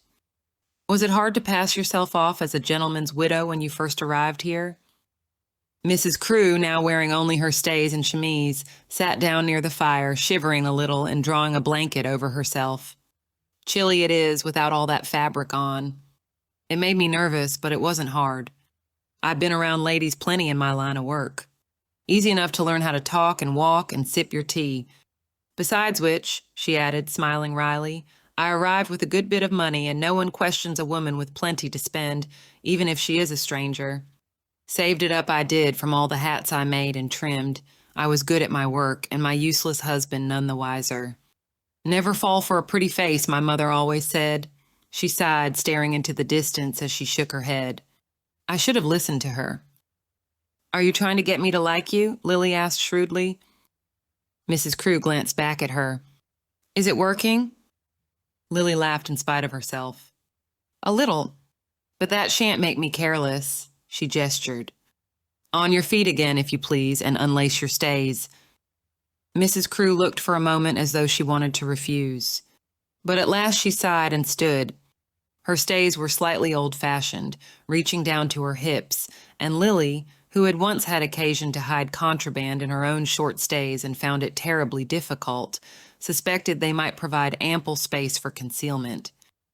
And sure enough, as Mrs. Crewe unlaced her stays, a small felt envelope dropped to the floor. When Lily picked it up and unhooked the button that held it closed, a number of thin metal rods tumbled out. Lily gathered the lockpicks up in one hand, brows rising in an unspoken question as she turned to Mrs. Crewe, who sighed again. I kept them on me just in case. As you pointed out, I was able to snatch Mrs. Grantham's garnets with barely a moment's notice. It's good to be prepared. But surely when you arrived at the ball, you and Mr. Edison could have had no plans for theft, Lily pointed out, frowning a little. You could not have known both of you would be here for the night. Why bring them at all? We always keep our eyes open at parties, Mrs. Crewe said reluctantly, while Lily folded the lock picks up once more and tucked them inside the tight wristband of her own sleeve. Mr. Edison was good at slipping a gem off a lady while they were dancing, that sort of thing, if the opportunity came up. And as you know, a widow might step away during a ball and no one make a protest so long as she doesn't draw too much attention to herself. I came prepared, but nothing happened until everyone was asleep, she frowned. When we parted that night, Gregory did say he had one more thing to do. I assumed he wanted to try his hand at another room. I told him not to push his luck, but he just laughed and I let him go his own way. He was the sort that always would. And you returned to your room? Lily asked. Mrs. Crewe nodded. What time was that? Must have been near 2 a.m. Mrs. Crewe pursed her lips. I think that's what I heard the clock downstairs striking. And you expect me to believe you simply left him then? Lily asked, not bothering to keep the skeptical note from her voice. That you returned to your room, went to sleep, and woke up the next morning as baffled by his death as anyone else? You've no proof so far as you have shared. In fact, you haven't even any proof that Mr. Edison was indeed involved in these thefts. Who is to say you've not made up your story out of whole cloth? Well, as to that, Mrs. Crewe exclaimed, ask that housekeeper who she saw sneaking about that night. She was out and about herself in the middle of the night, mind you, and no good to come of something like that. Talk to her if you want to see someone acting suspicious, not me. Lily paused, considering. Mrs. Raynaud had been uncomfortable and reticent when they spoke, insistent that the servants could not have gone above stairs in the night, but clearly able to have done so herself. Lily had thought briefly that the housekeeper might have been concealing something. But as for what it could have been, she could have been attending to a guest who rang for assistance, Lily pointed out. And why would she have gone herself instead of sending a maid? Mrs. Crewe demanded, grabbing the blanket from the window seat to wrap around her shoulders once more. She clutched it tightly in both hands and scowled at Lily. No, I think she was there for some little rendezvous, and I can tell you why. She wasn't wearing her spectacles, see? She'd have had them on if she was there to work, so clearly she wanted to look nice for someone. One of the younger gentlemen might have been interested, like, I'll admit she's pretty enough. And you claim she saw you and Mr. Edison together? Caught us on the stairs. And she overheard us talking, which is why we decided to hightail it back to his room to look things over. I hope you know Sir John will be speaking to her to confirm your story. I hope he does, Mrs. Crewe replied, equally emphatic. She'll tell him Gregory was a thief right enough, and there wasn't anything but business between us, and good business at that. I may be a thief, but I'm no killer. She spoke firmly with no shiftiness or fidgeting. There was nothing in her manner or voice to make Lily think she was being untruthful, but a woman who had spent so long pretending to be someone she was not had to be an excellent liar. There was no possibility of taking her words at face value without speaking to Mrs. Raynaud. Very well, Lily said. Do you need assistance dressing once more? Mrs. Crewe shook her head. Just you get out there and tell Sir John to speak to the housekeeper. And tell him to lock the door, she added. Lily raised a brow. I'm sure he was going to anyway. But why do you want him to? Mrs. Crewe shivered. He'll have the only key, won't he? And I don't trust the rest of this jumpy lot not to come after me. Lily nodded. It was impossible not to feel some sympathy for the woman under the circumstances. We'll keep them from you, and I shall have the footman bring your luncheon. Mrs. Crewe's expression softened. Thank you, Mrs. Adler. You're a good sort. I'm glad I never stole anything from you. High praise, Lily said dryly. I hope you still think as well of me when all is said and done. John, as promised, locked the door as soon as Lily emerged, declining to re-interview Mrs. Crewe and hear for himself what Lily had learned. I trust both your memory and your judgment, he said as he pocketed the key. Did you find anything when you searched her? Lily handed over the lockpicks. But no pearls. She seemed to be telling the truth about that much. He examined them, a thoughtful frown on his face, before nodding and tucking them inside his jacket. A rather professional-looking set.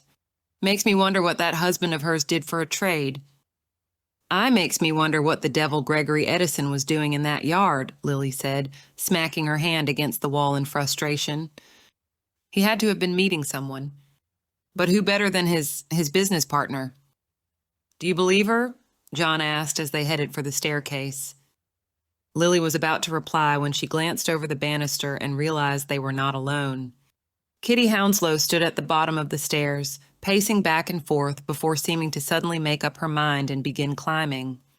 But as soon as she spotted them at the top of the staircase, she froze in place.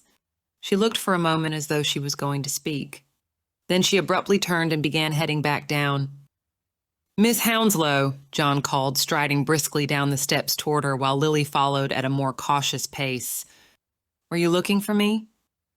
The girl had stopped at the bottom step and turned back toward him. Her eyes were wide in her peaked face, giving her an almost ghostly appearance, only emphasized by the too big cut of her borrowed gown.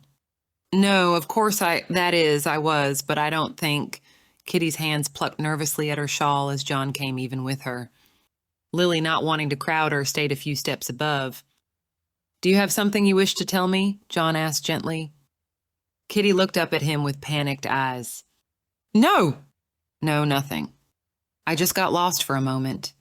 I could not remember which. She glanced up and down the halls a little frantically, as though hoping someone would appear and put an end to the conversation.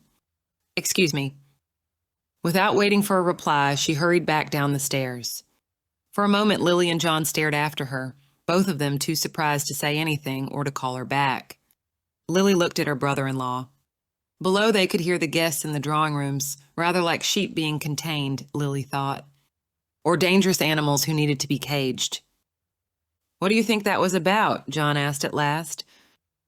Well, she was not lost, that much is certain. Unless she meant she had lost her nerve, Lily said quietly. She wanted to speak with you. But as to what she meant to say or why she became too afraid to say it, do you think she knows something? John asked.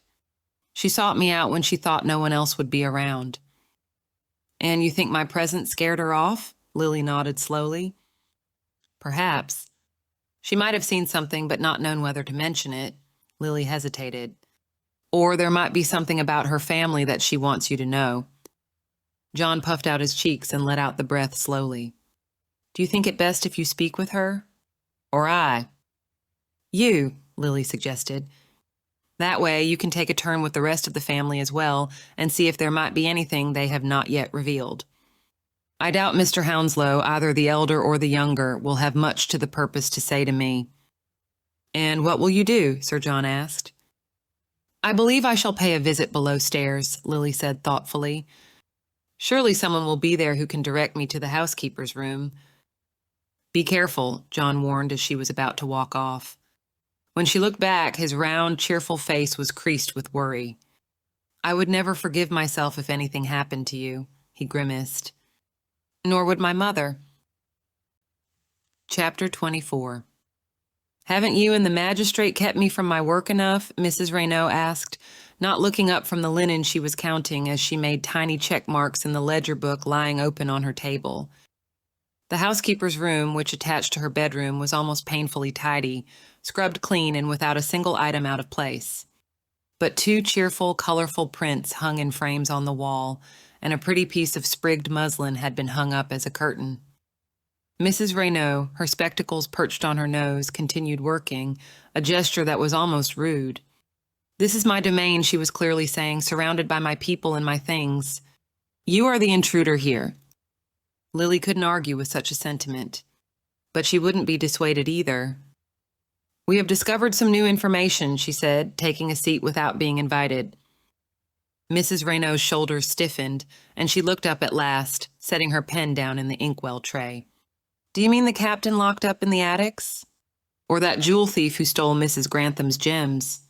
I would think you wouldn't need to speak with me after catching your murderer. It is related to Mrs. Crewe's thefts, Lily said calmly.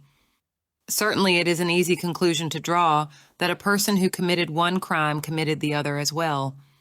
But I've no wish to assign blame wrongly just because it is easy. I'm certain you would agree, especially for something as serious as murder. A muscle jumped in Mrs. Raynaud's jaw. What's it got to do with me then? I was speaking with Mrs. Crewe, who insists that she had nothing but a cordial business relationship with Mr. Edison. That he, in fact, was a thief alongside her. And when it was pointed out to her that she had no proof of such an outrageous claim, can you guess who she said could corroborate her story? The housekeeper said nothing, but that muscle leaped once again as her jaw clenched. No guesses? Lily asked. That surprises me from such a perceptive woman. Say what you mean and be done, if you please, Mrs. Raynaud snapped. I've neither time nor patience for such games. Some of us have work to do. You are right, it is not a game, Lily said softly. A man was killed. At any moment, someone else could be harmed as well. I'm trying to stop that from happening. So please, if you know anything that could shed light on what Mr. Edison was up to that night, or who he might have been meeting with, I ask you to tell me. Did you indeed see Mr. Edison and Mrs. Crewe in the hall? Mrs. Raynaud picked up her pen, tapping it against the table and not meeting Lily's eyes. Then she nodded tersely. I did. So you were also up and about that night, another terse nod. And I suppose that, given your reticence to discuss the matter, you were not there to respond to a guest who had rung for assistance. Mrs. Raynaud gritted her teeth. I was not, she said, her words clipped and her unhappiness plain. I promised them my silence in exchange for their own. Mrs. Crewe, it seems, has not kept her word. Murder changes the bargain somewhat, I believe, Lily replied. What can you tell me? Did it seem that Mr. Edison was involved in the thefts? Mrs. Raynaud let out a sigh. Aye, he was. I went up the main stairs, which maybe was unwise. I didn't have my spectacles on, and they were in the dark at the top of the stairs, so I didn't see them until I was nearly to the top. They made some insinuations, but I'd overheard a bit of what they were saying, so I was able to make a few insinuations of my own. We all agreed to go our separate ways and keep our mouths shut. I waited until they were inside Mr. Edison's room before continuing, she added. I didn't want them to see where I was going. And where was that? Lily asked, but she was unsurprised when she received only an irritated look in reply. So you said nothing when the theft of your employer's jewels came to light? She continued. She understood why. Even an upper servant would not want to be seen having a liaison with a guest. But she wanted to know what the housekeeper would say. Mrs. Raynaud looked, to her credit, unhappy at the reminder. I couldn't risk the exposure, she said quietly. And what were they saying when you overheard them? I didn't hear much, the housekeeper admitted. I was trying to keep my distance so they wouldn't see me. Something about selling what they had pinched.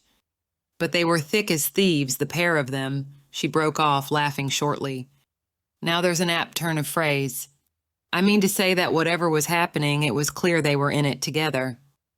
And did there seem to be any anger or conflict between them? Mrs. Raynaud shrugged a little. I only saw them briefly. Mr. Edison seemed agitated, far more agitated than Mrs. Crewe, but I don't wonder at that, him creeping around the house as he was. But I am, as you've guessed, good at reading and observing people.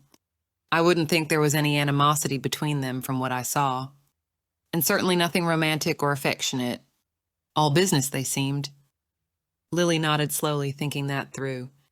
Was there anything else you noticed about them? Anything that stood out? No, the housekeeper said slowly, but she hesitated as she said it. No, nothing else I noticed about them. Lily's brows rose. And what did you notice about someone else? The housekeeper wrinkled her nose unhappily. I saw, well, perhaps nothing. I don't know what or who you see, and I don't want to... Mrs. Raynaud, Lily broke in. Tell me what you saw. The housekeeper chewed on her lower lip, hesitating again, as though trying to decide exactly what to say. I saw someone else in the hall. When I was leaving, Lily, already perched on the edge of her chair, sat up even straighter. You mean later, when you were leaving your rendezvous? Mrs. Raynaud nodded. I was just looking out the door, making sure the coast was clear, as it were. But it wasn't. Clear, I mean, she said, stumbling over her words a little. She took a deep breath. I saw someone coming out of a nearby room. They went down the stairs. I waited a little while to make sure I wouldn't run into them. And then I went back down by the servants' stair just in case. Who was it? Lily asked eagerly. The housekeeper looked a little embarrassed. I couldn't see their face. Lily frowned. Well, was it a man or a woman? Which room did they come out of? I truly don't know. Mrs. Raynaud sounded apologetic. It was a vanity to go up without my spectacles. I really can't see any far distance without them. It was just, she shrugged, a figure, going down the stairs. Lily blew out an impatient breath. Very well, then. Which side of the hall were you on? That could narrow things down at least. I can't tell you that either, the housekeeper said softly. Lily gave her a hard look. You won't tell me, you mean, she said, her voice growing a little cold. Because you do not wish me to guess what room you were coming out of. The housekeeper said nothing, a small, humorless smile on her lips. That is a choice you may make. But here is the thing you must consider, Mrs. Raynaud. By your own admission, you were also up and wandering that night. You claim you were visiting a lover. Very well. But unless you are willing to admit who that lover was, I have no means of confirming your story. For all I know, you were meeting with Mr. Edison. For all I know, he caught you rather than the other way around, and you killed him to keep him silent about your affair. Mrs. Raynaud drew in a sharp breath. When she let it out, it shook. I suppose you could assume so, she said, beginning to sound a little less cool and composed. A great many people could assume so, Lily said relentlessly. An assumption which could even see you forced to make an appearance in court. Unless you tell me who you were visiting that night. The housekeeper picked up her pen once more, refusing to look at Lily as she adjusted her spectacles. Her hands were clearly shaking. I've work to do, Mrs. Adler. There was clearly no point in pressing any further. Not yet. Lily stood. I hope you will change your mind, she said. Mrs. Raynaud glanced up, a mere flick of her eyelashes, but Lily caught the glance. There was fear in it, but also determination. Not likely, ma'am, the housekeeper said softly, turning back to her work. Not likely at all. Lily closed the door to the housekeeper's room behind her, but she made it only halfway down the hall toward the kitchen before she slumped back against the wall, closing her eyes. She was exhausted from worry and from being awake half the night, and she felt no closer to the truth than she had been when she was staring down at Mr. Edison's body in the snow. Very well, he had been a thief. He had been immoral and reckless in his dealings with Amelia, and even his brother had not denied that theft was the sort of thing he would do. But why had he been in the yard at all? It was easy enough to get to, but why go outside in the storm? And why have the pearls with him, as it seemed he had? The sound of footsteps made Lily straighten abruptly and open her eyes just as the housemaid she had met the day before, Jane, she recalled, came around the corner. Jane, who was lugging a heavy basket of cleaning tools, stopped in surprise. Do you need assistance? She asked, looking uncertain. No, Lily broke off, giving the maid a considering look. Jane, I'm going to ask you to do something I know you're told not to do. But I hope you will help me anyway. The girl stared at her, plainly nervous. And what's that, ma'am? Gossip. Jane let out a relieved breath. Oh, well, that's no hardship, Mrs. Adler. We hear everything below stairs, she said with cheerful willingness that made Lily half smile. What is it you're wishing to know? Was there anyone below stairs who ever talked of Mr. Edison? Who knew much about him or seemed particularly interested in him? Mr. Edison? The elder, you mean? When Lily replied in the affirmative, Jane shook her head.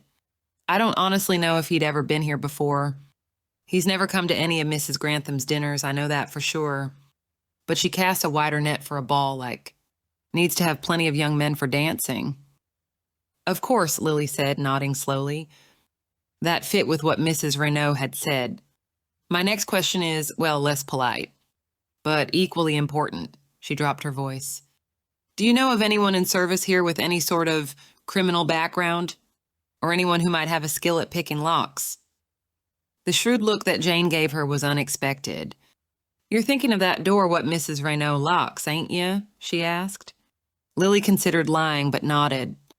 Well, I can't say as I blame you for wanting to know, but I never heard of anyone here who's at all handy with locks. And I think it would have come up like because Mrs. B, the cook, locked herself in the still room by accident just last month, and it were a dreadful furor to get her out. Took us half the day to find the spare keys that Mr. Lambton was supposed to have. I see, Lily nodded again. And even if anyone could pick locks, they'd be a fool to cross Mrs. Renault like that, Jane said, shuddering a little at the thought. Lily could well believe that. The housekeeper clearly ruled the staff with a will of iron. Thank you. I hope if you hear or see anything out of the ordinary, you will tell me. I want to help the magistrate find out what happened as quickly as possible so that everyone, including you, can return to their normal lives. Of course, Jane said, nodding. But there was something careful in her expression, as though she wanted to speak but couldn't decide whether to say what she was thinking or not. Lily raised her brows. What is it? The maid bit her lip.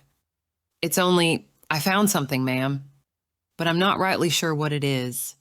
So I don't know if it's important or if it's just trash. Lily gave her a puzzled look. Trash? Perhaps. Or Jane bent down to fish in her cleaning basket and emerged with a much-folded piece of paper.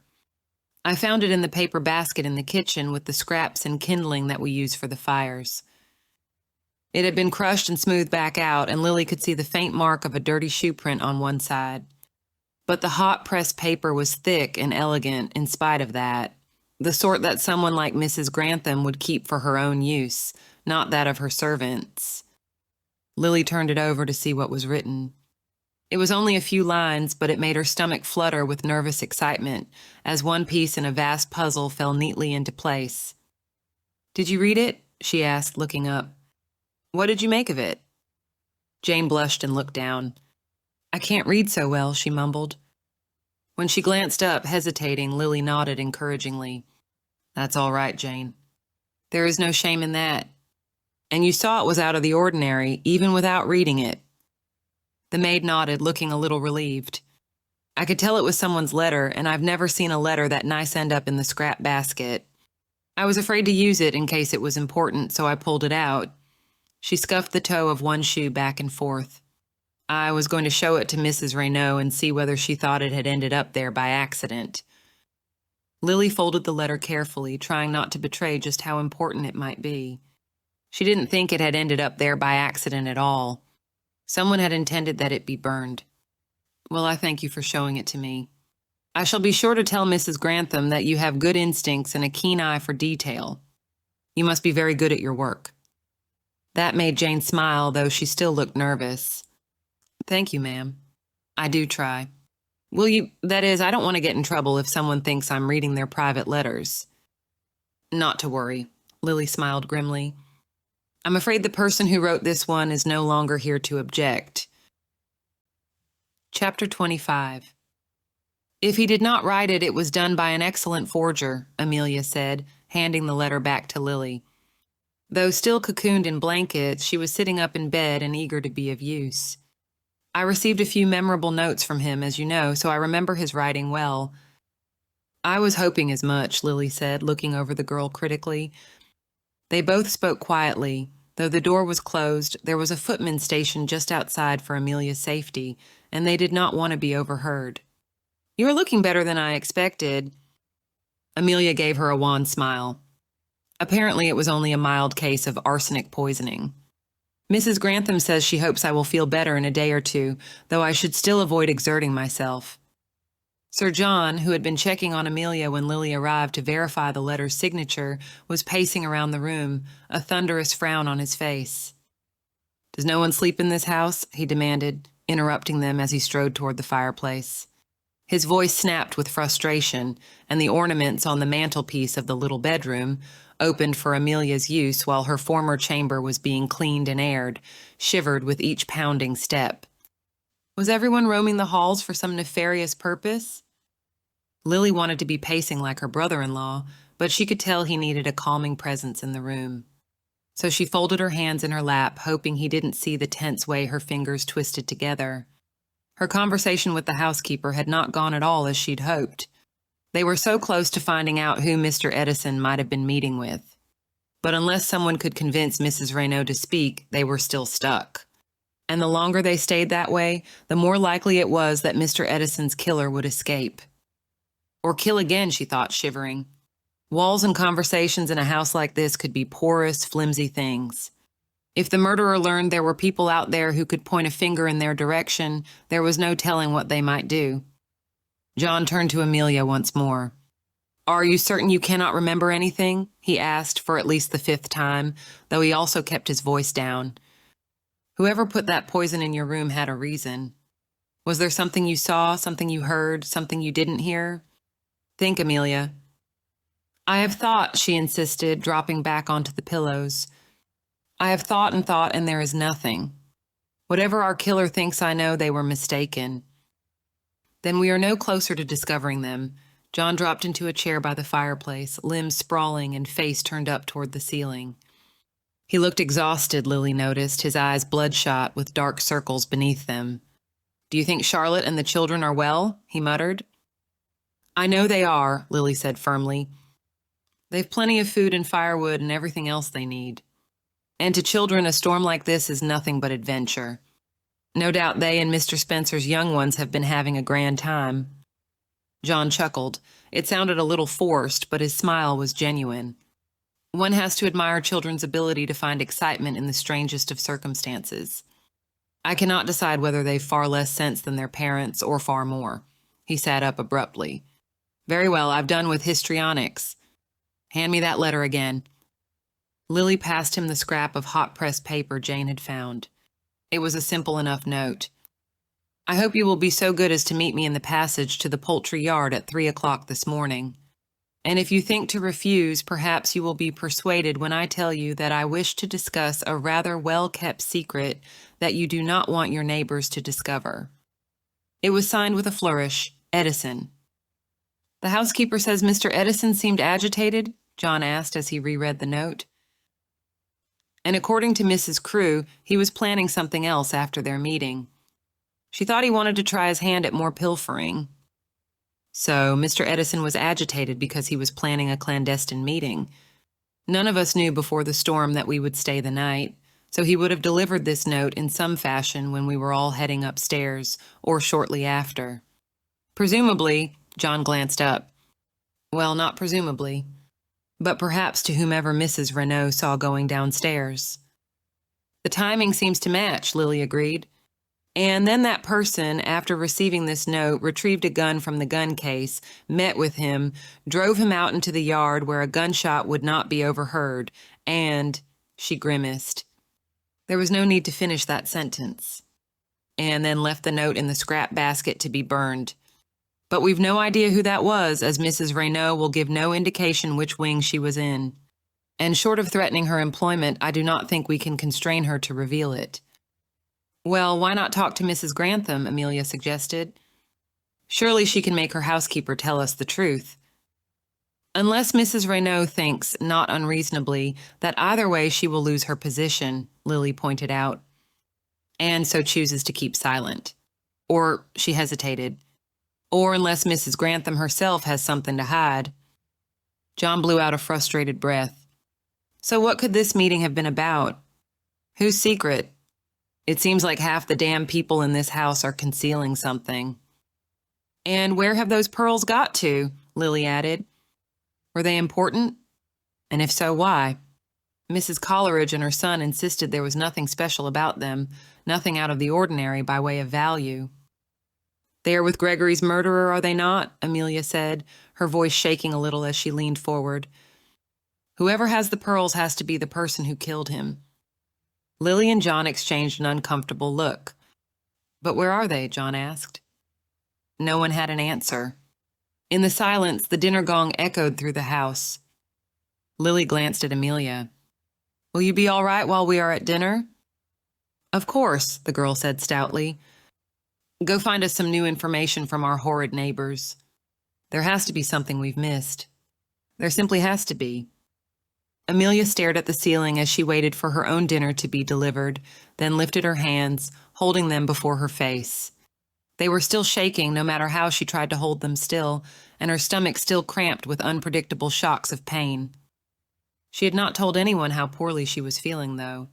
After all that had happened, she did not want them to think her weak. And if someone had indeed tried to poison her, to silence her— Amelia shivered. She did not want word to get back to them that she was yet an easy target. A knock at the door made her sit up with a start, then swallow hard against a wave of nausea. There was a footman still outside, as far as she knew, but she still hesitated before she called out, "Come in." Mrs. Grantham poked her head around the door, smiling gently. "Only me," she said as she entered with a dinner tray. Steam wafted from the bowl of what smelled like clear broth, and Amelia could see a small pot of tea and a little bread. It was an invalid's tray, but neither she nor her stomach objected to the prospect. "How are you feeling, my dear?" Amelia attended to the small talk, the plumping of pillows, and the settling of the tray with half a mind. Inside, she was working up the courage to do what she had suggested to Mrs. Adler and Sir John. "Mrs. Grantham," she began at last, a little hesitantly, when her hostess was clearly about to excuse herself. Mrs. Grantham paused expectantly, and Amelia took a deep breath. "I have something particular to ask you, for which the magistrate needs your assistance." "I am at Sir John's disposal, of course," Mrs. Grantham said, a wary note in her voice. "Though I would expect him to ask me himself." "No doubt he would," Amelia said, plucking at the bedclothes. "But I thought, that is, it occurred to me—" Still hesitating, she described Mrs. Adler's conversation with the housekeeper. She could not recall most of the details of what had been said, but she remembered enough to make clear how the woman had refused to help them. Mrs. Grantham's face grew shuttered as she spoke, and Amelia thought she looked displeased. There was no wonder in that. To discover such behavior in a trusted upper servant had to be a blow, especially to a woman who lived on her own and had her own reputation to preserve. "And so," Amelia concluded hopefully, "I thought perhaps, as her employer, you could compel her to—" "To reveal who she was visiting?" Mrs. Grantham said, a little coldly. Amelia squirmed with discomfort, but nodded. Mrs. Grantham pursed her lips. "I will speak with her," she said slowly. "Thank you for bringing the discovery to my attention." "Of course." "Thank you, ma'am," Amelia said, hoping the housekeeper would not lose her position. But finding whoever had harmed Gregory, whoever had tried to poison her, had to be worth the risk. It wasn't until the door had closed behind Mrs. Grantham that she remembered Mrs. Adler's other comment. If Mrs. Grantham herself had something to hide, it might not be only the housekeeper's employment that was at risk. Amelia stared at the bowl of soup in front of her, what little appetite she had congealing in her stomach, and hoped she had done the right thing. Dinner was tense and miserable from the beginning, with Mrs. Grantham arriving late and distracted to take her place at the head of the table. Matthew gallantly tried to direct the conversation to lighter matters until William Edison snapped at him to shut up. "No one wants to hear your damn talk of London amusements or whatever other nonsense you come up with," he snapped. "No one wants to hear your whining either," Mr. Taylor snorted, already on his second glass of wine. "Shame the captain or Mrs. Crewe or whoever it was shot your brother instead of you." Gasps echoed around the table, and William bounded to his feet, red with fury, his mouth open as though he would yell. But his face crumpled, and Lily felt an unexpected pang of sympathy for him. Unlikable and immoral he might be, but he was also grieving his brother. She was about to say something to him, but she did not have a chance. William threw his napkin down and stormed out of the room, pushing past a footman who was just entering. Had the man been carrying a tray, its contents would have toppled to the floor, but he came bearing only a piece of folded paper. After staring after William in a very unfootman-like manner, Lily wondered how on edge the servants must be to be losing their studied composure so obviously. The young man recalled himself with a little start and hurried over to Sir John at the head of the table. A day before, any number of guests would have insisted that William be immediately retrieved so he could stay under the watchful eye of the group. But Jack and Mrs. Crewe were both locked up still, and no one was so eager to spend more time with William that they wanted to go after him. John, frowning, took the note as the footman bent down to whisper in his ear. Lily was not surprised that everyone at the table watched as he unfolded the paper to read. "That is Sarah's handwriting," Mrs. Taylor said sharply. John glanced up long enough to frown at her. "Worry not, Mrs. Taylor, it need not concern you." "I beg your pardon, sir, but it does concern us," Mr. Hounslow said hotly. "We are all, and have been from the beginning, in this together. Every blessed thing that has happened concerns every one of us. You will be so good as to share what is in that note." His tone made clear that he was issuing an order, not making a request.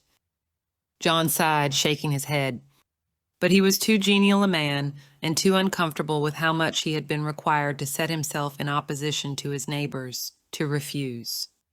"It is nothing of serious import, I assure you. Mrs. Crewe merely asked to speak with me. Apparently she has recalled something that she thinks I will wish to know." "No doubt hoping to ingratiate herself and improve her own outlook," Mr. Taylor snorted. "Perhaps." John tucked the note into his waistcoat and lifted his own silverware once more. "I shall oblige her once we all go through, but I doubt it is urgent. Now," he tried to smile, looking hopeful that they could return to a discussion of something other than crime and murder. "Has anyone plans to travel to London this winter?" Lady Adler and a few others joined in the attempt at normal conversation, which was valiant if not entirely successful, until everyone began to stand at the end of the meal. At a typical dinner party, the men would remain for brandy or other spirits, joining the women later for tea and coffee. But they had been skipping such divisions, all going through to the drawing room together and retiring early so as not to waste firewood or candles. This time, there was some confusion about which set of rituals was being followed, most of the guests beginning to rise just as a footman carried in a bottle of brandy. There were suddenly too many chairs pushed back, too many people attempting to move through the same space at once.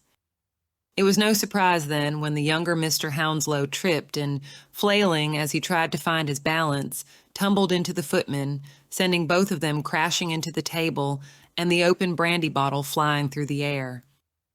"Damn!" exclaimed Mr. Hounslow as he scrambled to right himself and haul the footman up as well. He glanced around the room, blushing beet red. "Sorry, so sorry, please do excuse. I think I tripped on—" "Oh, it was your cane, Mrs. Coleridge. My apologies. Yes, here it is, Mr. Coleridge, allow me to help you up. Oh, Sir John, your coat. Oh, dear." He trailed off, still fumbling awkwardly to set things to rights. John looked as though someone had flung a wash bucket on him, and he was not the only one. Peter, who had been walking behind the magistrate at the time of the accident, was speckled with brandy blotches, and Lady Adler and Mrs. Hounslow were both dabbing at their clothing and muttering unhappily to themselves. Mrs. Grantham stepped forward. "Oh, dear. Perhaps everyone else can go through while I accompany the four of you upstairs and we sort out some more clothes. And Hugo," this to the footman who was trying to look stoic while brandy dripped from his chin, "go find Mrs. Raynaud, tell her I'll need her assistance upstairs, and get yourself cleaned up. Stop fussing, Mr. Hounslow, these things happen. Yes, you escort Mrs. Coleridge." Efficiently, she ushered the unbrandied guests toward the drawing room and gathered the others to follow her upstairs. With their hostess gone and the housekeeper pressed into the task of tracking down more spare clothing for the guests, it took some time for tea and coffee to arrive in the drawing room. In the meantime, Mr. Hounslow urged his daughter toward the pianoforte, and Kitty complied reluctantly. Matthew had offered Lily his arm as soon as they rose from the table, and now he paused at the threshold, glancing around the room. "Shall we sit in the window seat where you may observe everyone at your leisure?" he asked in an undertone. "Or would you prefer to sit with the Hartleys?" She ought to sit with the Hartleys. But she was no use to Jack if her mind was occupied with distracting his family. And unlike when Amelia had been the one under suspicion, this time, at least, they had the sympathy of the crowd on their side. It was unfair to poor Amelia, but there was no help for that. And she needed to keep an eye on the rest of the guests. There was still something she was missing. "The window," Lily said quietly, turning them both in that direction. Look, Mrs. Coleridge has already gone to join them. I wonder if she is taking the opportunity to urge her son's case. Her son? Matthew frowned a little as they settled in the window seat, light from the window spilling over the snowy courtyard just outside. Does Mr. Coleridge's mother promote his investment concerns as well? Or, his eyes grew wide. Don't tell me he wishes to wed Miss Hartley? I cannot blame you for your surprise, Lily murmured, not taking her eyes from the room. I've no wish to breach their privacy, but, keeping her voice low, she provided a few details of Mr. Coleridge's surprising proposal. But her mind was not on the conversation. Instead, she watched Kitty Hounslow. The girl played through the simple piece as though by rote while she stared into the distance, half a dozen unhappy emotions moving across her face. She had wanted to tell Sir John something, Lily remembered. But for whatever reason, she had lost her nerve, and he had not been able to get her away from her parents long enough to find out what it might have been. When Kitty's eyes drifted back down to earth long enough for her to notice that she was being watched, Lily didn't look away. She expected to be on the receiving end of one of the girl's frequent scowls. Instead, Kitty stared at her like a cornered animal, her cheeks growing pale and her eyes wide. She quickly looked away, fixing her eyes on the sheet music, and she didn't look up again. What do you make of Kitty Hounslow? Lily asked. Matthew turned to give the girl a considering look. She reminds me very much of a girl that my Eloisa has had difficulty with. Envious, certainly. Longs for attention. Impulsive but not brave. And terrified of anyone disliking her. That is rather a thorough analysis, Lily said approvingly. He flashed a quick smile at her. Fatherhood has made me wise, he quipped. Then he shook his head, looking sympathetic. I've always suspected that Julia, she is the girl I know, would be easier in herself if she had less self-absorbed parents. I expect Miss Hounslow is much the same. You mentioned envious, Lily mused, and impulsive. I wonder what sort of thing Miss Hounslow might impulsively do if, for example, she felt that a young man had wronged her. The tea and coffee arrived at the same time as Lady Adler, who glanced about the subdued gathering with surprise. Dear me, am I the first one to return? Kitty, that tune is dreadfully melancholy. Perhaps your fingers are tired? Mrs. Taylor, take the poor girl's place. And no Mrs. Grantham to pour? Well, if no one objects, I shall do the honors.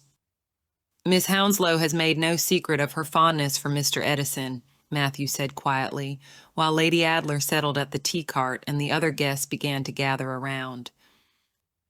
But I have a hard time imagining her brave enough to meet a man in private, Lily said, watching Miss Hounslow's expression of relief as she surrendered her place at the pianoforte to Mrs. Taylor. On the other hand, she stood, the only way to know for certain is to speak with her. You think she will tell you? Matthew asked with some amusement. Lily smiled, watching her quarry fidgeting near the tea cart. I think the ways people try to lie can reveal a good deal more than they realize. She took Matthew's arm once more, intending to lead him toward the small cluster of people in the middle of the room. But as soon as they stepped away from the window seat, there was a shriek. Was it from outside or inside? And an odd noise, almost like a rush of air.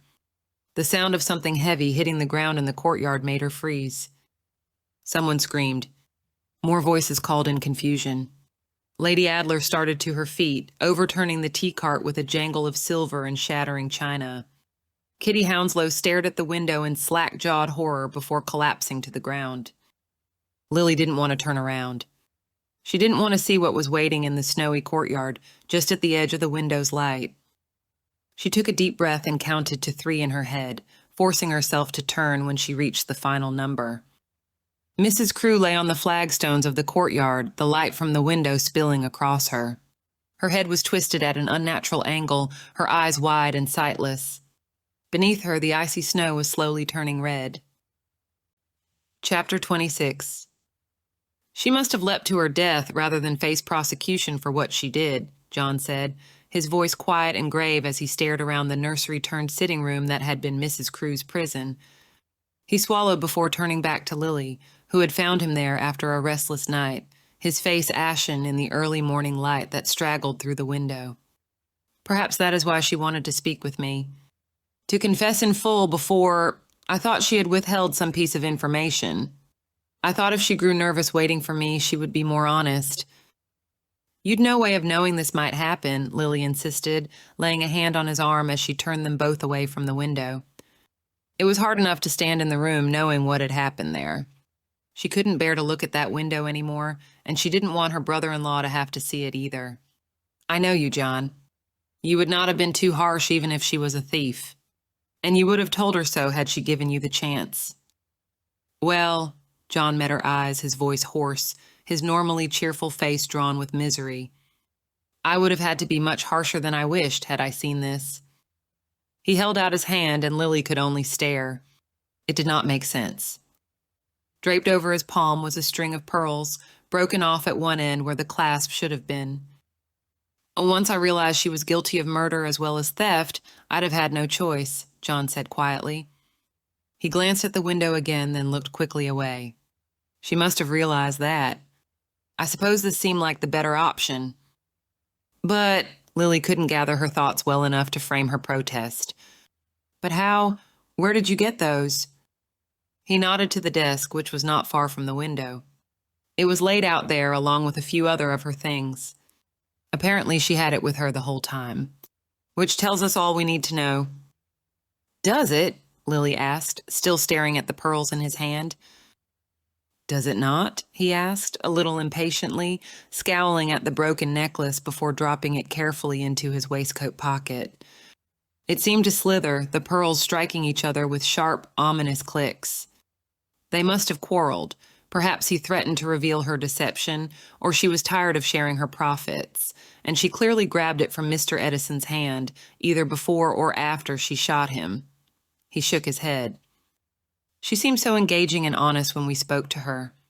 Did you have any thought that she was lying to us the whole time?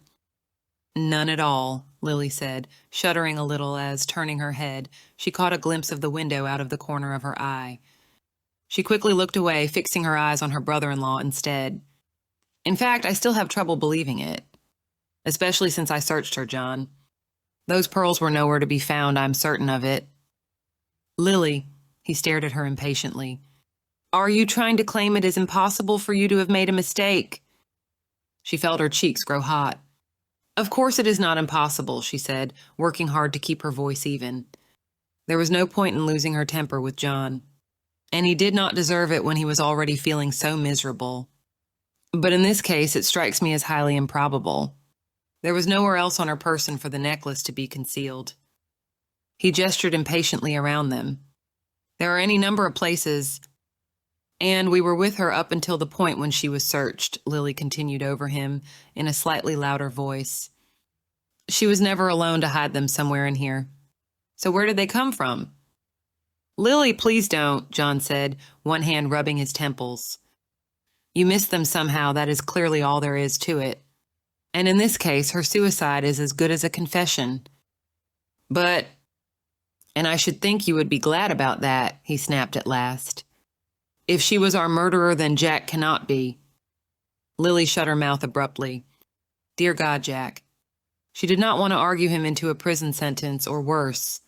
She closed her eyes while she let out a slow breath. Of course. She opened them and nodded. Of course I'm glad of that, John. He sighed, glancing around the room once more. Terrible business, he muttered, looking relieved as he headed toward the door. Are you coming? Lily hesitated. You go ahead, if you please. I just need to... Look around, he finished for her, exasperated once more. She said nothing. Any protest would be a lie, and she did not want to lie to him. John sighed again. Suit yourself. But Mrs. Crewe had both reason and opportunity to kill Mr. Edison, and she would have had no reason to leap from that window were she not guilty. I know, but still Lily did not move to join him. He shook his head. Suit yourself, he said again, striding from the room as though he could not wait to leave it. Lily could not blame him for that. More than anything, she wanted to be gone as well. Her gaze kept straying toward the window, and every time it did, a sick feeling settled in the pit of her stomach, and she quickly looked away again. She didn't want to think of Mrs. Crewe teasing her, shrugging away her concerns and making pointed comments about the class of people she had pretended to be part of so well. But that was exactly why Lily couldn't force herself to leave. Not yet. It didn't make sense. Lily took a deep breath, steeling herself to look around. And she almost leapt out of her own skin when a quiet voice asked, "Mrs. Adler?" Lily spun around to find Amelia peering nervously around the door. Lily took a shuddering breath. "Dear God, you gave me a fright," she muttered. "Come in quickly before someone sees you. Should you be up and about?" "I am feeling well enough for short walks," Amelia said, closing the door behind her.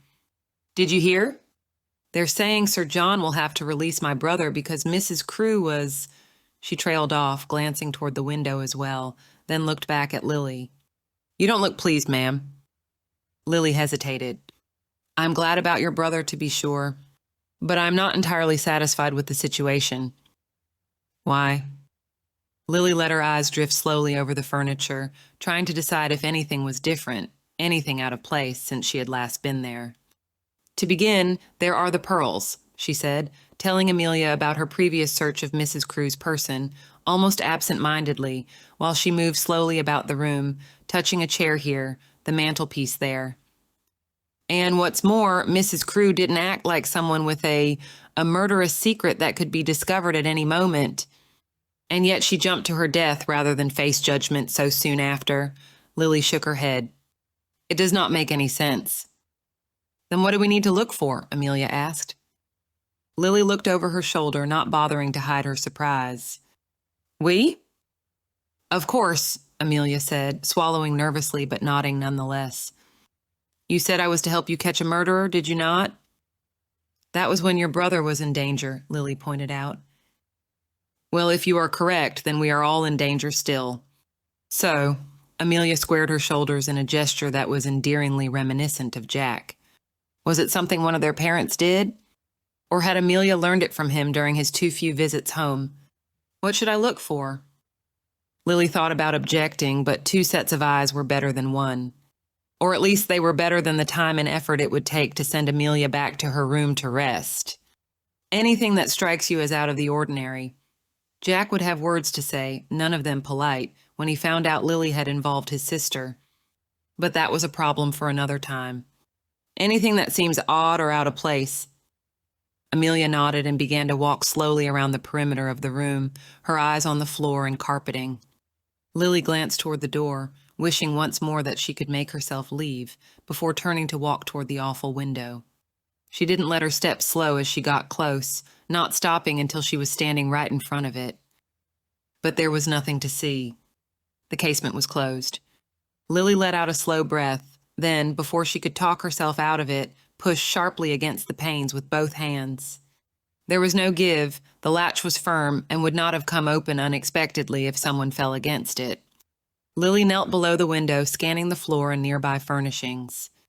There was nothing odd or suspicious, nothing to indicate that there had been any violence or foul play inside the room. But of course there wouldn't have been.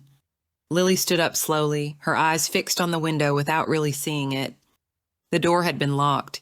She had seen with her own eyes that John had locked it after their interview with Mrs. Crewe, and she had raced up the stairs in time to see him unlock it after Mrs. Crewe fell.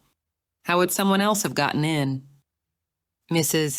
Adler, does this count as something odd?" Amelia's question recalled her to where she was, and Lily shook her head to clear it as she turned away from the window. "What did you find?" Amelia was kneeling near the door, picking up several small things from the floor one by one. When Lily appeared at her shoulder, she held them out. "Hairpins. They were scattered about here." Lily took one, then another, between her fingers, turning them over and frowning. They were hairpins indeed, but curiously shaped, some of them straightened, some of them bent at odd angles.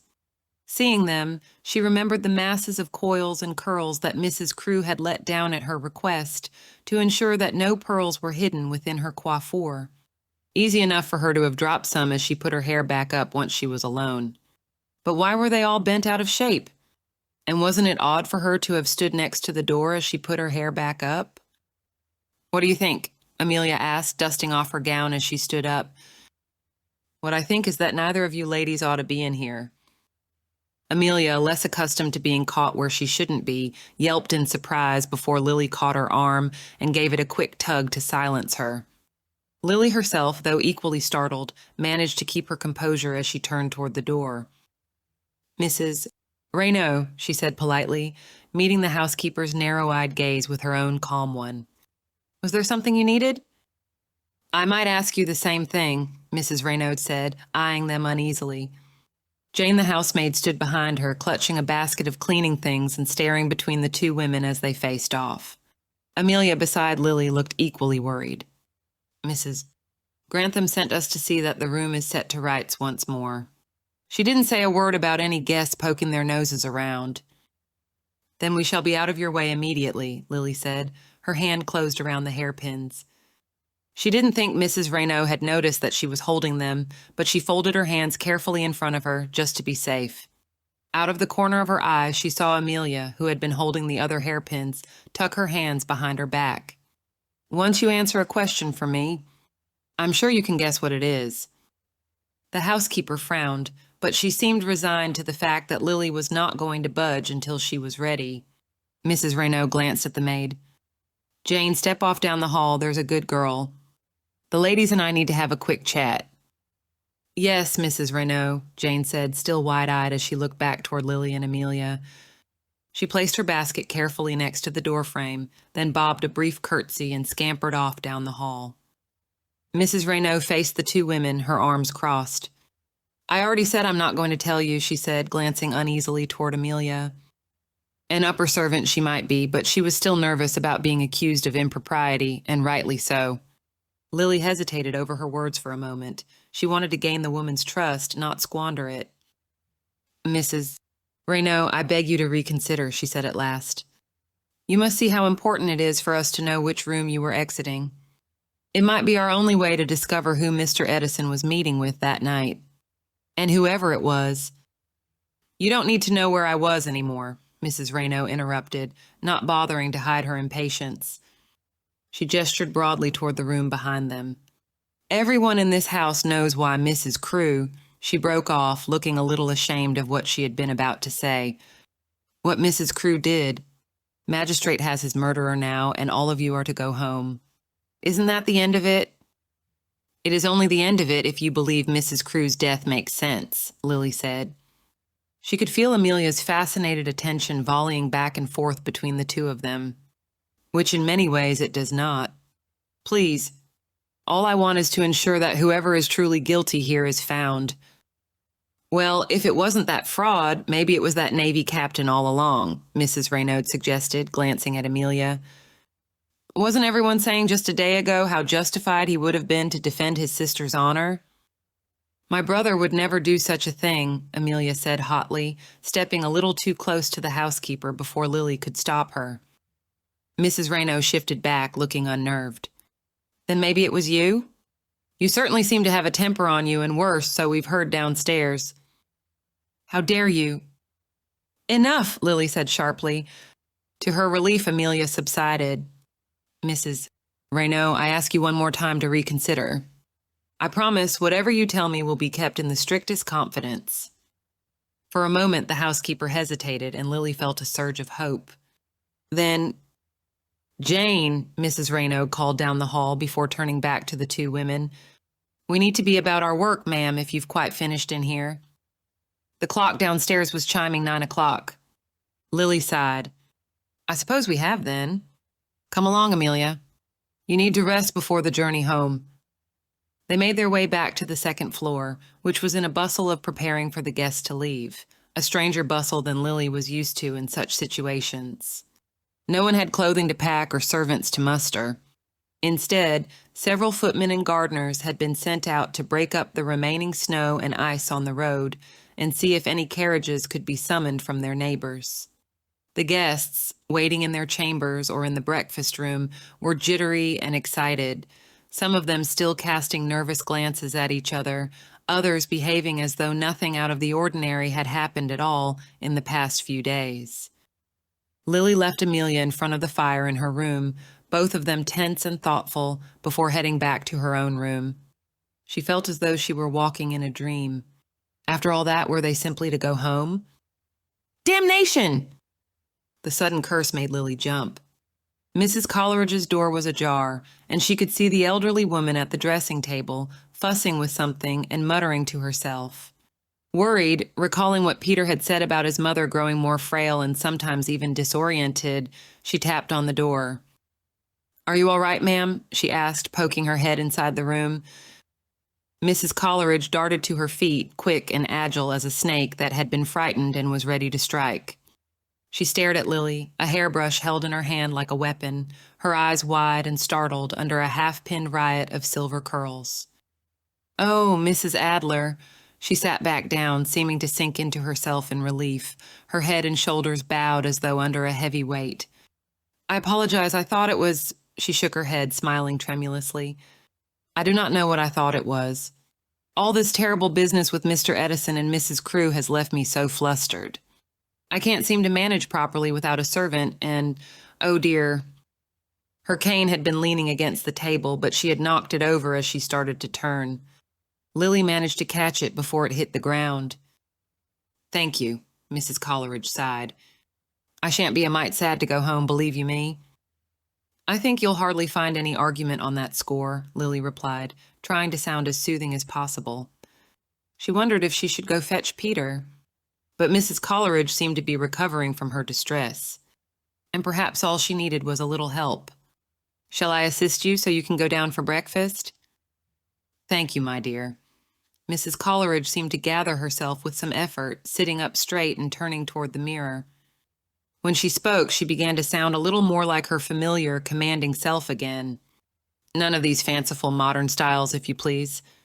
They do not suit a woman my age. I prefer something elegant." She proved as exacting about hair as everything else, and Lily had begun to regret her offer of help when Mrs. Coleridge finally announced, "It will do, I suppose." She turned her head from side to side, nodding in satisfaction. Catching Lily's eye in the mirror, some of her imperiousness flickered, and she gave another tremulous smile. "It makes everything else feel more manageable, do you not think, to at least feel good about one's appearance? Particularly as one grows older and, well," she laid a hand on her cane. "Of course," Lily said quickly, feeling a little ashamed of herself.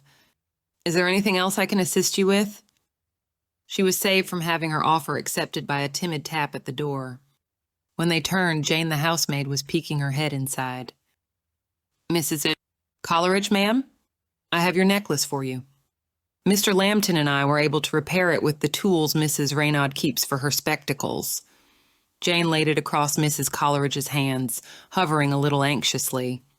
"It isn't properly done, not like a jeweler would do," she said quickly, blushing. "But it'll hold together for now until you can get someone to fix it for good." Mrs. Coleridge's sigh was full of unfeigned relief. "You've no idea how worried I was to see it gone. Lily, be a dear and help me fasten it." "Thank you, Jane," Lily said quietly as she took the necklace and did as requested. Mrs. Coleridge sighed again once it was in place, her satisfaction evident as she ran her fingers along the smooth, pale beads. Catching Lily's eye in the mirror, she wiped at her eye and sniffed a little. "My husband gave them to me the first year we were married, the dear man. How I miss him. Having them gone was like losing a piece of his memory." She gave Lily a little smile. "I'm sure you can understand." Lily swallowed down the lump that wanted to rise into her throat. "Of course. I am truly glad they have been returned to you. Shall I assist you to the breakfast room?" Mrs. Coleridge sniffed again, searching for a handkerchief. "No, thank you. I believe I would like a moment to myself. If you see Peter, though, send him to me." "What a dear thing," Jane exclaimed quietly, once she and Lily were in the hall together, and the door was closed to give Mrs. Coleridge her privacy. Her treasuring something so common in memory of her husband. The housemaid shook her head. "That's real love, that is." "How grand. If you'll excuse me, ma'am?" "Mrs. Raynaud warned me not to dawdle upstairs. We've ever so much to do to get everyone sent off." Lily laid a hand on Jane's arm to stop her from leaving. A moment. "What do you mean? Something common?" she asked, urging the maid away from the door so they wouldn't be overheard. "I believe they are quite valuable." To her surprise, Jane laughed. "Not hardly. Though you can't really blame the fellow, the former Mr. Coleridge, I mean, can you? If he gave them to her when they was young and first married, like as not he couldn't afford anything better. Do you mean, are they not real? False as hen's teeth, Jane said, looking surprised that Lily had to ask. Every single one, as far as I could tell. Lily stared at her. How do you know? My brother works for a jeweler in London, Jane said. That's how I knew something of how to fix them. They're pretty baubles, right enough. But it wouldn't cost more than a few shillings to buy them. A thought occurring to her, Jane suddenly looked worried. Do you think she doesn't know? Chapter 27. When Lily finally made it back to her room, it was not empty. Mrs. Grantham was pacing from one wall to the other, her hands fluttering and clasping at each other. "Oh, Mrs. Adler," she exclaimed. "You startled me. That is, I apologize for intruding. But I need to speak with you. In private." "Certainly," Lily agreed cautiously. "Is there something I can assist you with?" "No. That is," Mrs. Grantham hesitated, shifting from one foot to the other and casting anxious looks toward the door. "If you are hoping I will be the one to begin, Mrs. Grantham, I am afraid I cannot," Lily said quietly. "Except to ask you what it is that has you so distressed." Mrs. Grantham nodded, folding her hands in front of her. She fixed her eyes on a point over Lily's shoulder and took a deep breath. "I think, Mrs. Adler, that you had some suspicion on your first day here that I had not spent the night entirely in my room, that I was one of those one among many, as it seems, creeping about the halls at night." "I did suspect so, at least at first," Lily admitted. Like Mrs. Grantham, her voice was low. "Your distress at Sir John's questioning seemed particular. But that was before you told me about the theft of your mother's jewelry." "Yes. Well," Mrs. Grantham swallowed nervously. "You were not entirely mistaken. I did not leave my room that night. But I also did not spend the night alone." Lily's mind whirred through the possibilities, but there was only one that made sense. And it went a long way toward explaining her hostess's nervousness. She let out a breath at the realization. "You were the one Mrs. Renault was visiting that night." Mrs. Grantham nodded, her cheeks pale. "She and I have been close for nearly 5 years now. That is why she did not want to answer your questions. She didn't, well, I am sure you understand." She glanced quickly at Lily to gauge her expression, then just as quickly away. Lily nodded slowly. Mrs. Grantham and her housekeeper were certainly not the first women to have such a relationship, nor indeed the first ones that Lily herself had known. But such intimacies could be dangerous if discussed too publicly. "But we just spoke after she saw you upstairs, and we decided that, after what happened to Miss Hartley and, well," Mrs. Grantham floundered a little, unsure of what to say or how to say it. "I know you will have to tell the magistrate. I hope that we may rely on your and his discretion. But that is what you wished to know. It was my room she was leaving that night when she spotted the figure going downstairs." "Her room is at the end the wing west of the stairs," Lily said, watching her brother-in-law pace around the library. He had listened in incredulous silence as she shared Mrs. Grantham's admission, then launched into motion, as though he could not process such information while remaining still. "Which narrows down the list of guests considerably." "Yes, but she—" "And the housekeeper?" John demanded for the third time. He stopped at the mantel as he said it, but as soon as he met Lily's eyes, his face flushed with embarrassment, and he looked away. "Surely you have heard of such things," Lily said impatiently. The carriages would be leaving soon. They were running out of time. "Of course I have. I just never expected a close neighbor, you know. And a woman of her years, how am I to meet her eye when next I see her?" His face had gone from red to deep scarlet as he spoke. "John," Lily snapped. "Dear God, brother, focus. If I can handle such a revelation with equanimity, surely your worldly self can manage." "I've never claimed to be worldly," he muttered. "Well, now is your chance," Lily said. "Which matters more right now, the amorous interests of one neighbor or the possibility that another is a murderer? Because if Mrs. Renault saw someone leaving their room from the West Hall, that means there is someone whose movement in the night we have not accounted for. Someone who, unlike the others, went downstairs. Someone who was not Mrs. Crewe." John rubbed his hands across his face. "All right, then. So that means what? That she was not our murderer? Then why did she leap to her death? I do not think she would have. And I think someone put those pearls in her room to make her seem guilty. But indulge me, John, Lily begged. Treat it as a thought experiment if you must. But you must consider it before everyone here departs. If Mrs. Crewe was indeed murdered herself, the person Mrs. Raynaud saw in the hall could be our killer. John let out a sigh that was nearly a growl. Very well. Whose rooms were in that wing? The Hartleys, Lily said, consulting the much-folded map that Mrs. Raynaud had drawn for them what seemed weeks ago. William Edison, the Coleridges, and the younger Hounslows. They were both silent for a tense moment, considering the possibilities. What if Mrs. Crewe's murder was not only to make her seem guilty, Lily said suddenly, sitting bolt upright. There could have been another reason. Are you merely suggesting the possibility, or do you have some idea what that reason might be? John asked. We think our murderer came after Amelia because she knows something about who it is, something incriminating, Lily pointed out. What if she was not the only one? Recall what happened just before Mrs. Crewe's fall. John frowned in confusion, clearly searching his memory. We had recently finished dinner, had we not? And the letter, he said with a grimace. He clearly had followed her thinking and did not like where it was going. Mrs. Crewe sent me that note asking to speak with me. Someone could have already been plotting to do away with her, Lily continued, nodding. But what if it was an impulse? The murderer realized she had something to tell you, something too revealing to permit being shared, and so went to silence her. But how? John insisted. I had the keys with me the whole time. Unless Mrs. Grantham was lying about there being no other set. His eyes widened in dismay. Are you suggesting that Mrs. Grantham... No, Lily shook her head. I think the culprit was hairpins. Her brother-in-law was plainly confused. You mean the ones you found by the door? The lock-picking tools I took from her were well used, Lily said, standing and beginning to pace around the room. She could feel John following her with his eyes, but her own vision was elsewhere, picturing the room where Mrs. Crewe had been held, the good-humored resignation on the woman's face when she was forced to hand over her tools.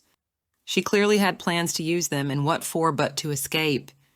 If she'd been able to get one of Mrs. Grantham's horses that night, likely no one would have been able to follow until she was well away. No wonder she was so unworried. And when we took away her lockpicks, she turned to the next best thing she had on hand. Hairpins. Dear God. She unlocked her own door, John said, looking horrified. But instead of letting herself out, she permitted a murderer to come in, who then took advantage of the fact that we were all occupied with dinner some floors away. And in a great deal of confusion, Lily added. Remember, that was after Mr. Hounslow knocked over the brandy bottle. John frowned. Do you think that was deliberate? He did not leave the company afterwards, Lily said slowly. But there was one person who was gone longer than anyone else. Who left first and who did not, in fact, return to the group until well after Mrs. Crewe had fallen to her death. William Edison, John said, rising slowly to his feet. The look on his face was dreadful, hard and resigned and relentless all at once. Lily shivered a little, suddenly seeing her brother-in-law in a new light. He was ruthless enough to continue his brother's blackmail scheme, and even to expand it. He might have been ruthless enough to do a great deal else besides. And whatever secret he was keeping, his brother found it out. Or William may have found out what his brother was up to with the thefts, Lily pointed out. If their handwriting was similar, perhaps that note the housemaid found was actually written by William to his brother. Whatever the case, I must find him instantly before he leaves the house, John said, striding toward the door. If he departs, there is every chance he will take the opportunity to flee the county, and then who knows if anyone will be able to track him down again. I am coming as well, Lily insisted, only to have John hold up his hand to stop her. I cannot permit it, he said, shaking his head. Why on earth not? Lily demanded. I have done far worse and far more dangerous. No, I think it better that we split up, he said, heading toward the door. I believe he is up in his room. But if he has slipped away, I can only hope one of us will spot him in time. Very well, Lily said impatiently. She didn't like being set aside at the last moment, and she fully intended to berate her brother-in-law later. But she did not want to waste time arguing, not while William was likely preparing to leave at that very moment. But we must be quick. Lily paced through the house, watching the anxious clusters of guests drifting through the halls or settling in the front parlors. William Edison was nowhere to be seen, but she did spot Matthew in conversation with Mr. Hounslow and Peter Coleridge. Matthew had a polite smile fixed firmly in place, but she could see his eyes darting from side to side, as though looking for a chance to escape, and she was not surprised when he beckoned her to join them. Lily hesitated, but the parlor door was open. She could keep an eye on the hall from there, and it would look odd if she ignored him.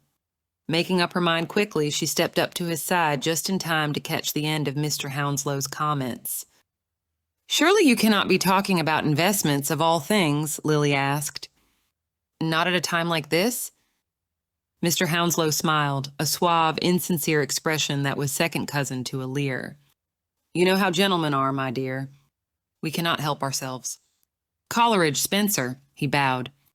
"Do excuse me."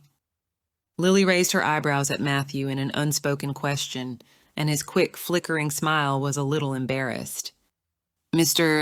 Hounslow was extolling the merits of Mr. Coleridge's Irish Bank Fund to me," he said. "I thought it behooved me to listen." "Well, by all means." Lily glanced toward the stairway, impatient for news from John and trying to hide it. "Do not let me deter you. It is a new venture, is it not, since I last saw you?"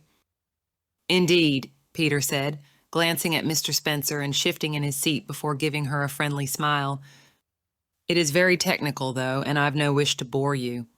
We can certainly talk of something else." Lily knew she wasn't imagining the hint of condescension in his voice, and she bit the inside of her cheek to keep her temper in check. "Oh, you couldn't possibly," she said, smiling across gritted teeth. "I've heard so many of your neighbors speak of its profits in glowing terms. And if Mr. Spencer is considering investing, then I am certainly curious to know all about it. It is a consolidated fund, is it not?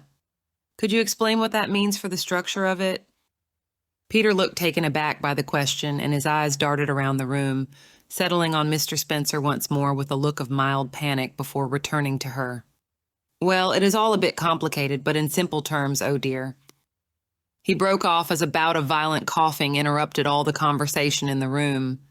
Mrs. Coleridge, seated across the room with the Hartleys, seemed to be in some distress. Her coughing shook her so much that her cup tumbled from its saucer and landed on the carpet, sending tea spiraling through the air as it fell. "Excuse me a moment." Peter sprang from his seat to go assist his mother. "I think Mother and I will be departing soon in any case. Mrs. Grantham said the carriages are almost ready." Matthew gave Lily a curious glance once they were alone again. "Are investment structures another hobby of yours?" "Hardly," she said, shaking her head, still irritated with Peter. "I can think of few things more dull to discuss. But I consider it of great importance that I understand what is happening with my money. So I take an interest when I must." Matthew shook his head. "Ah, but this time it was my money we were talking about," he said with a small chuckle. "Not yours." Lily stared at him, her brows climbing, waiting for him to see the connection. But he was smiling at her with a look that was almost indulgent. "Which you have proposed would become one and the same," she said. "Which would indeed make how you invest it my concern." The chuckle died on his lips, and he blinked at her in surprise, as though the thought had genuinely not occurred to him before that moment. Lily watched him, her stomach fluttering with anxiety, waiting to see how he would respond. "Well," he said slowly, a thoughtful frown gathering between his handsome eyes, "I suppose I can see— My apologies." Lily clamped her jaw shut on a frustrated curse at Mr. Hounslow's poorly timed return. She wanted so terribly to know what Matthew might have said. "I believe I dropped my watch here. Ah, yes, there it is." He chuckled a little. "For a moment I was worried someone stole it," he added, bowing as he departed once more. Lily frowned after him. "I shall be happy not to see him again, at least," she grumbled as she watched him head for the doorway. "Unpleasant man." Why do you keep watching the door?" Matthew asked quietly. "Are you waiting for someone?" "Yes," she whispered. Sir John went to find William Edison and she trailed off suddenly, her eyes still on Mr. Hounslow. He had said something about William. What was it? Why? Matthew asked, frowning. He had complained about William's behavior at the ball, tracking down everyone who owed him money and demanding that they pay. And she had overheard William talking with Peter Coleridge that night. It could have been nothing. But Lily sprang to her feet. Excuse me a moment. I must find my brother-in-law. Why, Matthew frowned, following after her. What happened? Lily, what is it? She whispered a quick explanation, leaving out the specifics of Mrs. Grantham and Mrs. Renaud's admission as he followed her to the library. She had hoped she would find John returned with William in tow, but there was no one there. The music room or the drawing room, perhaps, Matthew suggested. They are just down the hall from here. There were voices coming from the music room as they approached, but neither of them was Sir John. Lily would have hurried past when she heard the housekeeper speaking. Wait, she said, gesturing to Matthew as she rapped on the half-open door to announce her presence. Mrs. Renaud? The housekeeper was just setting a tea tray next to Amelia Hartley, who was wrapped in a blanket once more and settled in front of a blazing fire. At the sound of her name, she straightened quickly, her expression stricken as she saw Lily. Mrs. Adler, Amelia exclaimed as they entered.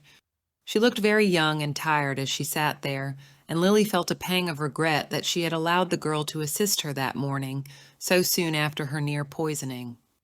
Clearly, the exertion had been too much for her. What is it? I am hoping Mrs. Renaud can assist me. The housekeeper had smoothed her expression back to its usual polite mask, but her fingers were plucking anxiously at the edge of her apron. Mrs. Adler, I'm happy to be of assistance, of course. But I hope, that is, I know Mrs. Grantham, you've been described to me as a lady of great discretion. Mrs. Renaud, I would be happy to reassure you to your heart's content, were my errand now not absolutely urgent, Lily said. Have you seen Sir John Adler? He went in search of William Edison. Mr. Edison? The housekeeper frowned. But it certainly wasn't him that I saw going down the stairs. His room was closest to, she hesitated, glancing at the other two. That is, I'd have been able to tell if it was him. I know, Lily said impatiently. But do you know where he is now? Or where the magistrate might have gone? Her instinct had not been wrong. The housekeeper, as always, had noted where everyone was as she moved through the house. I saw them heading to Mr. Williams' room. Why? I must go. Lily didn't stop to explain, but before she could take a step, she felt a hand on her arm. I'm coming with you, Matthew said. It was not a question, but Lily nodded anyway. All right. Amelia, she called. Lock the door. Do not let anyone in until Sir John or I return. The girl frowned at them. What? Lily turned to Matthew. We've no time to lose. I am coming too, Amelia cried, struggling out of her cocoon of blankets. Lily let out a frustrated growl. She did not want to waste time in either arguing or in forcing the girl to stay put. Stay close, then. We must hurry. They rushed through the back halls, which had grown emptier as the guests gathered in the front sitting rooms to await their turn to be escorted home, and up the stairs toward William's room. When they arrived, Matthew raised his fist to knock, but Lily did not wait. She stepped under his arm and shoved the door open. The response to her entrance was instant. William Edison bolted to his feet while John spun around, his hands raised in a defensive gesture. Good God, what do you mean by barging in here like that? He exclaimed, one hand going to his heart instead once he realized who had startled him. It could not wait, John, Lily panted. What the devil is she doing here? William demanded, staring not at Lily but at Amelia, who had pushed into the room as well. Matthew, with great circumspection, closed the door behind them. Lily, we are in the middle of a sensitive conversation, John insisted, pushing William back into his chair. Sensitive, is that what you call it? William demanded hotly. You've accused me of killing my own brother. That isn't sensitive, sir, that is slander. William did it? Amelia demanded incredulously, swaying a little on her feet. Matthew took her arm to steady her. And did he poison me as well? John, we were wrong, Lily tried to explain, but William interrupted once more. I did no such thing, he insisted, struggling to his feet only to have John push him easily down again. And I will have you know. William, shut up, Amelia snapped, and he was startled enough that he obeyed, staring at her with his mouth agape. Mrs.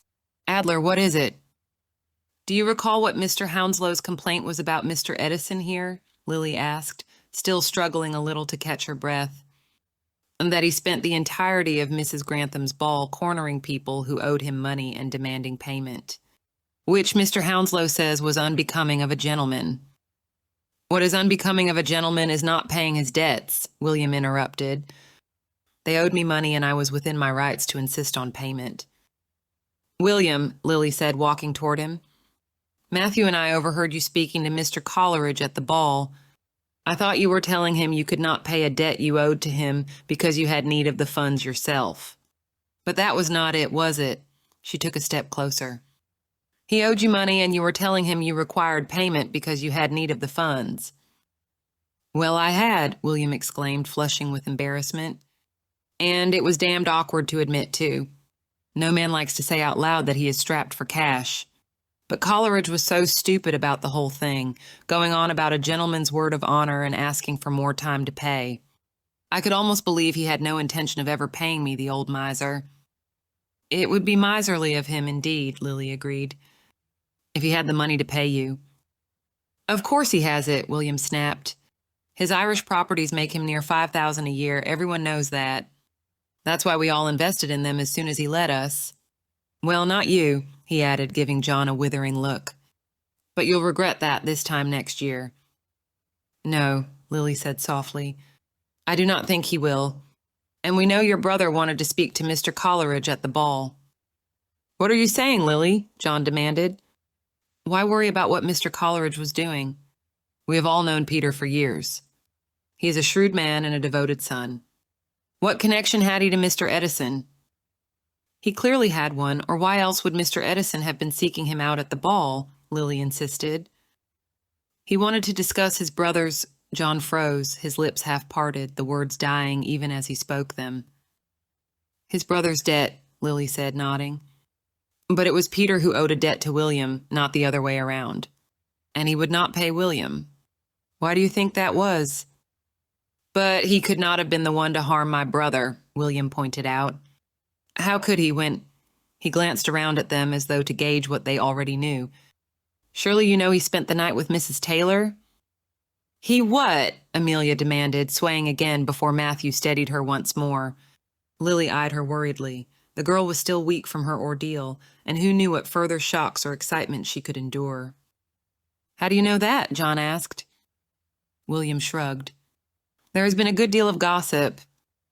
I have not heard any such rumors, Amelia insisted.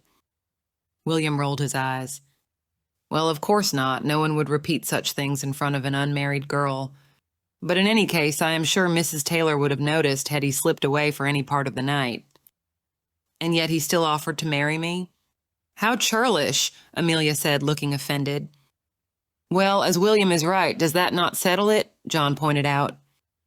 But I am certain that is not all there is to it, Lily insisted, taking a step forward. Peter is concealing something. If nothing else, he lied to us. Should you not ask him why? When John hesitated, William chimed in again. If you want to speak to him, you will need to hurry. What? Lily turned to him, her surprise mirrored by the others only an instant later. William shrugged again. He and Mrs. Coleridge were preparing to depart when the magistrate dragged me here, he said resentfully. John, Lily met her brother-in-law's eyes. If something does not make sense, we must pursue it. Yes, he agreed, nodding. We haven't much time, but I cannot leave Mr. Edison here. Give me the keys, Lily suggested. You go ahead, I shall lock him in. He won't be going anywhere. You'll do what? William demanded, his voice rising and breaking. But John was already nodding, pulling the ring of housekeeper's keys he had carried for the past few days from his waistcoat pocket and tossing it to Lily. She caught it neatly in 2 hands. The rest of you wait in Miss Hartley's room for me. And you, he fixed William with a narrow look. I do not like you, he said at last. And I never have. There was a stunned silence as he left the room, then Amelia giggled nervously. I have never heard Sir John say something so rude, she said. Poor John, Lily said, shaking her head. This has all been too much for him. All right, let us go. Wait, William insisted shrilly, following them to the door. You cannot just leave me here. We can, Amelia said with undisguised satisfaction, hanging back just long enough to smile at him. And we shall. She pulled the door firmly shut behind her, stepping aside so that Lily could lock it. But instead of heading down the hall to Amelia's room, Lily began to climb the stairs. Where are you going? Matthew demanded as both he and Amelia followed her. Lily passed the 3rd floor and continued upward. To put these keys to use and set the captain free. Rafi, Amelia exclaimed a little breathlessly. Did Sir John say you might? No, Lily said, not looking back. But we shall need his assistance when we get there. Where? Matthew demanded. To the Coleridge's home, of course, Lily said as they reached the attic floor. John wants to talk to Peter, but we already did that once and he lied to us. We need to see his private papers. And then we'll know. His private papers? Matthew repeated. You mean while Sir John keeps him here? How devilish, Amelia panted. But hardly honorable, Matthew insisted, following her down the hall. It is not, Lily admitted as she unlocked the first door. But as I told my brother-in-law once before, people lie. Their things do not. They reached the 6th door, and she rapped on it firmly. Captain, are you there? It is jailbreak time. It took her a few attempts to find the correct key. When she unlocked the door at last, Jack stood there grinning at her. I hope you are not about to get arrested for this, he said, shrugging on his coat. If I do, it will be for far worse than releasing you, Lily said, smiling in return. In spite of everything, she felt as though a knot in her chest had unclenched. It was so good to see him once again. We are heading to the Coleridge's house while Sir John keeps them occupied downstairs. He does not know we are going. Are you ready? For any particular reason, if I may ask? To find out whether a liar is also a murderer. I trust you will explain on the way? Of course. Shall we, Captain? Certainly, Jack said, striding into the hall. I am as ever at your service. Will we have to commandeer horses? And I, Matthew said, following them as they headed toward the servants' stair. If you're going, Lily, I am as well. But what about me? Amelia cried. What should I do? Jack paused his stride long enough to turn and wrap his arms tightly around her, pressing his cheek against her dark hair. You must stay here, Noor. This will be no place for you. But, Amelia stared at Lily. Mrs. Adler! You are in no condition to go charging off after anyone, Lily said, pausing on the threshold. Please, Amelia, take care of yourself and do as your brother said. We would never forgive ourselves if anything happened to you. Here, she handed Amelia the ring of keys. When you give these back to Sir John, you can tell him where we have gone. She turned to Jack and Matthew. Come, we must hurry. Amelia trailed slowly down the stairs, feeling despondent and trembling with what she told herself was emotion, not weakness. While she knew that she was still recovering from the arsenic, she couldn't help feeling, she grimaced. Furious. Or perhaps just hurt. Her brother had offered her an embrace and then left her behind like a child, and all she had wanted to do was help. The carriage that the Lincoln sent will do for Mrs. Coleridge and her son. We want her to be comfortable for the journey home. Luckily, theirs is one of the shorter drives. Amelia froze, then ran to the banister, peering over the railing to see who was speaking. It was Mrs. Grantham, talking with her elderly butler as they walked down the hall toward the front door. Have it brought around, please. They are already waiting outside and are more than eager to depart. Amelia stared around frantically. Where was Sir John? Had he not found Peter in time? She dashed down the steps, trying to decide what to do. It would be safer, certainly, to find Sir John and tell him where Peter was. But the carriage could be brought around at any moment. If she didn't find him before the Coleridges left, they would come upon Rafi and the others unawares. Making up her mind in an instant, Amelia dashed toward the kitchen stairs. She could grab one of the servants' cloaks on her way to the stables. A horse was faster than a carriage, especially if the roads were not quite clear. If she saddled one quickly, she could beat them there. Chapter 28. The front hall of the Coleridge's house was bitterly cold and echoed oddly. It took Lily a moment to realize that both effects were due to the lack of carpeting on the floor. Indeed, there were very few furnishings at all. Lily had to blink against the dimness after the blinding glare of the sun on the snow outside. But once her vision cleared, she could see spots on the walls where she thought paintings had been removed. "I am sorry, sirs, ma'am," said the nervous maid who answered the door. "But Mr. Coleridge isn't here. Nor Mrs. Coleridge. They've been detained." "We know," Jack said, striding past her as Matthew closed the door against the wind. "We are not here to see them. Where is Mr. Coleridge's study?" "His study?" the girl stammered, glancing between the four of them with terrified eyes. "I can't. I'm afraid. I'm not allowed in there." "No need to fret," Matthew said kindly. "You do not have to go in. If I recall, it used to be in the back of the house by his mother's favorite sitting room," Lily said, striding in that direction. "I've not been here in years, but that's as good a place to begin as any." "I'm not allowed to let folks inside without Mrs. Coleridge's say-so neither," the girl insisted loudly as they walked past her. "Well then, when they return home, you may tell them we forced our way past you," Lily called over her shoulder. Jack caught up with her as they walked. "They have let go all their servants," he murmured, glancing around. When Lily met his eyes, he added, "You are not surprised to find it so. What do you suspect?"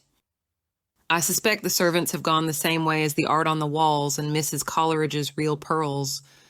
And likely many of her other jewels as well," she said, glancing at the cold, empty rooms they were passing.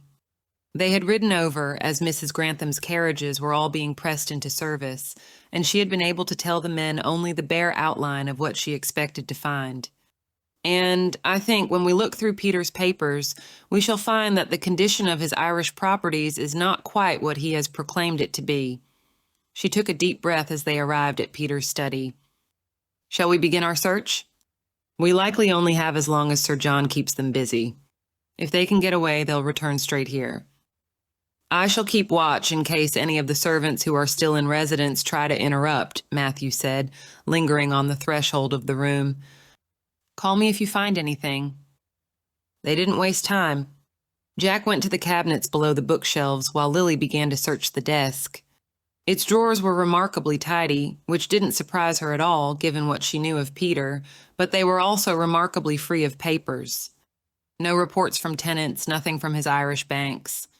Lily's heart began to race. The absence was enough to convince her.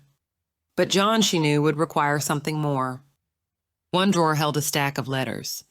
Lily sifted through them, scanning each opening and signature to see whether it touched on business concerns, but all were old correspondence from friends and relatives. "Anything?" Matthew called from the doorway. "Nothing," Jack replied, his frustration plain. "Books, maps, about 5 years' worth of letters from his Aunt Constance. There is a box full of bills from local tradesmen and the like. Some paid, some unpaid. But nothing out of the ordinary way. I've had no luck either. Wait." Lily broke off as she pulled at the last drawer and found it locked. "Jack, have you seen any keys tucked about?" Even as she spoke, she was searching the desk's other drawers again, hoping Peter kept his keys close to hand. "No keys," Jack said, coming to stand next to her. He picked up the silver letter opener from the desk. "But I think I can manage. If you would stand aside." Lily watched in amazement as he slid the slim, sharp blade into the lock, pressing one ear very close to it as he wiggled the blade left and right with tiny, careful movements. "What?" Lily gaped at him as there was a pop of metal on metal. Looking very proud of himself, Jack gave the handle a tug and the drawer slid open. "Where did you learn to do that?" He grinned at her, tossing the letter opener in the air with a small flourish and catching it once more. "Where do you think?" "Jem taught me." He chuckled at the expression on her face. "At the risk of dimming some of that all, Lily, I have to admit that a lock like this one isn't much at all to get past. It's the sort to foil prying wives and sons, not criminals. Perfect for an amateur like me." Well, I am still duly impressed, she said, shaking her head. Do you mean to say you could have left that attic room at any time, had you wished to? If they had left me something to pick the lock with, yes, Jack said, winking at her. But no one did that. And even if they had, I had no wish to leave, remember? I made that confession for a very particular reason. One I am still angry at you for, Lily muttered, bumping him out of the way so she could look inside the drawer. But we will deal with that later. As you like, he said with a shrug, still fidgeting with the letter opener until the edge caught his thumb and he grimaced. Sharp, that. What did we find? Lily was pulling out a sheaf of letters, all written in the same hand. Matthew, I think we found them, she called quietly. She laid all of the letters on the desk, flipping through the signatures at the bottom. These are from properties in Ireland, she said slowly, skimming the contents as she spoke. It looks as though all of them have been sold over the last 7 years or so. All of them? Jack demanded. Well, there is no master list here, but there had been a ledger in the drawer. When she pulled it out, she discovered it was for household accounts. Flipping back several years, she scanned the income columns. It looks as though the incomes began dropping. There were significant debts. They had to sell some of the properties to pay off the debts of others, as well as other things, it seems, to economize. There was no income anymore, she broke off, frowning. Until about 12 months ago. But everyone has been talking of this consolidated fund of his that he has allowed people to invest in his banking properties, Matthew said, frowning as he took some of the letters from her. I've grown heartily sick of hearing it mentioned, and it has been only 4 days. If his Irish properties aren't supplying his $4,000 a year or whatever it is, what has he been persuading people to invest in? Jack asked, taking the account book and stepping aside so that he had more space to flip through its pages. In him, it seems, Lily said quietly. He's begun to repay their debts from their neighbors' pocketbooks. And I've no doubt that Mr. Edison died because he discovered the scheme and sought to profit from his discovery. She lifted her head to look at Jack. The same way he did with your... She broke off as Peter Coleridge strode into the room. Hello, Lily, he said, almost pleasantly. Lily heard the sharp, shocked inhales from the men standing next to her. But she didn't turn to look at them. Her attention was fixed on the 2 figures coming through the doorway. Mrs. Coleridge stared at them haughtily as she strode across the threshold. Instead of her cane, she was holding a pistol, and its muzzle was tucked just under Amelia Hartley's chin. Chapter 29. Good afternoon, Mrs. Coleridge, Lily said. The sight of the gun pointed at Amelia was twisting her stomach into panicked knots, but she refused to let her fear show. She needed Amelia and everyone else in the room to stay calm. And she needed Mrs. Coleridge to wonder whether she truly had the upper hand. Lily glanced at Jack, the briefest flicker of her eyes, and received only a hint of a nod in response. It would have to do. She shifted toward Matthew, away from Jack, as though seeking his comfort and protection. And she kept talking. I would say it is a surprise to see you here, but of course it is your house. And you are trespassing, Mrs. Coleridge agreed, lifting her chin regally. You oughtn't to have done that, you know. I thought to warn you, Amelia said hoarsely, but they caught me outside. I am so... She broke off with a gasp as the muzzle of the gun pressed more tightly against her chin. We needed to confirm a few things. I am certain you understand. Lily could feel Matthew shifting his weight next to her and laid a quelling hand on his arm. They couldn't do anything, not yet, not without putting Amelia in more danger. And hello to you as well, Peter, she said, her eyes narrowing, her smile a mockery of a polite greeting. Still cowering in your mother's shadow, I see. I beg your pardon, he said, pulling himself upright with a great deal of offended dignity. I never cower. You do precious little else, Lily said. She wanted to look at Jack, but she didn't dare. What is a lie like yours but a man cowering from the truth? You could not bear to admit that you had lost your income or deal with the consequences of your own poor management. So you built a lie and you hid behind it like a coward while you stole from everyone who believed you.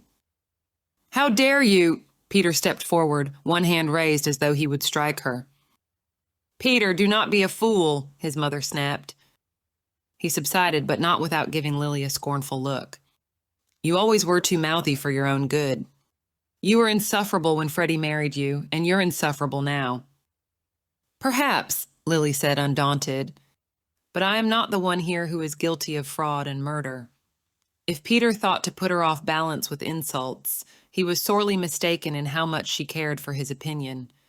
And it was clear that he was not the most dangerous person in the room. So it was you who killed Gregory Edison, ma'am, was it not? After all, Mr. Coleridge was occupied for most of the night. It could hardly have been he. Mrs. Coleridge? Matthew demanded, turning to stare at that lady in shock before looking back to Lily. Surely not. What? How would she? And why? Peter has never defied his mother in anything, Lily said, a hint of a taunt in her voice.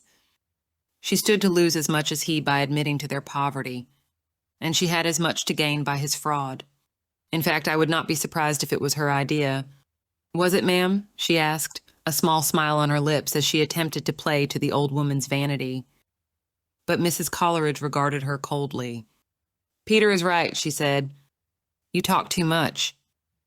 But why? Amelia demanded in a strangled voice. She swallowed against the muzzle of the gun, and Lily felt her stomach knot even further. I still do not understand. Gregory was an ass, to be sure. But most people seemed to like him in spite of that. Mrs. Coleridge snorted. Because he was stupid and greedy. Rich words, ma'am, Matthew said stiffly. But she only sneered at him. I'm no more greedy than most, and I am far from stupid. He died because he realized the pearls were fake, Lily said, watching Mrs. Coleridge as she spoke. Amelia was trying to breathe shallowly, staring down toward the gun tucked under her chin. He found you after the ball, did he not, Peter? She added. Peter jumped a little at being addressed. He had concluded that you were in financial difficulties, selling off paintings, dismissing servants, and replacing real gems with fake. And just as he did with Amelia, he attempted to blackmail you. And yet, she added, a hint of a taunt coming into her voice, it was your mother who dealt with the situation, not you. It was she who was spotted going downstairs. It was she who retrieved the gun from Mrs. Grantham's gun case. And it was she who forced Mr. Edison into the poultry yard and shot him while he was expecting you to join him. Was that because she did not trust you to do it? Peter scowled at her. I did not know what she intended until it was already done, he said, a hint of a whine in his voice. As soon as I heard he was dead the next morning, I knew what must have happened. Peter, his mother snapped. But he only turned his glare on her. And then it was I who had to help her deal with the mess, which I had never agreed to in the first place. Yes, starting with that promissory note from Gregory, Lily said, nodding. You had to get rid of that, of course, so Sir John would have no reason to connect the two of you. A simple thing to spill tea on your shirt and excuse yourself for a brief time. A shame that we found it before it burned completely. She took a step to the left as she spoke so that she crossed to Matthew's opposite side. Be still, Mrs. Coleridge snapped, shaking Amelia so hard that the girl gasped. Lily stayed where she was, but it had been enough.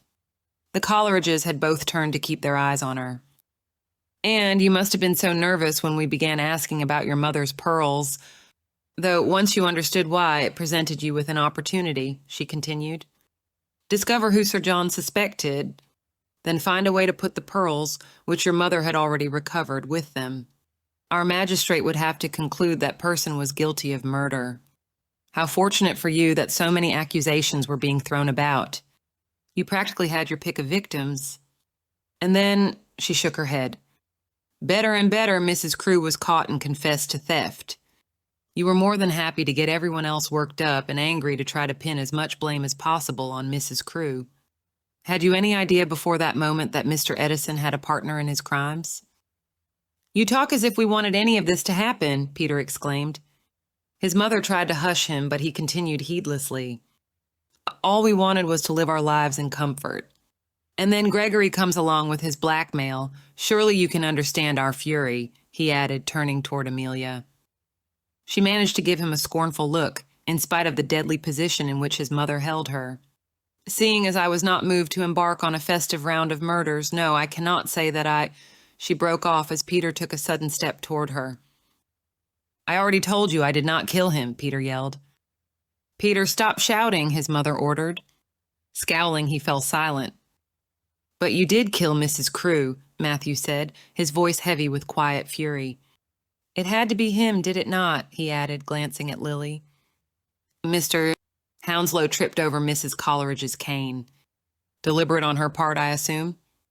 And then Peter had the excuse he needed to go upstairs, slip away from the group under the pretext of changing his clothes, and one almost has to admire the smoothness of how they accommodated and covered for each other over these past few days, Lily said coldly, with no admiration at all in her voice. Consider what happened when I asked Peter about the structure of his fund. I thought you didn't want to answer because you disliked being questioned by a woman. Lily stared at the man in front of her, who she had so long considered a friend. And I'm so accustomed to such dismissiveness that it surprised me not at all. But that was not the reason, was it? She watched Peter's jaw tighten as she spoke, and she pressed on relentlessly. You did not want anyone questioning you too closely because you were terrified of revealing that it was all a sham. You were looking anywhere in the room that you could, not because I made you uncomfortable, but because you were trying to signal to your mother to save you. And she did, Matthew recalled, not hiding his astonishment, by feigning some difficulty that he had to assist her with right away. Indeed, Lily said coldly. Mrs. Coleridge did a great deal of feigning over the past few days, acting progressively more feeble and distressed. Also, no one would think her physically or mentally capable of such an act as murder. And none of us questioned it, of course, because who would not be distressed? It seemed the most natural thing in the world for an older woman, whom her own son described as losing her touch, to be overcome, to be aged by such tragedies. You think you are underestimated because of your sex, Mrs. Adler? Mrs. Coleridge snapped. Huh. Try spending a day as a woman past her prime. They applaud you if you manage to keep your head on your shoulders. Never mind have a coherent thought in it. You let the facade slip, though, Lily said quietly. When I startled you this morning, you jumped to your feet quite like your old self. You even forgot about your cane for a moment. I was a fool enough at the time to think surprise alone could account for it. But I got there eventually. You've more brains than some, Mrs. Coleridge said grudgingly. And more spine than your son, Lily said, not bothering to hide her disdain as she turned toward Peter once more. I thought you a better man than this. She is my mother, he said, looking affronted. And what was I supposed to do? Admit to everyone I know that I'd been stealing their money? We were already barely keeping up appearances as it was. Besides, if I had been able to attract more investors this spring, I could have paid the first ones back. And on without ceasing, Lily said. Tell me, Peter, did you have a plan for how to end it? I did not need one. People are stupid, he snapped. Where one fellow puts his money, another is bound to follow. And anyway, he added with a sniff, Gregory had already created a fine opportunity to refresh my accounts. The circumstances of his death only made that easier. Ah, yes, of course, Lily said, nodding. Your proposal to Amelia, couched with such a gentle reminder to her parents that they had promised her a substantial dowry. She frowned. Then why the arsenic? It is the only thing that does not make sense. You could not get her dowry if she was dead. I would never resort to poison, Mrs. Coleridge said, looking disgusted. Dirty, sneaky way to solve a problem. No, my girl, she said, giving Amelia a shake. Someone else must hold quite a grudge against you. Lily frowned. Then what? We were glad they did not succeed, Peter interrupted earnestly. My proposal was real, Amelia, and I had every intention of upholding it honorably. For a moment, Lily could see her husband's old friend in his concern, his attempt at a genuine smile. It was chilling. She shuddered, drawing back toward Matthew in search of some comfort. I would never have married you, Amelia bit off, trying to yank away from Mrs. Coleridge's grip. You selfish, deceitful, you would have been happy to see me blamed in your place. Don't be a fool, Mrs. Coleridge snapped, tightening her pincer-like grip with a shake. You would never have been charged without more evidence. And no one else would have wanted to marry you. We were doing you and your family a favor, stupid girl. Their attention for the moment was fixed on Amelia. Lily sneaked a glance at Jack, whom she had so carefully stepped away from while she spoke. His jaw was clenched with the effort to remain silent, but he still had not said a word. And just as Lily had hoped, no one had been watching him. Lily took a deep breath. She had to keep talking and keep their attention on her. But Amelia was not done. "And what about my brother? Were you doing him a favor as well?" she demanded. "We never asked him to confess to anything," Peter said petulantly. "In fact," he turned toward Jack as he spoke. And that was when everyone else in the room saw what Lily had known the whole time. In slow, careful, almost imperceptible inches, Jack had been moving closer to his sister, and he was now only steps away. Lily's feet and lungs both felt frozen, and for a moment she was unable to breathe or move or know what to do. Then, "Peter," she called.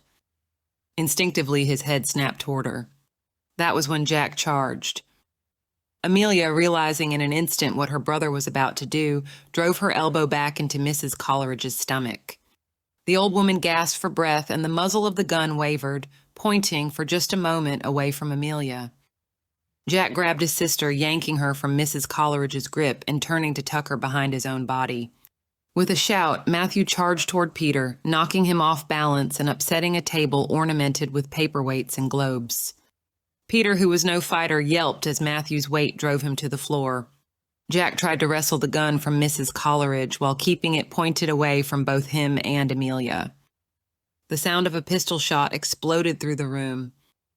For a moment that seemed to last forever, no one moved. Then Jack yanked the gun from Mrs. Coleridge's grip, sending her stumbling to her knees. Matthew managed to grab one of the paperweights and backhanded Peter across the temple with it. He dropped to the floor and did not rise. That was when Lily saw Jack's left arm hanging limply by his side. He took a step backward, the pistol falling from his grip, as his hand rose slowly toward his left shoulder. He fumbled at his coat, and when his hand came away, it was streaked with blood. Amelia screamed, catching her brother as he fell, his weight bearing them both to the ground. Before anyone else could move, Lily had snatched the pistol from the floor. She felt as though she was going to be sick, but her hand was steady as she pointed the gun at Mrs. Coleridge, who was just trying to rise. "I suggest you stay where you are, ma'am. Because if you have killed him, I will shoot you dead, you and your son both." "You'll be hanged," Mrs. Coleridge snarled, regal no more in her rage and fear. Lily stared at her, feeling numb. She took a step closer, the gun still held unwaveringly in her hand. "Do you think I care?" Whatever the other woman saw in her expression seemed to frighten her. She looked down and did not try to stand again. Out of the corner of her eye, Lily could see Amelia, sobbing, yanking off her cloak and pressing it against her brother's shoulder with both hands. Lily looked to Matthew. "Can you find something to bind them with?" When he nodded and strode from the room, she glanced at Amelia. "Did you ride?" "Yes," the girl whispered. "Go for the doctor. Tell him to send a servant for Sir John and anyone who can come help. But the doctor must come here as fast as he can." "But Rafi," Amelia gasped through her tears. "He needs a doctor now, Amelia. Now." Lily took a deep breath, willing the numbness to stay just a little longer. She couldn't afford to be afraid. Not yet. "I won't leave him, I promise."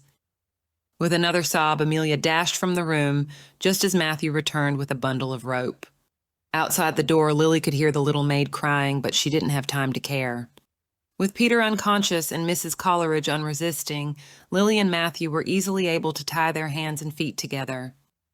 Finally, Lily could lay the gun aside. Her hands were shaking at last as she knelt by Jack and lifted his head into her lap. "I'll be well," he grunted. "Took off a chunk of me is all." His skin was ashen, and he breathed in deep, shuddering gasps, but he still managed to smile weakly at her. "Got him, Lily." She swallowed. "Once again," she whispered, trying and failing to return his smile. She pressed down on his wound, praying that the shot had indeed gone wide in the scuffle, that the bleeding would stop, that there would be no infection. Her other hand fumbled for his and squeezed tightly. "You're going to be all right." "Course I am," Jack gasped, his eyes closing in pain. "Hurts like the devil, though." "Hold on just a little longer, my friend," Lily whispered. He would be all right, she told herself, her heart knotted with fear. He had to be. Jack nodded. His whole body was shaking now, and his hand was growing colder in hers. Matthew, who had seen plenty of battlefield wounds, knelt on Jack's other side. He pressed his hand on top of hers, holding the wadded fabric in place with a steady grip.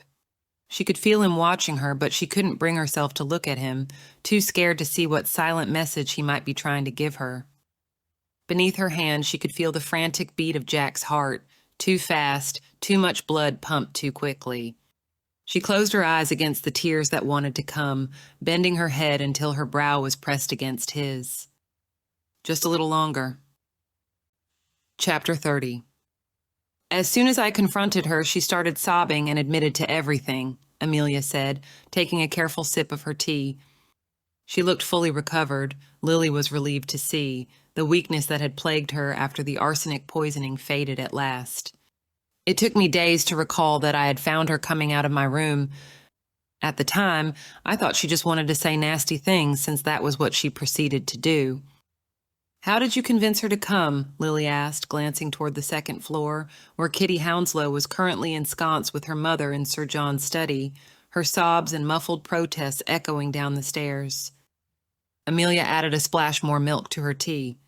"I told her that if she did not accompany me, I would go by myself, so if she wanted the magistrate to hear her side of the story, she had best fetch her coat and be quick about it."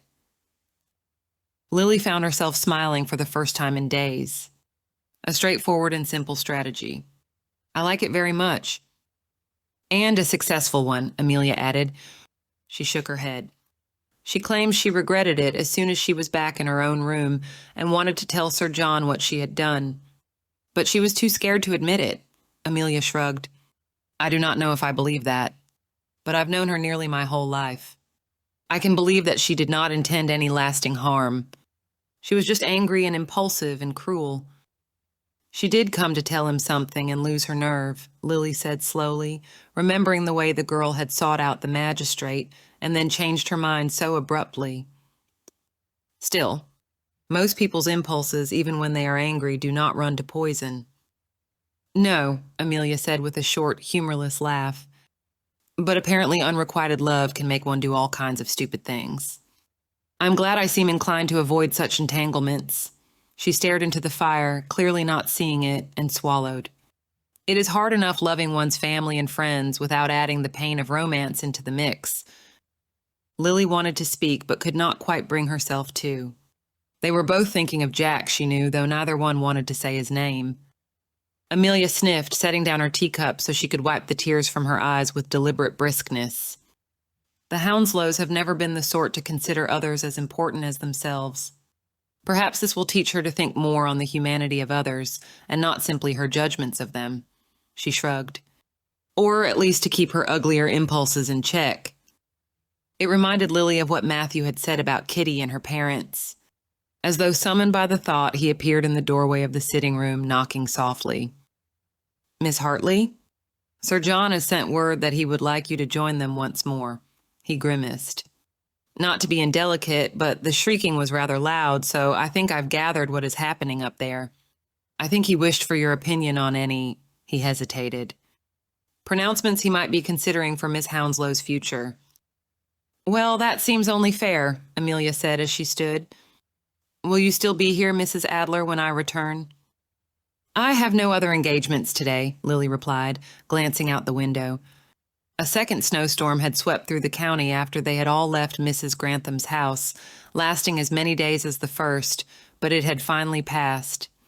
The sun was shining while the wind whipped gusts of snow and ice across the ground. She shivered and pulled her shawl more tightly around her shoulders, glad for the warmth of the fire and even more, for the comfort of being somewhere safe.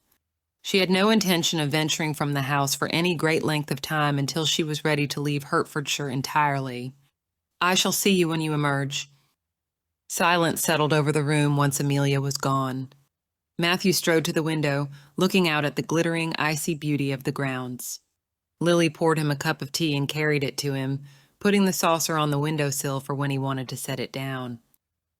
"Thank you," he said, taking the cup from her. He took a sip, but he was distracted and set it aside to take her hand in his. "How are you today?" Well, she said, considering the question. Better, I think. It has not been easy, certainly. As you know. She gave his hand a squeeze. And you, Matthew? Have you told your children what happened? Enough of it, he said, nodding. At their ages, it does no good to keep such things from them entirely. They hear whispers, however much I might try to shelter them. Better that they hear the truth from me so they might ask questions and be comforted than draw their own conclusions and remain afraid. What an excellent father you are, Lily said quietly. They are fortunate to have you. And I them, he said, smiling. But as you know, they are not the only ones I wish to have in my life. He took a deep breath. I know the past week has been difficult, to say the least. I can continue to be patient, Lily, but I must ask at least whether I can hold out some hope. If you're still considering... Matthew, Lily cut him off gently. He fell silent, waiting and still, and she knew he could guess what her answer would be. You are one of the best men I know, and I am more honored by your proposal than I could ever say. But, Matthew asked.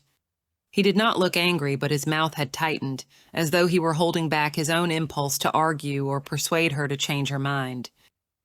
But I cannot accept, Lily said. Her voice was quieter than she expected it to be, but it was firm. She knew her answer was the right one. He slowly released her hand, taking a step toward the window and looking away, his expression unreadable for the moment. Lily held her breath, wondering how he would react. It was impossible, under such circumstances, for their friendship to continue as it had.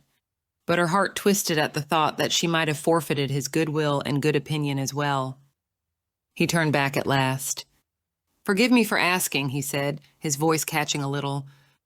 But I must. Do you answer this way because, is it the children? No! Lily's answer came out louder than she intended, so shocked was she by the question. No, of course not, she continued more gently. Matthew, I hope you know me better than that.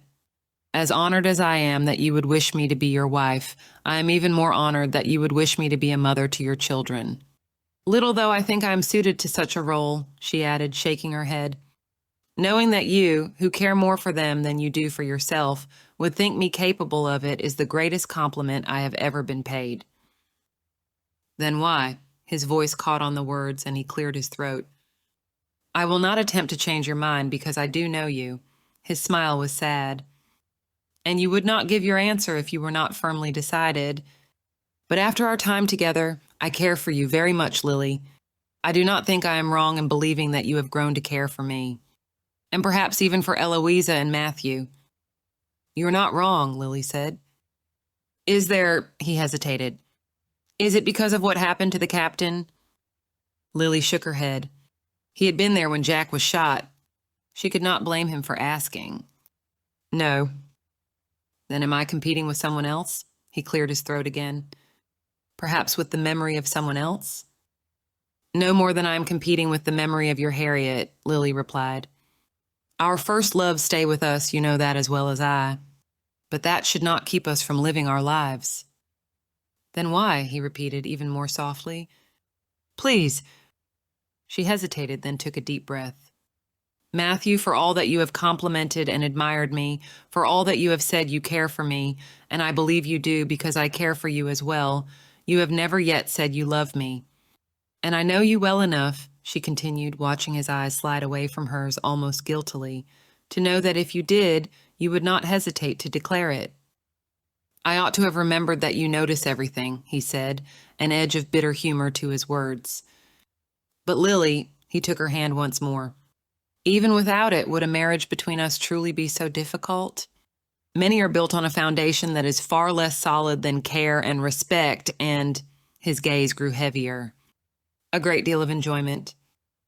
It would not be difficult, no, she said quietly. She did not know if she could make him understand, but she owed it to him to try. But for a woman in my circumstances, had I been given the choice when Freddie was still alive, I never would have chosen this life. But now that it is mine, you grew up with the expectation that you would own yourself, Matthew, and since you came of age, you have. So perhaps you take it for granted. But I grew up knowing that I would pass from the ownership of my father to the ownership of a husband. I never expected such a thing, so I did not know to miss it. But now that my life is my own, my time, my property, my very body belong to me and no other, to give that up is an extraordinary thing. And so there must be an extraordinary reason to persuade me to do so."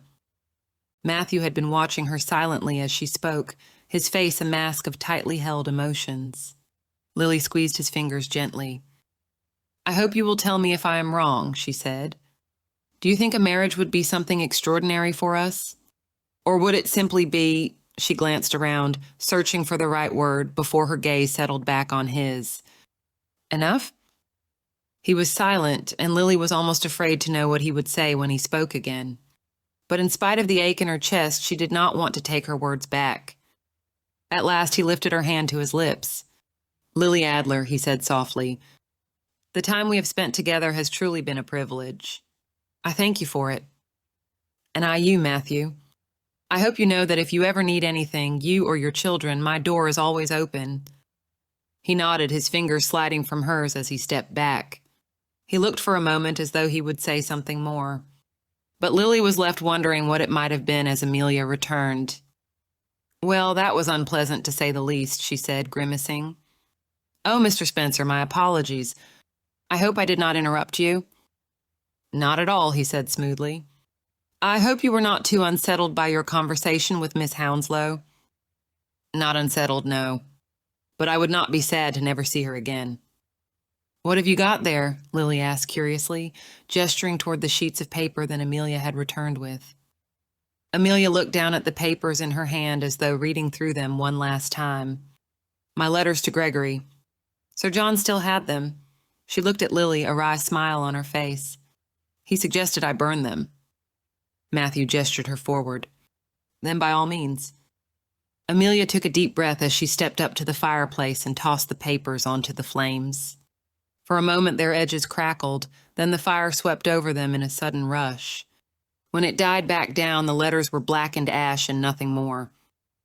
"Poor Gregory," Amelia said quietly. "He was hardly a model of virtue, but he did not deserve what happened to him." She sniffed a little, then wiggled her shoulders, as if shaking away a feeling she disliked.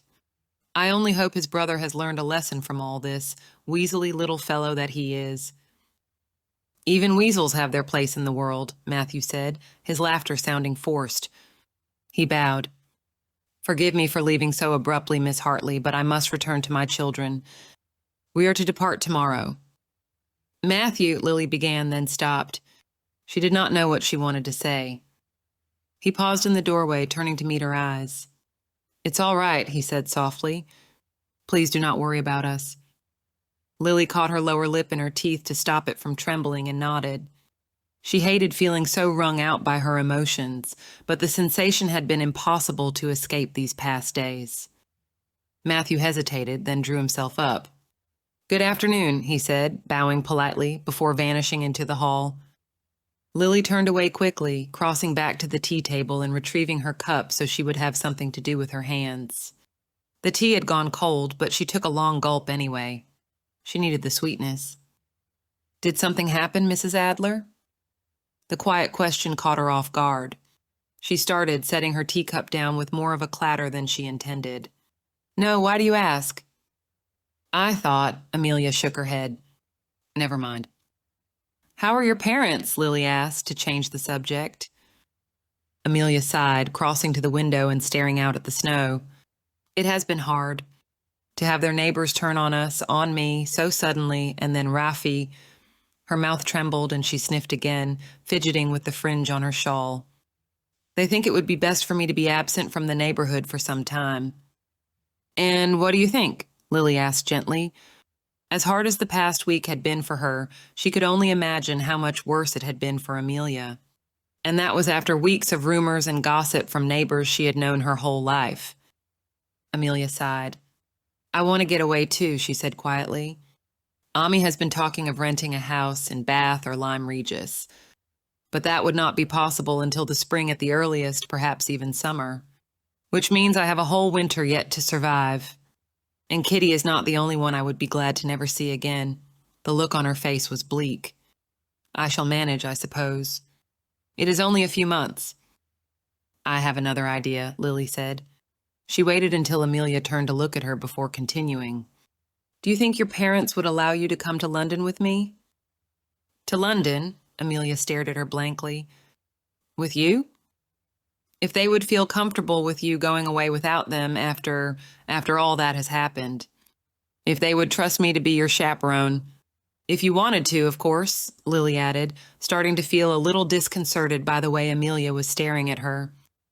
Oh, Mrs. Adler, the girl breathed. Her eyes were alight as she seized Lily's hand. Yes, oh yes, I want to. How soon could we get away? As soon as we like, Lily said, overwhelmed by Amelia's response. As soon as your parents give their permission. They certainly will, Amelia declared. Oh, I cannot wait. To be one unknown, unremarkable girl among hundreds, thousands even. How heavenly it sounds. Is that... The sound of carriage wheels clattering in the drive made her turn back to the window. It's my father come to fetch me. We can go ask for his permission now. Come on! She dashed from the room, Lily following at a more sedate pace. Amelia's enthusiasm was almost desperate, but she could not blame the girl for that. After all that had happened, Lily would be feeling desperate in her place. She hoped Mr. Hartley would give his permission. Surely he would. He had to know that it would do his daughter good. And London was not so far away. It would be easy for them to return if, Lily swallowed, if anything changed. Amelia had run out the front door, leaving it open for Lily to come after. As soon as the carriage stopped, she hurried toward it, jittery and impatient in the cold as she waited for the groom to let down the step. But when the door swung open, it was not Mr. Hartley who emerged. Lily caught her breath, grabbing at the frame of the door for support. Jack ducked out from the door of the carriage and straightened, his eyes going directly to her. A smile spread across his face, even as he wobbled a little and had to take the groom's hand to be helped down. His other arm was in a sling, his coat hanging over the heavy white bandage wrapped around his shoulder. It was the first time Lily had seen him since he was taken from the Coleridge's house, unconscious from the shock of the injury and from losing so much blood. The bullet had gone wide in the struggle, clipping his shoulder and taking a chunk of flesh with it, but missing the bones and arteries. But it had been 2 days before he woke, longer still before they knew whether an infection would set in. And in that time, the snow had kept anyone but his family from seeing him, or even hearing word of how he was.